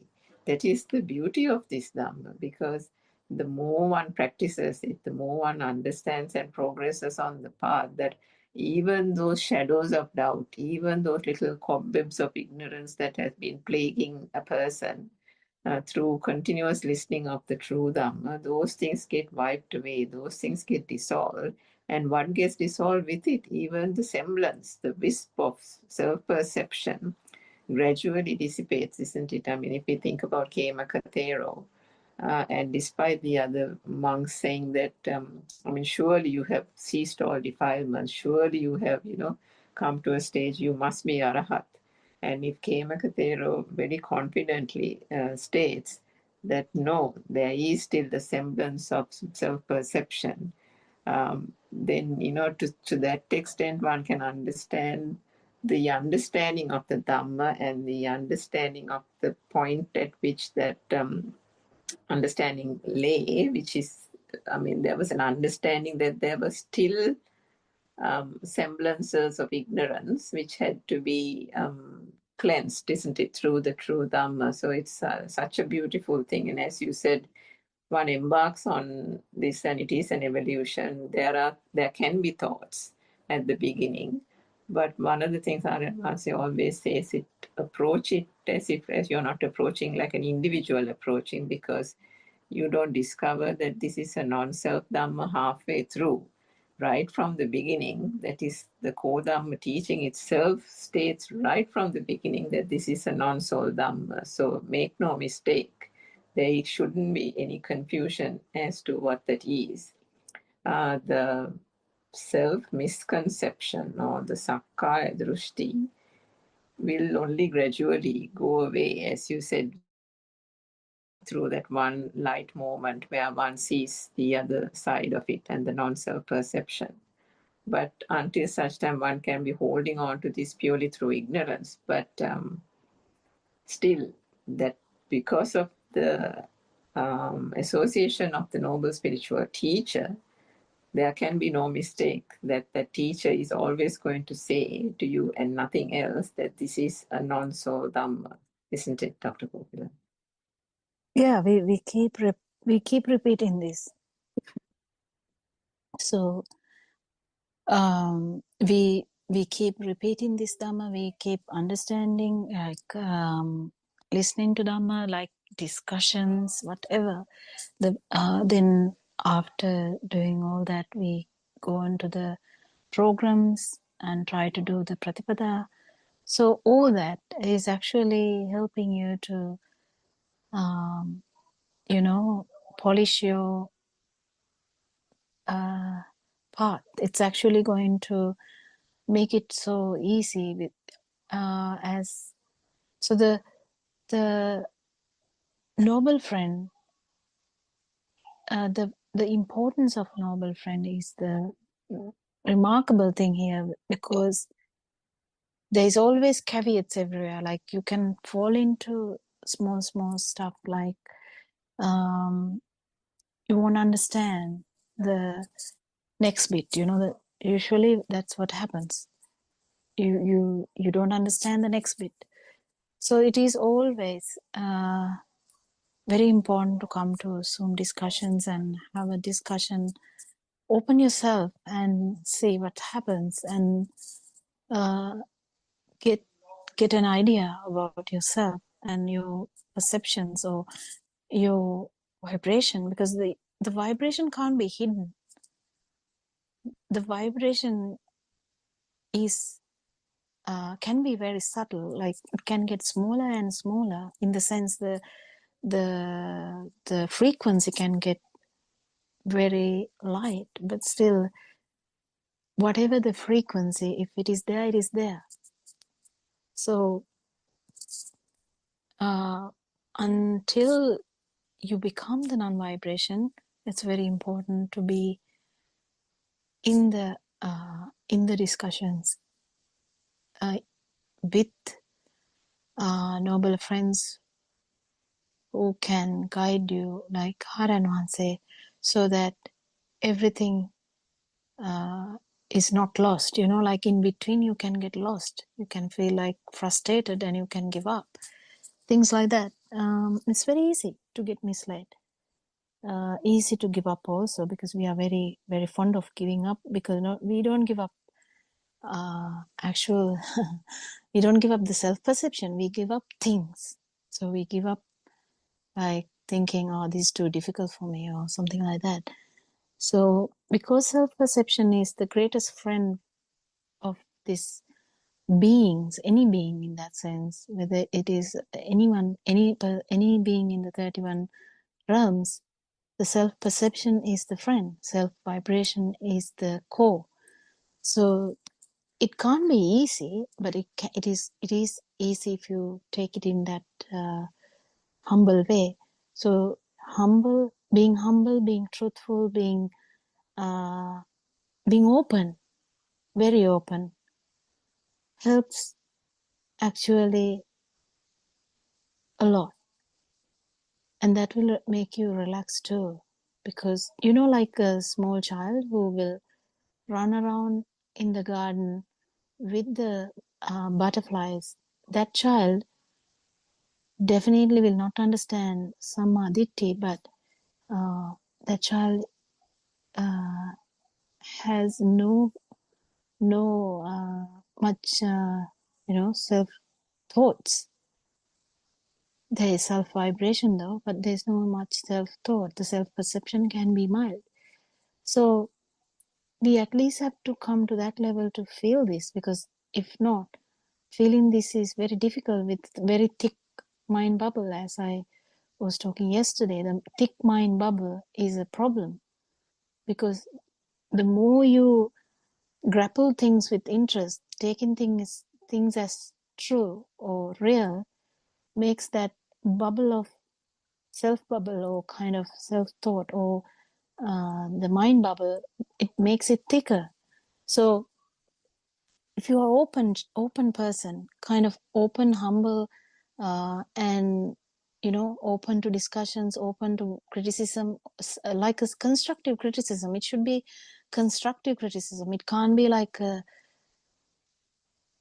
might feel it as a directed criticism, but actually with RN, or in the sense the people who listen to Dhamma, it should be a constructive criticism, where that that the noble friend is criticizing you to do something better. If you don't know, then you can get really agitated and upset if you don't know that it's a constructive criticism. So you have to be careful in every step in here. And if you are not sure, then you have to open up and ask, I felt this. Why did I feel this? Oh, I'm feeling this and I feel uncomfortable. And why am I feeling this? So the constructive criticism part is important for us to understand our self vibration. And you can do it yourself, but sometimes you need a bit of a, like a push from the noble friend.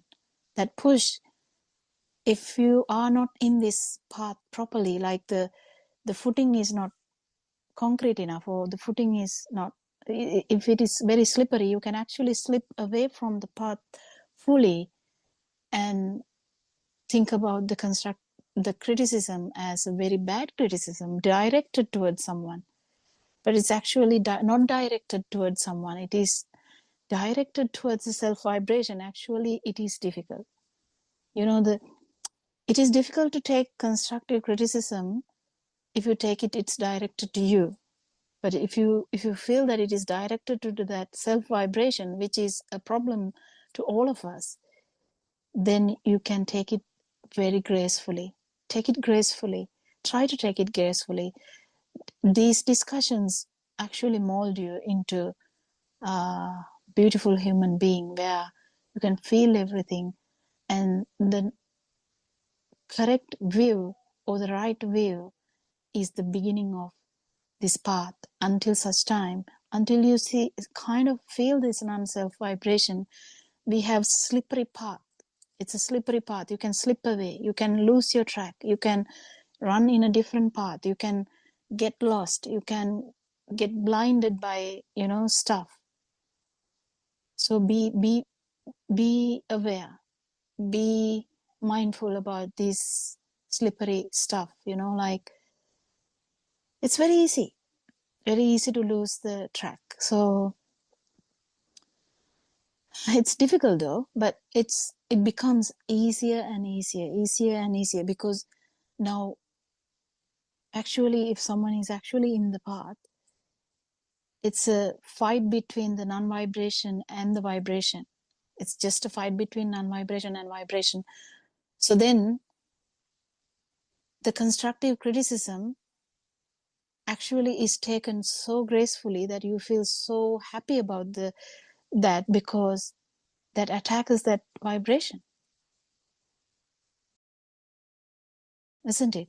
Whether it's the ego or the whatever, it doesn't matter. It attacks that vibration. And here we are in the fight.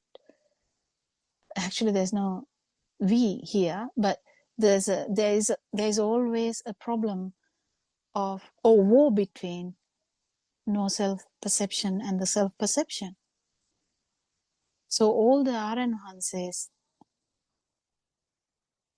will be trying to try to help someone to understand the non-self perception. That's all. So we kind of understand that it can be someone who hasn't attained the full liberation, but still, even with minute understanding of this path, someone would be trying to give that to someone. So you have to be very kind to that person. Understand that is a goodwill that they try to spread this Dhamma with a goodwill, the really goodwill. So it starts there. Do you have anything to add, Sarangika? Or anyone in that sense? Anyone can actually talk. Anyone else if they have anything to contribute.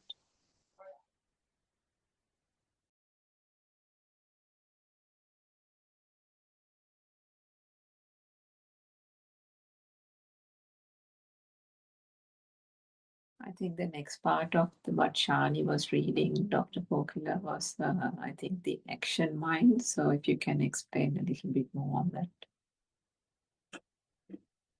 Yeah, action mind also starts from right view. Even that keep evolving, actually, because, even a person who has just, like the fish who jumped out from the water for a fraction of a second, like that, even that person who will have an idea about no self-perception is the self-thought is shattered. The thought that there is someone, which is like carved into our life, like it's dissolving now. It has dissolved now. Actually, if you feel it, it's completely, that thought is not there anymore. But you still perceive it. Self-perception is there until you become an arahant, but the thought is not there. So when the thought is not there, whatever the stimuli, that stimuli will the power that had with the thought is not there. So it starts there, but it keep evolving because once you the thoughts, the outside is not taken for granted, but still the perceptions will be important, and the person will be inside the mind bubble kind of thing. And sorry. Then even if a person is able to understand that the thoughts are just perceptions, and you kind of get the immune to that problem too. Like you don't get, the thoughts are not valid to you, then that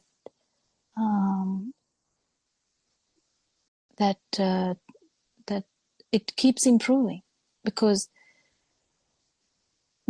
as soon as the self thought is broken, or the effect of that thought, there's so much abhisankarana, or the kind of propelling effect of this thought. I am there, I am here, I'm the one who has to live next 10 years or something like that. I don't know, we can tell so much things about I. So that propelling effect is not there anymore. So then it's kind of a curiosity from that beginning. Ranwansi has been telling this for some time, but the actual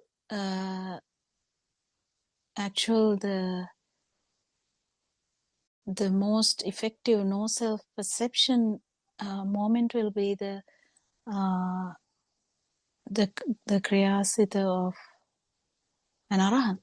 So if you know that that keeps breaking our the system, there's 10 fetters. So the 10 fetters keep breaking. 3 fetters are broken when someone knows that there is no self, who feels that there is no self. It's just a feel, but even that breaks 3 fetters. You stop thinking about in such a way that you keep thinking about everything happened to me, everything is happening, I am doing things, I am the one who is going in this path, and everything is weakened or gone. So in that context also, there is as soon as there is no self thought, the path properly starts actually. So in that there's always but in the 4, the actual the liberation, the moments where you feel this non-self vibration is the actual thing. And properly when we talk about it properly, the arahant has the kriyasita all the time, and because there's no self vibration at all at any time, but it can fluctuate in the path, but it doesn't matter. So it's a bit difficult to explain sometimes. Even in Sinhala we have this caveats in explaining, but it is something you will keep understanding, because a lot of mothers would say, I did things, but inside the mind bubble you can't talk about a kriyasita. That is the problem. But if someone has gone out from the mind bubble for a fraction of a second, then starts, we can talk about this. That is the beginning of even we can talk about the kriyasita, because kriyasita actually has been felt by the person. So not sure whether you whether it addressed the question, Surangika. So when this avadiya or super awareness is being talked about, Dr. Kokila, what Aryan Mahanse also says and recently discussed quite a lot as well, is that if in this moment and there's an experience only of this moment's thought, there is no burning, there is no that thought, and the object of that thought does not become a thing, then there is liberation, right? So in that sense, when one says that thought, there is no self vibration, because there has been no value given to that thought, and it is at that point, because there is no self vibration, there is an incapacity to telepathize with the previous vibration, because every moment is a telepathization of vibrations, and that is where the sensory perception is just a sensory perception. What shall I say? Nasanni kind of thing, which Yeah, but the thing is, this starts from no self vibration as well. That is the thing. If how do I say? If someone has the idea of no self vibration, only you can talk about this thing. So there is always problems in here when we try to talk about that. So, but what we tell in there too, people can actually go in this path and actually go into the level of, with Dhamma, we go into the level of even, very minute, in 31 realms, we know that there is very sukuma. I don't know how to say sukuma, but how do you say sukuma? very refined. Very refined levels, Vibrations. Yeah. So your vibration becomes refined anyway. And it becomes refined and refined and refined and refined. There's always the correct view, even though you haven't felt it. There is, you have understood it. So it becomes refined and refined and refined. In one particular moment, if you feel it, you know it. So that's how it will go on. So there's no caveat anywhere in that sense. Do you understand?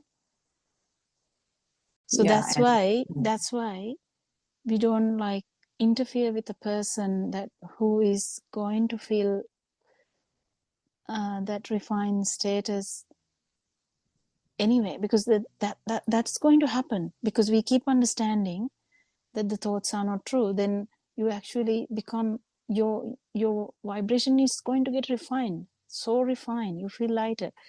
Doesn't necessarily mean you have felt the non-vibration, but you will be refined, like in the sense, the vibration will be very, very minute, like very less low vibration.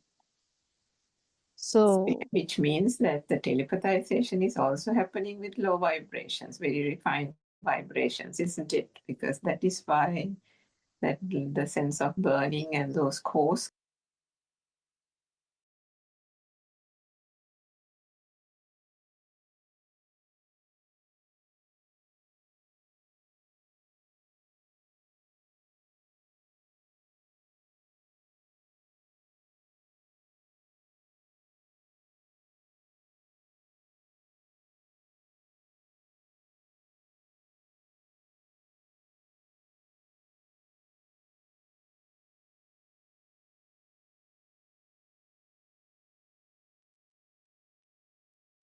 Good morning, everybody.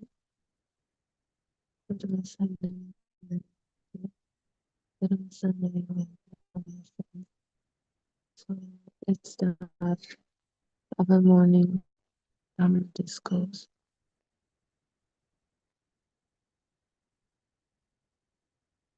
Let's begin very quietly. Before any thought, before any labeling, before any story, what is there? Just a sound, a sensation, a faint moment of breath.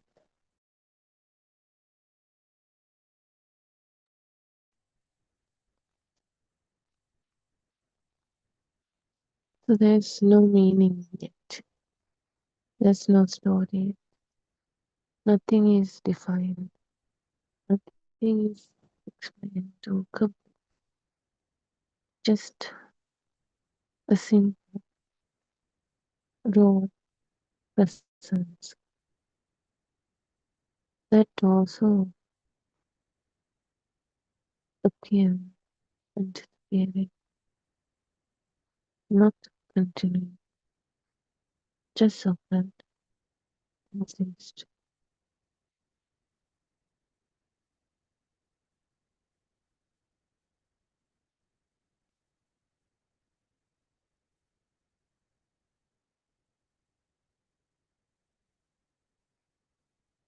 So now the first layer of contact. Something touches awareness, the sound occurring, so we hear the sensation occurring, we feel things, the vision occurring, we see things. Likewise, the smell and this is the contact, the hearing, the seeing, the touching, the tasting, smelling. Those are the sense contacts. Very simple. Yet they occur and ceased. From there on, nobody does it. But they occurred before because right conditions are met. Nobody does it. But when the right conditions are met, those senses, those sense of contact occurring.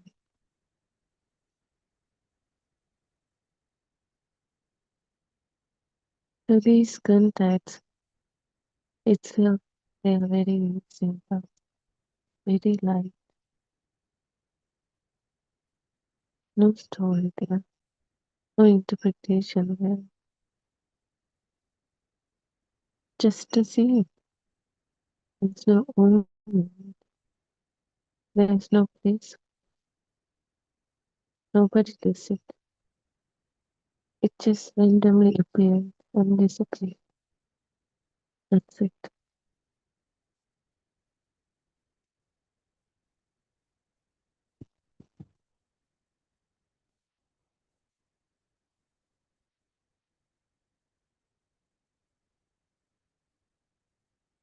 Now notice this carefully. It really happens in any human sense of life.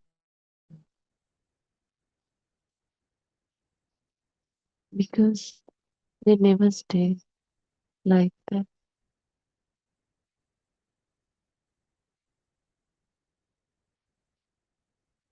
Suddenly, a thought appears. We don't do it. It appears automatically. Like we said, when the right conditions are met, thoughts also appear.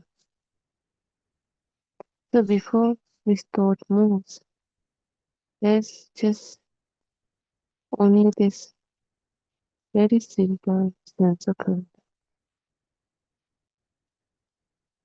Let's help you immediately. There's no complexity there. We don't have to do any complicated things there. Very simple. But then suddenly the thought that was created from one of the center contacts appears. That also nobody does it. It happens when the right conditions are met. It's not like a natural phenomenon. There's no owner for thoughts. There's no doer. It's more like a telepathization to this moment.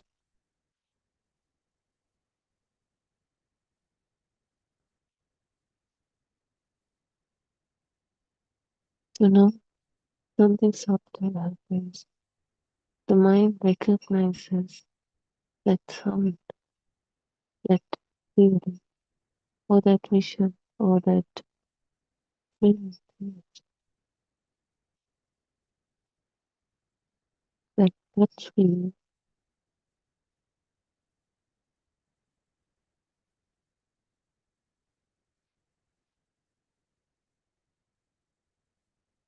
as something, a thing, an existing thing, a 3D, which has depth, which has dimensions, a 3D object thing. That's how the mind is this thought. That's how this thought makes us believe, experience this illusion. But in reality, there's nothing 3D or thing or object like that. It's all done, linked by this mind consciousness. It's an illusion done by this mind consciousness. So once this thought comes, let's say the sound appears, and instantly thoughts come. So the thought says, this is a wood, this is a squirrel, this is a fan, this is a door, this is a person, maybe mother, maybe sister, maybe brother, maybe a friend. So now suddenly that sound, what was just a simple sound wave, has got complicated. Now there is something on the other end of that sound.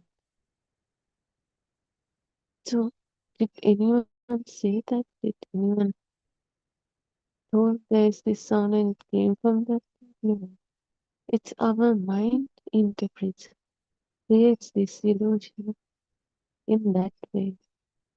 And the thing is, we believe it effortlessly because we have done it for a long time. Now we are so used to it. So now we don't even have to think twice. It automatically believes as there is something on the other side, there, in the other end. There is a squirrel, there is a person. That's how this mind goes. Even the other end, which makes the sound came from outside, that also interpreted misinterpretation by this mind. Because in that hearing, it's just hearing a sound. It didn't say anything else. We are the ones telling it's from outside and it's from this thing. This thing is the one that made that sound, created that sound. But how we look at it, we just heard the sound and we think there is something outside, a squirrel or an object. How do we know? We can't even see it. We just only hear something and we are misinterpreting as the thing outside. And we just don't do it for just only one thing. For every possible thing, we are doing in that way. So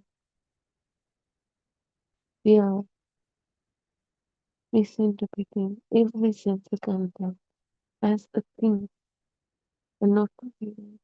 That thing is also outside. We have given it a location as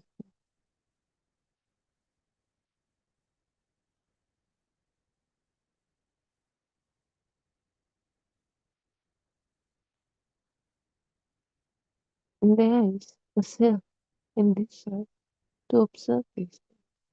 That's how this illusion was built from this mind consciousness. Just a simple sense of contact, a simple sound. That's it. But the mind has created a whole story. It came from a thing, an exact thing outside. And this is me who's experiencing it.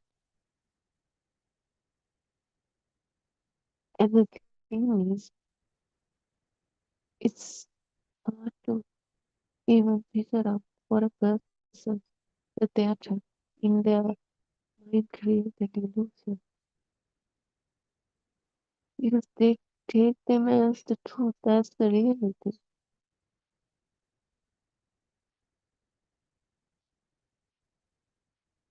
Unless they listen to this story, they will never find the truth.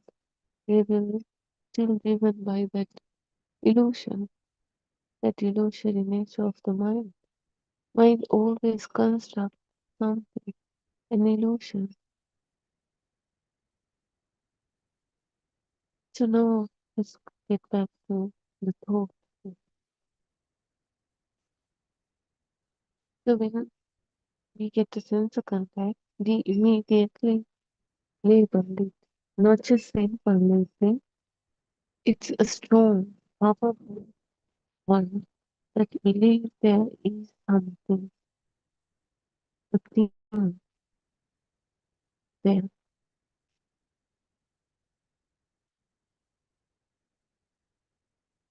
So this thing that feels real is the thought. And how do we feel it as if it's real? Because this is a thought, and the thought has its own power. Not only that, thought is not just a simple one sense of contact.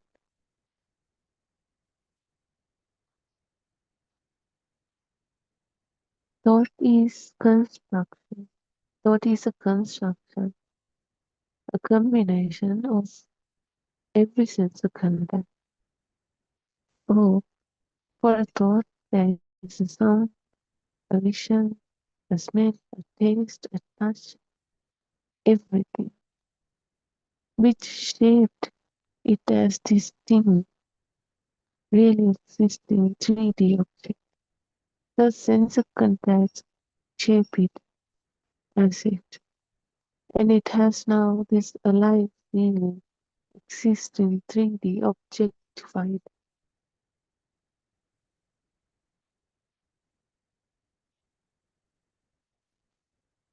So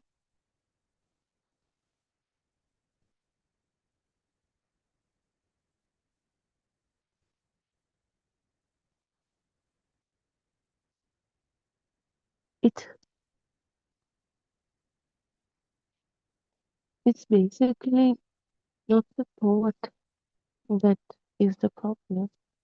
It's the fact that taken it as a real 3D thing. It's not a simple thought, a simple thinking. It's a strong feeling. We have a strong feeling that it really exists. It is 3D. It is an object, a thing. We really have that feeling there. And it's not just only for one thing. Everything we see, we experience, we see, we feel it as they are real, like that, a thing like that. So that's why it's hard to see through. But once you start to see through this, you start to notice everything like that.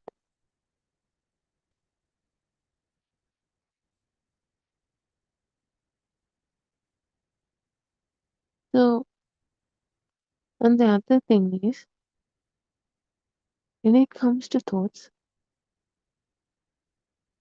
we always using this past thought to interpret this present moment.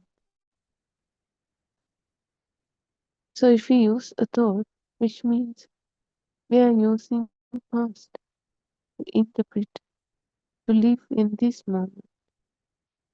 Because thought is something that has been created in the past. Thought is not created right at this moment.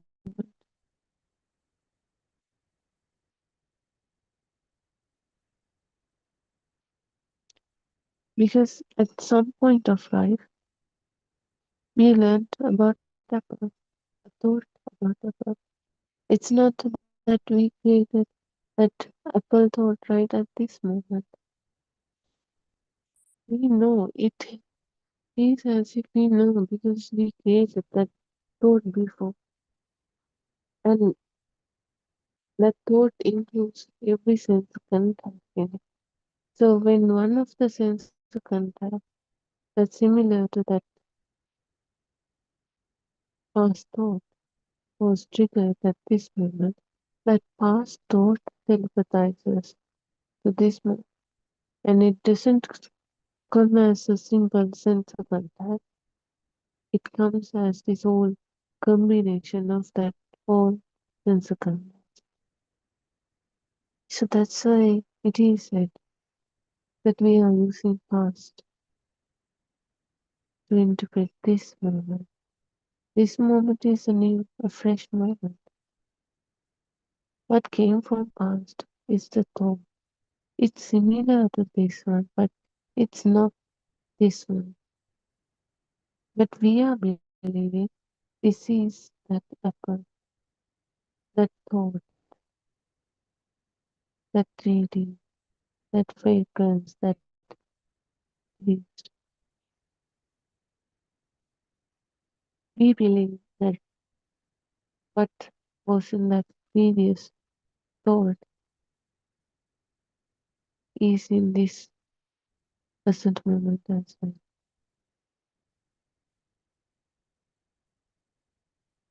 So we think this is an apple, but did it say right at this moment it's an apple? But it's on one side? No, no one said. But the apple didn't say anything. We are the one thinking it's an apple using that past created thought.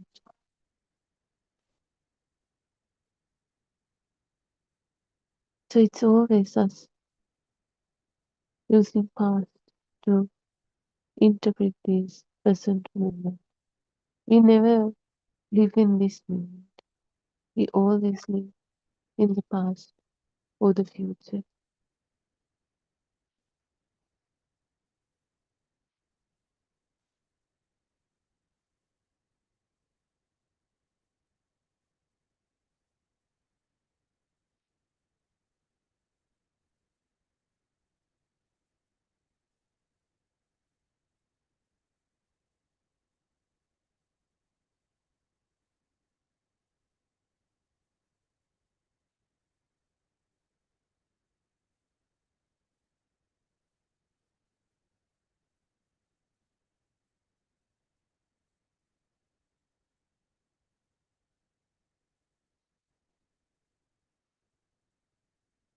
Okay, so this recognition, this thought feels like the part of reality.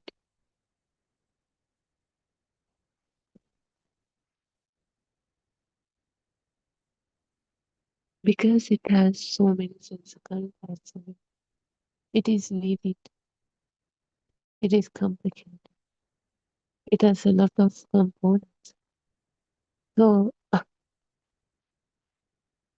we think it's the reality, it's the truth, but it is actually something constructed and then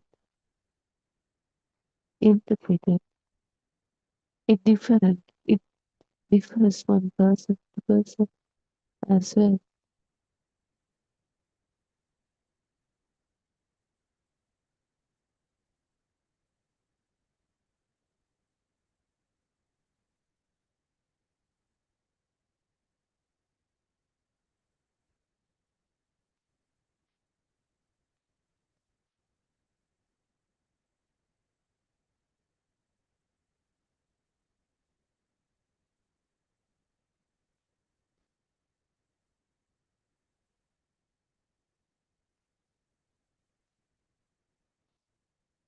This mind, it creates whole story in a second, within a second.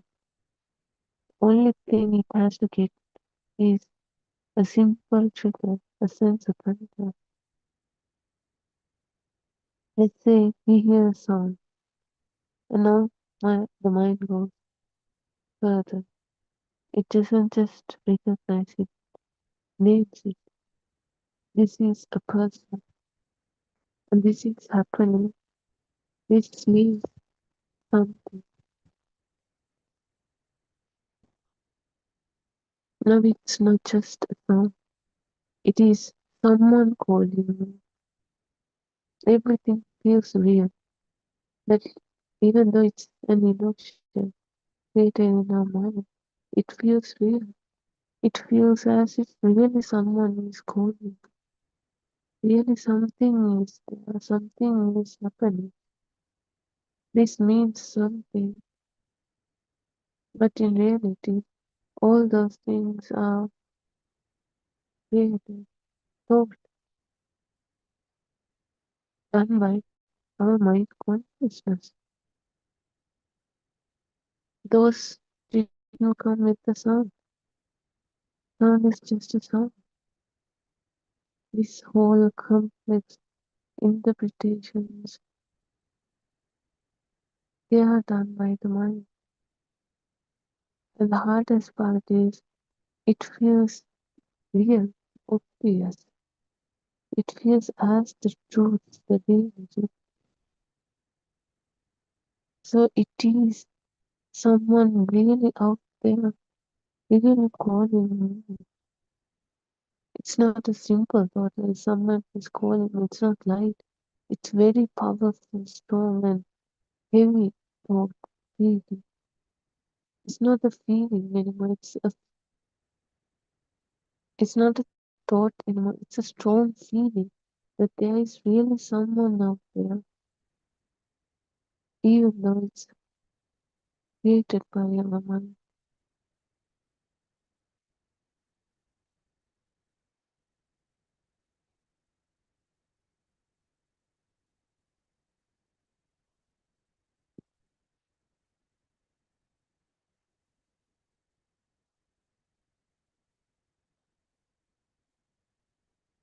And the thing is, our mind can fill the gaps. So it links a lot of things. Even the thoughts they appear and disappear. But our mind can link those and make us feel as if continuously thinking. Even for other sensible parts, let's take vision. We see things, but in reality, they are similar to still frames of an old film movie. But our mind can link them. Then it makes us feel as if we see a continuous things, vision, a scene operate, and it feels continuous because our mind has linked those tiny sparks, moments together, and has created this moment. Like exactly like that old film. And also this it happens so fast and it helps this emotion even more. Just exactly like an old man. When those still frames played so fast, our mind also make us realize that there is real movie out there, a continuous flowing movie. But in reality, it is made out of hundreds of steel frames. They don't move. They are not changing. They are just pictures. So likewise, how everything happening in this body, sense contains, whether it's sound or vision or smell, taste, anything.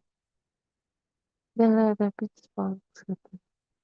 But because they are happening so fast, and also this mind has this ability to do it, we feel as if it's really continuing. We are unable to see the depth of whatever is gone. Instead, when thoughts happening, when thoughts appearing and disappearing, we think we are continuously thinking.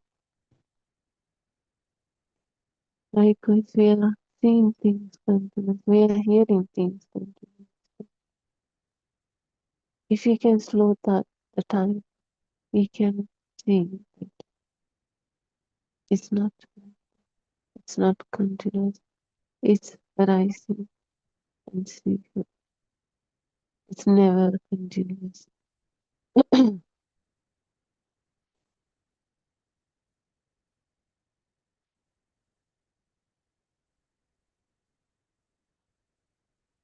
So let's go back to the thought process. So once we get this sense of contact, we immediately get to this thought. It's not a simple thought. The thought has this feeling as if it's real thing also. Even though it is constructed, created by our mind, there is this strong feeling of existence there, that alive, real, 3D, a dimension, an object there. So that thought triggered because of this sense contact. It doesn't stop there. It triggers more thoughts. So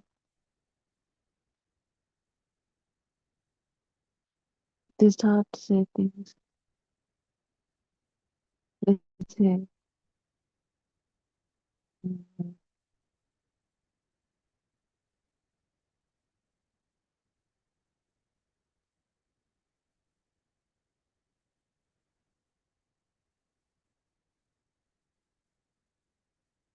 let's say they hear a sound and they think it's a squirrel. It's not they think, it comes automatically.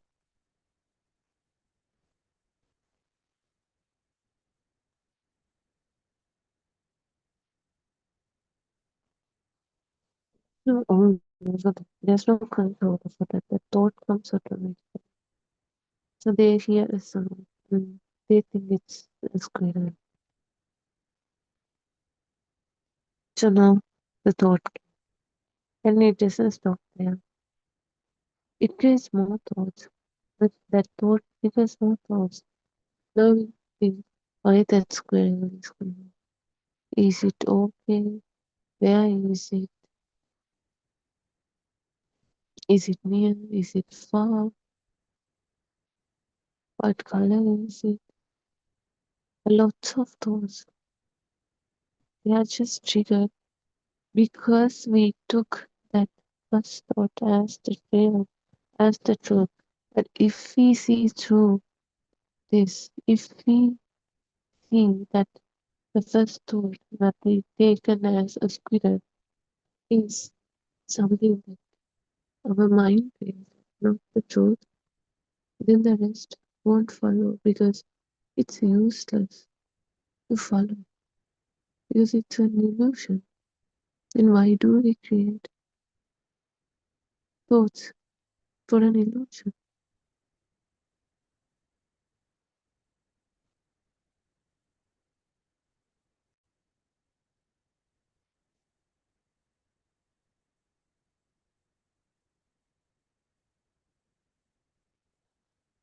But if you're unable to do it, then the whole story is formed. Not only that, it gets complicated each and every time. It has past, it has present, it has future, and more complicated over the years. Let's take thought of an apple. It's not simple as the first thought. Over the years, it has connected, combined with more details. Now it's not a simple apple. Now it has more information like the colors, the varieties, country, how they transport, the prices, how to cook them, everything is linked to that one thought. So now it has gotten even more complicated. So with a single thought, a whole story, a whole illusion is born. And if that thought was taken as the truth, as the reality, then every other thought was taken as the truth, as the reality. And we suffer for each and every thought, even though they are not real. We take them as the truth, we take them as the reality. If we are unable to see the truth, then we always take the thoughts as the truth, as the reality. Then we create more thoughts and then we suffer.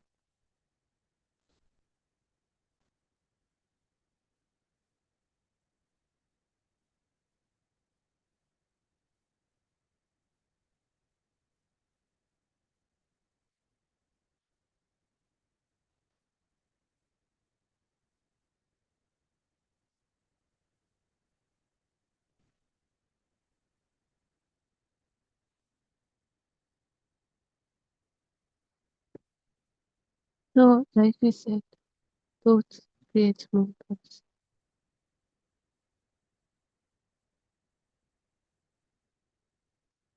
Likewise, thoughts create emotions.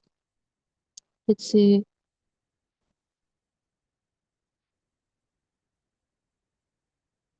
we took something as the truth, as the real, and we feel sad because of that. Now, emotions follows. Did that emotion came from that sense of contact? No.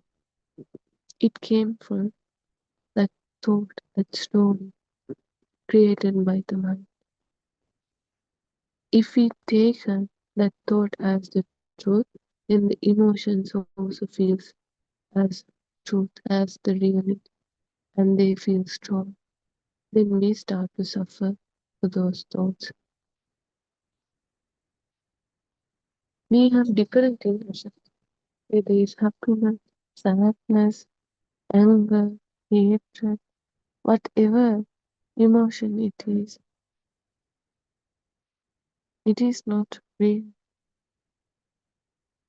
even though we feel them as real. That's the illusion done by this mind, not the pure truth.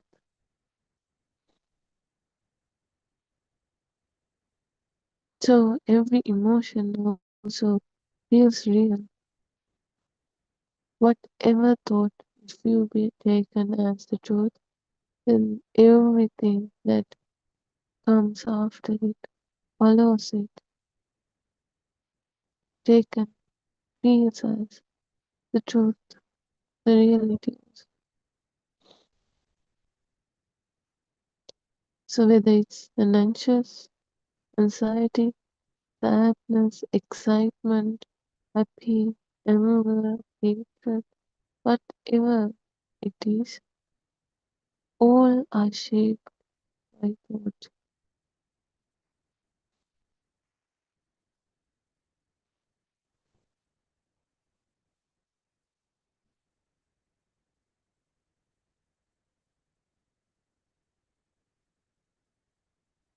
And the thing is, they don't stop there. They create more thoughts. When we create more thoughts over thoughts, that illusion feels real, vivid, and more stronger.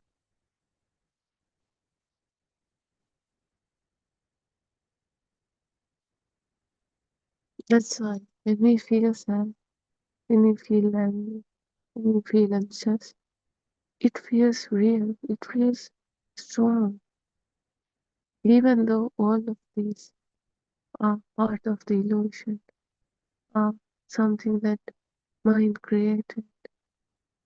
They feel real, they feel strong. It's hard to ignore them as not the truth, but in reality, they are not the truth. They are the part of the illusion. But since we have used those powers, those thoughts frequently, they have that power. That that's why we feel it real. That's why we take every thought as the truth, as the real. It's not a simple faded thought. It's a strong. It has a strong feeling.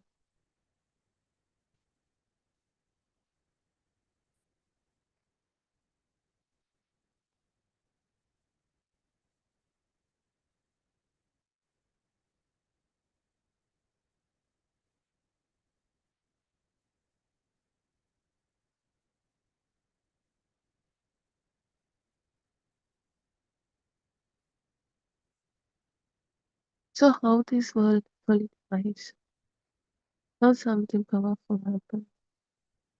When those thoughts are repeated,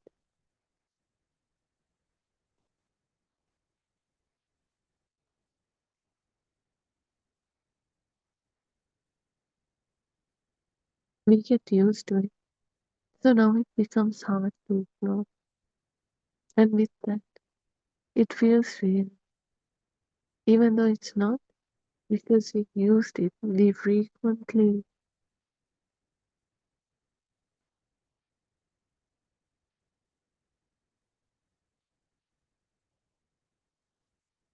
used it, it feels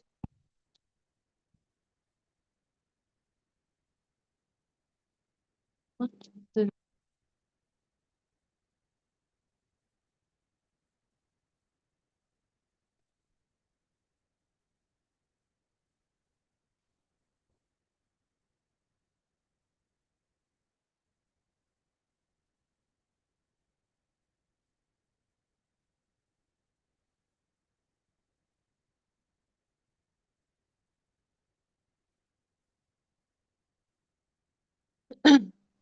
this is my life.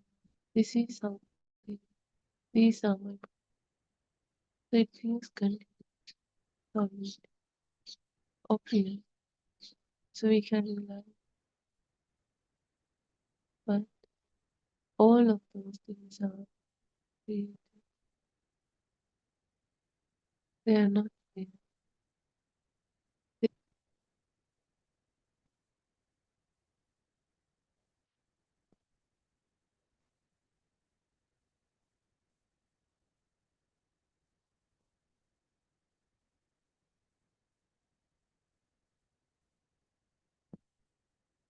It is easy to tell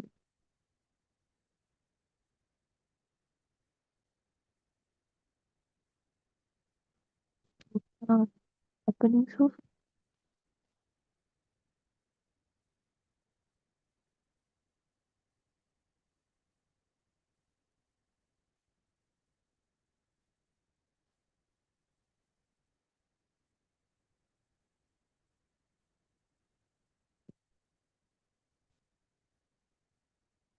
a second, because if this whole illusion,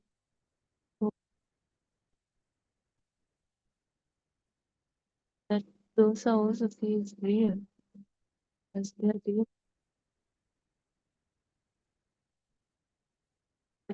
Everything is real, even though it's not. It's not.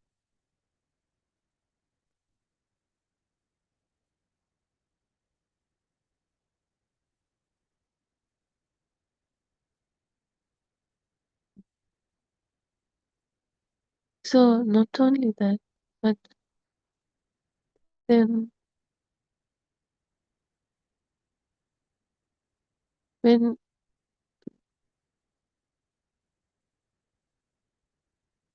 a sense of contact is occurring, like you said, we illusory gives it a location.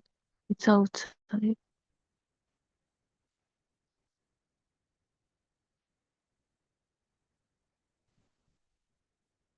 And with that outside, life is self born in this side.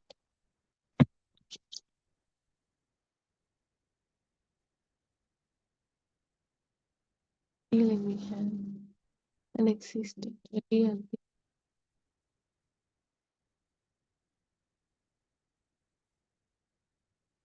that feeling, that strong feeling.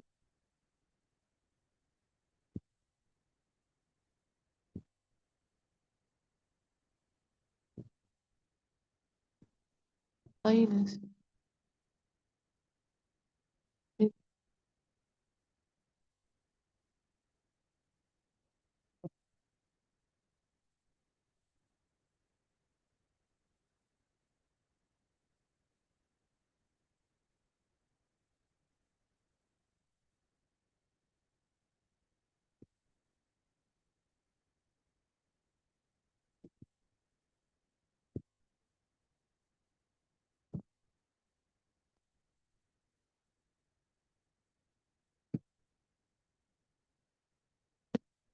powerful.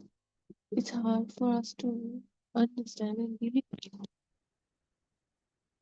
They have this real, alive, existent feeling.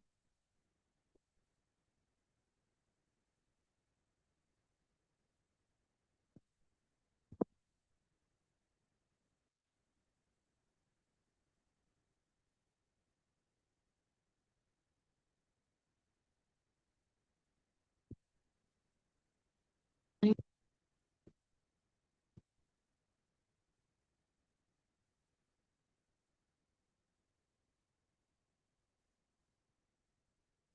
am here. I am experiencing this. I am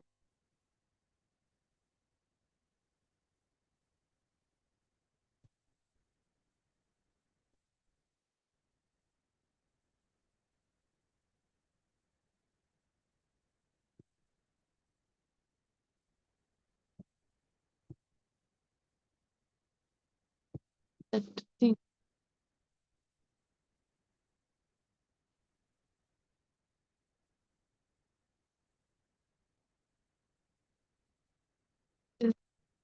That's why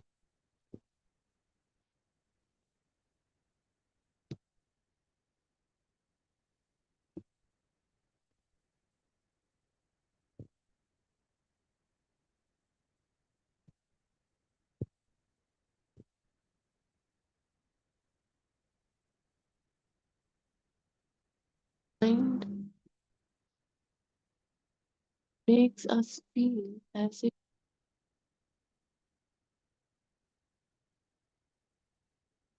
something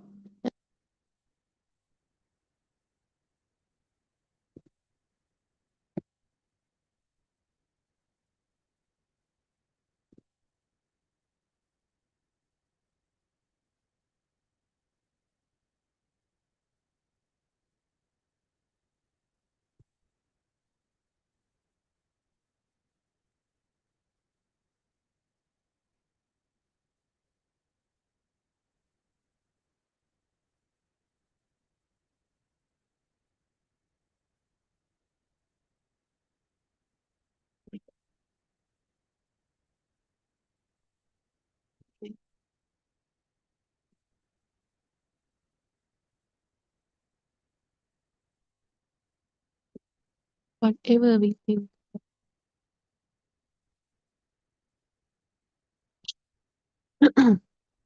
They're just thoughts.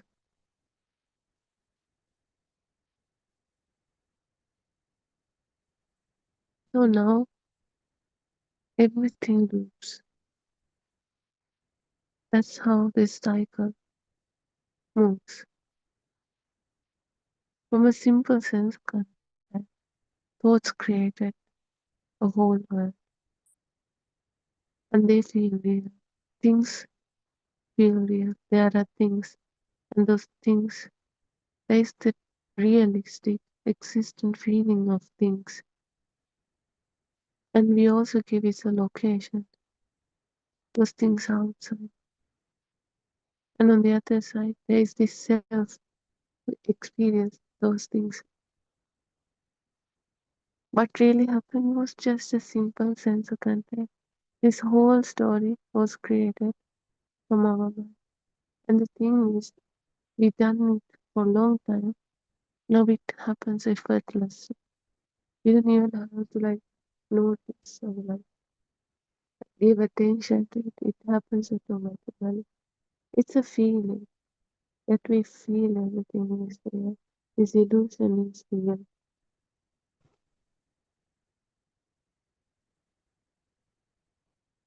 So the thought creates world, and this world reinforces more thoughts.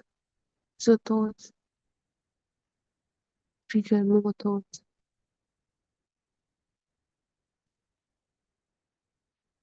But once we see through this, once we see through these illusions, these thoughts are not something real. These thoughts are that something mind has created. Then this power, that realistic, that existent feeling, that strong feeling, those things have, those thoughts have started to reduce.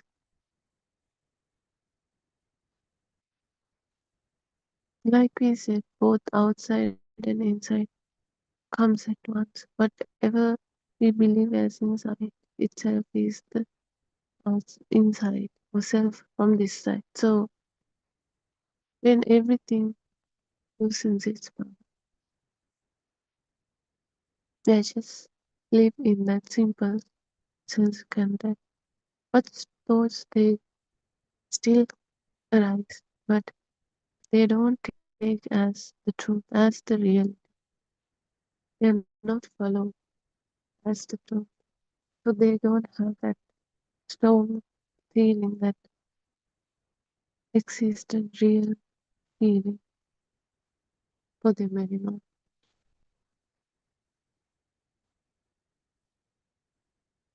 So with that, the power of this self also slowly, gradually reducing.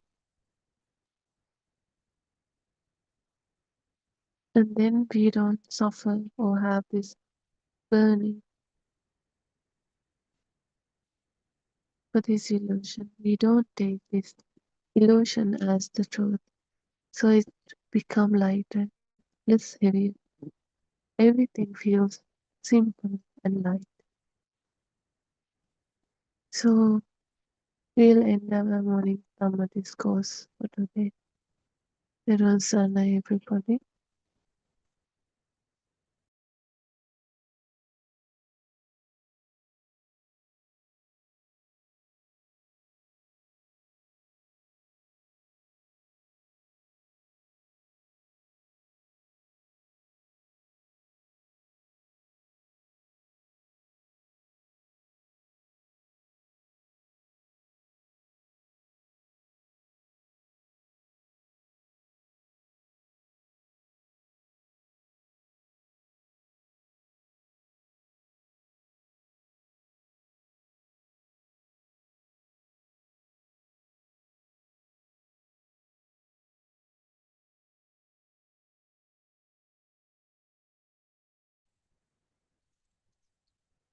I worship Triple Gem with the greatest respect. I worship Aryan Mahansa at his feet. Therwan Saranai Aryan Mahansa. We are very grateful to all the guidance that you are giving and all the Dhamma facts that you have been explaining all the time, showing us the path, direct path that we have to take. May all of you be blessed by Triple Gem, and may our friends who are helping with the technology be blessed by Triple Gem. So this is another session of our daily English Zoom discussions, Buddothpado PeoTV,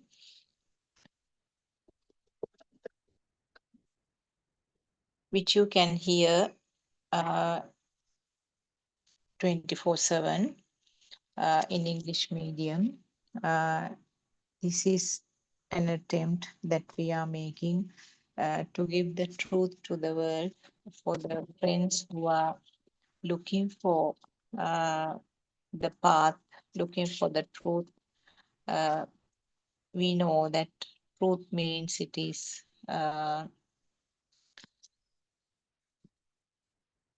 truth is common to every person, everybody. Whatever your religion, whatever your background is, it's common to everybody. So if you have been looking for this, I would assure you that this is the correct path. You have found out the correct path and the address. So listen to these sermons on this Zoom link daily, which was started fairly recently, and this is a brainchild of our Aryan Mahansi, our noble friend, in an attempt to give this message to the world. Because with the technology, we are at ease. Actually, we can convey this message quite easily nowadays because the it's a kind of a global village now. World means a global village. So this message can spread to every person. And if you are already listening to Buddothpado Deshana, one thing that our noble friend Aryan Mahase was saying today morning, actually, as a gift, particularly for the Sinhalese people, we know that this is the New Year season where the New Year is celebrated on Monday and Tuesday. This is common to Sinhalese as well as Hindu people. So this will be one of the very good New Year gifts that you can give. Introduce the Buddothpado sermons. Actually, Aryan Mahase was saying today morning that whoever who comes to meet any known people, what he does is he takes the phone and then subscribe to the Buddothpado channel. And he says it seems that this is a gift for you. Maybe at some point, whenever you are ready to listen to this, you can make use of it. So wait until the suitable time comes. Whenever you feel whenever you feel curious enough to find out what is discussed in these uh, sermons, you can open it up and see. So like that, I'm sure our friends also can do the same thing. We can introduce this to more people because we know rather than giving all these material type of gifts, which we do not discourage, of course, that as a tradition you can do those also, but as kind of a gift which will be helpful for the whole lifespan, the whole samsara journey. It will be the greatest gift that you can give a person. So that is a small introduction actually. Aryan Mahanse has been preaching these sermons for the last 5 years, almost 6 years now. And there are more than 12,000 sermons already in the YouTube. So many to select from, particularly for a person who is starting. The very beginning, there are very simple sermons which are preached in a slower speed also, and using very simple words and simple explanations. So I'm sure they will be very useful for a beginner. But of course, every sermon, as he said one day, he will be taking you to the nirvana itself. He will not stop it halfway, leaving a gap for you to listen to another sermon. Every sermon is complete with the beginning and coming to the end of the path. So that is the beauty of it. And we know that Lord Buddha, nearly 2,600 years ago, had great limitations when he started. Uh, the the Indian continent was full of different beliefs, full of different types of drushti or the visions, and so many religious leaders were there, so many spiritual practices were there. So it was really difficult to get this change from the bottom level. And also we know that there was technology wise at very low level, where physically a person has to go to a place and then spread the Dhamma message. And maybe walking by foot, walking for several hundreds of miles sometimes to reach from one place to the other, because the transport was very limited apart from the carts, animal driven carts. And out of the continent, only the sailing ships were there. So with all that limitations, the Dhamma was spread to a large area of the world. So now, of course, see the convenience that you and me are having. We can listen to this Dhamma with all the comforts at your so-called home. We know home is also a thought, isn't it? So we can listen just at the facility of touching your phone with the fingertips, and you can sit at your convenient place and then listen to this Dhamma. Also, you can save it and listen at a time where you are free to do it, or while doing some work. Also, you can listen if you are really having a tight schedule. So with all these comforts, all these conveniences, if you still postpone listening to this Dhamma, it's a great loss, isn't it? It's something that you have to uh, really feel disappointed about yourself. So you need to have the willingness to explore this Dhamma, and you need to have the courage and the determination to understand this Dhamma. So, like that, you need to have all these efforts, courage, willingness, and curiosity, and willingness to research yourself to be able to understand this Dhamma, because it is not something that you can by heart. It's not something like taking a photocopy of what is written on a page. It's something that you have to explore. Why does it happen like this? Why is it happening this way? Why it is mentioned like this? What is the meaning of this? How can that happen? Should be the questions that should come up always in your mind. we know that Buddhism is a philosophy, and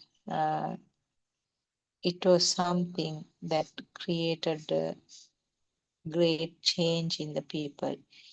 It was a kind of turn by 180 degrees upward stream. You are going down the stream and you are now trying to go upward stream. We know that in Dhamma history, there is a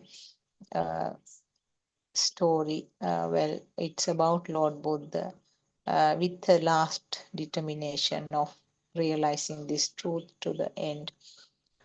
He made a determination, and then apparently the alms bowl that he was using, he put it to the water stream. I think it is the Gange River. He determined that if I am capable of understanding this Dhamma to the end, this alms bowl should not go downwards, but it should go upwards. And it happened that way, according to the story, according to the history. It went upwards, proving that he is capable of understanding this Dhamma and reaching this state of nirvana. What does that mean? Actually, it may not have been like that. I mean, the stories are built up for the kind of the attraction and making a kind of a curiosity about the Lord Buddha's action in the listener's mind. It may be that it was a determination of Lord Buddha's mind where he thought, I can go upstream. I can learn this. I can turn this flow of thoughts backwards and then come to the complete realization. Surely it can be interpreted that way also, that Lord Buddha felt that he can achieve what he was trying hard. So actually this is something that is trying to swim upwards.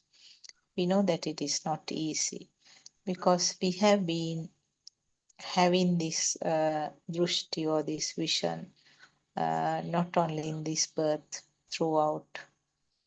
So what is the drushti? What is the vision? What is the incorrect vision or the mithya drushti? World is there. There is a world, and I am born in this world. After spending some time, I will be coming to the end of this life, and then I will be dead and maybe reborn in some other place. If I behave well, if I do good things, I will be born at a higher level. And we thought that there are real heavens and there is a real hell, and there are Brahma worlds. We saw them as different planets, isn't it? Far away in the sky somewhere. And we were trying to be good, to do lots of meritorious work and reach one of them. Be born in the heaven, have all the luxury and the comforts, and no bothering about doing a job, growing up, earning, and having children, bringing up the children, no sorrow or suffering at all, and it's a long lifespan. So those were the expectations that we had, or the drushtis or the visions that we had. And we wanted to be born in heaven again and again. Maybe kind of when we are sick of it after a long time, when Lord Maitri Buddha is born, we might decide to listen to some Dhamma from him, and then reach the Nirvana state. So how fancy was that? world, how fancy was that story that we were living in. So that is all mithya drushti, or the wrong or incorrect vision that we had. Now what has happened? That whole story has collapsed now. We know that there are no uh, planets, separate planets where physically gods are there. And there are no separate planets where the Brahmas are being born. And we know that the person, there is no one called myself. And there is a physical body, true, but that physical body is not myself. And now we know that the senses are the ones which create this so-called world in the mind. And with the capacity of the senses, some data has been created, and that gives a picture, a creation, to say that this is the world, this is the nature of the world. Each animal or the living being also has mainly the animals. Yes, animals also do have the senses. Depending on the nature of the senses, they have something created as their world. So this world is not common to everybody, as we used to think. And also we know that the higher realms in the mind itself, or lower realms in the mind itself, then and there creates heaven or Brahma worlds or the hell. So in other words, in the same physical body, a person's mind could be at the level of the heaven, at the level of a Brahma Loka, Brahma world, and maybe at the level of heaven, hell. Just remember of a situation where a person was furious with red eyes, screaming, flushed, and trying to hit somebody or trying to kill somebody. What will be the mental state of that physical body, that physical, that system? Isn't it something similar to the hell? Because he's angry, he's flushed, and with red eyes, he's with his fisted hands, he's trying to push or hit somebody. Maybe he's throwing various things here and there. Just remember about a person who is fully drunk, who is trying to attack somebody at the household or on the way. What is the state of the mind of that system at that time? Very high vibrations, isn't it? Very high current has been generated in that mind. So isn't that equal to the what's called the hell? He's burning in that anger. His frustration, pressure, anger, the current, everything is at the top level.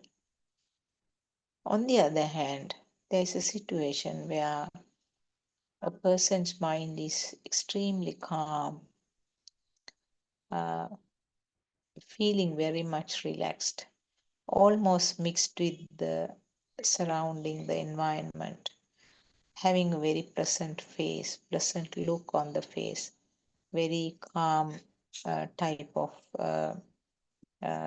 wordings, and not much talking, but mostly quiet. But even if he's talking, they are very sort of soft and smooth kind of talking. What will be the mind level of that one? Very, and also happy, relaxed. So that mind, even though it is the same physical body, that you can compare to the level of either heaven or the Brahma world, isn't it?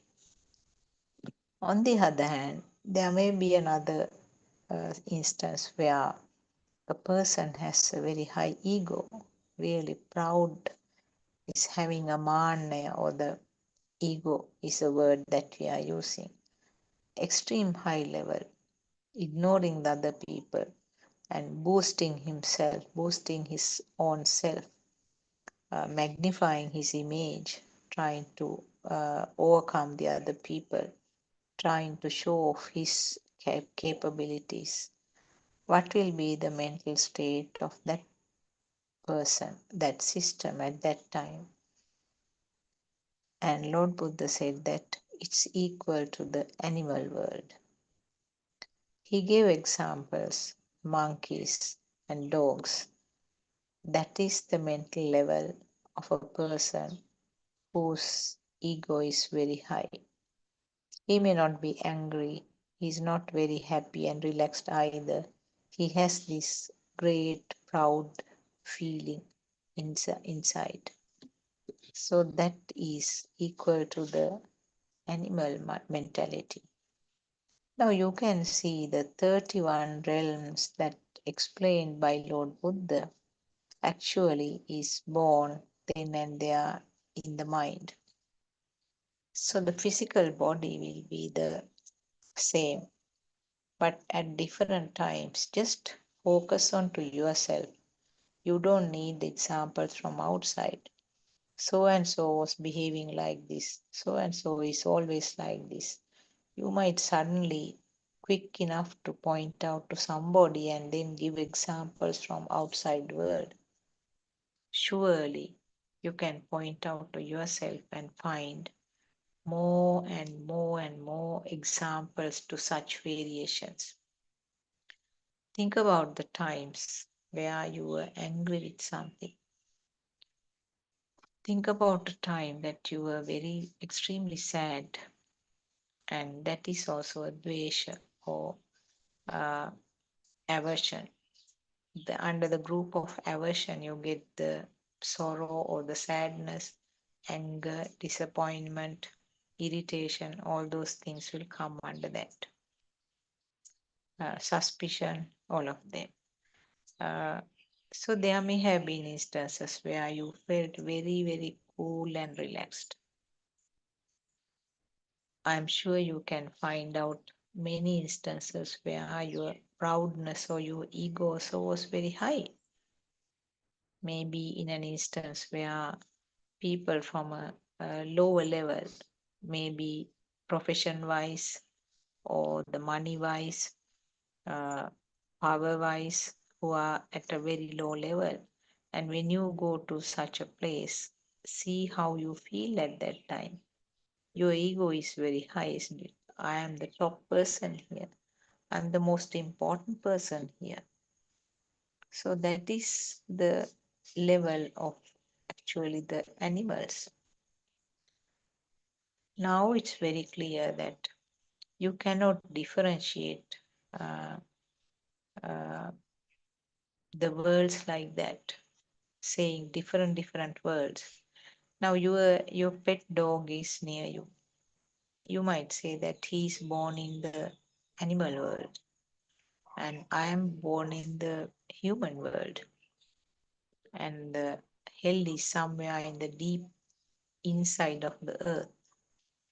And heavens are somewhere in the sky. Is that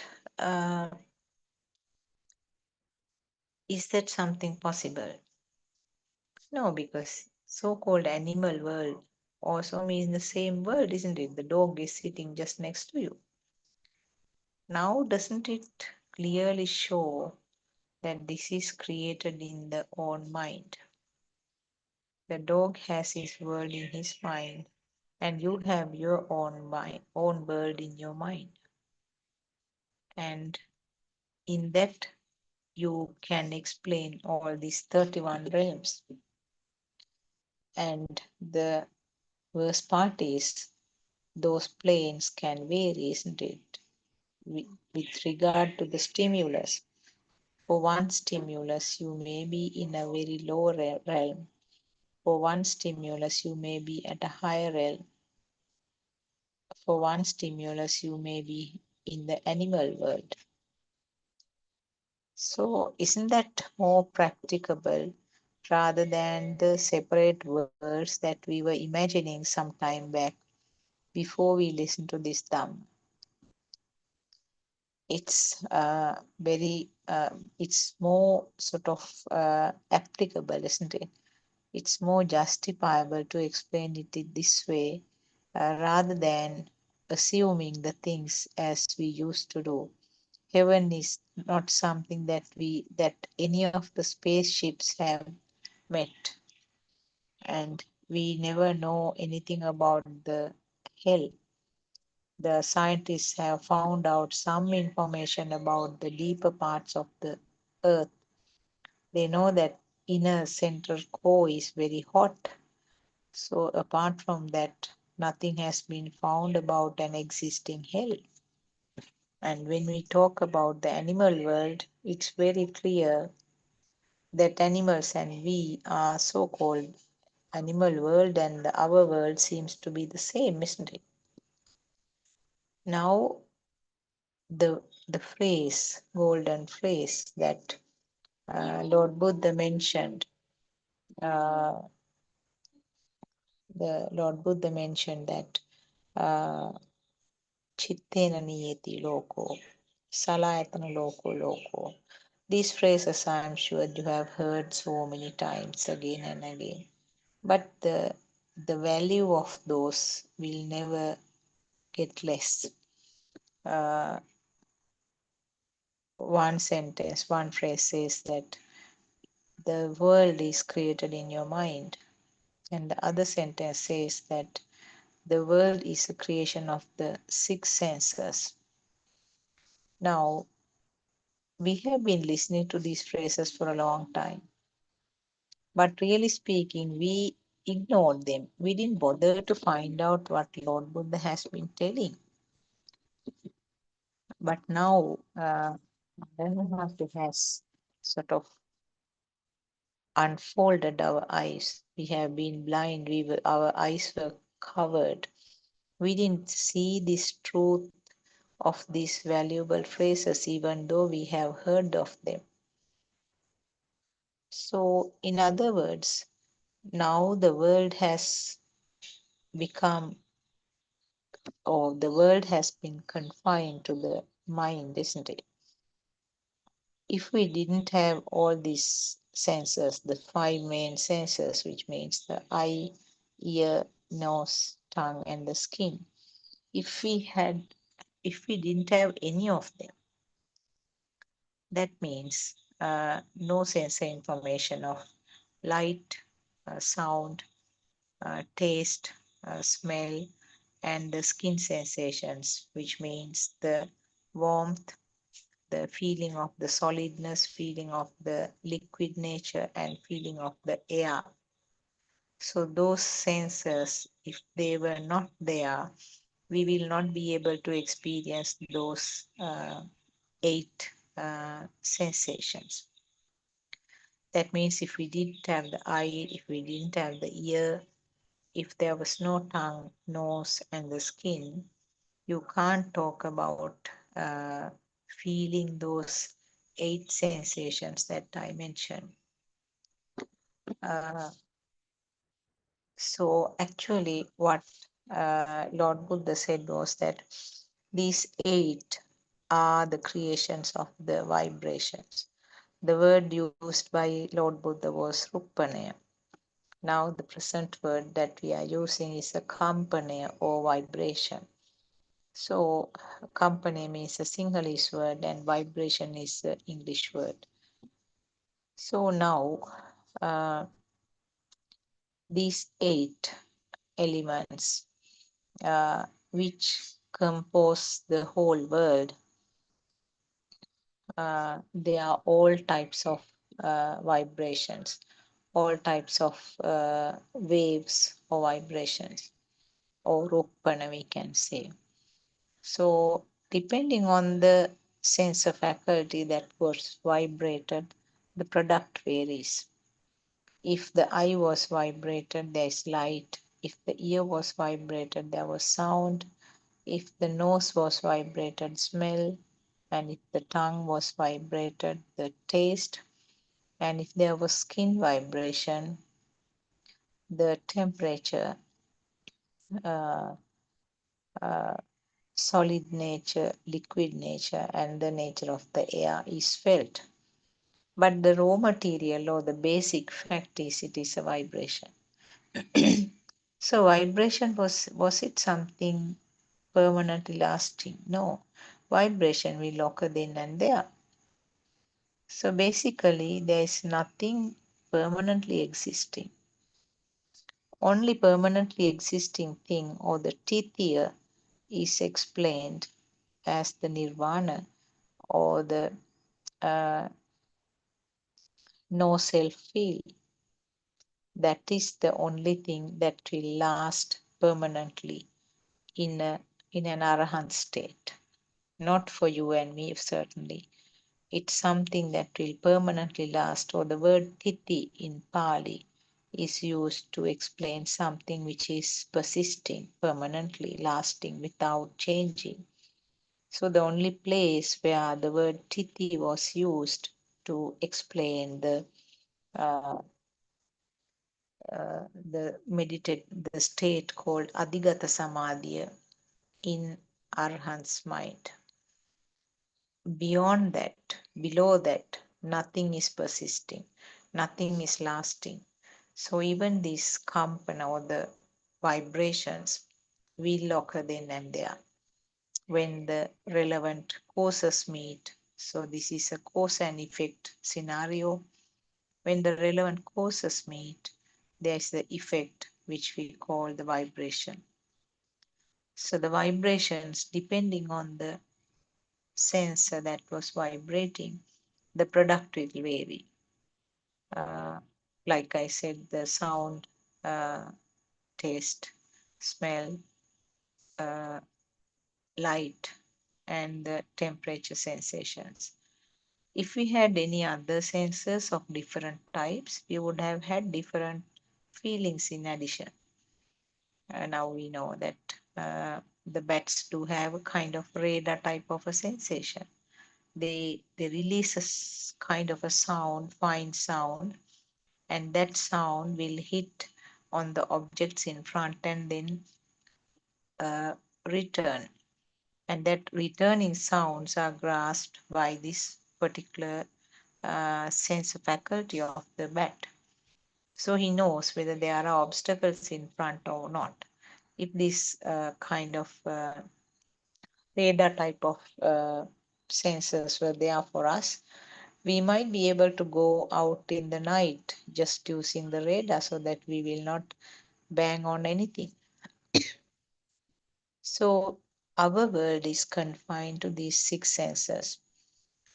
These 6 also actually it is 5 sensors. The 6th sensor or the mind sensor is a combination of the other 5. But at times we know that the mind sensor separately acts as a sensor, and even that time it's always a thought which occurred in the past. That thought will telepathize to this moment. So always it has to be a thought which was formed at some stage with the 5 senses. You can't have a thought of its own unless you have had it in the past at some stage. That thought is not coming here from somewhere, but that thought is reproduced when the relevant causes meet. So we know that even recently R.N. Hansi was beautifully explaining this with a very superb summary of all this, what is happening. Living means a changing patterns of thoughts. Thoughts are changing very fast and extremely high speed, which you can't give in a number. So very rapid flow of thoughts.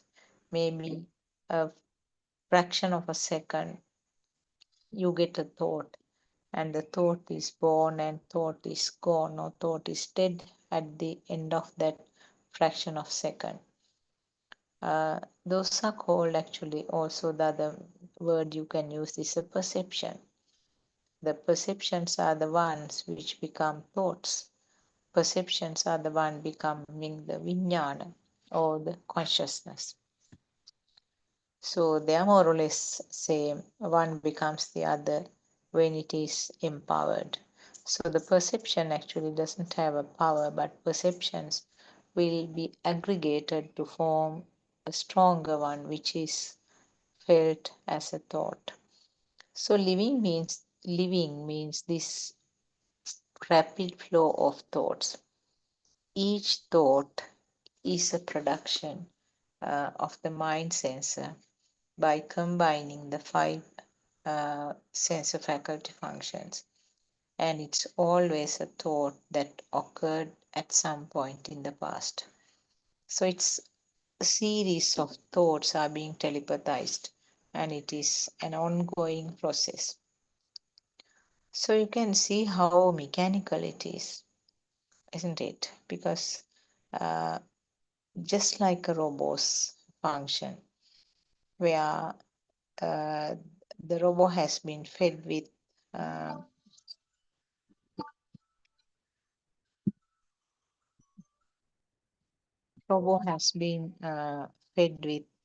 data, and robot will continue according to that information.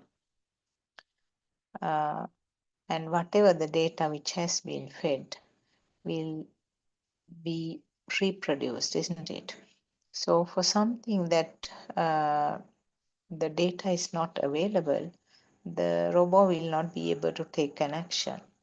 Now, for example, the robot may have been fed with saying that if this type of shape and if this type of sound is there, your conclusion is this is a table.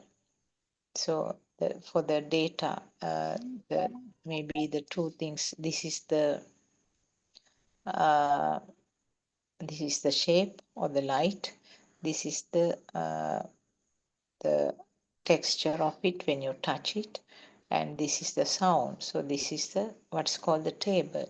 If the table is there, go and keep the dish on that. So like that, I mean, you can feed various kinds of data to the robot, and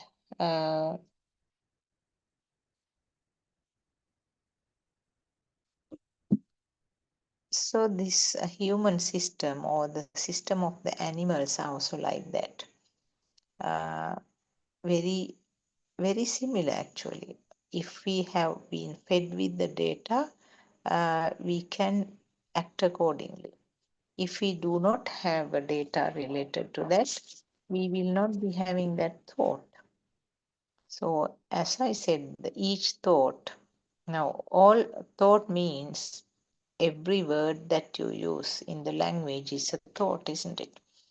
Pen, pencil, mother, son, daughter, wife, husband, bottle, wall, running, sleeping.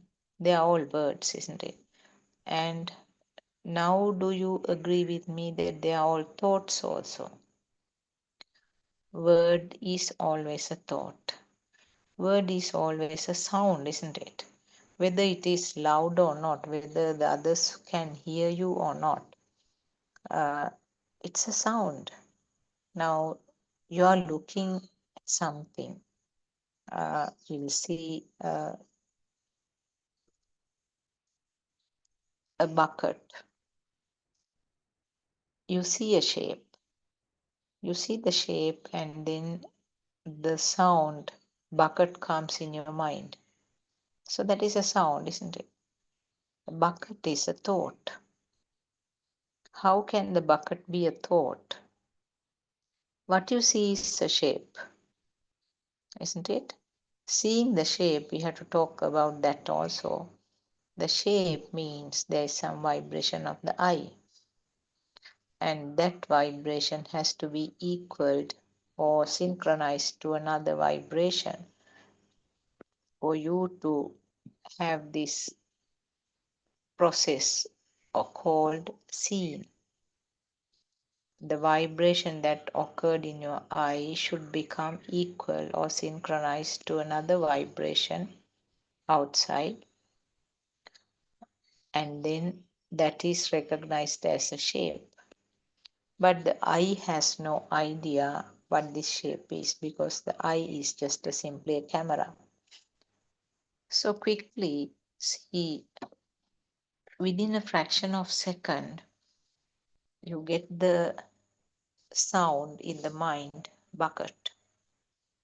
The bucket itself didn't say that I am the bucket, and your eye had no idea whether this is a bucket or whether this is a basin or whatever.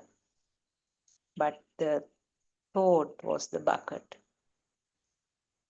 So you can see that it is a sound and it's a word depending on the language that you are using, and it's a thought. How can you say it is a thought? Now you have to turn the camera inwards and see, how did this bucket was born in my mind? Well, you can't actually use the word my because there is no myself here. So did the little baby have a bucket in the mind? No. Maybe like 7, 8 months old baby or even 1 year old baby didn't have a bucket in the mind. They could see something, yeah, but there's no name. They could feel something if they were allowed to touch, they can feel that hardness, isn't it? That's all. Just 2 senses were functioning. Of course, if the child was allowed to lick, he might lick and find out there's no taste also. And if he was allowed to smell, there's no smell. Those senses will be there,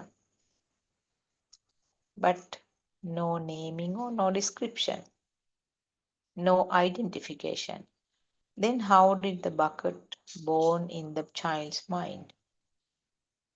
That is what is called the process of teaching and learning, isn't it? That you will show the bucket to the child and say bucket. If it is in Sinhalese, we call it baldiya. So the shape is seen, and at the same time the sound is given, baldiya. And maybe you allow the child to touch. Now more perceptions are coming. Now child knows that this shape is called baldiya and it is firm to touch. And maybe, as I said, if he's allowed to lick, he might lick and see there's no taste in that. And no particular smell also.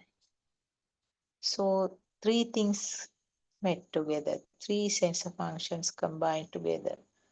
The shape to the eye, the sound, and the texture of the firmness.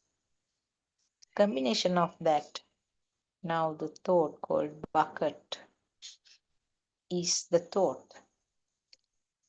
Combination of the 3 things.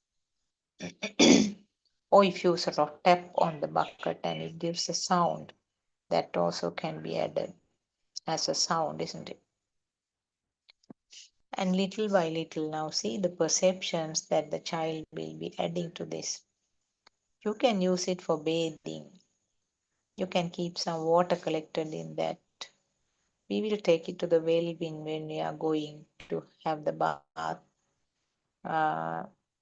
You can wash your clothes in the bucket. You can carry some water from the well to the house. And you can play with the sand also. Take the bucket and you can do some sand playing if it is a small bucket. There are different types of buckets, isn't it? The enamel ones, plastic ones. Now all these perceptions will come little by little and empower that thought called bucket. So many descriptions. different colors, different colored buckets. Now what happens? This thought becomes more and more empowered. Now the child has an existing bucket, something which is really felt, but it is just a touch to the hand, it is just a shape to the eye, it's a sound to the ear. That's it. But now that existing bucket is there as a thought. Does it stop from there? No. Because it's very powerful now. It has a power because of the repeated vibrations. Now you feel that myself is also there. It's my bucket. I know about the buckets. And I like to keep this bucket for me. These are all thoughts, isn't it? So on top of that existing feeling, you have some thoughts also about the bucket. Now it is a fully existing, a real, alive thought for you. And wherever the thought is alive or the thought is real, the myself is also there. So the existing bucket means myself, in other words. You have that feel, isn't it, that it is real, it's real, yes. That feel itself that is the myself, that is the self feel. Now see how the bucket became real to you. Bucket is a part of the world. Every item, every thought becomes real in this way. See now how it is worked up. Every action, every kind of word, every person, all of them they do have a sound. They do have a word. Or in other words, they are all thoughts. All of them are real, isn't it? All of them are real means the real world is there and real myself is there. But having said that, if we go back to this vibration level, the I vibration, we call it a light or a shape. Now this vibration, if that I vibration didn't happen at a fast speed, then you can't actually see it as a shape. Because of the speed only, it is felt as if it is really there. So that is the trick there. At all sensor levels, the speed is the matter actually. Because of the speed, something is appearing as if it is really there. That is why R.N. Hase always says that in the light perception, there's no real light. In the sound perception, there's no real sound. Because of the speed, it's created as if it is there. So in the same way, when the thought is formed, which is a different type of a vibration due to the combination of the other five, when the thought is created, thought is also felt as real. Now we take the example of the bucket again. The bucket itself is a different type of a vibration, which means a mind sensor function. And you feel that the bucket is real, isn't it? That is again because of the fast vibration. And similarly, as I said, when the bucket is real, I said that myself is also real. So if the bucket is felt as real, but there's no real bucket, then turn into the other side. If myself is felt real, can there be a real myself? No. All are perceptions. Perceptions means something created. Recently, R.N. Mahasi gave another beautiful metaphor. Now, the sunlight is falling on the solar panels and current is created. So actually in the current, there's no real light. With the light, the current has been created. Again, there's fast vibration there. Isn't it? The contact of the sunlight to the uh, solar panels. We use the word in Sinhala gatima. I assume the contact or coming into contact is the closest word I can think of. So the fast happening incident of contacting creates a power, which is the current. I hope this is clear enough for you. The fast contact of the sunlight will create a power there, which is the current. So gatima, the fast gatima, will give rise to a balaya or the power or a current. This is actually what happens in all 5 sense levels. There's fast contact and there is a power created. So this is the power which is brought forward and becomes stronger and stronger because of the aggregation or the accumulation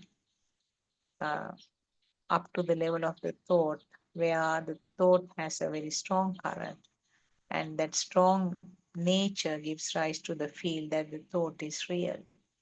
We know that even the toys that we use batteries sometimes to make it move around, and the child will be very happy.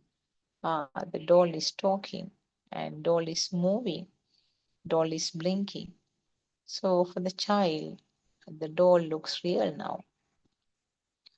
And the child will treat that doll as for a real child, isn't it? Will do all sorts of bathing, dressing up, combing the hair, all sorts of things, because the child gets that feeling of the doll being alive. But that is because of the current which was generated inside with the help of a battery, isn't it? So similarly, this physical body needs some current to function. That current is coming from the thought. And stronger the current is, the thought has more power. When the thoughts are very strong, when the power or the current of the thought is very strong, that is a situation where the mind vibration is so fast, where, like the example that I mentioned earlier, you will be equaling to a level of lower realm. Whether it is a very happy thought or whether it is a very angry thought is immaterial. The current is extremely high. Think of a situation where you are like mad dancing in a party. You are extremely happy and you are burning with that current. You are jumping up and down, singing loud. Similarly, another situation where you are angry like mad with somebody for doing something nasty to you. In both situations, one is actually craving, other one is aversion or hatred. Sorry. So one is aversion and the other one is hatred, isn't it? Other one is happiness, overjoying. In both situations, your current is very high. Vibrations are very high. So you can't actually label them separately. Both situations, when the power is very high, your vibrations are very high and more frequent, amplitude is much more. And if you happen to have your last breath at such a level of vibration, where will that be synchronizing? That power, that current, which was very high at that level, will synchronize to a suitable high current situation, a high current situation. It may be a zygote in a warm.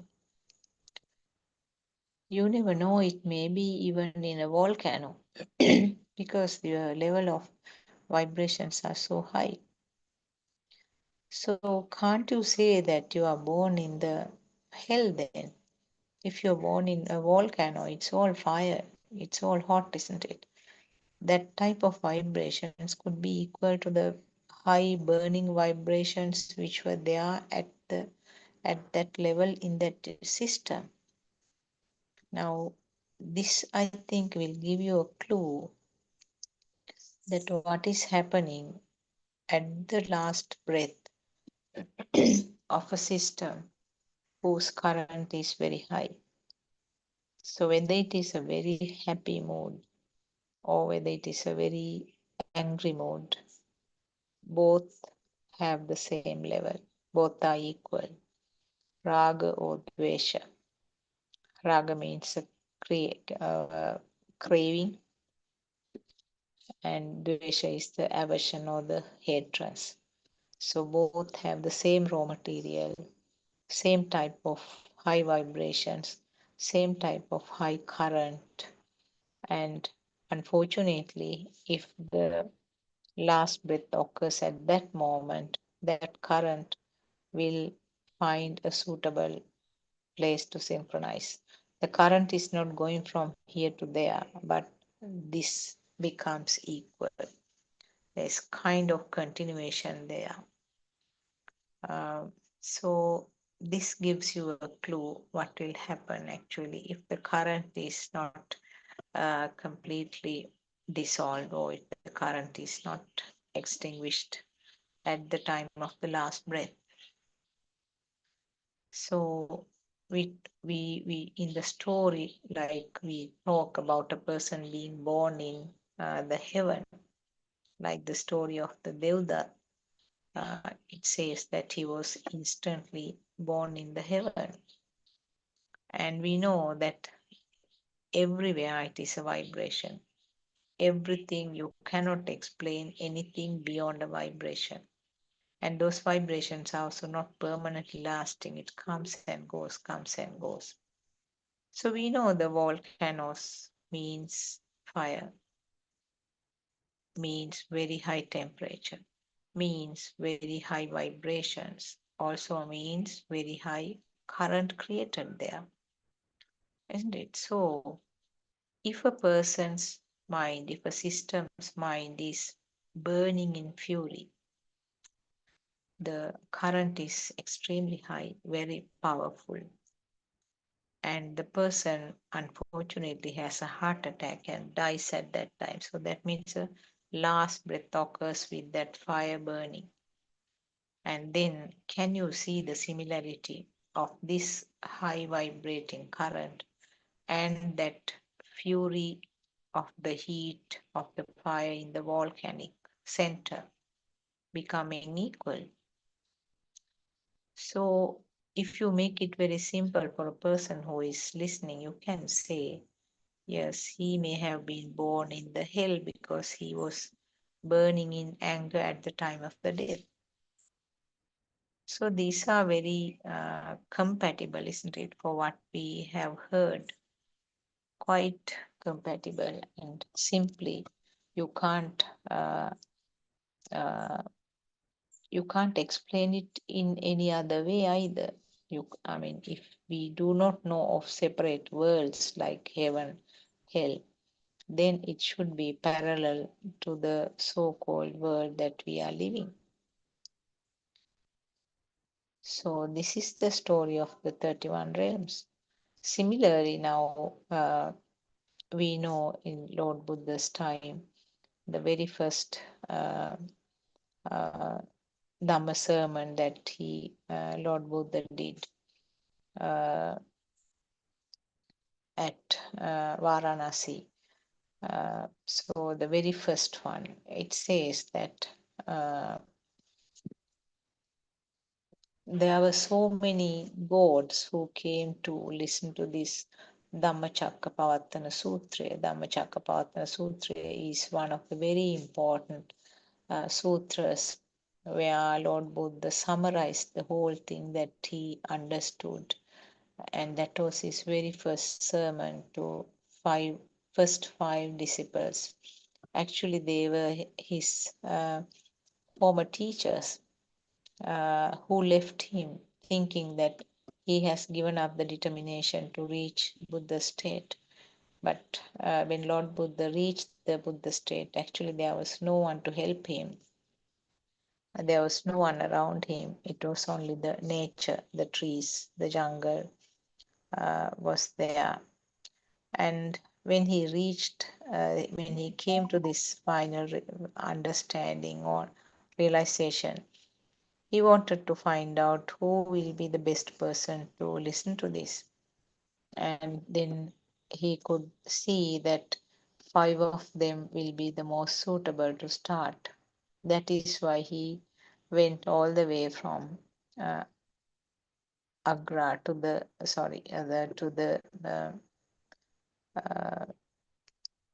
to Varanasi, where these 5 were there. From Gaya to Varanasi. So it says that when he was doing this Dhamma sermon, so many gods have been there in the sky trying to listen to this. And some were so sort of fine or refined. They could even go through the eye of a needle. What does that mean? That means definitely they do not have any physical bodies, isn't it? They could be very well be simply vibrations. The vibrations which are refined, or the sukuma sanya, that is what we used to sukuma vibrations, the sanya which have become very fine.